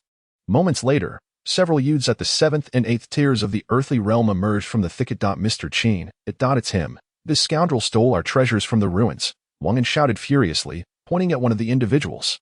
Qin Xian's gaze landed on the group, particularly on the twisted, furious countenance of the young man in their midst. He was presently engaged in a furious bout of slapping one of his companions before turning his gaze toward Qin Xian. Locking eyes with him across the distance, Lin Zifeng then shifted his attention back to Wang An and the others, a mocking smile creeping onto his lips. It's you lot. Last time, we left you begging for mercy. Have you come back to summon reinforcements? At this moment, Lin Zifeng cast a glance at Qin Xian and his companions, ultimately settling his gaze upon Qin Xian, a sneer curling at the corners of his mouth.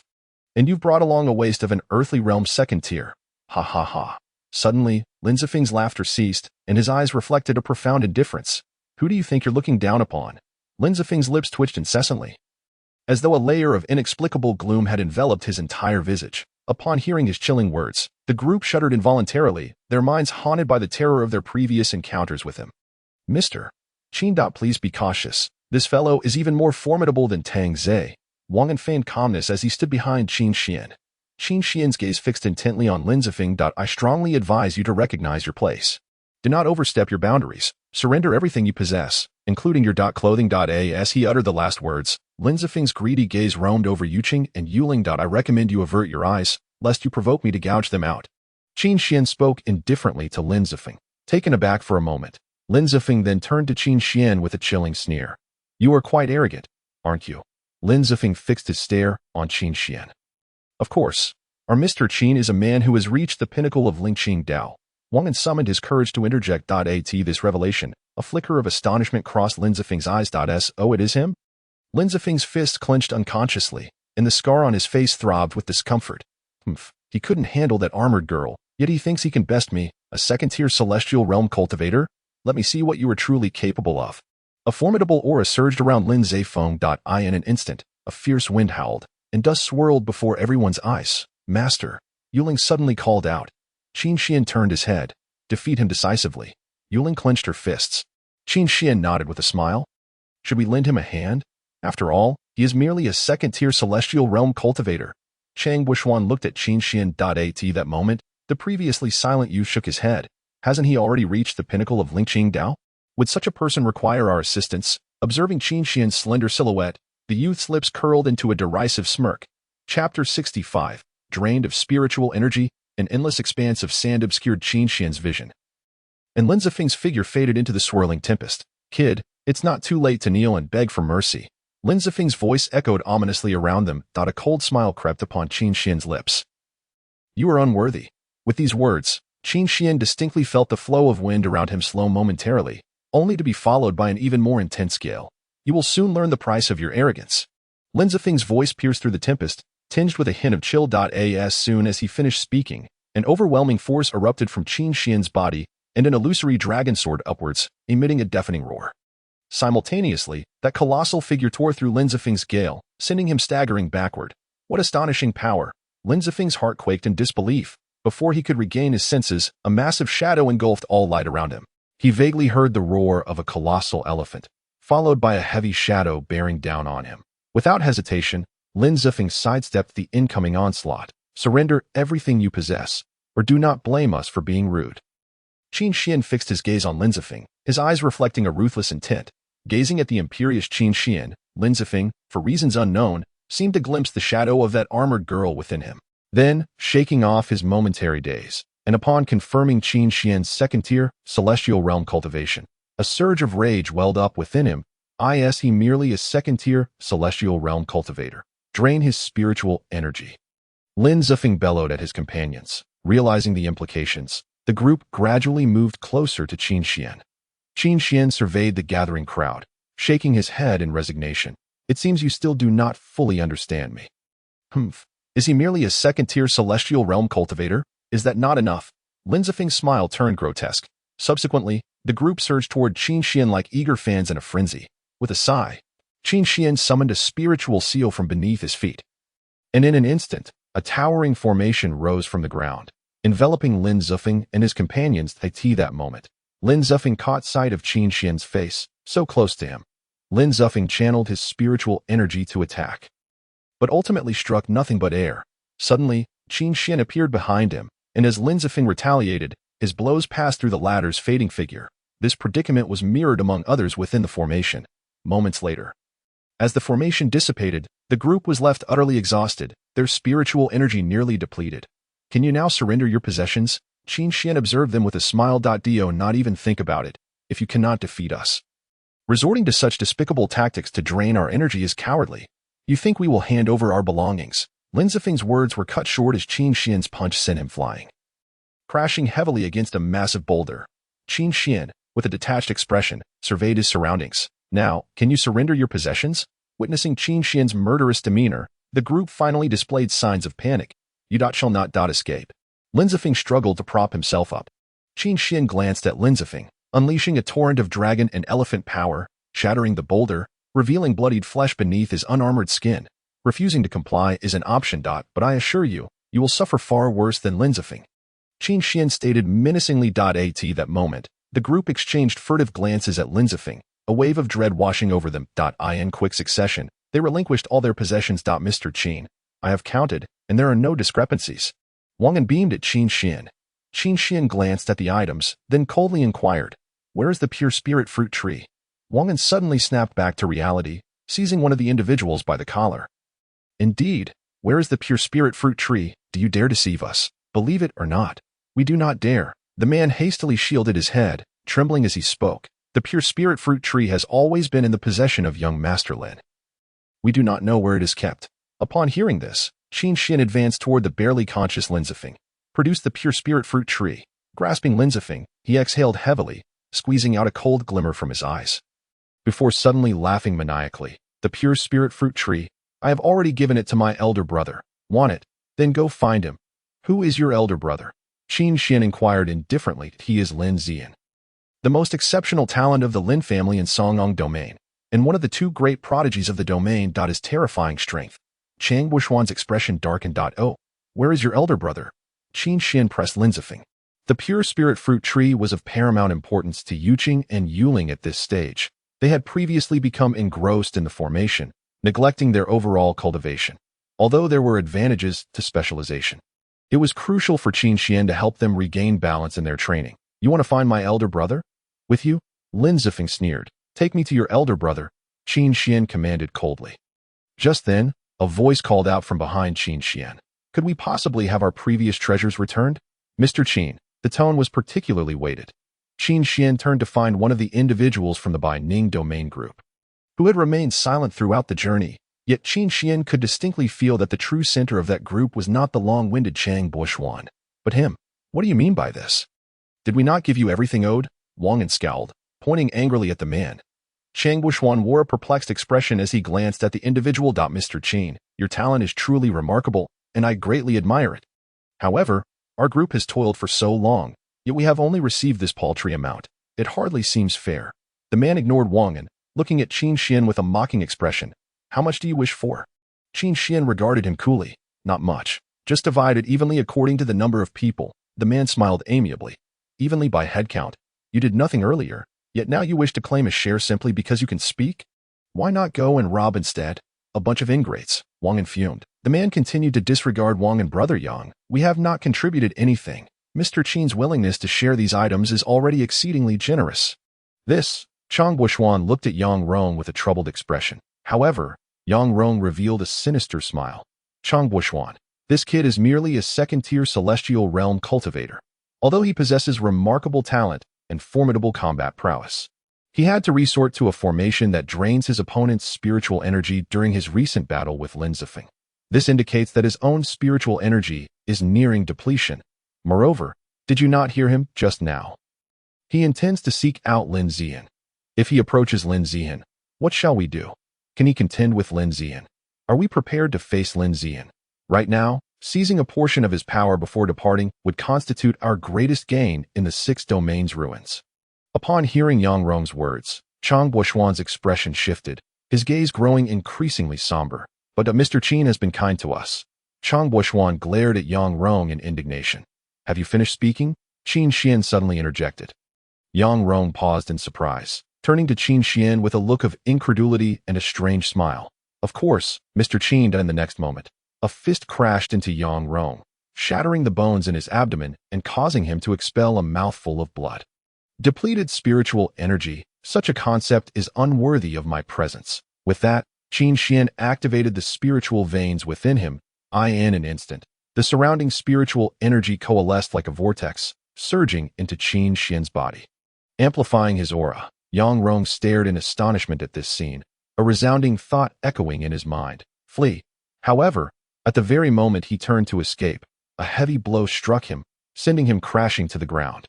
Blood spilling from his mouth. Subsequently, an oppressive force descended upon the onlookers, the terrifying power of the dragon elephant rampaging within them, causing their spiritual veins to spiral into chaos, leaving them writhing in pain on the ground.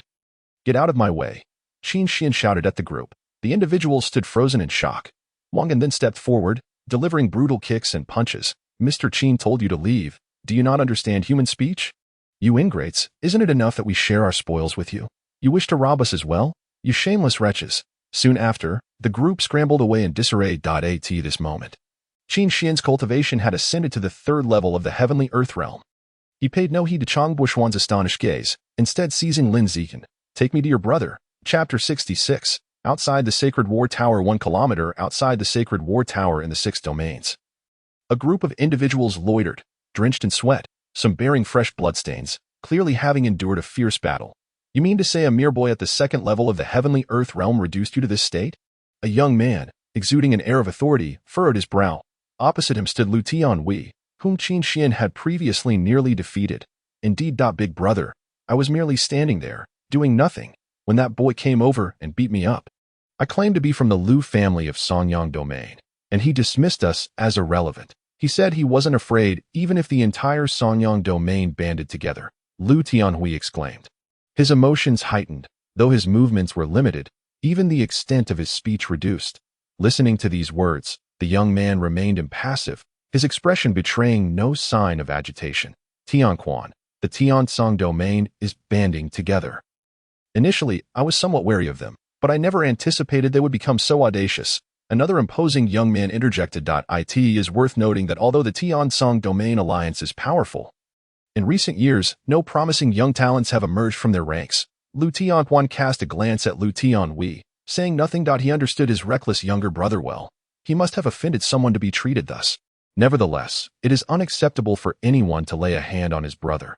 This is not only a slight against the Lu family, but also a personal affront. Zita Zian, brother, that boy does possess a degree of arrogance worth noting. Lu Tianhui suddenly appeared flustered. Lin Zihan regarded Lu Tianhui with astonishment. He has reached the end of the spirit purification path. At this proclamation, silence engulfed the gathering. After a moment, Lu Tianquan emitted a cold snort. How intriguing. The Tiansong domain has gone years without producing a noteworthy individual, yet now they present us with such a shock. Intriguing, indeed. Lu Tianquan began to laugh inexplicably. Big brother. You. Lu Tianhui stared at Lu Tianquan in disbelief. It would be one thing to be defeated by Bei Yi Mingchen, but if we allow these Tiansong domain fools to trample upon us, that would be a true disgrace. Lu Tianquan's lips curled into a peculiar smile. Indeed, the spirit purification path merely tests one's physical talent and willpower. No matter how strong his physical talent may be, his cultivation is still only at the 2nd level of the heavenly earth realm. Could it be that he truly possesses the physique of a sage? Lin Zihan scoffed. Perhaps I truly do. A cold voice emerged from behind. The crowd turned in unison. A young man clad in blue stood at the forefront, flanked by 2 extraordinarily beautiful women and 2 unremarkable young men. Lin Zihan's pupils constricted as he realized that the 2 young men were holding his younger brother captive. Zifeng, Lin Zihan's fists clenched tightly. Big brother, Lin Zifeng's eyes shone with hope as he shouted, Big brother, save me. Defeat these brutes. Did I grant you permission to speak? Wang An harshly struck Lin Zifeng's head. You are Lin Zihan? Qin Xian fixed his gaze upon Lin Zihan. Release my brother. Lin Zihan glared at Qin Xian with a face as cold as frost. Release him? Certainly. However, that you must hand over your pure spirit fruit tree. Qin Xian extended his hand toward Lin Zihan. Lin Zihan, his expression impassive, stared at Qin Xian. I will exchange the pure spirit fruit tree for Lin Zifeng, but I wish to know what you offer to compensate for my brother's injuries. Lu Tianquan glanced at Lu Tianhui. Qin Xian surveyed Lu Tianhui, then replied indifferently, that is his own doing. Upon hearing this, Lu Tianhui erupted in rage, pointing furiously at Qin Xian as he shouted, Big brother, we must defeat this brat and trample him underfoot. Let those two vixens witness the grave consequences of offending the Lu family. Observing Lu Tianhui's demeanor, a flicker of emotion crossed Yu Qing's eyes behind Qin Xian. Qin Xian noted Yu Qing's reaction, then cast a glance at the arrogant Lu Tianhui before finally resting his gaze on the battle-hungry Lu Tianquan. Kid, I can grant you a chance to beg for mercy. Lu Tianquan's blood surged with power, and no need. Qin Xian began to channel his spiritual energy. Hearing Qin Xian's response, a cold smile crept across Lu Tianquan's lips, and he stepped back slightly, exclaiming, perfectly aligned with my intentions. In an instant, Lu Tianquan lunged toward Qin Xian with incredible speed, his attack fierce enough to severely injure a peak heavenly earth realm expert in a heartbeat. Roar. The heavy roar of the dragon elephant resounded. A terrifying force erupted from Qin Xian, a massive phantom of a true dragon soaring from within him, colliding with the descending Lu Tianquan, unleashing a dreadful wave of energy that swept several miles. As the residual energy dissipated, the onlookers beheld Qin Xian standing tall and unyielding. They surveyed the surroundings for some time before finally spotting Lu Tianquan, gravely injured, in a patch of barren earth. Hand over the pure spirit fruit tree. Qin Xian's tone turned icy. The crowd's gazes shifted from placid to wary. He now resembled a harbinger of death. I command you, Tio, hand over the pure spirit fruit tree. Do you not comprehend human speech? Qin Xian's voice thundered. This command struck them like a heavy hammer, snapping them from their stupor. Brother, Lin Zifeng gazed at Lin Zihan in despair at that moment. Lin Zihan's face was a mask of fury as he glared at Qin Xian. His fists clenched, nails digging deeply into his palms. His combat strength is formidable, yet he remains merely at the second level of the heavenly earth realm. He unleashed such tremendous power earlier. His spiritual energy must be nearly exhausted now. Let us all join forces and defeat him. We can still reclaim the dignity of our Songong domain. Lin Zitan's gaze was frigid as it fixed upon Qin Xian. Upon hearing this, the previously dazed crowd regarded Qin Xian with a flicker of renewed hope. Qin Xian, however, merely chuckled coldly, pondering why these individuals persistently believed his spiritual energy would wane. Soon, the surrounding spiritual energy began to shift once more. The previously sparse spiritual energy in this space suddenly thickened. And to their astonishment, all of it flowed toward Qin Xian. Quickly, everyone absorbed the spiritual energy of heaven and earth. We must not allow that brat to recover his strength, Lin Zihan shouted in panic. However, in mere moments, Qin Xian's spiritual energy returned to its peak state. He lifted his gaze, which brimmed with an icy resolve. Uncertain as to why, Lin Zihan suddenly felt a chill coursing through him under Qin Xian's penetrating gaze. As though his entire being had plunged into a profound abyss of ice. In the next moment, he sensed his body slipping out of his control. Soon after, Qin Xian before him began to shift sideways. The entire world commenced its dizzying spin. Following this, he felt a grip around his neck, the suffocating sensation enveloping him, compelling his body to thrash in desperation. Hand over the pure spirit fruit tree. Qin Xian's voice echoed from all directions. Lin Zihan attempted to reach out to Qin Xian, yet no matter how he strained, his hands grasped only it was as if the choking sensation had materialized from thin air. Lin Zihan croaked, his throat parched. Finally, that suffocating feeling dissipated. Gradually, he perceived the world's rotation slowing, and he abruptly realized he was weightlessly plummeting to the ground. He collapsed, gasping for breath, striving to reclaim the air he had previously been deprived of. The pure spirit fruit tree. Qin Xian extended his hand toward Lin Zihan. Lin Zihan scanned his surroundings, noting that others lay strewn about, some gravely injured while others were merely wounded, yet Qin Xian remained in peak condition. As though unaffected by the turmoil, Lin Zihan averted his gaze from Qin Xian's eyes, begrudgingly extending his hand toward him, revealing an unclaimed spirit ring nestled within his palm. The pure spirit fruit tree is contained within. Qin Xian's spiritual perception swept over it and confirmed the presence of the pure spirit fruit tree. However, his gaze suddenly shifted to something behind Lin Zihan. Be brother, I was wrong. I should not have treated your little lover in such a manner. Lu Tianhui lamented, his face etched with regret. as he began to slap his own face in remorse, that I was wrong. I was wrong. I was wrong. Yet, Qin Xian granted him no response, instead placing a foot firmly upon Lu Tianhui's face. Pressing it down mercilessly. At that moment, Qin Xian turned his attention to Yu Qing, who was observing him with a conflicted expression. She understood that Qin Xian awaited her answer. If she wished for Lu Tianhui to die, Qin Xian would undoubtedly ensure his demise. Yu Qing found the prospect of death terrifying. She believed death to be the most dreadful fate in this world, compared to the torment she had previously endured. It seemed excessive to impose the punishment of death upon another. Master Ancestor. Let it go. Yu Qing sighed, shaking her head in resignation. Qin Xian regarded her, then without hesitation, lifted his foot from Lu Tianhui's face. He approached Yu Qing and enveloped her head in his embrace, understanding that she had not experienced much hardship. In the beginning, humanity is inherently good, just as Qin Xian and the others prepared to depart. Lin Zihan suddenly spoke. Behind me lies the Holy War Tower. Do you not wish to take a look? Qin Xian halted his steps. Bei Mingchun is still inside. Lin Zihan added. Qin Xian continued to walk forward. The Holy War Tower is the most concentrated repository of cultivation essence within these 6 domains. Inside, one might even glean insights into the existence of the Holy Realm's great paths ahead of time. Moreover, should you succeed in ascending to the 9th level, you shall obtain the finest treasures this 6-domain relic has to offer. Lin Zihan continued, his words flowing. Upon hearing this, Qin Xian turned around. His indifferent gaze, piercing through some obstructions, fell upon the majestic tower behind them. Witnessing the anticipation in Qin Xian's eyes, Lin Zihan couldn't help but feel a surge of excitement. A once-in-a-century genius from the Tiansong domain, and one of the most formidable prodigies from the Bei Yi domain in recent years. When these two collide, who shall emerge triumphant? Chapter 67.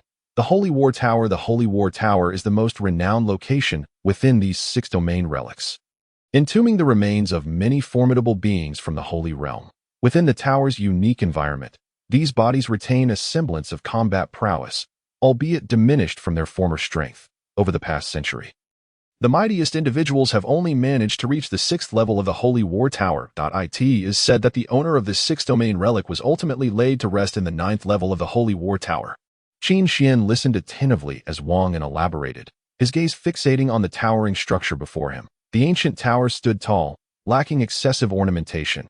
Its heavy, antiquated hue rendered it akin to a well-armed giant soldier from a distance. Let us proceed.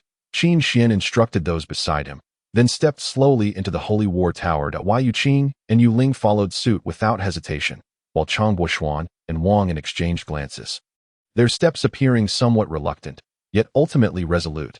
They bit the bullet and entered as well.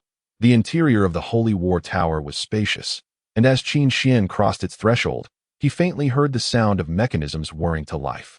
Surveying his surroundings, he couldn't help but marvel at the tower's intricate design. Suddenly, the ground beneath them began to tremble violently. In an instant, several beams of crimson light materialized before them, and upon closer inspection, they realized these red beams were advancing towards them.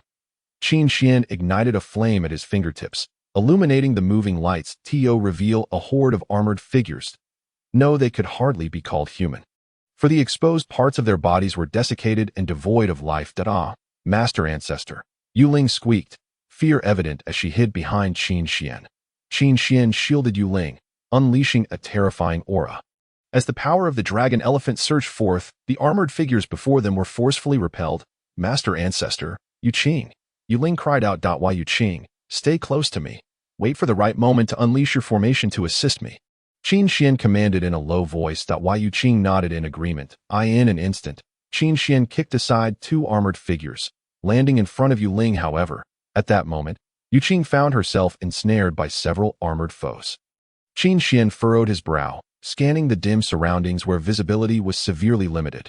Meanwhile, Wang An and Chang Buoxuan had also encountered several armored figures, yet their own strength allowed them to manage the situation. Mr. Qin, the Holy War Tower is rife with mechanisms, primarily testing each individual's prowess on every level. If you insist on aiding the 2 young ladies, you will have to endure triple the combat strength yourself. Wang An's voice reached Qin Xian's ears. Upon hearing this, Qin Xian cast a complex glance toward Yu Qing and Yu Ling. Do not worry, Master Ancestor. We can handle this challenge, Yu Ling assured Qin Xian with a firm nod. Qin Xian then glanced at the silent Yu Qing, giving a slight nod. Unless absolutely necessary, I will refrain from intervening. Although he often indulged these two girls, Qin Xian had confidence in Yu Qing and Yu Ling's abilities. At the very least, within the first level of the Holy War Tower, they would not encounter any unforeseen accidents. Before long, the entrance to the second level of the Holy War Tower swung open. Compared to the first level, the air within the second level felt markedly more humid, and as the coldness wafted outward, everyone was struck by an overwhelming sense of plunging into an icy abyss. "Be cautious," Qin Xian warned. However, just as they all stepped into the second level, the colossal door leading back to the first level slammed shut behind them. Almost immediately, a sharp blade, accompanied by a piercing wind, came hurtling towards them. Qin Xian sidestepped effortlessly, only to be met with an even denser barrage of blade attacks. At that moment, Yu Ling and Yu Qing also found themselves under assault from the blades. Qin Xian turned around. In a moment of urgency, he attempted to immobilize the assailants with a mental attack. Yet, he overlooked the fact that they were corpses. Subsequently, the sharp blade descended unerringly toward Yu Ling's head. But she successfully blocked it with her spiritual shield. Retreating a step to evade the onslaught, she hurled a talisman at it. In an instant, the talisman erupted with a terrifying blaze, engulfing the armored figure entirely. When the flames subsided, the armored figure collapsed heavily, disassembling into scattered pieces. "Master Ancestor," Yu Ling beamed at Qin Xian, yet when she turned, she found Qin Xian's figure looming right before her. In the next moment, a blade whistled above her head. She glanced back to see Qin Xian grasping a sharp knife. Fortunate to have his spiritual protection. Otherwise, his hand would have been rendered useless. Qin Xian raised his hand, channeling energy that erupted from his palm, directly shattering the armored figure. "Master Ancestor," Yu Ling's head lowered in a mix of shame. "Focus solely on the battle when in combat. Do not let your mind wander." Qin Xian admonished. "In a true life and death duel, a moment's distraction could lead to your demise. Do you understand?" With that, Qin Xian spun around and sent a powerful punch flying toward the armored figure behind him. "I understand, Master Ancestor," Yu Ling replied, her tone subdued. For the multitude, the challenge of the second layer appeared rather trivial, and thus they swiftly advanced to the third layer. As the portal to the third layer swung open, an oppressive and stifling aura of murderous intent enveloped them. In stark contrast to the dimness of the previous two layers, the illumination here was strikingly bright. The crimson ambience transformed this space into a battlefield steeped in blood. Countless figures clad in armor surged forward, and the cacophony of combat echoed incessantly in their ears. At that moment, one individual suddenly halted before them. "Mr. Qin." Wang and Qin Xian cast his gaze upon the speaker. A distinguished prodigy from a prominent family within the Tiansong domain, his strength surpassing that of Wang, and just as the individual became distracted, a long spear pierced through his shoulder. Chapter 68. Who is stronger? In the next instant, a chilling gust of wind from a spear rushed from behind the crowd. Qin Xian swiftly pivoted and seized the spear, channeling his inner energy into his palm, unleashing a tremendous force that ultimately sent the heavy armor flying. Be cautious that each of these armors possesses formidable combat capabilities. The Tiansong domain individual clutched his bleeding shoulder, but rose once more. "I have heard from the elders of my family that each layer of the Holy War Tower tests the cultivators' comprehensive combat strength. The higher one ascends, the more powerful the adversaries become. Previously, many prodigies we dispatched from the Tiansong domain faltered at the fourth layer." Wang spoke gravely. Upon hearing this, Qin Xian cast a worried glance towards Yu Qing and Yu Ling. "Rest assured, Master Ancestor, you focus on your path to the ninth layer. We will take care of ourselves. If we truly encounter danger, we can always withdraw." Yu Ling replied with a smile. Yu Qing's eyes also reflected unwavering resolve. Qin Xian nodded, gently patting Yu Qing and Yu Ling on the head. "Take care of yourselves. Affection should not become indulgence. Only by letting go can they have room to grow." With that, Qin Xian's figure darted forward like a wisp of wind. At the far end of this crimson space lay an open doorway, and in the expanse between them was a multitude of crimson armors, brandishing long spears with sharp tips glinting with crimson light. Whether from the reflection of light or stained with blood, it was unclear. Dragon elephant strength, a solid phantom of a true dragon emerged from within Qin Xian, soaring upwards before diving down to the ground, clearing a wide path for his advance. Just as Qin Xian stepped forward, a spear shot toward him like an arrow released from a bow. He abruptly halted, grasping the spear just as it passed before him. Qin Xian glanced sideways, aiming the spearhead at one of the unarmed armors, then hurled it with force. The spear shot through the air like a meteor, seamlessly piercing through the armor's body. That kid, merely at the third level of the Earth realm, that how can he possess such immense strength? An onlooker, astonished, gazed at Qin Xian. These late-stage Earth realm cultivators found themselves struggling against a single armor. Yet this third-level cultivator dispatched them with ease, moving with terrifying speed. Moreover, he appeared utterly tireless, as if his inner energy was inexhaustible. I heard that a kid at the second level of the Earth realm reached the end of the Lingqing Road. I suspect it must be him. A passerby's countenance darkened, his gaze fixed intently on the receding figure of Qin Xian. Upon hearing this, the crowd exhibited slight astonishment. I asked that the prodigy from the Tiansong domain. A once-in-a-century talent? Look, that kid has already reached the entrance. A gasp arose. The crowd turned to behold Qin Xian's resolute silhouette standing at the threshold of this third layer. Behind him lay a heap of completely incapacitated armors. Witnessing that figure, the crowd fell into stunned silence, merely swallowing hard.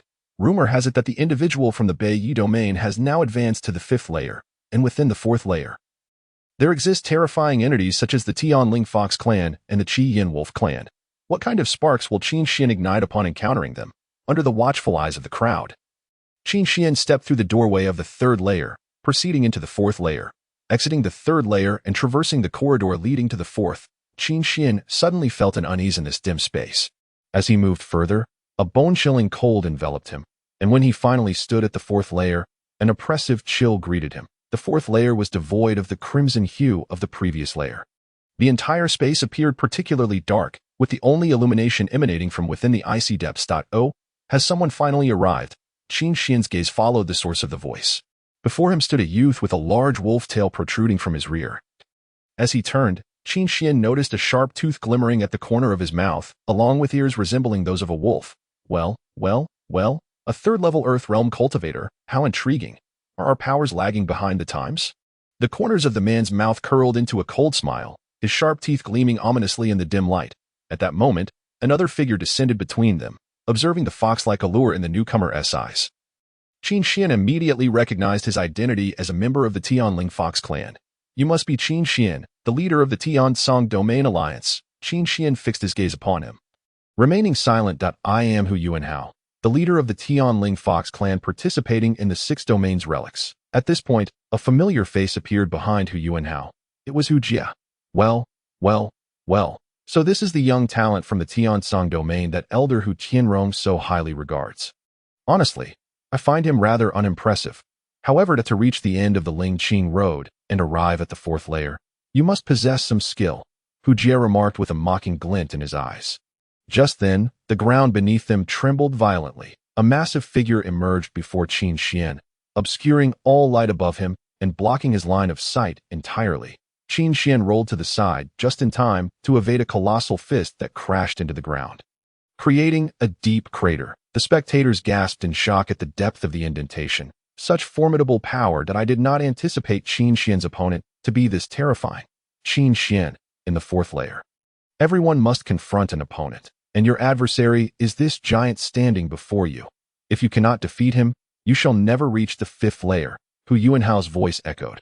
Hearing this, Qin Xian looked up, taking in the colossal figure towering over him, easily 30 to 40 meters tall. A mere leap from him could easily reach the 50-meter ceiling.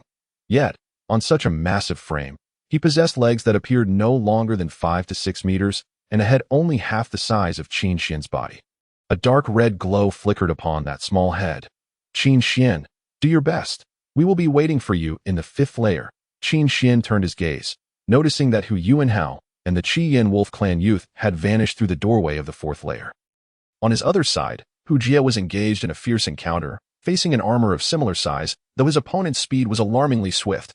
Qin Xian, I lost to you last time at the Dongyuan Mouse clan. This time, I cannot afford to spare the time to fight you. Let us see who prevails. First, let us pass through this fourth layer. Hu Jia's eyes burned with intensity, his gaze coldly fixed upon Qin Xian. Boring. Qin Xian replied indifferently. Upon hearing this, Hu Jia's face twitched slightly, and then he erupted in fury, an even more terrifying power radiating from him. Qin Xian, I will surpass you. Hu Jia screamed in a frenzy. In the next moment, Hu Jie dashed toward the armor like a bolt of lightning, wielding a sharp blade, and plunged it directly into the lifeless flesh of the armor. However, the very next instant, he was sent flying by the armor's retaliatory strike, landing awkwardly on the ground. Qin Xian merely diverted his attention for a fleeting moment, yet the colossal fist still descended upon him. The power within him surged like molten lava. The dragon elephant strength coursing through his veins, a deep roar resonating from within, heaven-defying dragon elephant technique. This time, Qin Xian did not evade. He raised his fist, confronting the threat head-on. In an instant, a terrifying force erupted like a tidal wave. A giant elephant, conjured from spiritual energy, appeared above Qin Xian, releasing a deafening roar from its flaring nostrils, its massive head thrusting upward, its overwhelming might radiating outward. The massive form, under such impact, began to teeter precariously. Just then, a colossal dragon surged forth from behind Qin Xian. The dragon unleashed a roar that tore through the heavens, its long and powerful body coiling around the armor. "Shatter for me," a fierce glint shone in Qin Xian's eyes. Moments later, the roar of the dragon resounded in the ears of the onlookers once more. The dragon's form erupted with a tremendous force, its robust physique ultimately crushing the armor beneath it. The colossal armor collapsed like a crumbling building, producing a heavy and jarring sound. At that moment, Qin Xian surveyed the scene. Here stood formidable human practitioners, as well as the opposing clans of the Tianling Fox and the Qian Wolf. Remarkably, Qin Xian even spotted several figures from the Tian Song domain, including Tang Ming. Each of them faced their own adversaries, yet in terms of strength, the giant Qin Xian had just defeated was likely the most formidable of all. Simultaneously, a searing gaze lingered upon him. "Oh, you wish to surpass me." A peculiar smile curved Qin Xian's lips as he turned to Hu Jie and nonchalantly remarked, "Then come to the 5th level and surpass me." Upon hearing this, Hu Jie made sounds as if his teeth were clashing. Qin Xian strolled to the entrance of the 4th level and then stepped into the corridor leading to the 5th level alone. I will surpass you." Hu Jie's gaze remained fixed on Qin Xian's retreating figure. The onlookers also watched as Qin Xian faded from view, their emotions tinged with heaviness. They were all top talents from the 6 domains. Yet within the Holy War Tower, they encountered a group of even more monstrous prodigies. The feeling of inadequacy, akin to a sprout nourished by gibberellin, surged within them, rapidly consuming their hearts. Thus far, for prodigies had entered the ruins of the 6 domains. How does Qin Xian, who just entered, compare to them? Chapter 89. Hu Yuan. How as Qin Xian stepped into the 5th level, he was immediately assaulted by an overwhelming heat that flushed his cheeks. "Oh, I never expected that Kid.to arrive here so swiftly, truly deserving of being the one who reached the very end of the Lingqing path." The Qian Wolf tribe member smirked mockingly. On the other side, Hu Yuan also turned his gaze, a hint of surprise flashing across his eyes. "What is this challenge?" Qin Xian inquired, looking at Hu Yuan. The scenario was much like the previous 4th level, where one battled a suit of armor. However, in the 4th level, they possessed advantages akin to ours, such as strength or speed. But in this challenge, our opponent, while lacking our advantages, possesses a power that overwhelms our disadvantages. Hu Yuan spoke slowly, his tone heavy with gravity. Upon hearing this, Qin Xian glanced towards another scene. Over there, a human practitioner was engaged in combat with a massive suit of armor. Each punch from the giant forced him to stagger backward. When Qin Xian locked eyes with him, the human glanced back. Their gazes collided in the void, akin to swords clashing and then separating swiftly. He is Bai Yi Minglin, the young master of the Bai Yi domain, and the brother of Bai Yi Mingchun. Hu Yuan introduced him to Qin Xian. Another mention of Bai Yi Mingchun. Since entering the ruins of the 6 domains, this name had continuously echoed in Qin Xian's ears. Just as Hu Yuan was about to continue conversing with Qin Xian, a gigantic fist descended from above, crashing down upon the ground with the weight of a meteor. The earth, crushed beneath the impact, formed a deep dent, with scorching sand and stones scattering everywhere. While Qin Xian focused on the suit of armor, a searing flame suddenly surged towards him. Qin Xian executed a sideways roll, narrowly evading the attack. He then fixed a cold, piercing gaze on the assailant. It was a robust suit of armor, heavy yet surprisingly agile in its movements. In the next moment, its figure vanished like the wind. Qin Xian's pupils contracted. Such speed. Although Qin Xian's physical form and strength were incredibly formidable, speed had always been a disadvantage he had not diligently sought to amend. Suddenly, Qin Xian felt a searing heat behind him. Enormous flames instantaneously engulfed all directions around him. The flames surged towards him like venomous snakes, ready to strike. Qin Xian channeled his spiritual energy, enveloping himself in a layer of icy power. At the moment the flames began to melt the ice surrounding him. He broke free from the inferno, his gaze fixed on the lifeless suit of armor. He dashed towards it like a shadow carried by the wind, raising a fist imbued with spiritual light, and struck down with ferocity. However, as his fist descended, the figure swiftly evaded. Clang! A crisp sound of steel clashing echoed. Qin Xian had only struck the edge of the armor. Such astonishing speed. Qin Xian's expression grew grave. This level of speed must have reached the semi-saint level. Quick, is it? A cold smile curled at the corners of Qin Xian's mouth. He then turned his palms upward, channeling a continuous flow of spiritual energy into his palms. Soon, a shimmering mark appeared in his hands, leaping forth like a butterfly, and finally floating down gracefully. Before long, a vast area surrounding Qin Xian was enveloped by that spiritual imprint. The imprint occasionally emitted special waves of spiritual energy. Qin Xian's gaze flickered, and then he unleashed a torrent of boundless power from within.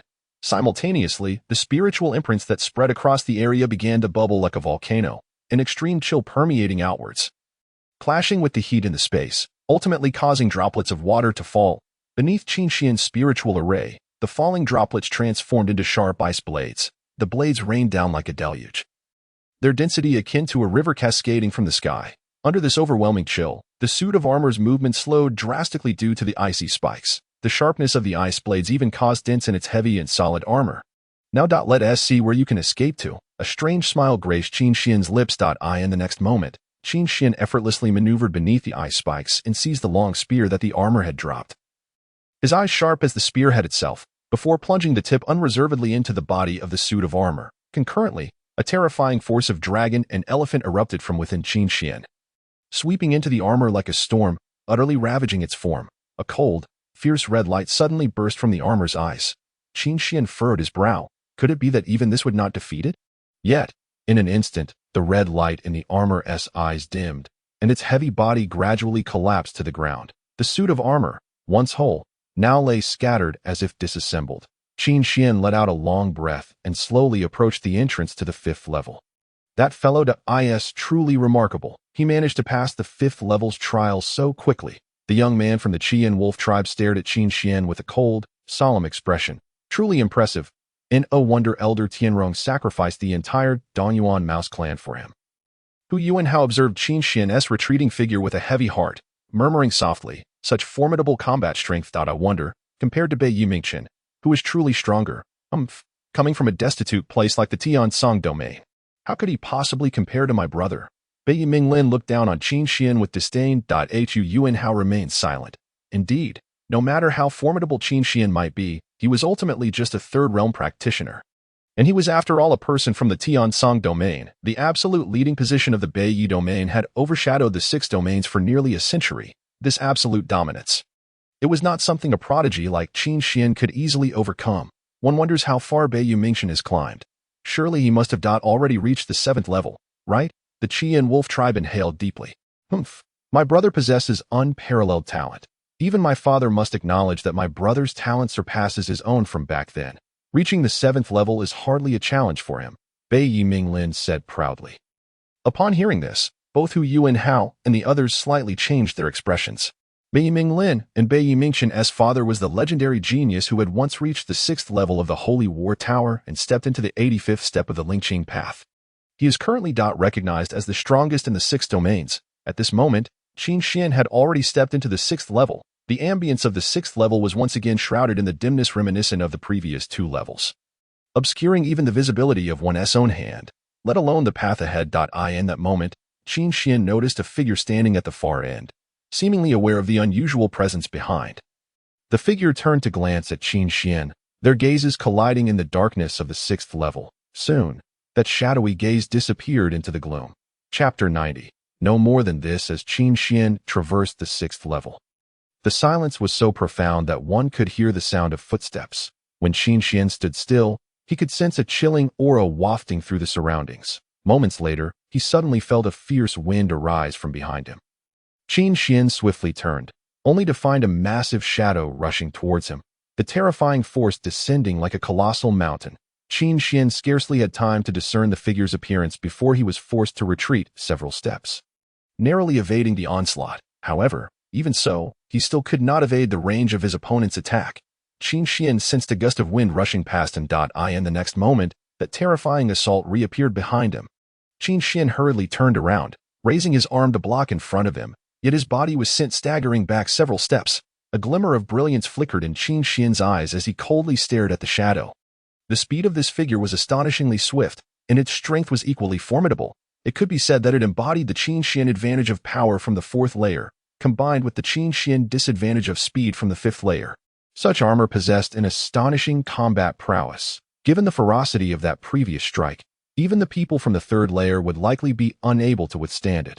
After a series of clashes, Qin Xian began to show signs of fatigue. However, that armor seemed blissfully unaware of exhaustion, its assault not only maintaining its intensity but growing even more ferocious. A swift resolution was imperative. The spiritual energy within the Holy War Tower was exceedingly sparse, insufficient for a rapid recovery of my spiritual power. Qin Xian gasped, murmuring softly. Just then, as the armor reappeared beside Qin Xian, several dazzling rays of spiritual light suddenly illuminated the surroundings.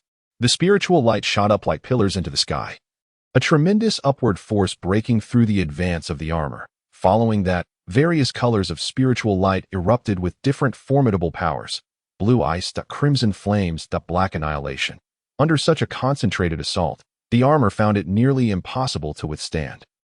Observing the armor ensnared in a predicament, Qin Xian shook his head slightly and then looked up at the ceiling. The Holy War Tower has ultimately underestimated my strength. However, after the flurry of intense attacks subsided, the armor did not collapse as expected.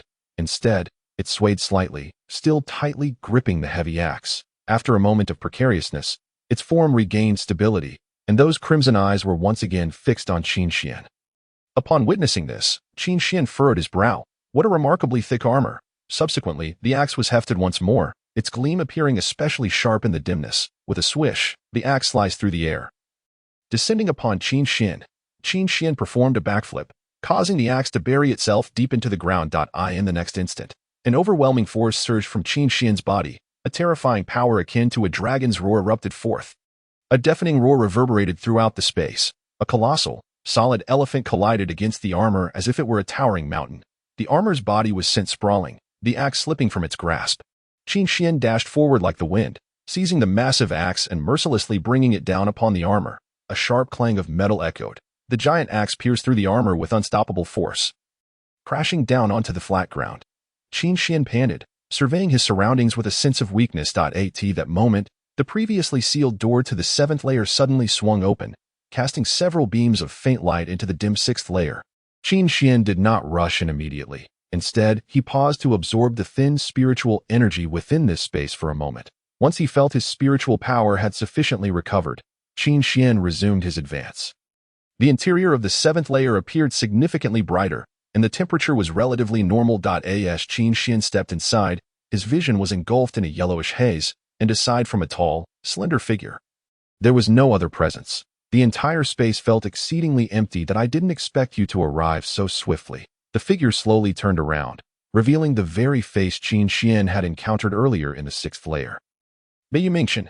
Qin Xian narrowed his eyes. He had certainly heard this name more than once. What is your name? Which realm do you hail from? Bei Mingchen raised his chin, looking down at Qin Xian. I am Qin Xian, from Tiansong realm. Qin Xian replied with a faint smile. Tiansong realm. A glimmer of light flashed in Bei Mingchen's eyes, followed by a cold smile and a shake of his head. I can't believe the weak Tiansong realm has finally produced someone decent after nearly a century. Qin Xian silently stared back at him. You must have noticed the difference in this seventh layer. The man continued. Upon hearing this, Qin Xian carefully surveyed the seventh layer, which was now only occupied by the two of them. This is a battleground, Bei Mingchen proclaimed loudly. Moreover, I have been waiting here for quite some time without encountering my opponent. It appears that my opponent isu. Bei Mingchen's eyes gleamed with a frenzied intensity, akin to a hunter fixating on its prey, firmly locking onto Qin Xian. Qin Xian's gaze hardened as he locked eyes with Bei Mingchen from across the space. You, a kid from Tiansong realm, are you prepared to lose to me? A cold smile curled at the corners of Bei Mingchen's mouth. Who loses to whom is yet to be determined. Qin Xian replied, his expression indifferent. In the next moment, Bei Mingchen's figure shot forward like lightning, appearing behind Qin Xian in the blink of an eye. A wave of scorching heat, reminiscent of flames, descended upon Qin Xian's back. Fortunately, Qin Xian quickly spun around, raising his hands to shield himself with a protective barrier of spiritual energy, successfully blocking that rapid attack. However, Qin Xian was still forced back several steps. Heh, to reach this point, you certainly possess some skill. Bei Yimingchen sneered at Qin Xian. Qin Xian gazed at Bei Yimingchen with an expression of indifference. Ugly people often cause trouble, and the inept are full of hot air. I shall now take this seriously. Bei Yimingchen glared icily at Qin Xian, then spoke slowly. This move, even a newly ascended half-saint would struggle to withstand. Besides, within the same realm, there is hardly anyone capable of enduring my strike. To be defeated by my move, you would not have come in vain. As he spoke, Bei Yimingchen raised his palm skyward, and several bolts of lightning gently descended into his hand like fallen leaves. Immediately after, the bolts of lightning converged upward like a flowing river, ultimately forming a round sphere of lightning above his head, emanating a terrifying heat that could evoke deep-seated dread within anyone who beheld its flickering glow. Kid from Tiansong realm, fall before me. Bei Yimingchen's eyes were bloodshot, his face contorting like a beast. Facing the enormous sphere of lightning and the overwhelming heat radiating from it, Qin Xian exhibited no hint of fear. The lightning sphere was immense, enveloping Qin Xian's body as if crushing an ant beneath a giant ball. After the lightning sphere engulfed Qin Xian's figure, he did not emit any other sounds, not even a cry of anguish. The entire arena fell silent, save for the sound of crackling electricity within the sphere. This kid can't possibly be dead inside, can he? Bei Yimingchen furrowed his brow slightly. After all, this kid could be considered the foremost genius from Tiansong realm in nearly a century. If he were to perish here, it might incite the wrath of Tiansong realm. Even a powerful entity like Bei Yu domain would likely not emerge unscathed.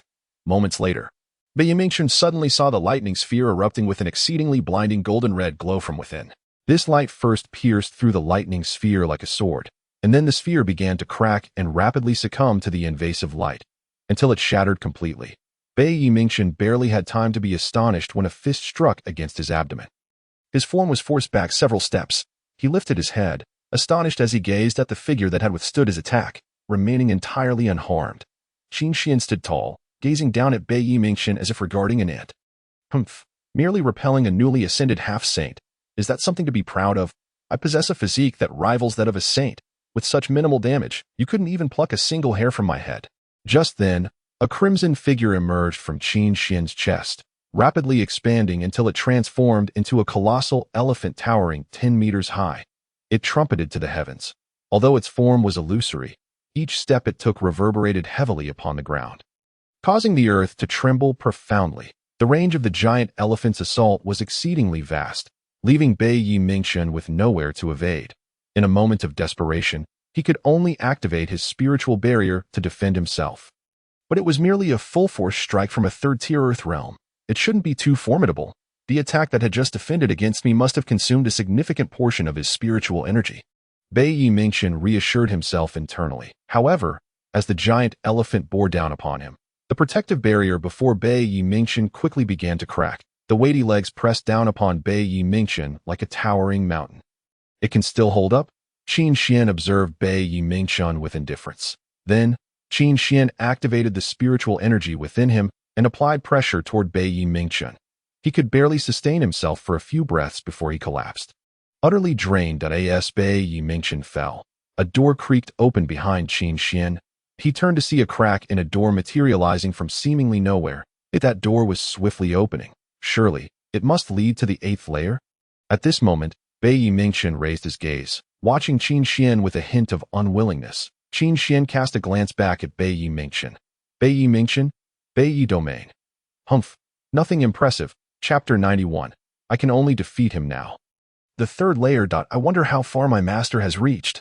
Yuling's delicate, elongated fingers rested beneath her lips, her face adorned with a contemplative expression, while she effortlessly dealt with her opponent. At this moment, Yuqing had already ascended to the 4th level for cultivation. Mr. Qin is so formidable. He will surely shatter the record set in the North Leaf domain. Wang An declared confidently.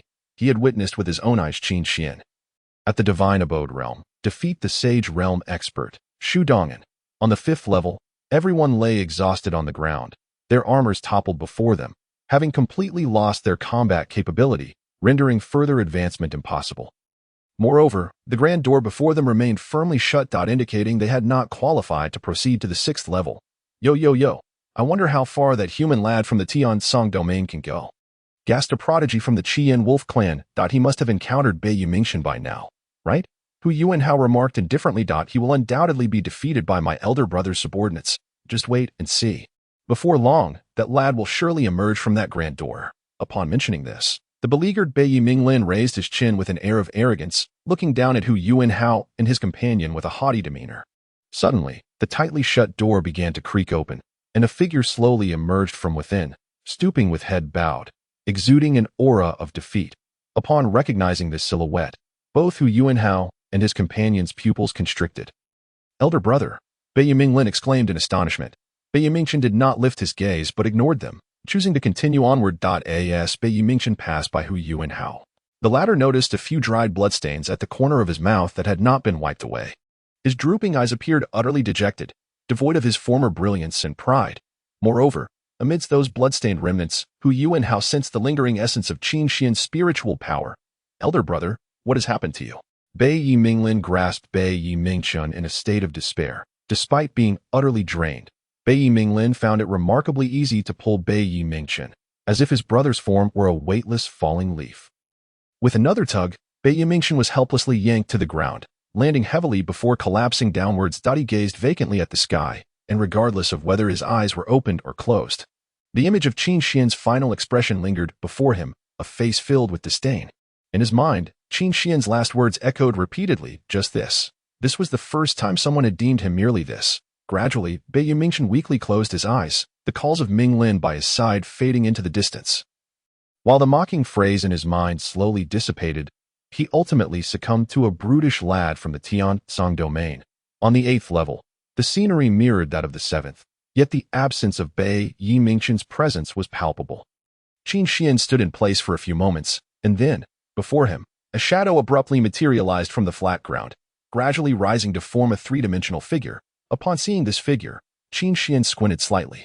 The outline of this shadowy figure bore a striking resemblance to himself. Standing opposite this figure, Qin Xian felt as though he were gazing at his own reflection.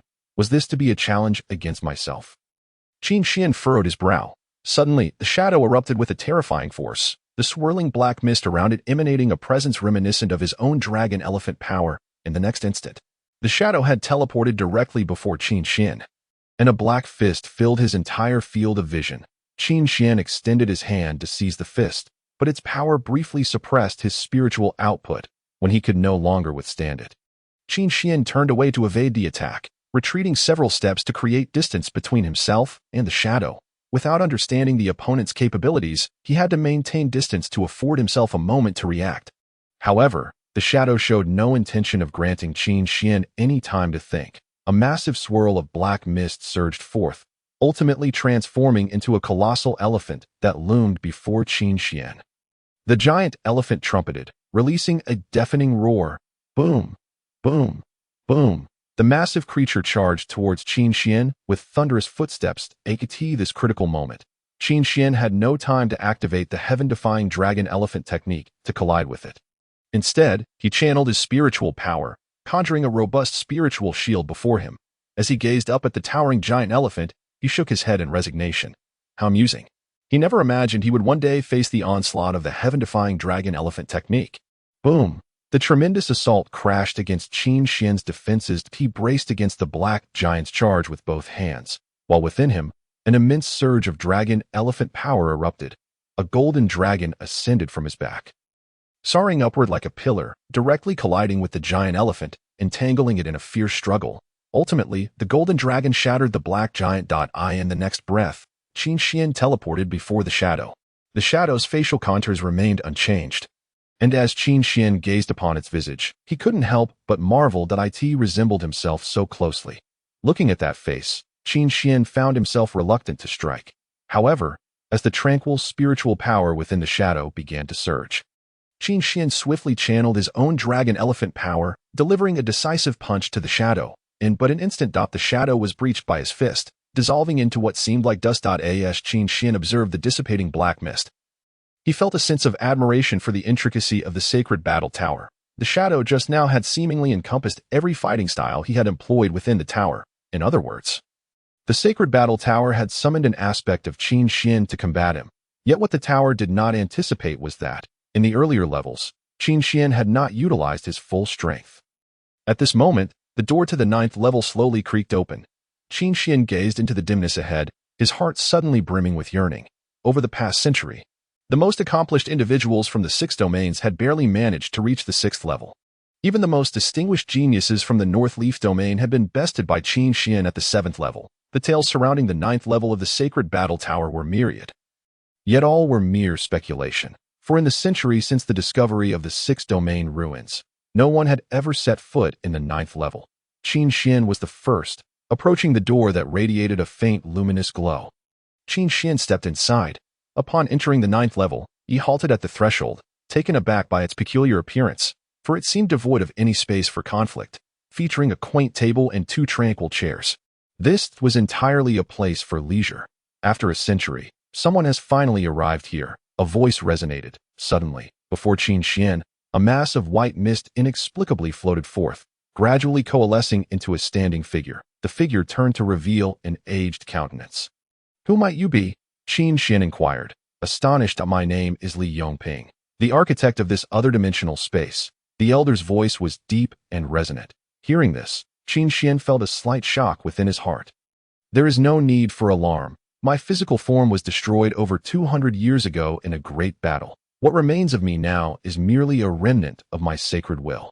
The old man continued, "And my sacred will has gradually faded with the passage of time. That I had believed that before I completely vanished from this world, I would never encounter anyone here. Yet, unexpectedly, the elder's weathered gaze regarded Qin Xian with both gratitude and complexity. Over 200 years ago to at that time, Qin Xian had not yet graced this world. 200 years ago, what transpired here? Qin Xian questioned the elder. That a great war unfolded, ultimately leading to the further fragmentation of this already shattered space. And I seized the opportunity to carve out this other dimensional realm. Fragmented space. Qin Xian's gaze turned distant. The spirit realm was crafted by the ancient spirit gods. How could it suffer fragmentation in this other dimensional space? You must have discovered many ruins. Yes, all of those are remnants created by powerful beings as they face their demise, and those who could not create ruins, their gradually fading physical forms were utilized within this sacred battle tower. The armors you encountered in the earlier levels are the remnants of their bodies. Qin Xian nodded slightly, understanding. Then why did those powerful beings fight? He gazed curiously into the elder's eyes. In that instant, the elder's weathered gaze suddenly became murky, because of an entrance token to a ruin. The elder replied calmly. This statement struck Qin Xian like a heavy hammer upon his heart. What ruin's entrance could possibly incite such fierce competition among beings surpassing the Sage King realm, leading them to fight to the death? At that moment, the elder waved his hands, causing everything before Qin Xian to vanish.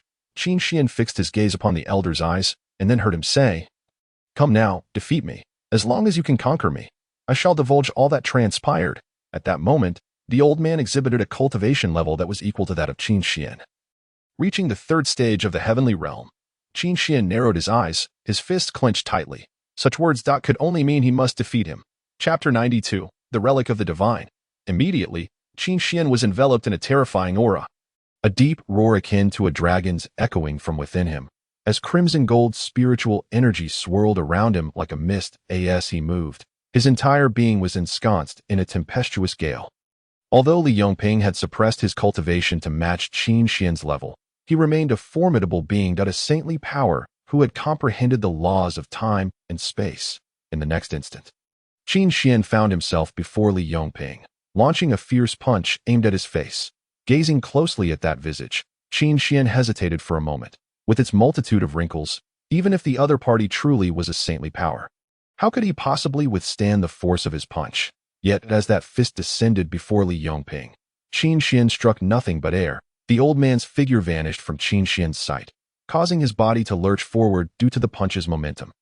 Suddenly, Qin Xian felt a chill at his back. He swiftly turned around, only to see Li Yongping's familiar face as he was struck hard in the chest, the immense force sending Qin Xian stumbling backward several steps. "Did you hesitate just now?" The old man paused to regard Qin Xian. "Just a tad." Qin Xian adjusted his stance. He although I am merely a remnant soul if you do not exert your utmost. Overcoming me will prove quite challenging."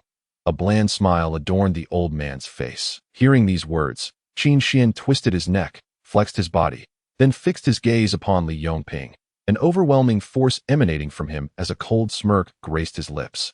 "Then let us engage." With that, Qin Xian dashed forward like lightning, raising a fist to strike the old man with great fervor. As Qin Xian's fist descended, Li Yongping's figure predictably vanished from sight. That moment, Qin Xian abruptly halted his right foot, spinning his body sharply to deliver another punch backward. This time, Qin Xian's fist finally connected with solid flesh. The old man's figure was sent flying, the impact of the punch rendering Li Yongping's already tenuous form even more ethereal.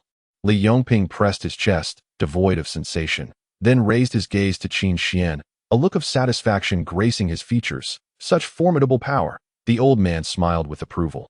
"Your strength is indeed impressive." "I dare not be negligent," Qin Xian responded with respect. The other party was merely a remnant soul of a saintly power, and this soul had grown incredibly frail with the passage of time. Regarding his mastery of the laws of time and space, although he could still summon them, his capabilities had diminished significantly, and the extent of his spatial manipulation was exceedingly limited. Qin Xian had calculated precisely this. Thus, he was able to inflict such severe damage moments ago. Li Yongping regarded Qin Xian with a faint smile. "If you can endure the next strike, I shall grant you passage through this holy war tower." Upon hearing this, Qin Xian furrowed his brows. It appeared that the other party was about to get serious. Immediately, a white mist enveloped Li Yongping, which then coalesced into a dense orb of fog before him. Gradually, an eerie aura emanated from the mist ball, and at its center, a black void began to extend. The laws of time and space. Qin Xian's heart jolted as he fixated on that black void. He extended his spiritual sense into the abyss, ultimately encountering only a vast emptiness, devoid of any presence, merely an indistinguishable darkness. Soon, the void expanded, its terrifying suction growing stronger. As he felt that formidable pull, Qin Xian gazed at the black void, akin to staring into the gaping maw of a colossal beast. Gradually, he found it increasingly difficult to maintain control of his figure, his body being swept into that dreadful suction. "Are you unable to hold on?" Li Yongping's voice echoed in his ears. The sound of those words, Qin Xian's top body suddenly relaxed. Subsequently, he was effortlessly drawn into the black void. Within the void, Qin Xian sensed no existence, not even a trace of spiritual energy. He scanned his surroundings and ultimately discovered a glimmer of light, reaching out to touch it, only to find that no matter what, he could not grasp that light, which seemed perpetually just out of reach in the indiscernible darkness.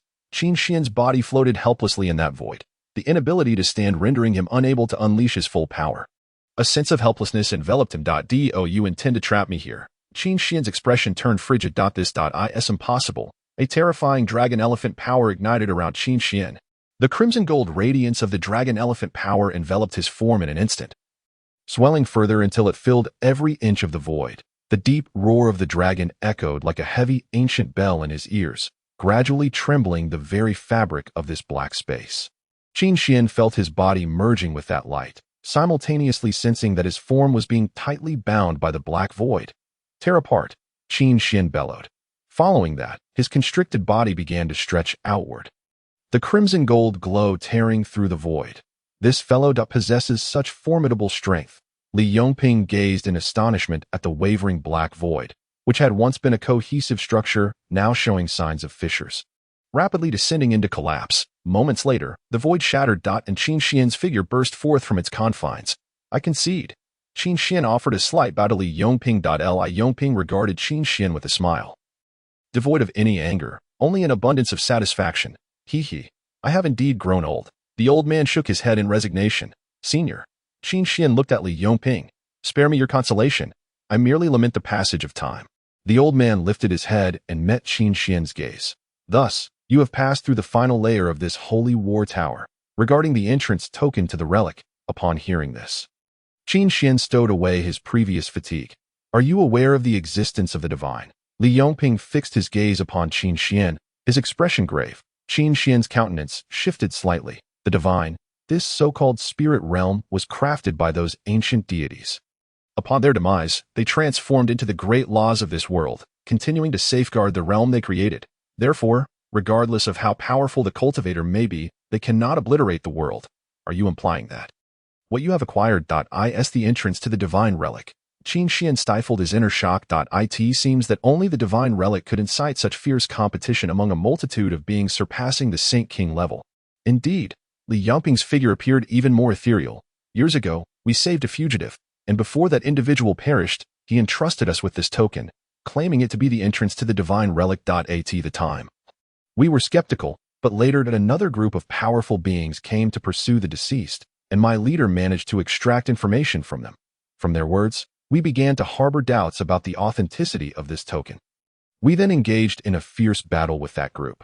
Ultimately, we were both gravely wounded. My leader entrusted the token to me while I fled, ultimately discovering this shattered space, creating a dimensional rift to bring my companions. Along with the corpses of that group, within, the relics scattered about are those of my companions, and the corpses within the Holy War Tower belong to those who pursued us. Listening to Li Yangping's account, Qin Xian's mind conjured images of that cataclysmic battle from over 2 centuries ago. The more one possesses, the more one loves to gamble. In truth, I cannot ascertain whether this token is indeed from the divine relic. For determining the existence of the divine is an arduous task. However, this opportunity must be bestowed upon you. As he spoke, Li Yangping's figure became increasingly insubstantial, resembling a projection created by refracted light. Senior, you. Qin Xian gazed at Li Yangping in astonishment. It matters not. My mission has been fulfilled. Suddenly, the Holy War Tower trembled slightly. This Holy War Tower as well. You should depart soon, without my remnant soul support. It shall soon collapse, but you. Qin Xian looked at Li Yangping's increasingly nebulous figure. Having awaited your arrival, I can now rest in peace. With those words, Li Yangping's form transformed into a cloud of mist. Dissipating within the 9th layer, Qin Xian cast a glance at the token in his hand before turning to leave it on the 5th layer. He encountered the Bei Yi Mingchen brothers, as well as Yu Qing, master ancestor. Yu Qing stared at Qin Xian in disbelief. You little rascal from Tiansong domain. Stop right there. What sorcery did you employ on my brother? Otherwise, how could a mere country bumpkin from the Tiansong domain compete with my brother? With that, Bei Yi Minglin swiftly lunged forward. Bang! A surge of power erupted from Qin Xian, sending his opponent flying. The sacred battle tower is on the verge of collapse. We must flee. Qin Xian grasped Yu Qing's hand. Upon hearing this, Bei Yi Mingchen, who lay prostrate on the ground, suddenly propped himself up.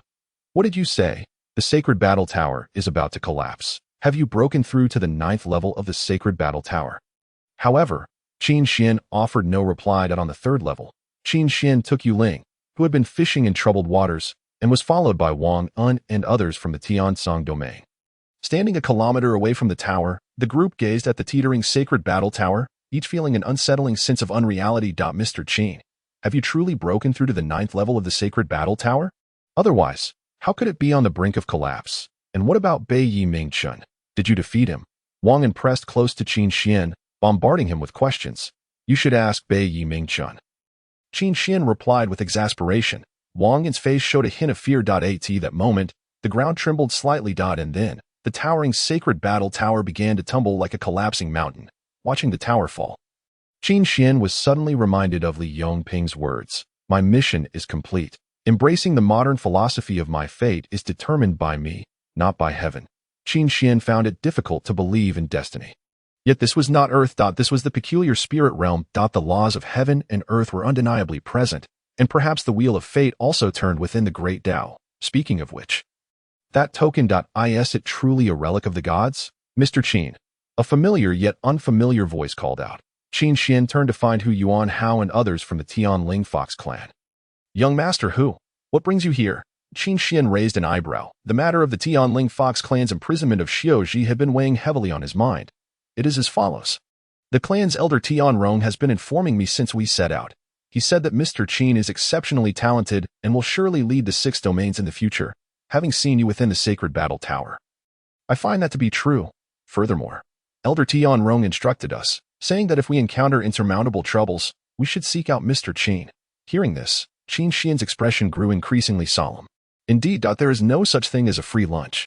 I would like to request Mr. Qin's assistance in eliminating someone. Chapter 93. The 36 Winds of Sorrow. In these 6 domains, is there truly someone the Tianling Fox clan cannot handle? A playful smile crept onto Qin Xian's face. You flatter me. Hu Yuanhao chuckled awkwardly at that moment. Hu Jia approached with a cold demeanor. Our Tianling Fox clan has always treated others with kindness, whether within the relics or the 6 domains. We rarely take the initiative to offend others. Moreover, within the ruins of the 6 domains, there is an unwritten rule against killing. Yet, 6 days ago, our Tianling Fox clan members faced a series of assassinations. As he spoke, Hu Jia's face flushed, and the veins on his neck bulged. According to reports, they ultimately all perished at the hands of a girl in black armor. That girl in black armor is incredibly swift and exceptionally skilled in assassination.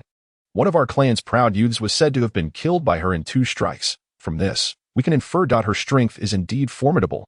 Hu Yuanhao's expression grew grave. Upon hearing this, the members of the Tiansong domain behind Qin Xian exchanged glances. It should be known that Hu Yuanhao is among the top-tier prodigies in the ruins of the 6 domains, ranking at least within the top 5. And this unknown girl in black armor possesses strength that is not inferior to Hu Yuanhao. How could I possibly contend with such a powerful opponent alone? Qin Xian chuckled bitterly. According to our information, that girl in black armor hails from the Songyang domain. Thus, if you have any concerns, you can rest easy with my Tianling Fox clan, Hu Yuanhao stated earnestly. Locking eyes with Qin Xian. Upon hearing this, Qin Xian couldn't help but scoff. The shameless little fox. As expected, they preferred to pick on the weak. If it were the Beiyi domain handling them, they would likely have to endure it in silence. Qin Xian's face still bore an expression of conflict. Observing Qin Xian's demeanor, Hu Jia couldn't contain his agitation, while Hu Yuanhao quickly restrained him. Of course, Elder Tianrong has also mentioned, it is not wise to trouble Mr. Qin too often. I happen to have 4 blood spirit herbs, if Mr. Qin does not mind. Upon seeing the herbs glowing with a crimson light, Qin Xian snatched them away. These are indeed blood spirit herbs. They can be used to concoct elixirs for body refinement, which are crucial for Yuling and Yuqing at this stage. I have a good rapport with Elder Tianrong. Assisting the Tianling Fox clan is only right, Qin Xian shamelessly declared. Seeing Qin Xian readily agree, Hu Yuanhao's face twitched slightly. This cunning human. In that case, I must trouble him. Hu Yuanhao forced a smile. Amidst a mountain peak, gentle footsteps echoed outward, while outside, hurried footsteps drew near. Woman, you have nowhere left to hide. Hu Jia's furious voice resounded first. Following that, several figures appeared in the area, methodically encircling a girl clad in black armor. This was Qin Xian's first encounter with the girl in black armor. Her armor reflected a fierce radiance, her expression as frigid as if coated in frost. When her indifferent gaze swept over, it felt like the chilling edge of a blade slicing through the air. Mr. Qin, it is she, the one who slaughtered many of our Tianling Fox clan members. Hu Yuanhao accused, pointing at her. The girl in black armor regarded Hu Yuanhao with an expression of disinterest.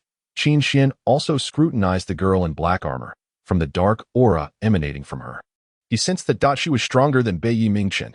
Tianling Fox clan members, I shall exact vengeance for my kin. With that, Hu Yuanhao led the Tianling Fox clan members forward, encircling the girl in black armor. However, despite their fierce onslaught, the girl in black armor remained unscathed.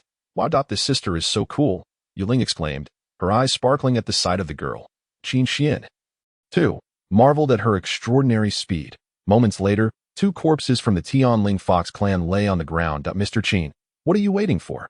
Hu Yuanhao called out anxiously. Qin Xian focused on the flickering figure, then rushed to Hu Jia, blocking the blade aimed at him. Hu Jia stared at the blade perilously close to his neck. Nearly, he could have died under that edge. Fortunately, Qin Xian had intervened. As he reflected, a cold sweat broke out on Hu Jia's back. Girl, your speed is quite impressive. Qin Xian gazed intently into the depths of her eyes. The girl said nothing, swiftly retreating to evade a strike from the Tianling Fox clan. Seeing the girl in black armor withdraw, Qin Xian quickly pursued. Heavenly Dragon Elephant Technique. A tremendous aura erupted from Qin Xian, and a colossal dragon surged forth, charging toward the girl in black armor. Despite the ferocity of the attack, she deftly evaded it. Suddenly, the girl appeared before Qin Xian, her form darting left and right, and then, a sharp flash of light from her blade began to invade Qin Xian's vision. A fierce wind swirling around, carrying countless blades of light. What is this? Qin Xian's pupils contracted, and he began to retreat. Yet even so, amidst the inescapable gale, red streaks appeared on his skin from the blades. Ancestor, Yuling's cry echoed behind him. Qin Xian's gaze remained fixed on the girl. The 36 winds of sorrow. Qin Xian murmured the name. The girl in black armor's eyes flickered, then she coldly regarded Qin Xian. How do you know this? Where did you learn it? Qin Xian countered. What concern is it of yours? The girl's expression darkened. At that moment, Hu Yuanhao launched a ferocious attack, as a terrifying phantom of fangs was about to tear into the girl. The girl swiftly dodged, yet a deep scar remained on her black armor, and her long hair, previously tied back, now billowed chaotically in the air. Mr. Qin, now is the time, Hu Yuanhao shouted. At that instant, Qin Xian's figure darted forward, reaching the girl in black armor's side, and gathering a terrifying force. A heavy elephant surged forth, releasing a pressure that could trample all. Boom, the terrifying force caused the mountain peak to tremble. However, the girl in black armor easily evaded this rapid onslaught. With a hint of reluctance, the girl glanced at Hu Yuanhao, then deeply scrutinized Qin Xian before vanishing from the scene. Mr. Qin, Hu Yuanhao shouted in fury. Do not pursue. None of us can match her speed. Qin Xian sighed in resignation. What shall we do then? Are we to allow her to escape? She has killed over a dozen of our Tianling Fox clan's prodigies. Hu Yuanhao exclaimed in anger. There is little that can be done. Indeed, it is impossible to catch up, Qin Xian lamented. Upon hearing this, Hu Yuanhao's anger gradually subsided, since I have not been able to assist you in any significant way. I cannot accept the blood spirit herb either. As he spoke, Qin Xian intended to retrieve something from his spirit ring. Hu Yuanhao cast a glance at Qin Xian and retorted, Mr. Qin, you are being too modest. While there may be no merit, there is certainly toil. This time, we owe a great debt of gratitude to you, Mr. Qin. Otherwise, the losses to our Tianling Fox clan would have been far greater. Hu Yuanhao's gaze shifted towards Hu Jie. Qin Xian nodded slightly and promptly put away the blood spirit herb. Hu Yuanhao, with his calm demeanor, is indeed a fox capable of great things. Well, the 6 domain's ruins will soon be closing. Do you have any plans? Qin Xian inquired tentatively.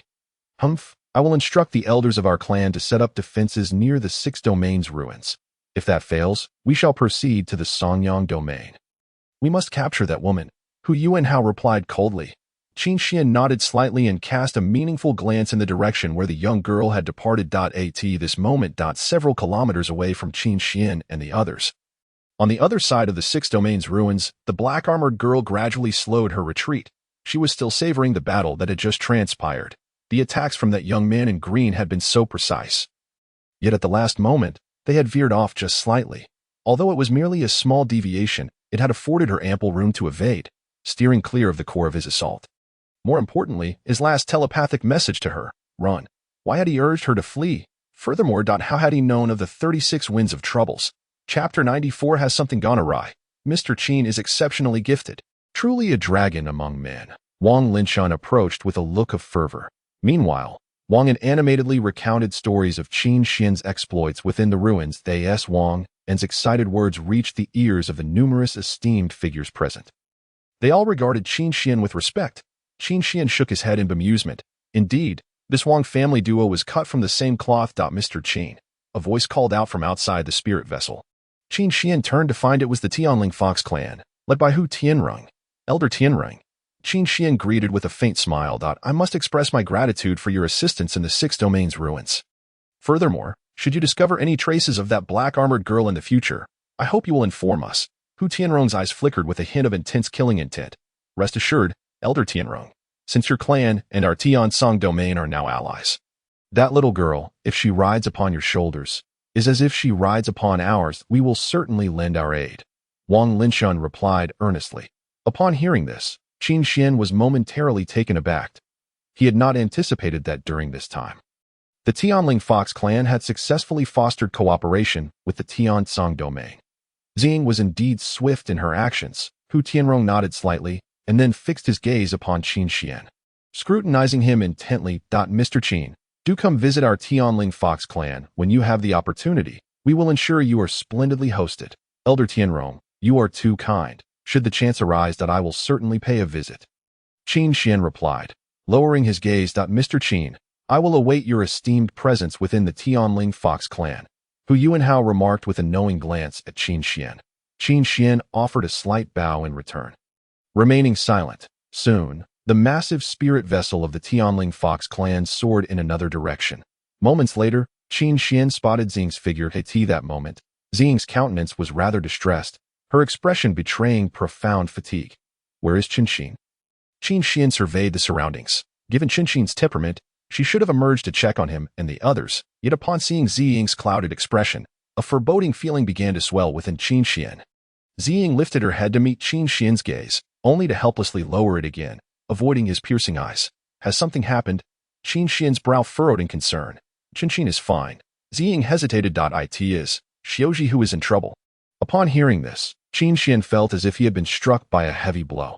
Xiaoji, what has happened to Xiaoji? Qin Xian suddenly felt a wave of weakness wash over him. Why must Xiaoji always be targeted? Does fate not permit her happiness? Must she fall into the abyss of hatred? Is it the Tianling Fox clan?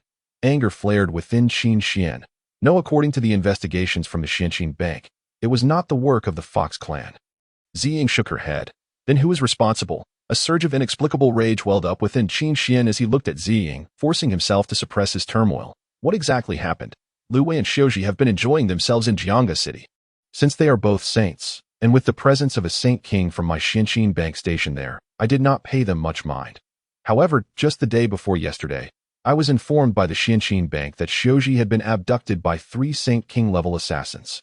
Ziying's voice trembled slightly. From the battle records of that Saint King and the 3 assassins, it is evident they could not possibly be members of the Tianling Fox clan. Listening to these words, a sense of helplessness seeped further into Qin Xian's being 3 Saint King-level assassins. Upon learning the news, Qin Xian immediately set off in pursuit. Ziying gently grasped Qin Xian's hand. Hearing this, Qin Xian's chaotic thoughts began to regain their usual clarity. Qin Xian had previously planted tracking talismans on everyone. However, would she, alone, be in danger? Lu Wei also went after her. Ziying continued softly. Upon hearing this, Qin Xian's previously relaxed brow tightened once more. Can you trace their location? Qin Xian fixed his gaze on Ziying. Ziying evaded Qin Xian's eyes, and after a moment, she slowly produced an object resembling a compass. Qin Xian gave me this before she left. Ziying's expression was fraught with concern as she looked at Qin Xian. Qin Xian's face lit up with joy as he seized the tracking talisman. With this, I should be able to catch up to them quickly. A smile broke upon Qin Xian's face. Master, I shall accompany you.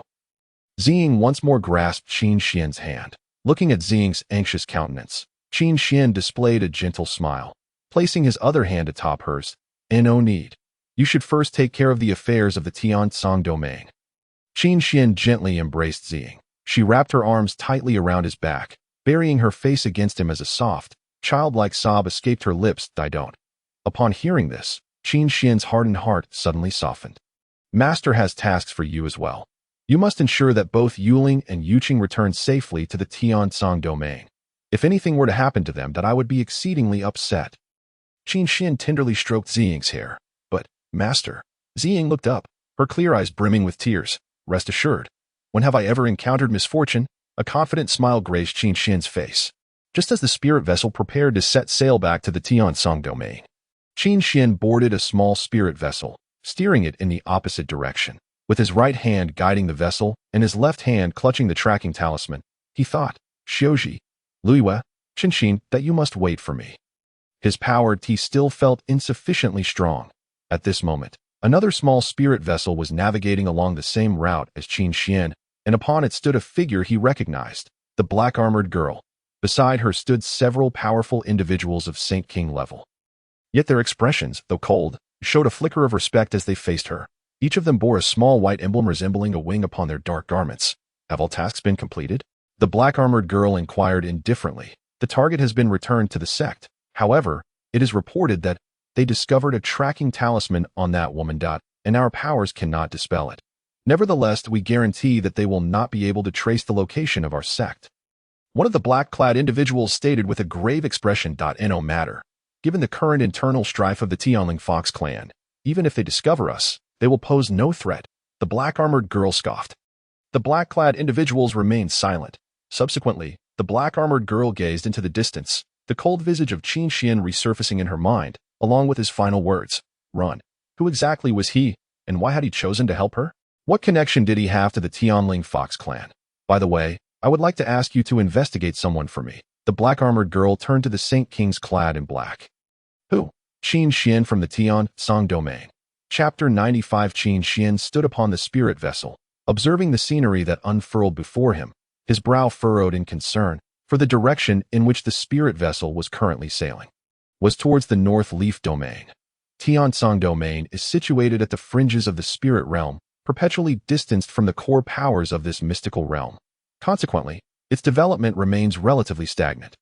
In contrast, Beiyi Domain is comparatively closer to the heart of the spirit realm, where the might of its forces grows increasingly formidable and daunting. It is rumored that scenes reminiscent of the legendary Holy Kings appearing in abundance may very well manifest. At this moment, however, Qin Xian's cultivation level barely reaches the 5th stage of the heavenly realm. Gradually, he departed from the territory of Beiyi Domain, arriving at a realm known as Nanling Domain. Suddenly, a thunderous cacophony of battle erupted nearby. Qin Xian hastily steered his spirit vessel away. Such a terrifying clash could only be the work of holy realm beings, or even those of the Holy King caliber. To become embroiled in such a grand conflict would be akin to a small fish caught in a tempest, unable to influence the outcome and merely placing himself in peril. Yet, as Qin Xian veered off, he realized that the direction indicated by the tracking talisman unerringly pointed towards that very battle. Staring at the unwavering direction of the talisman, Qin Xian fell into a brief silence. After 3 breaths, he seized control of the spirit vessel, setting a course towards the tumult of conflict. You cannot defeat us. Should you persist in your folly, it will only lead to mutual destruction. The arduous path of cultivation is fraught with challenges. It is no small feat to reach the pinnacle of Holy King. Why sacrifice your life for the sake of a family mission? I advise you to return quietly. Your family would not hold it against you. The 3 minor Holy Kings glared coldly at the white-clad woman before them. Though her attire remained pure and unblemished, the tension in her chest betrayed her labored breaths, and beads of sweat cascaded down her face like rain. Upon catching sight of that familiar silhouette, Qin Xian's pupils constricted. It was Chun Xian. Thus, the individuals opposite her must be the ones who abducted Xiaozhi. Qin Xian's gaze swept across the scene, noting the incapacitated Lu Yu lying behind Chun Xian. Barely clinging to life, her barely open eyes fixed on Chun Xian ahead. Chun Xian, Lu Yu, Xiaozhi, several kilometers away. Qin Xian clenched his fists tightly. Strength. Ultimately, his power was still too feeble. He pounded his fists against the spirit vessel, redirecting his focus to it. Despite being a mere small vessel, it had undergone special modifications by Chun Xian. It possessed a self-destruct feature. Moreover, as long as the internal fuel, spirit stones, was sufficiently abundant, its explosive power would be magnified. If he were to load several million spirit stones into this vessel, its detonation could rival that of a holy realm expert's self-destruction. However, how could he control the explosion's might without endangering Chun Xian and Lu Yu? I do not comprehend your intentions. You have kidnapped my junior sister, who is my kin. Even if it costs me my life, I shall not depart without a fight, Chun Xian declared resolutely, upon hearing her words. The expressions of the 3 individuals turned exceedingly grim. If that is your stance, do not blame us for our lack of courtesy. With that, the trio transformed into a swirling mass of black mist, darting between the peaks like the wind. Chun Xian rose to her feet, an aura of terrifying spiritual light swirling in her palms. Her gaze fixated on the 3 flickering figures as spiritual seals began to emanate from her, rippling through the mountains, ultimately enveloping the entire peak within a colossal formation.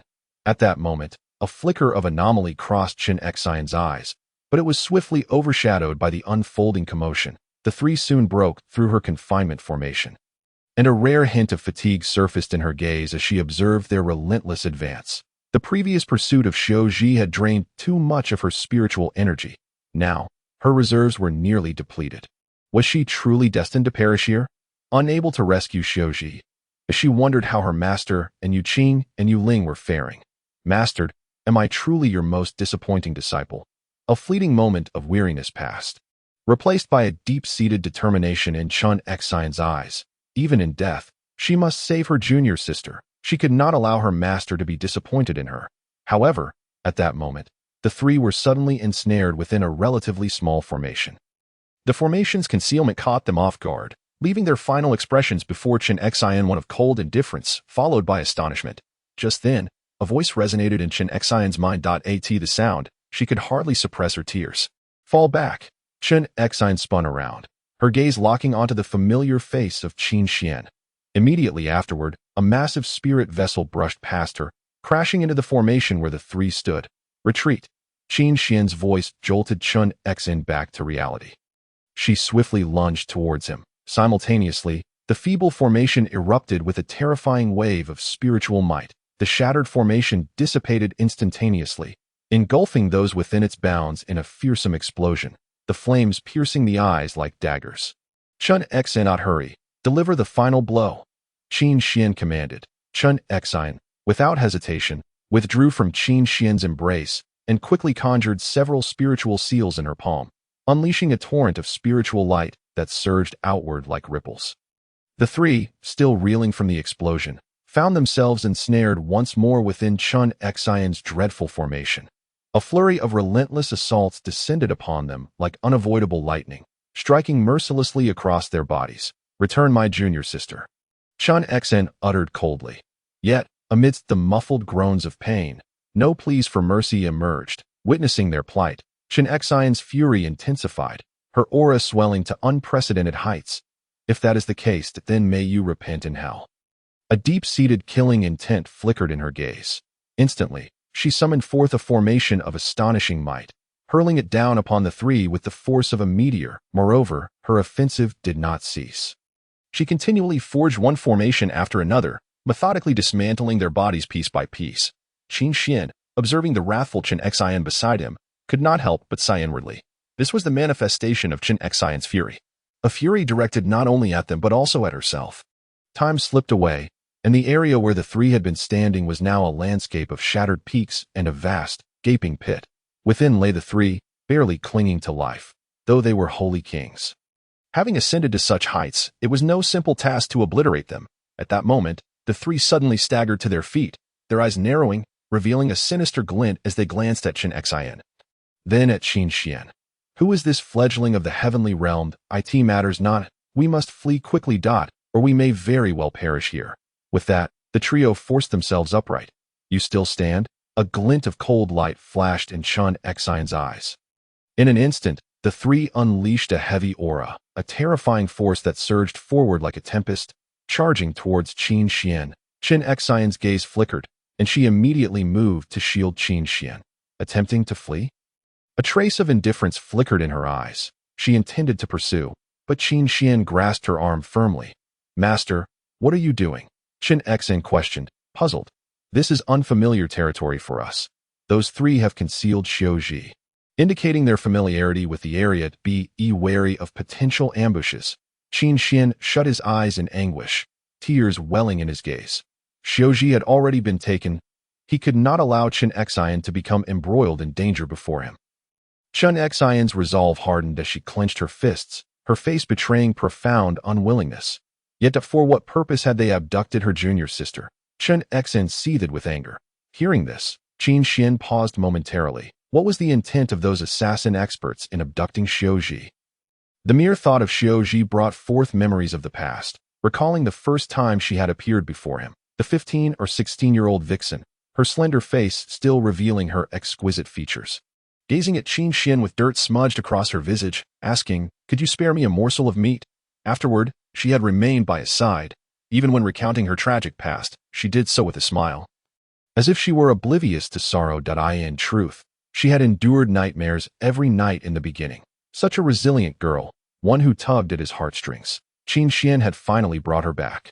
Yet now she had been taken once more. Pain etched across his face. Master, look! Chun Xin pointed to a shard on the ground. The fragment had fallen from a shattered light armor, bearing the mark of a white wing. What is this insignia? Qin Xian inquired, perplexed as she beheld the mark. Chun Xin's expression gradually turned icy. Xianing Sect. Chapter 96. The power of deterrence in the southern Ling domain, nestled among the peaks. Lies the Xianing Sect, a notorious assassin organization that inspires dread across the realm. It is said that in the light of day, the Xianing Sect is the most formidable of all. Yet under the cover of night, one must still heed the countenance of the Xianing Sect. The origins of this sect are shrouded in mystery, with various tales circulating among the populace. Some assert that it was founded by a woman scorned by love, who harbored a deep-seated hatred for all men, thus establishing a sect comprised entirely of women, bent on eradicating all heartless men. However, historical records suggest that the sect was actually founded by a male sage adept in the ways of time and space. The the Xianing sect remains hidden among the mountain peaks. A location so elusive that it is arduous for outsiders to discover. Perched atop these towering heights, it enjoys the natural fortification of treacherous terrain. Within the fog-laden confines of the sect stands a black palace, where all members don dark attire, revealing only their icy, indifferent eyes. Currently, the sect has yet to stabilize its own affairs. Why would one provoke the celestial Fox clan? Furthermore, I have heard whispers that you have taken someone from the Tiansong Domain Alliance. Should they uncover this transgression, are you prepared to face the consequences? A woman clad in black, with an air of righteousness, fixed her gaze upon the figure seated in a position of authority. At that moment, the figure slightly lifted the hem of her black skirt, rising to meet the eyes of those present. It is true that the internal state of the sect had not been adequately considered beforehand. I extend my sincerest apologies to the elders here. The actions I undertook were purely personal in nature. However, I shall bear the consequences alone, the woman in black declared solemnly. Bear the consequences alone? Such noble sentiments. I am curious to know if you truly possess the fortitude to endure them. A voice laced with hostility echoed through the chamber. Subsequently, a woman with a sharp visage stepped forward. Hearing this, the woman in black clenched her teeth, her expression betraying her internal struggle. Well then, given the circumstances, Elder Huang, do you have any viable solutions? The sharp-tongued woman let out a cold laugh, her gaze fixated on the woman adorned in black. Of course, you shall relinquish your position as sect leader and depart from the Xianing sect. In doing so, your foolish actions will be solely your own, bearing no connection to our sect.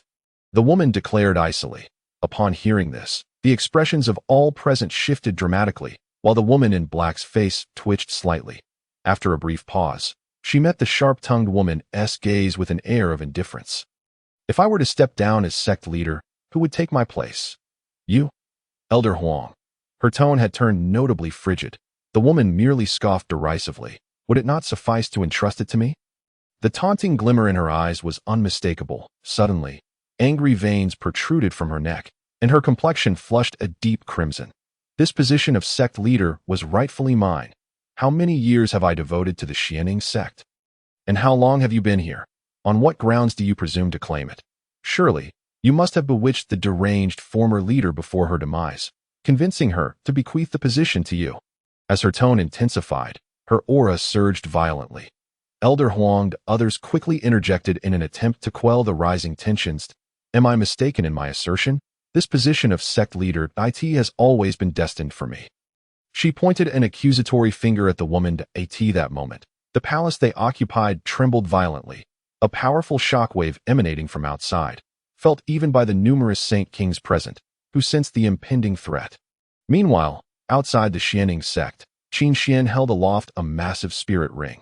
However, what drew greater attention than the ring itself was the sharp blade protruding from within it, merely a small tip emerging yet towering in stature. Comparable to the height of two individuals. Surrender, my disciple, or do not blame me for my harsh demeanor, Qin Xian stated coldly. At that moment, several armored figures moved stealthily among the mountain peaks.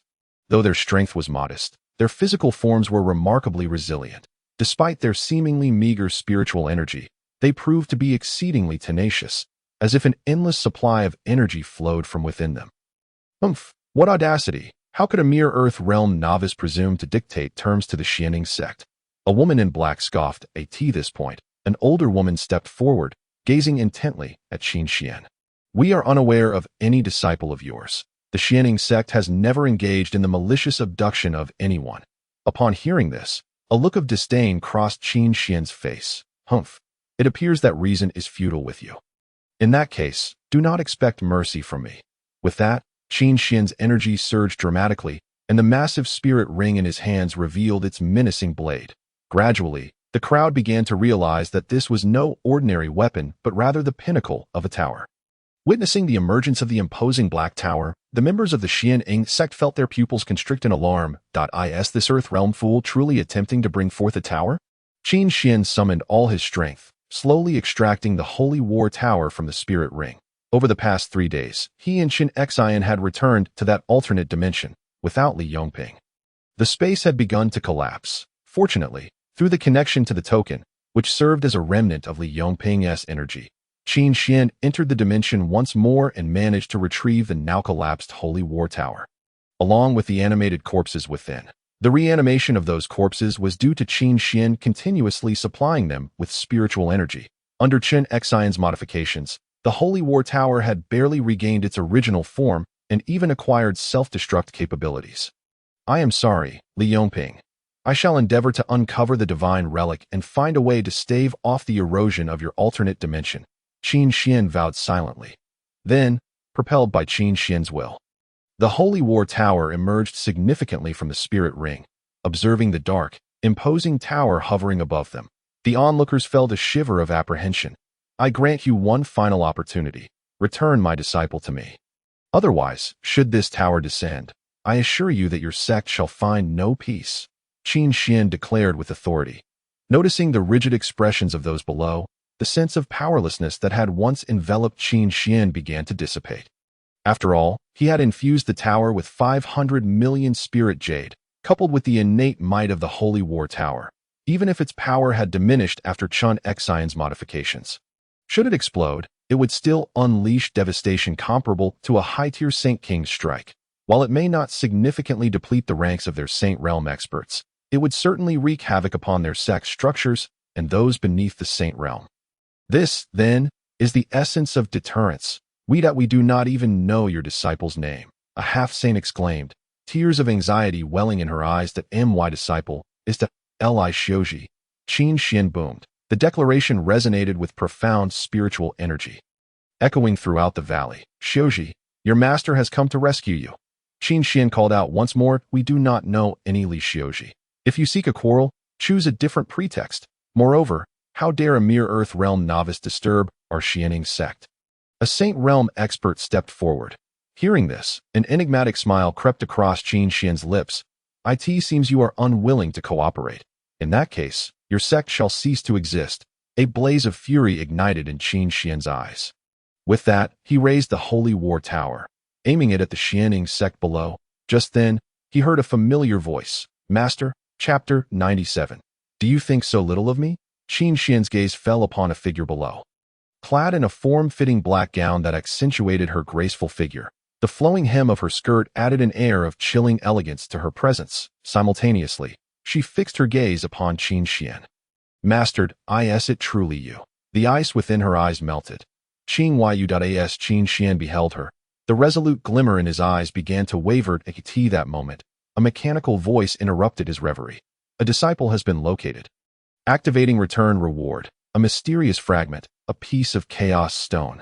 The reunion of master and disciple has activated return reward. Breakthrough of bottleneck. As this voice faded from Qin Xian's mind, he gazed at the approaching Qin Yu. Suddenly jolted, the explosion of the Holy War Tower had yet to be averted. Qin Xian. Qin Xian shouted. In response, a figure draped in white emerged behind him. It was Qin Xian. She conjured powerful spiritual seals that rippled outward like waves on a disturbed surface, gradually forming a formation reminiscent of a towering structure in the void. With a sudden turn, Qin Xian summoned all his strength, casting the Holy War Tower towards the formation behind him. It is imperative to understand that the explosion rivals the cataclysmic strike of a saintly monarch. And it is no trifling matter. Previously, Qin Xian acted without restraint. However, now, Qin Yu is present. Just as the Saint War Tower was cast aside, a dark figure suddenly flashed behind Qin Xian. Qin Yu, be careful. Qin Xian exclaimed in urgency. Yet, Qin Yu's advance showed no sign of hesitation. Instead, she propelled herself even faster towards the Saint War Tower. Moments later, the tower, akin to a blazing firework, was hurled into the formation. However, its formidable power overwhelmed the array, which was straining to maintain its integrity, leading to its instantaneous obliteration. Terrifying flames surged outward, resembling blinding sparks igniting the sky. At that moment, a dark mist enveloped Qin Yu, wrapping around the explosive force as if it were a bag containing water. Yet, the malevolent spiritual energy extended for miles. Merely a residual wave was enough to overwhelm Qin Xian in his current state. Master, be cautious. Qin Yu's voice echoed in Qin Xian's mind. Qin Yu. Qin Xian gazed at her face with a hint of weariness. He looked behind her, where numerous terrifying flames rushed towards them, but ultimately, they were all devoured by the dark mist behind Qin Yu. After a brief moment, the heart-stirring explosions finally began to subside. Not far away, Chen Xian and Lu Yu hastily soared over to check on Qin Xian. Were it not for Qin Yu's protection, with Qin Xian's cultivation level, he would have either perished or been gravely injured amidst that explosion. Qin Yu, senior sister. Chen Xian and Lu Yu stared at her in shock. They never anticipated that they would meet her in such a manner. Qin Yu nodded gently to them, then shifted her gaze towards Qin Xian, her eyes radiating a tenderness as gentle as water. Master, it is truly wonderful to see you again. Tears glistened in Qin Yu's eyes. Qin Xian stepped forward and embraced her softly. Thank you for your hard work over the years, he whispered in her ear. No doubt I failed to protect Sister Xiaozhi. It is my inadequacy. Qin Yu's voice was laden with self-reproach. Although Qin Yu specialized in the art of assassination, her nature was exceedingly gentle. Her pursuit of the assassin's path was merely due to her focus on speed. In hopes of preserving her own life, later on, as her junior sister occasionally faced bullying, she began to hone her skills in assassination, yet she had never taken a life. Among his 18 disciples, Qin Yu was the most trustworthy. Second only to the eldest sister, Lin Ziming. Qin Yu, are these your friends? Qin Xian turned to see a woman with a notably unfriendly expression. However, judging by her attire compared to the others, her status seemed to be quite significant. Yet, the gaze Qin Yu cast upon her was equally frosty. If the sect master has business, please come in and discuss it, an elder remarked upon hearing this. The woman, who initially seemed poised to unleash her wrath, was halted by the elder's gesture. She shot a resentful glare at Qin Xian and the others before turning to leave. Master, let us go inside. Qin Yu looked at Qin Xian and added, you must be here to find Xiaozhi, right? Do not worry, Xiaozhi is safe with me. Upon hearing this, a rare smile finally graced Qin Xian's face. Subsequently, he and the others followed Qin Yu into the Xianing sect. As they traversed the interior, Qin Xian noticed that the Xianing sect was entirely comprised of women, aside from himself. There were no other males in sight. How absurd. The grand hall of the Xianing sect was located at its center, and the style of the hall reflected the overall ambience of the sect, exuding a dark and cold atmosphere that imparted a sense of stepping into the chilling realm of the Grim Reaper. Are you friends of Qin Yu? The woman reappeared in Qin Xian's line of sight. He realized that this woman was an elder of the Xianing sect, harboring discontent towards Qin Yu since she had ascended to the position of sect master. He is my master. These two are my junior sisters. Do you have any further questions, Elder Huang? Qin Yu glared at her with irritation. Master? Junior sisters? Elder Huang scrutinized Qin Xian from top to bottom. A master at the Earth Realm? And a man at that? Elder Huang scoffed derisively. Qin Yu's expression was cold, her face darkening significantly. Let us not discuss anything else. This brat just brought something over and threatened my Xianing sect, claiming he would blow it up. This ordinary Earth Realm boy dares to show such disrespect to the Xianing sect. If word of this gets out, how can we hold our ground in the Nanling domain? How will the disciples of the Xianing sect regard their sect? Elder Huang declared with righteous indignation. This is all a misunderstanding. Qin Yu said weakly. A misunderstanding. Fine. Kill this brat. Let the misunderstanding be resolved and restore the reputation of my Xianing sect. Elder Huang pressed, her gaze fixed on Qin Yu with relentless intensity. This. Chen Xian and Lu Yu, standing behind Qin Xian, could no longer contain their inner turmoil. In ordinary Earth Realm, at that moment, Qin Xian suddenly spoke, breaking the suffocating silence in the hall. All eyes turned towards him. Elder, you truly underestimate me. A peculiar smile played on Qin Xian's lips. Elder Huang raised an eyebrow, beginning to scrutinize Qin Xian. The Earth Realm boy she had looked down upon. I am anything but ordinary. Qin Xian met Elder Huang's gaze with indifference. Just an Earth Realm boy. Is it? Not even a saintly realm cultivator. How dare you boast of being extraordinary? Elder Huang's lips curled into a sneer of disdain. Do you believe that I, an Earth Realm practitioner, cannot surpass a saintly realm expert? Qin Xian replied with an air of nonchalance. Humph. An Earth Realm against a saintly realm expert is akin to an ant shaking a tree. It's a foolhardy endeavor. Elder Huang shot a scornful look at Qin Xian. Then, she turned her gaze to the silent Qin Yu. Since the sect master's master is so confident in his abilities, I wish to witness your prowess. Pitting a saintly realm expert against you would be excessively unfair, but I happen to have a disciple at the semi-saint level. If you can defeat her, then I shall concede that you are not ordinary. What do you say? Elder Huang regarded Qin Xian with a mocking expression. Qin Xian observed Elder Huang, noting the derisive smile on her lips. Certainly, he replied, straightening his posture. However, Elder Huang's voice lowered, her tone gradually rising in excitement. If you lose to my disciple, it will signify your inadequacy. You will merely be an ordinary Earth Realm boy, and you will bring humiliation to my Xianing sect. Therefore, for the dignity of the Xianing sect, Qin Yu must personally eliminate you. Alternatively, Qin Yu must renounce her position as sect master and leave my Xianing sect. How about that? A playful smile danced on Elder Huang's face. As her words fell, the expressions of the assembled elders shifted subtly. Qin Xian fell silent, then turned to Qin Yu. Initially, he merely sought to assert his extraordinary nature to let Elder Huang know that the disgrace upon the Xianing sect did not stem from their inadequacies, but rather from his overwhelming strength. He intended to offer something to compensate the Xianing sect in hopes of reconciliation. Yet he never anticipated that this elder, surnamed Huang, would escalate matters to such a degree. Fine, I accept. Qin Yu nodded slightly. Qin Xian looked at Qin Yu, who was also gazing back at him. Their eyes met in the void, conveying unspoken words between them. Elder Huang regarded Qin Xian, her eyes glinting with mockery. As if the latter were already her prey, let them fight outside, and let the disciples of the Xianing sect witness the extraordinary nature of this Earth Realm boy. Elder Huang's lips curled into a taunting smile. Qin Xian fixed a cold gaze upon Elder Huang. Subsequently, they all proceeded to the battle platform outside. Upon hearing about the situation, many disciples of the Xianing sect were curious and eager to witness the event. It is worth noting that Elder Huang's disciple was the strongest semi-saint within the Xianing sect and represented the pinnacle of semi-saint prowess across the entire Nanling domain.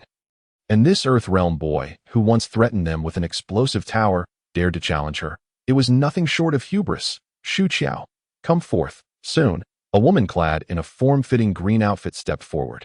Her brow furrowed, her expression serious. Man, it is still not too late to beg for mercy from my master. Shu Qiao regarded Qin Xian with indifference, her eyes devoid of warmth. Why should I seek my own demise when I can remain alive? Qin Xian replied with a mocking smile. Upon hearing this, the temperature around them plummeted. Shu Qiao's eyes glinted with a chilling murderous intent as she regarded Qin Xian. Did this man believe she was incapable of killing him? There are no rules against killing in our duel, Shu Qiao remarked coldly. Upon hearing this, Qin Xian was momentarily taken aback. Rest assured, I have no intention of killing you. Qin Xian's eyes narrowed as he chuckled. In response to this provocation, Shu Qiao's aura escalated to a furious intensity. This foolhardy boy dared to incite Shu Qiao's wrath in such circumstances. It seemed he was eager to test his limits. Not far away, Elder Huang let out a cold chuckle as he spoke. He cast a casual glance at Cheng Qingyu, who was observing the unfolding situation with an expression of serene composure. Her gaze towards that young man of the Earth Realm was imbued with unwavering confidence. Humph, when Shu Qiao kills that brat later, let us see how you maintain that infuriating demeanor. Elder Huang mused within himself. Rest assured, I will not allow your demise to be so swift that I shall. First sever your lips, then extract your eyes. I will painstakingly pluck out your exquisite features, piece by piece. At that moment, I shall see how brazen you remain. Shu Qiao's face and fingers twisted in the void, as if she had already seized the detestable visage of Qin Xian. Yet, Qin Xian remained unfazed, still wearing a tranquil smile. First I will gouge out your eyes. No sooner had the words left her lips than Shu Qiao's figure abruptly vanished from Qin Xian's sight. Qin Xian calmly surveyed his surroundings, then closed his eyes to attune himself to the flow of spiritual energy around him. After attaining a tenfold cultivation speed and breaking through to the Earth Realm, his sensitivity to the natural spiritual essence had reached an astonishing level. Over here, Qin Xian revealed a confident grin. He then pivoted sharply, colliding head-on with Shu Qiao's flickering figure. Shu Qiao's finger shot forward, piercing towards Qin Xian's eyes like a hook. Observing her sharp fingertip, he slightly sidestepped, narrowly evading the strike. Heh, consider yourself fortunate this time. Next time luck may not be on your side. Shu Qiao sneered at Qin Xian. Qin Xian gestured as if inviting her to engage further. Shu Qiao's face twitched slightly, taken aback by the disdain this Earth Realm boy harbored for her. In an instant, Shu Qiao's figure, blending with the howling wind, became increasingly elusive. Meanwhile, Qin Xian, his expression indifferent, closed his eyes once more. Humph. Do you think that closing your eyes will preserve your sight? Shu Qiao's voice sliced through the cold wind, not long after her words echoed. Qin Xian suddenly sensed the wild winds around him slowing down. He opened his eyes, observing the unfolding changes in his surroundings.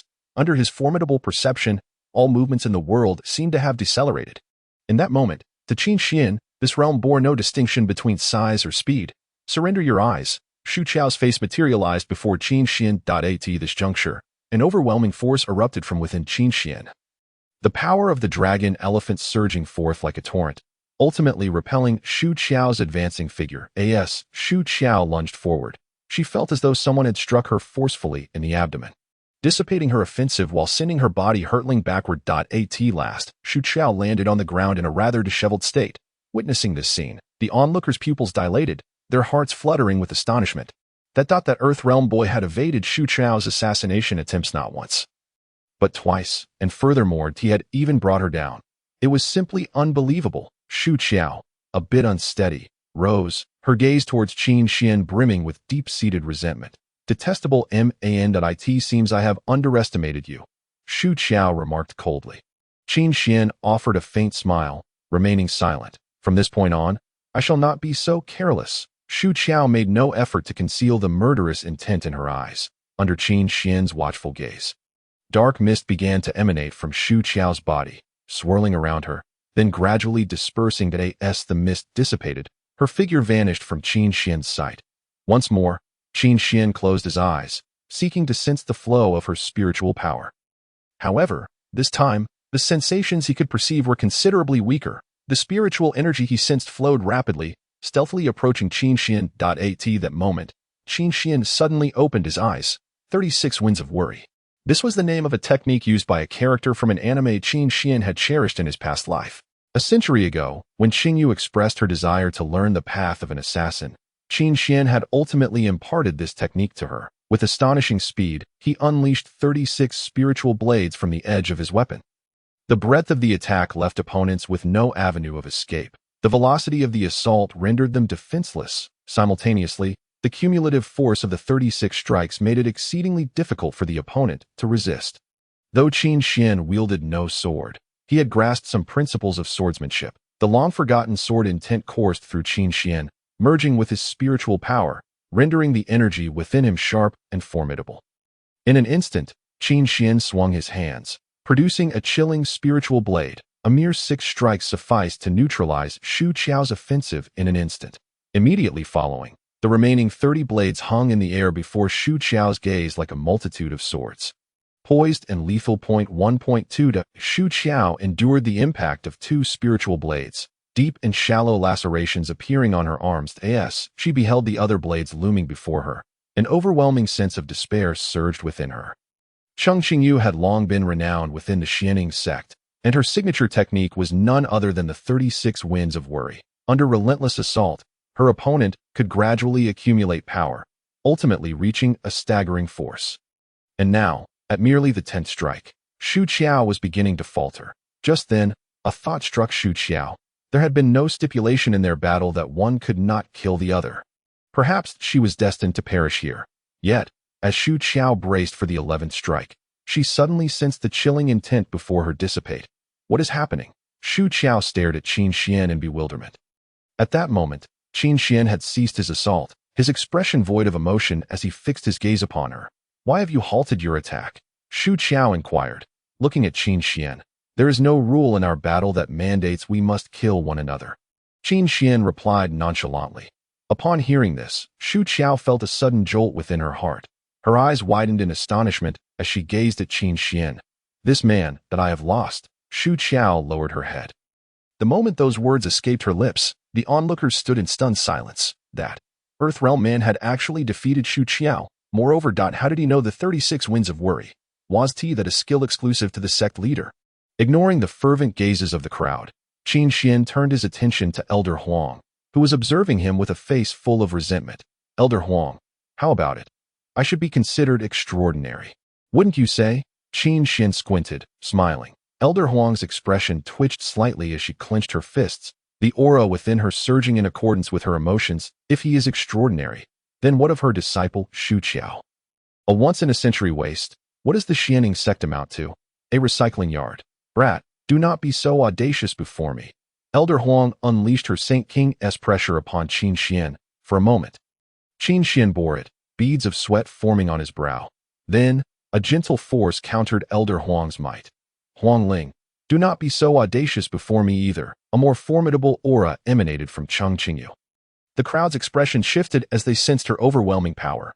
This dot was actually strength surpassing that of a Saint King, a Saint Monarch. Upon realizing Cheng Qingyu's current cultivation level, Huang Ling's face contorted grotesquely, and she promptly turned to leave, disregarding her astonished disciple. Meanwhile, Xu Qiao stared at the unfolding drama in disbelief before her gaze returned to Qin Xian.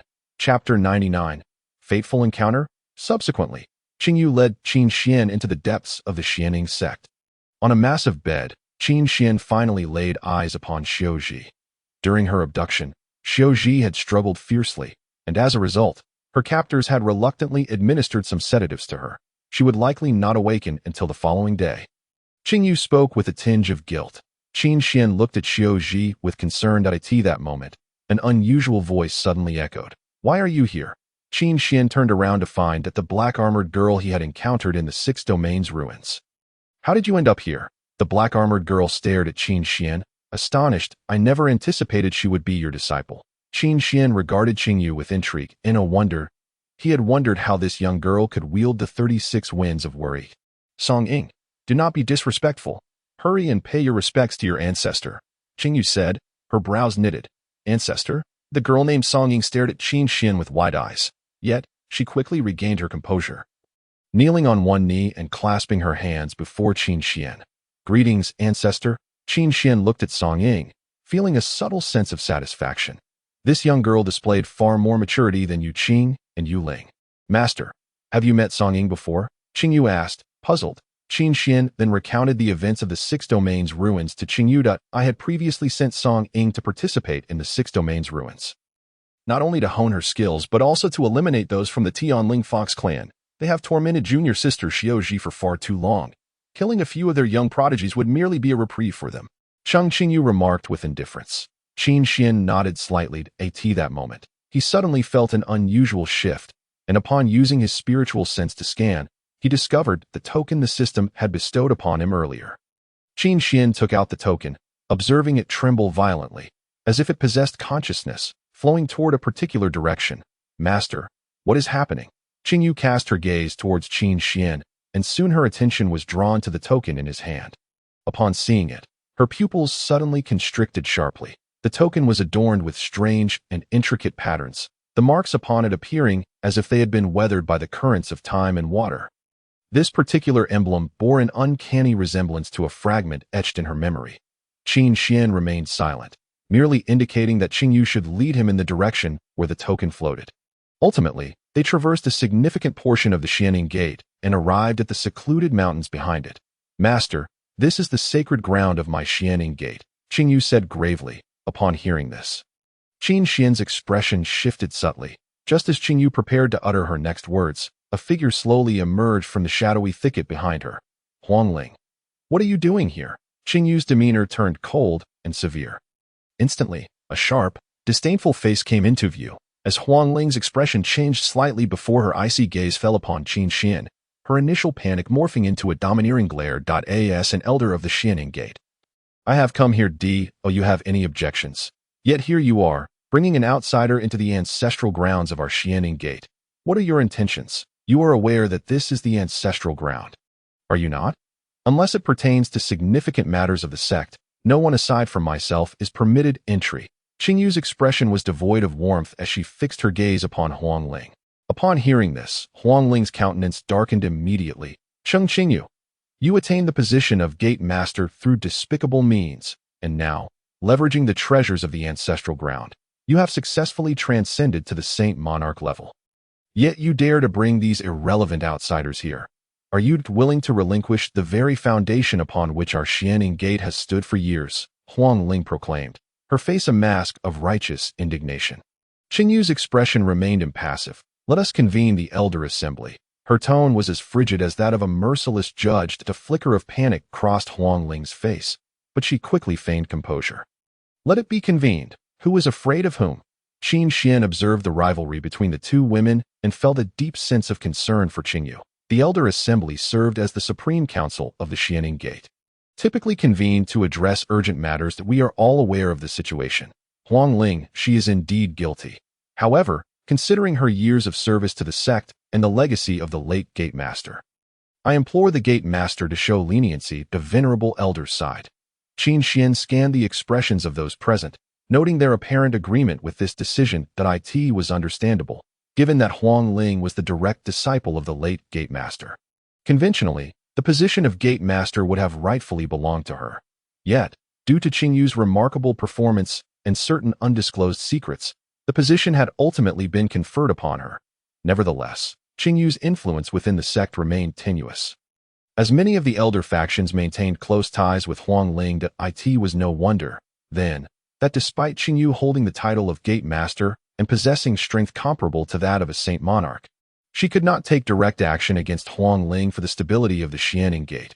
Huang Ling cast a smug glance at Qingyu, then shifted her gaze towards Qin Xian. My punishment is inconsequential.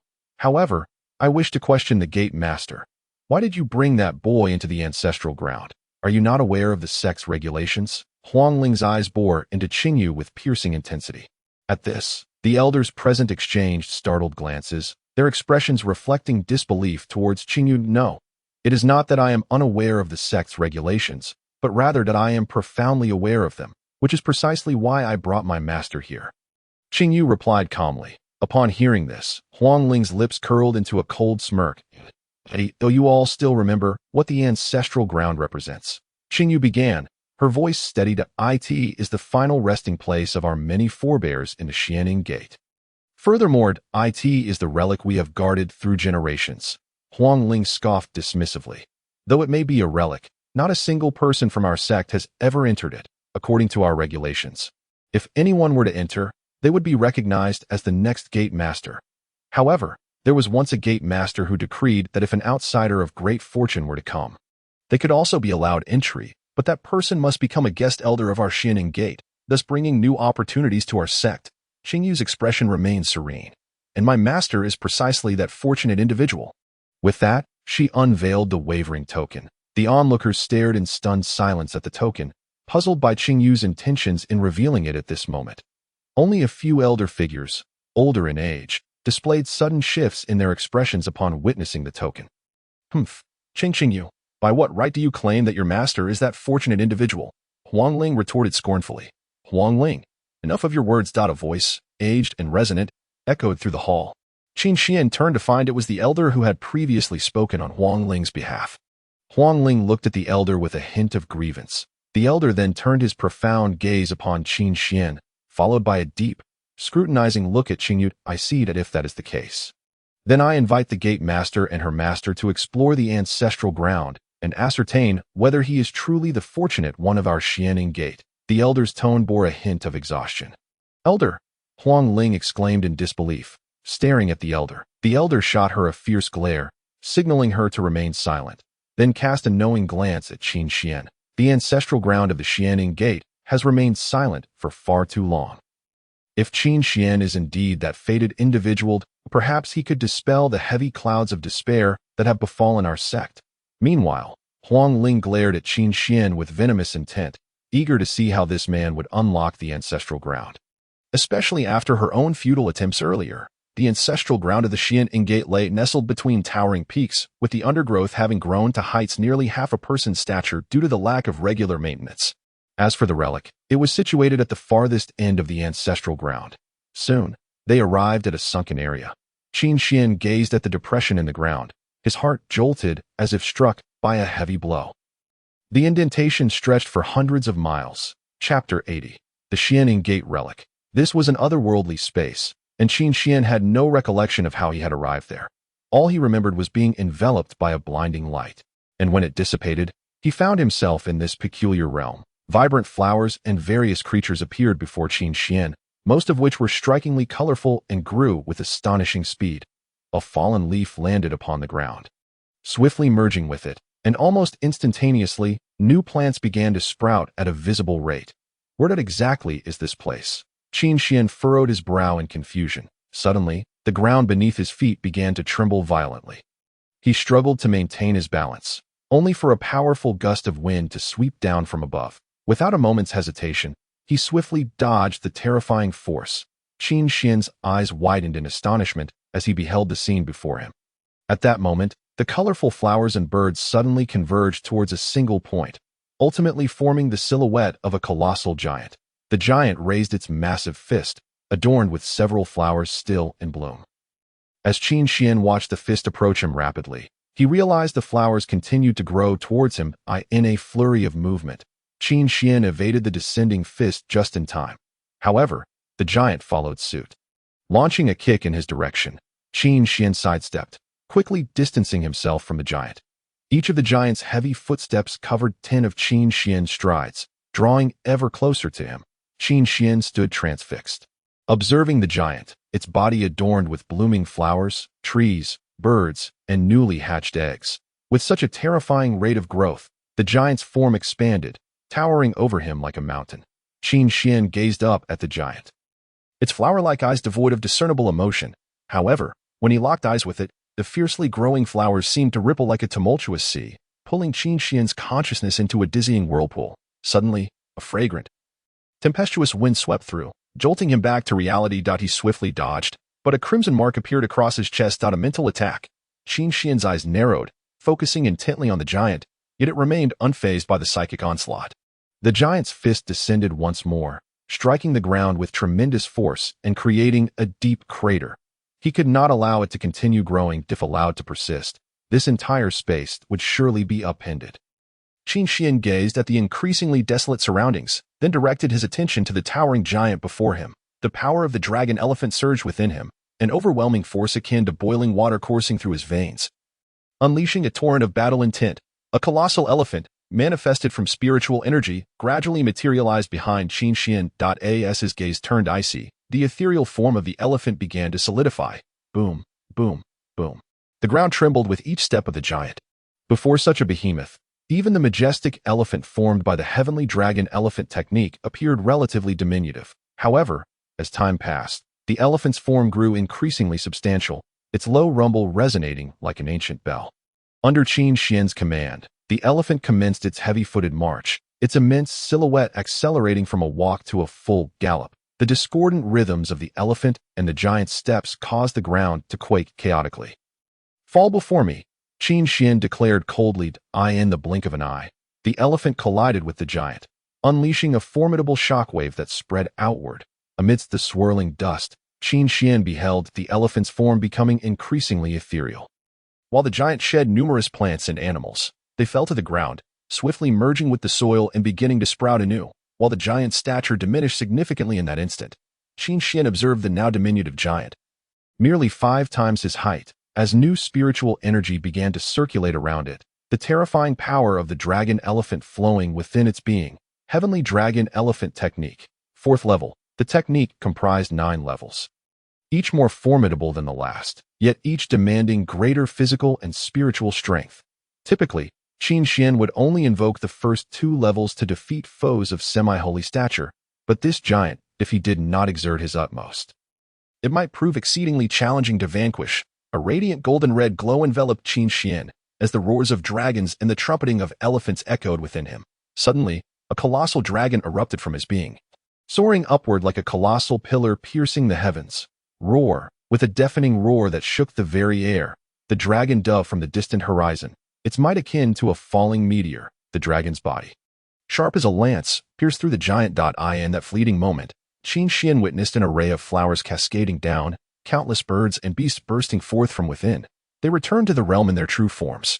Fragments of flowers and grasses fell to the ground, continuing to grow anew from the soil. The birds and beasts merged back into the forest. Their bodies, though not as large as the giant's, exhibited a remarkable rate of growth akin to nature itself. Suddenly, Qin Xian felt his surroundings lose their color. This once vibrant expanse faded to a mere gray in the blink of an eye.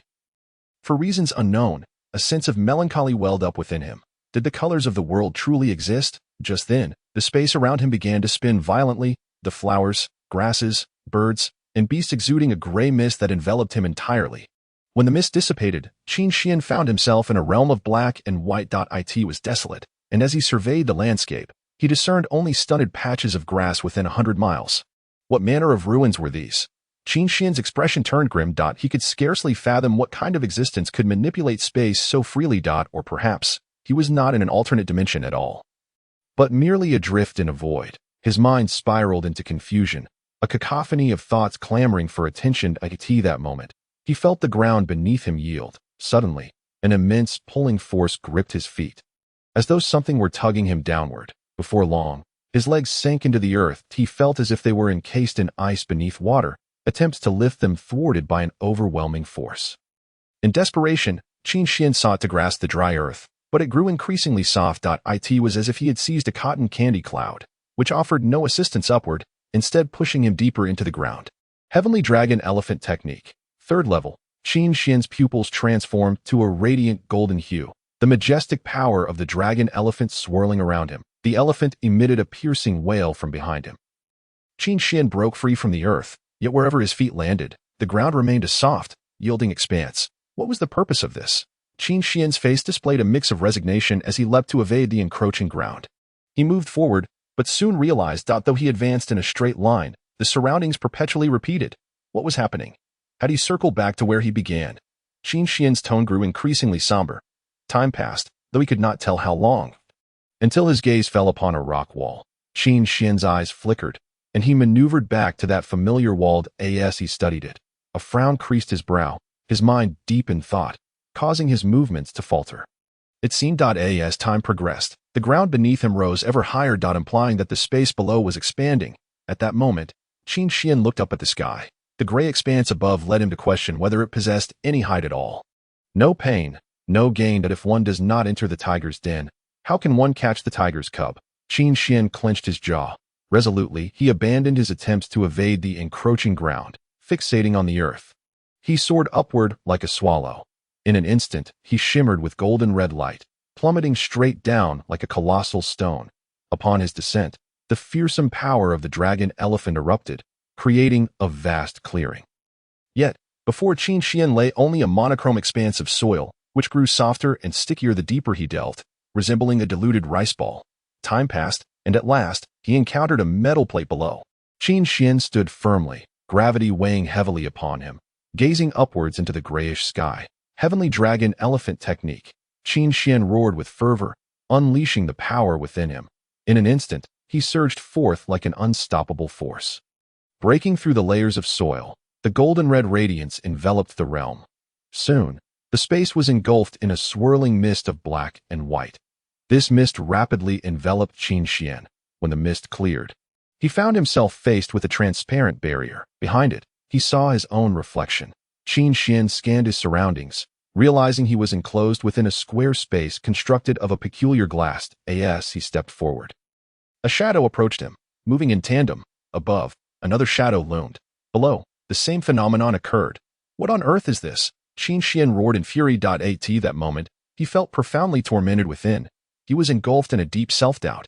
Once more, the power of the dragon elephant ignited within him, and he struck the glass behind him with all his might. Unexpectedly, similar punches of the dragon elephant surged from all directions, assailing him. At that moment, Qin Xian faced an assault 6 times greater than his own. Blood flowed from his wounds, yet his gaze transformed into a predatory glare. He beheld the glass, which now bore cracks, and summoned a more ferocious assault. When all was said and done, he found himself within a black and white square space. Qin Xian struggled to rise, and through his crimson-tinged vision, he spotted a glimmer of light ahead. With determination, he began to run toward it.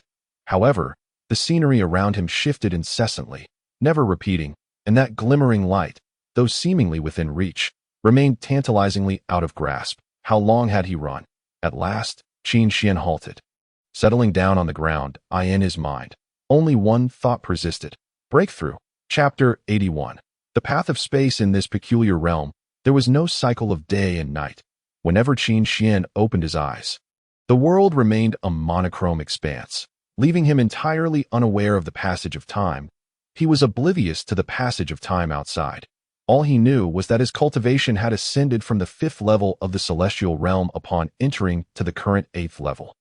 Moreover, with the continuous gathering of spiritual energy and the transformation of his internal meridians, His breakthrough was still ongoing. In a mere span of countless breaths, Qin Xian's cultivation had reached the 9th level of the celestial realm, just a step away from becoming a semi-saint. At this moment, he seemed to have gained a deeper understanding of this spatial domain. This world space. So enigmatic. Perhaps the previous owner of this relic was also a formidable being who comprehended the Tao of space. Qin Xian could not help but marvel. Subsequently, he began his ascent towards semi-saint, the saint realm, a state that transcends ordinary existence. Within the saint realm, one can perceive the heavenly Tao with greater clarity and directness. And battles beyond the saint realm are essentially peak confrontations of varied understandings of different heavenly Taos. Furthermore, the body of a saint is extraordinarily robust, even if the physical form is obliterated. There remains a chance for resurrection through the soul. Yet, a semi-saint, despite the flattering title, differs fundamentally from the saint realm. For to transcend to the saint realm, one must face the exceedingly formidable saint tribulation, where even the slightest misstep could lead to utter annihilation. The semi-saint serves merely as the final realm of preparation, a mental foundation to break through to the saint realm. One must experience being a semi-saint to realize that becoming a saint is utterly unattainable. Although the disparity between semi-saints and saints is vast, the gap between semi-saints and the celestial realm is equally immense. To ascend from the celestial realm to semi-saint, both the physical body and the meridians must undergo an excruciating transformation. Among semi-saints, distinctions also exist between the early, late, and peak stages. Qin Xian was enveloped in a cold crimson-gold radiance, yet gradually, it transformed into a black and white mist that enveloped his form. At this moment, the entire space, including Qin Xian himself, morphed into a monochrome expanse, resembling a featureless ink painting. As Qin Xian opened his eyes, the space trembled slightly, and ripples appeared in the void. As he stood, the space shuddered once more. Is this the power of the Tao of space? Qin Xian gazed at his hands, astonishment flickering in his eyes. He then extended his arms forward, gripping the void slowly. In that instant, the space before him suddenly contorted, as if a flat sheet of paper was being crumpled by Qin Xian's hands. Simultaneously, the entire space experienced a degree of compression, and Qin Xian felt a hint of spatial distortion. Observing the astonishing scene before him, he widened his eyes and gradually loosened his grip. Instantly, the warped space before him resembled a sponge released from a grip, gradually returning to its original form. Such formidable power, Qin Xian gasped in it is no wonder that below the saint realm, very few can comprehend the existence of the Tao of space and practice its techniques, even among saints. Those who grasp the Tao of space are exceedingly rare. Just then, the space suddenly twisted violently. Qin Xian felt as if it were a sheet of paper being grasped by a giant from the outside. Enveloping him within, he sensed his body being compressed. Ah. Huh. Qin Xian roared in fury, his face flushed, an intense, scorching spiritual light erupted around him, the black and white mist swirling beside him, transforming into a tangible force that surged outward. Colliding with the space, ultimately, a fissure appeared in the space, rapidly expanding until it shattered completely. When the space shattered, not a trace of debris remained, only the shimmering dust of shattered spiritual energy dispersed into the void. At that moment, a vaster expanse unfolded before Qin Xian's eyes. Gazing at the boundless darkness, he felt a sudden distortion emerge on the left side of his body. He swiftly dodged to the right, only for the space beneath his feet to begin distorting again, prompting him to leap upward. With each rapid step of Qin Xian, the distortion of space became increasingly frequent, and each time the space warped near him, it seemed to deliberately target him. What on earth is this? Qin Xian exclaimed, feeling a headache coming on in the next instant. The space beneath his feet suddenly froze, as if his feet had been encased in ice. Utterly immobilized, the abrupt change caused him to stumble, and as his arm hit the ground, the space there also solidified instantaneously. This moment, the solidified space began to creep up on Qin Xian like ants hastily scurrying, ultimately enveloping his entire body. In that instant, Qin Xian deeply felt the despair that the Tao of space could evoke. It was the complete annihilation of a person from the established space. Meanwhile, Qin Xian frantically urged the spiritual power within him, transforming it into spatial force to resist the overwhelming pressure. Gradually, he broke free from the distorted space. Yet, the sensation of spatial force pressing down upon him grew ever stronger, like a colossal mountain crashing down on him. Qin Xian was beset by tremendous pressure. His internal spiritual energy surged like a raging river, and his blood flowed like boiling magma. with his hands bracing against the distorted space above. It felt as though he was lifting a heavy mountain. And the veins across his body bulged like worms. "Break free for me." The words slowly escaped Qin Xian's clenched teeth. He roared, disregarding the strain on his throat. At that moment, the black and white force of the space was tinged with a hint of crimson gold light. The reverse dragon elephant technique, 4th level. A terrifying force surged forth, breaking through the distorted space with the momentum of a dam bursting, ultimately obliterating it entirely. When the space was destroyed, not a remnant remained. Only the luminous dust of shattered spiritual energy scattered about. Just then, a broader expanse unfolded in Qin Xian's line of sight. Faced with the infinite space, a sense of unease washed over him. If this vast expanse were to twist towards him, how devastating would its power be? Qin Xian scanned his surroundings, his gaze lingering in the sky. In this space, countless star-like points hung in the void, racing towards each other like figures on a racetrack, eventually forming a swirling river of stars in the boundless sky. Captivated by the beauty of the starry river, Qin Xian fell into a trance. Suddenly, the star river began to spin like a turbine from which an immensely terrifying spatial force emanated. Sensing this anomaly, a trace of fear stirred within Qin Xian. This can't be. Another spatial distortion. Can it? One must understand that the power resulting from spatial distortion determines the size and quality of the space, akin to a cannonball to gunpowder. He had barely managed to withstand the previous distortion. And this current space was 100-fold, 1,000-fold stronger.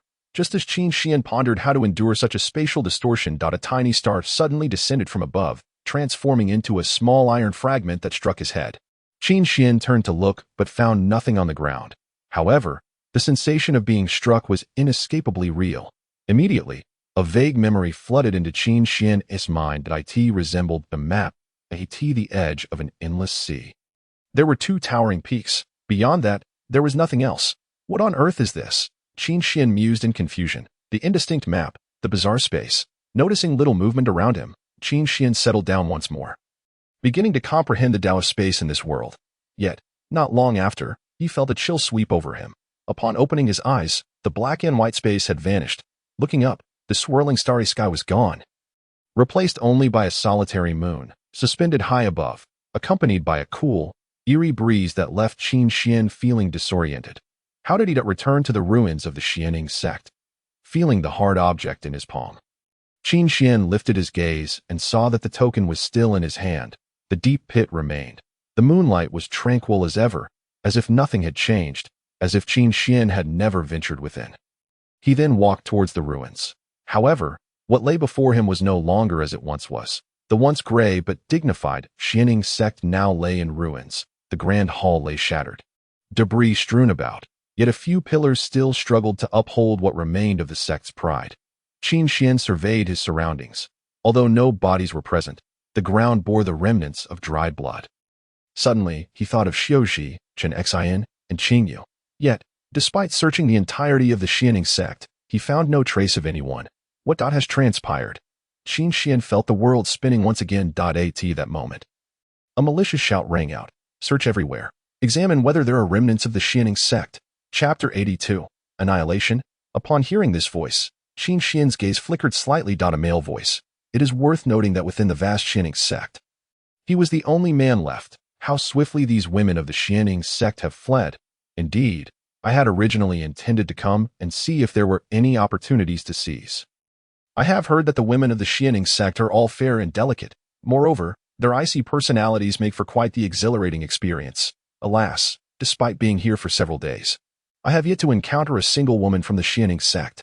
The 2 individuals were brazenly discussing this in a grand hall. At that moment, a sudden chill swept through the air behind them. They turned to look, yet saw no figure.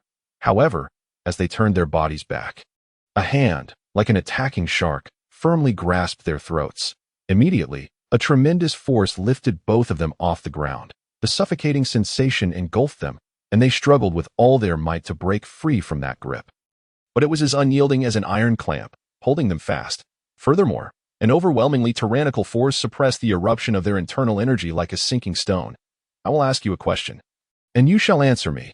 A cold voice echoed in their ears. They nodded desperately. Soon after, their bodies finally dropped to the ground. They gazed at the sky, greedily inhaling the AI. Moreover, within the confines of this ethereal city of Lingyu. Several venerable saint kings have been temporarily summoned. Should the Xianing sect dare to make an appearance, they shall find no means of escape. The speaker, animated and brimming with confidence, appeared as though the sinister machinations of the ghost sect were entirely orchestrated by him. Upon hearing these words, Qin Xian's brow furrowed slightly. At a handful of saint kings, how does one differentiate between a prison break and a death wish in such circumstances? Gradually, Qin Xian succumbed to contemplation. What, indeed, must be done to rescue Song Ying? Having satisfied his hunger, he declared, let us venture to a brothel.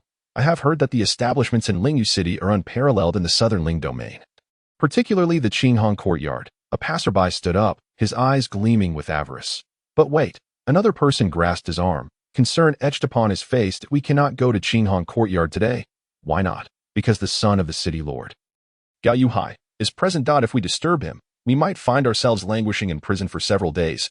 Upon hearing this, Qin Xian's tightly knit brow relaxed slightly. Disturbing him could lead to imprisonment. What if after eavesdropping on their conversation? Qin Xian drained his cup of tea and vanished from the spot. Qinghong courtyard, renowned among the many brothels in Lingyu City, it is rumored that the women here were once the chosen daughters of various sects. Yet due to offending the ghost sect, they were incarcerated within the prison walls. They endured inhumane treatment, ultimately descending into depravity, with no hope of advancing their cultivation. They sought survival and a better life by entering the brothels. Upon entering Qinghong courtyard, a strikingly beautiful woman approached. My lord, how may I serve you? She pressed her body against Qin Xian, her hands wandering over him, first exploring his firm chest, then one hand tracing upwards towards his face. While the other descended, Qin Xian pushed her hand away and regarded her. Her features were exceptionally striking, adorned in a revealing gown, her alabaster skin peeking through as she nestled close, igniting boundless fantasies. Lead me to your finest establishment. With that, Qin Xian produced a handful of spirit jade. Upon receiving the jade and feeling its weight, the woman cast a surprised glance at Qin Xian, astonished by his striking appearance and lavish generosity. My lord, please follow me. She clung closely to his arm, an intoxicating fragrance enveloping him. She guided him up the stairs, from the first to the second, and then to the third floor. Ultimately, they arrived at the fourth floor. Qin Xian surveyed the lavish decor of the fourth floor. Indeed opulent. Yet, he cast his gaze upward to the fifth floor. The woman led him into a room. Standing at the threshold, Qin Xian took in the surroundings, and then closed his eyes to sense the myriad of energies present. My lord, you may open your eyes now. Slowly, he did so, and before him stood a completely exposed figure, her delicate, curvaceous form captivating. She gazed at him with a detached expression, one hand resting between her legs, the other playfully biting her lip, her soft eyes provoking an irresistible urge within him. Qin Xian found himself momentarily entranced. What are you doing? He swiftly turned away, though his heart raced with anticipation. My lord, would you like assistance in removing your garments? At that moment, he was enveloped by an overwhelming scent of perfume, rapidly closing in on him. Do not come closer. Qin Xian shouted. My lord, the woman's voice dripped with seduction. He struggled to maintain his composure, fortunate to have endured the trials of 18 formidable women. Compared to those temptresses, this woman's allure, though potent, seemed somewhat diminished. I heard Gao Yuhai is present here today? Qin Xian suddenly inquired. The woman paused, then nodded in affirmation. Do you know which room he occupies? He pressed out. A flicker of confusion crossed her features. This man had come to a brothel. Was he seeking a woman or a man? Why inquire about Gao Yuhai? Such oddity. He is just upstairs. Is there something you wish to discuss with him? Her tone grew noticeably impatient. If we are to engage, let us do so swiftly. It is a rare delight to encounter such an appealing man. And I had begun to feel some excitement, only to find that you are rather unappreciative. At her words, a sly smile crept onto Qin Xian's lips. Why don't you lie on the bed? I will go find a few more ladies to join us. Upon hearing this, the woman's previously indifferent expression finally showed a glimmer of excitement. So he enjoyed such diversions. With that thought, she donned an anticipatory smile and gracefully approached the bed. At this moment, the fifth floor, though extravagantly adorned and spacious, had several rooms unoccupied, not due to a lack of business, but rather because business was thriving. Little beauty, today, I shall see where you try to escape. Laughter resounded from a large room where 1 man and 5 women reveled, their joyous sounds echoing outward. Even more bewildering, they had yet to close the door. Qin Xian stood on the staircase of the 5th floor, his expression impassive as he observed the scene. What are you hiding from? Is it so unfortunate to be caught by me? If you are caught, I can assure you, you will experience great pleasure." As he spoke, Gao Yuhai, seemingly lost in the moment, extended his hand as if caressing a soft, delicate orb. Gradually, the laughter around him faded, and his movements grew sluggish. Just as confusion washed over him, he suddenly embraced a figure. This body was robust and powerful, devoid of feminine softness. Gao Yuhai, skeptical yet intrigued, began to explore Qin Xian's physique, one hand traveling upward, the other downward however, just as he grazed the firm chest. His left hand was seized, causing him to lose control and tilt forward. His body was as helpless as a fish at the mercy of a butcher, crashing to the ground with a painful cry, followed by a torrent of curses. "Which fool is seeking death? Do you believe I?" Gao Yuhai cursed, removing his blindfold. Upon seeing Qin Xian, astonishment filled his eyes, swiftly morphing into fury. "You, insolent wretch, dare to disrupt my revelry? Do you believe that?" Before Gao Yuhai could finish, he was suddenly engulfed by an overwhelming force. He felt as though a massive pillar had struck him with incredible velocity, caught off guard. He was sent careening backward, crashing into a solid column, yet the force showed no sign of relenting, propelling him backward. Ultimately, he was hurled from the 5th floor, plummeting downwards. This sudden upheaval on the 5th floor astonished half of Qinghong Courtyard. Gao Yuhai, a half-saint, found such a fall trivial. Yet, it was the power behind Qin Xian that truly wounded him. Gao Yuhai gazed up at Qin Xian in disbelief. Soon after, Qin Xian leaped from the 5th floor. His gaze fixed coldly upon Gao Yuhai, reminiscent of a grim reaper reaping lives. "You don't even think about escaping. Stay right here, and I assure you there is no way you will leave this Lingyu city." Gao Yuhai glared fiercely at Qin Xian. Upon hearing this, an enigmatic smile spread across Qin Xian's somber face. His advancing figure halted merely 3 steps from Gao Yuhai. "That I only hope that young Master Gao will grant me a life," Qin Xian said with a gentle smile, appearing exceedingly cordial. At this moment, numerous women outside the Qihong courtyard leaned out to observe. When they beheld Gao Yuhai's visage, their pupils constricted in shock, revealing profound astonishment. In this Lingyu city, where Gao Yuhai held an exalted status akin to a prince, he had been bested. They could scarcely believe their eyes. At this juncture, a multitude of soldiers from half of Lingyu city mobilized.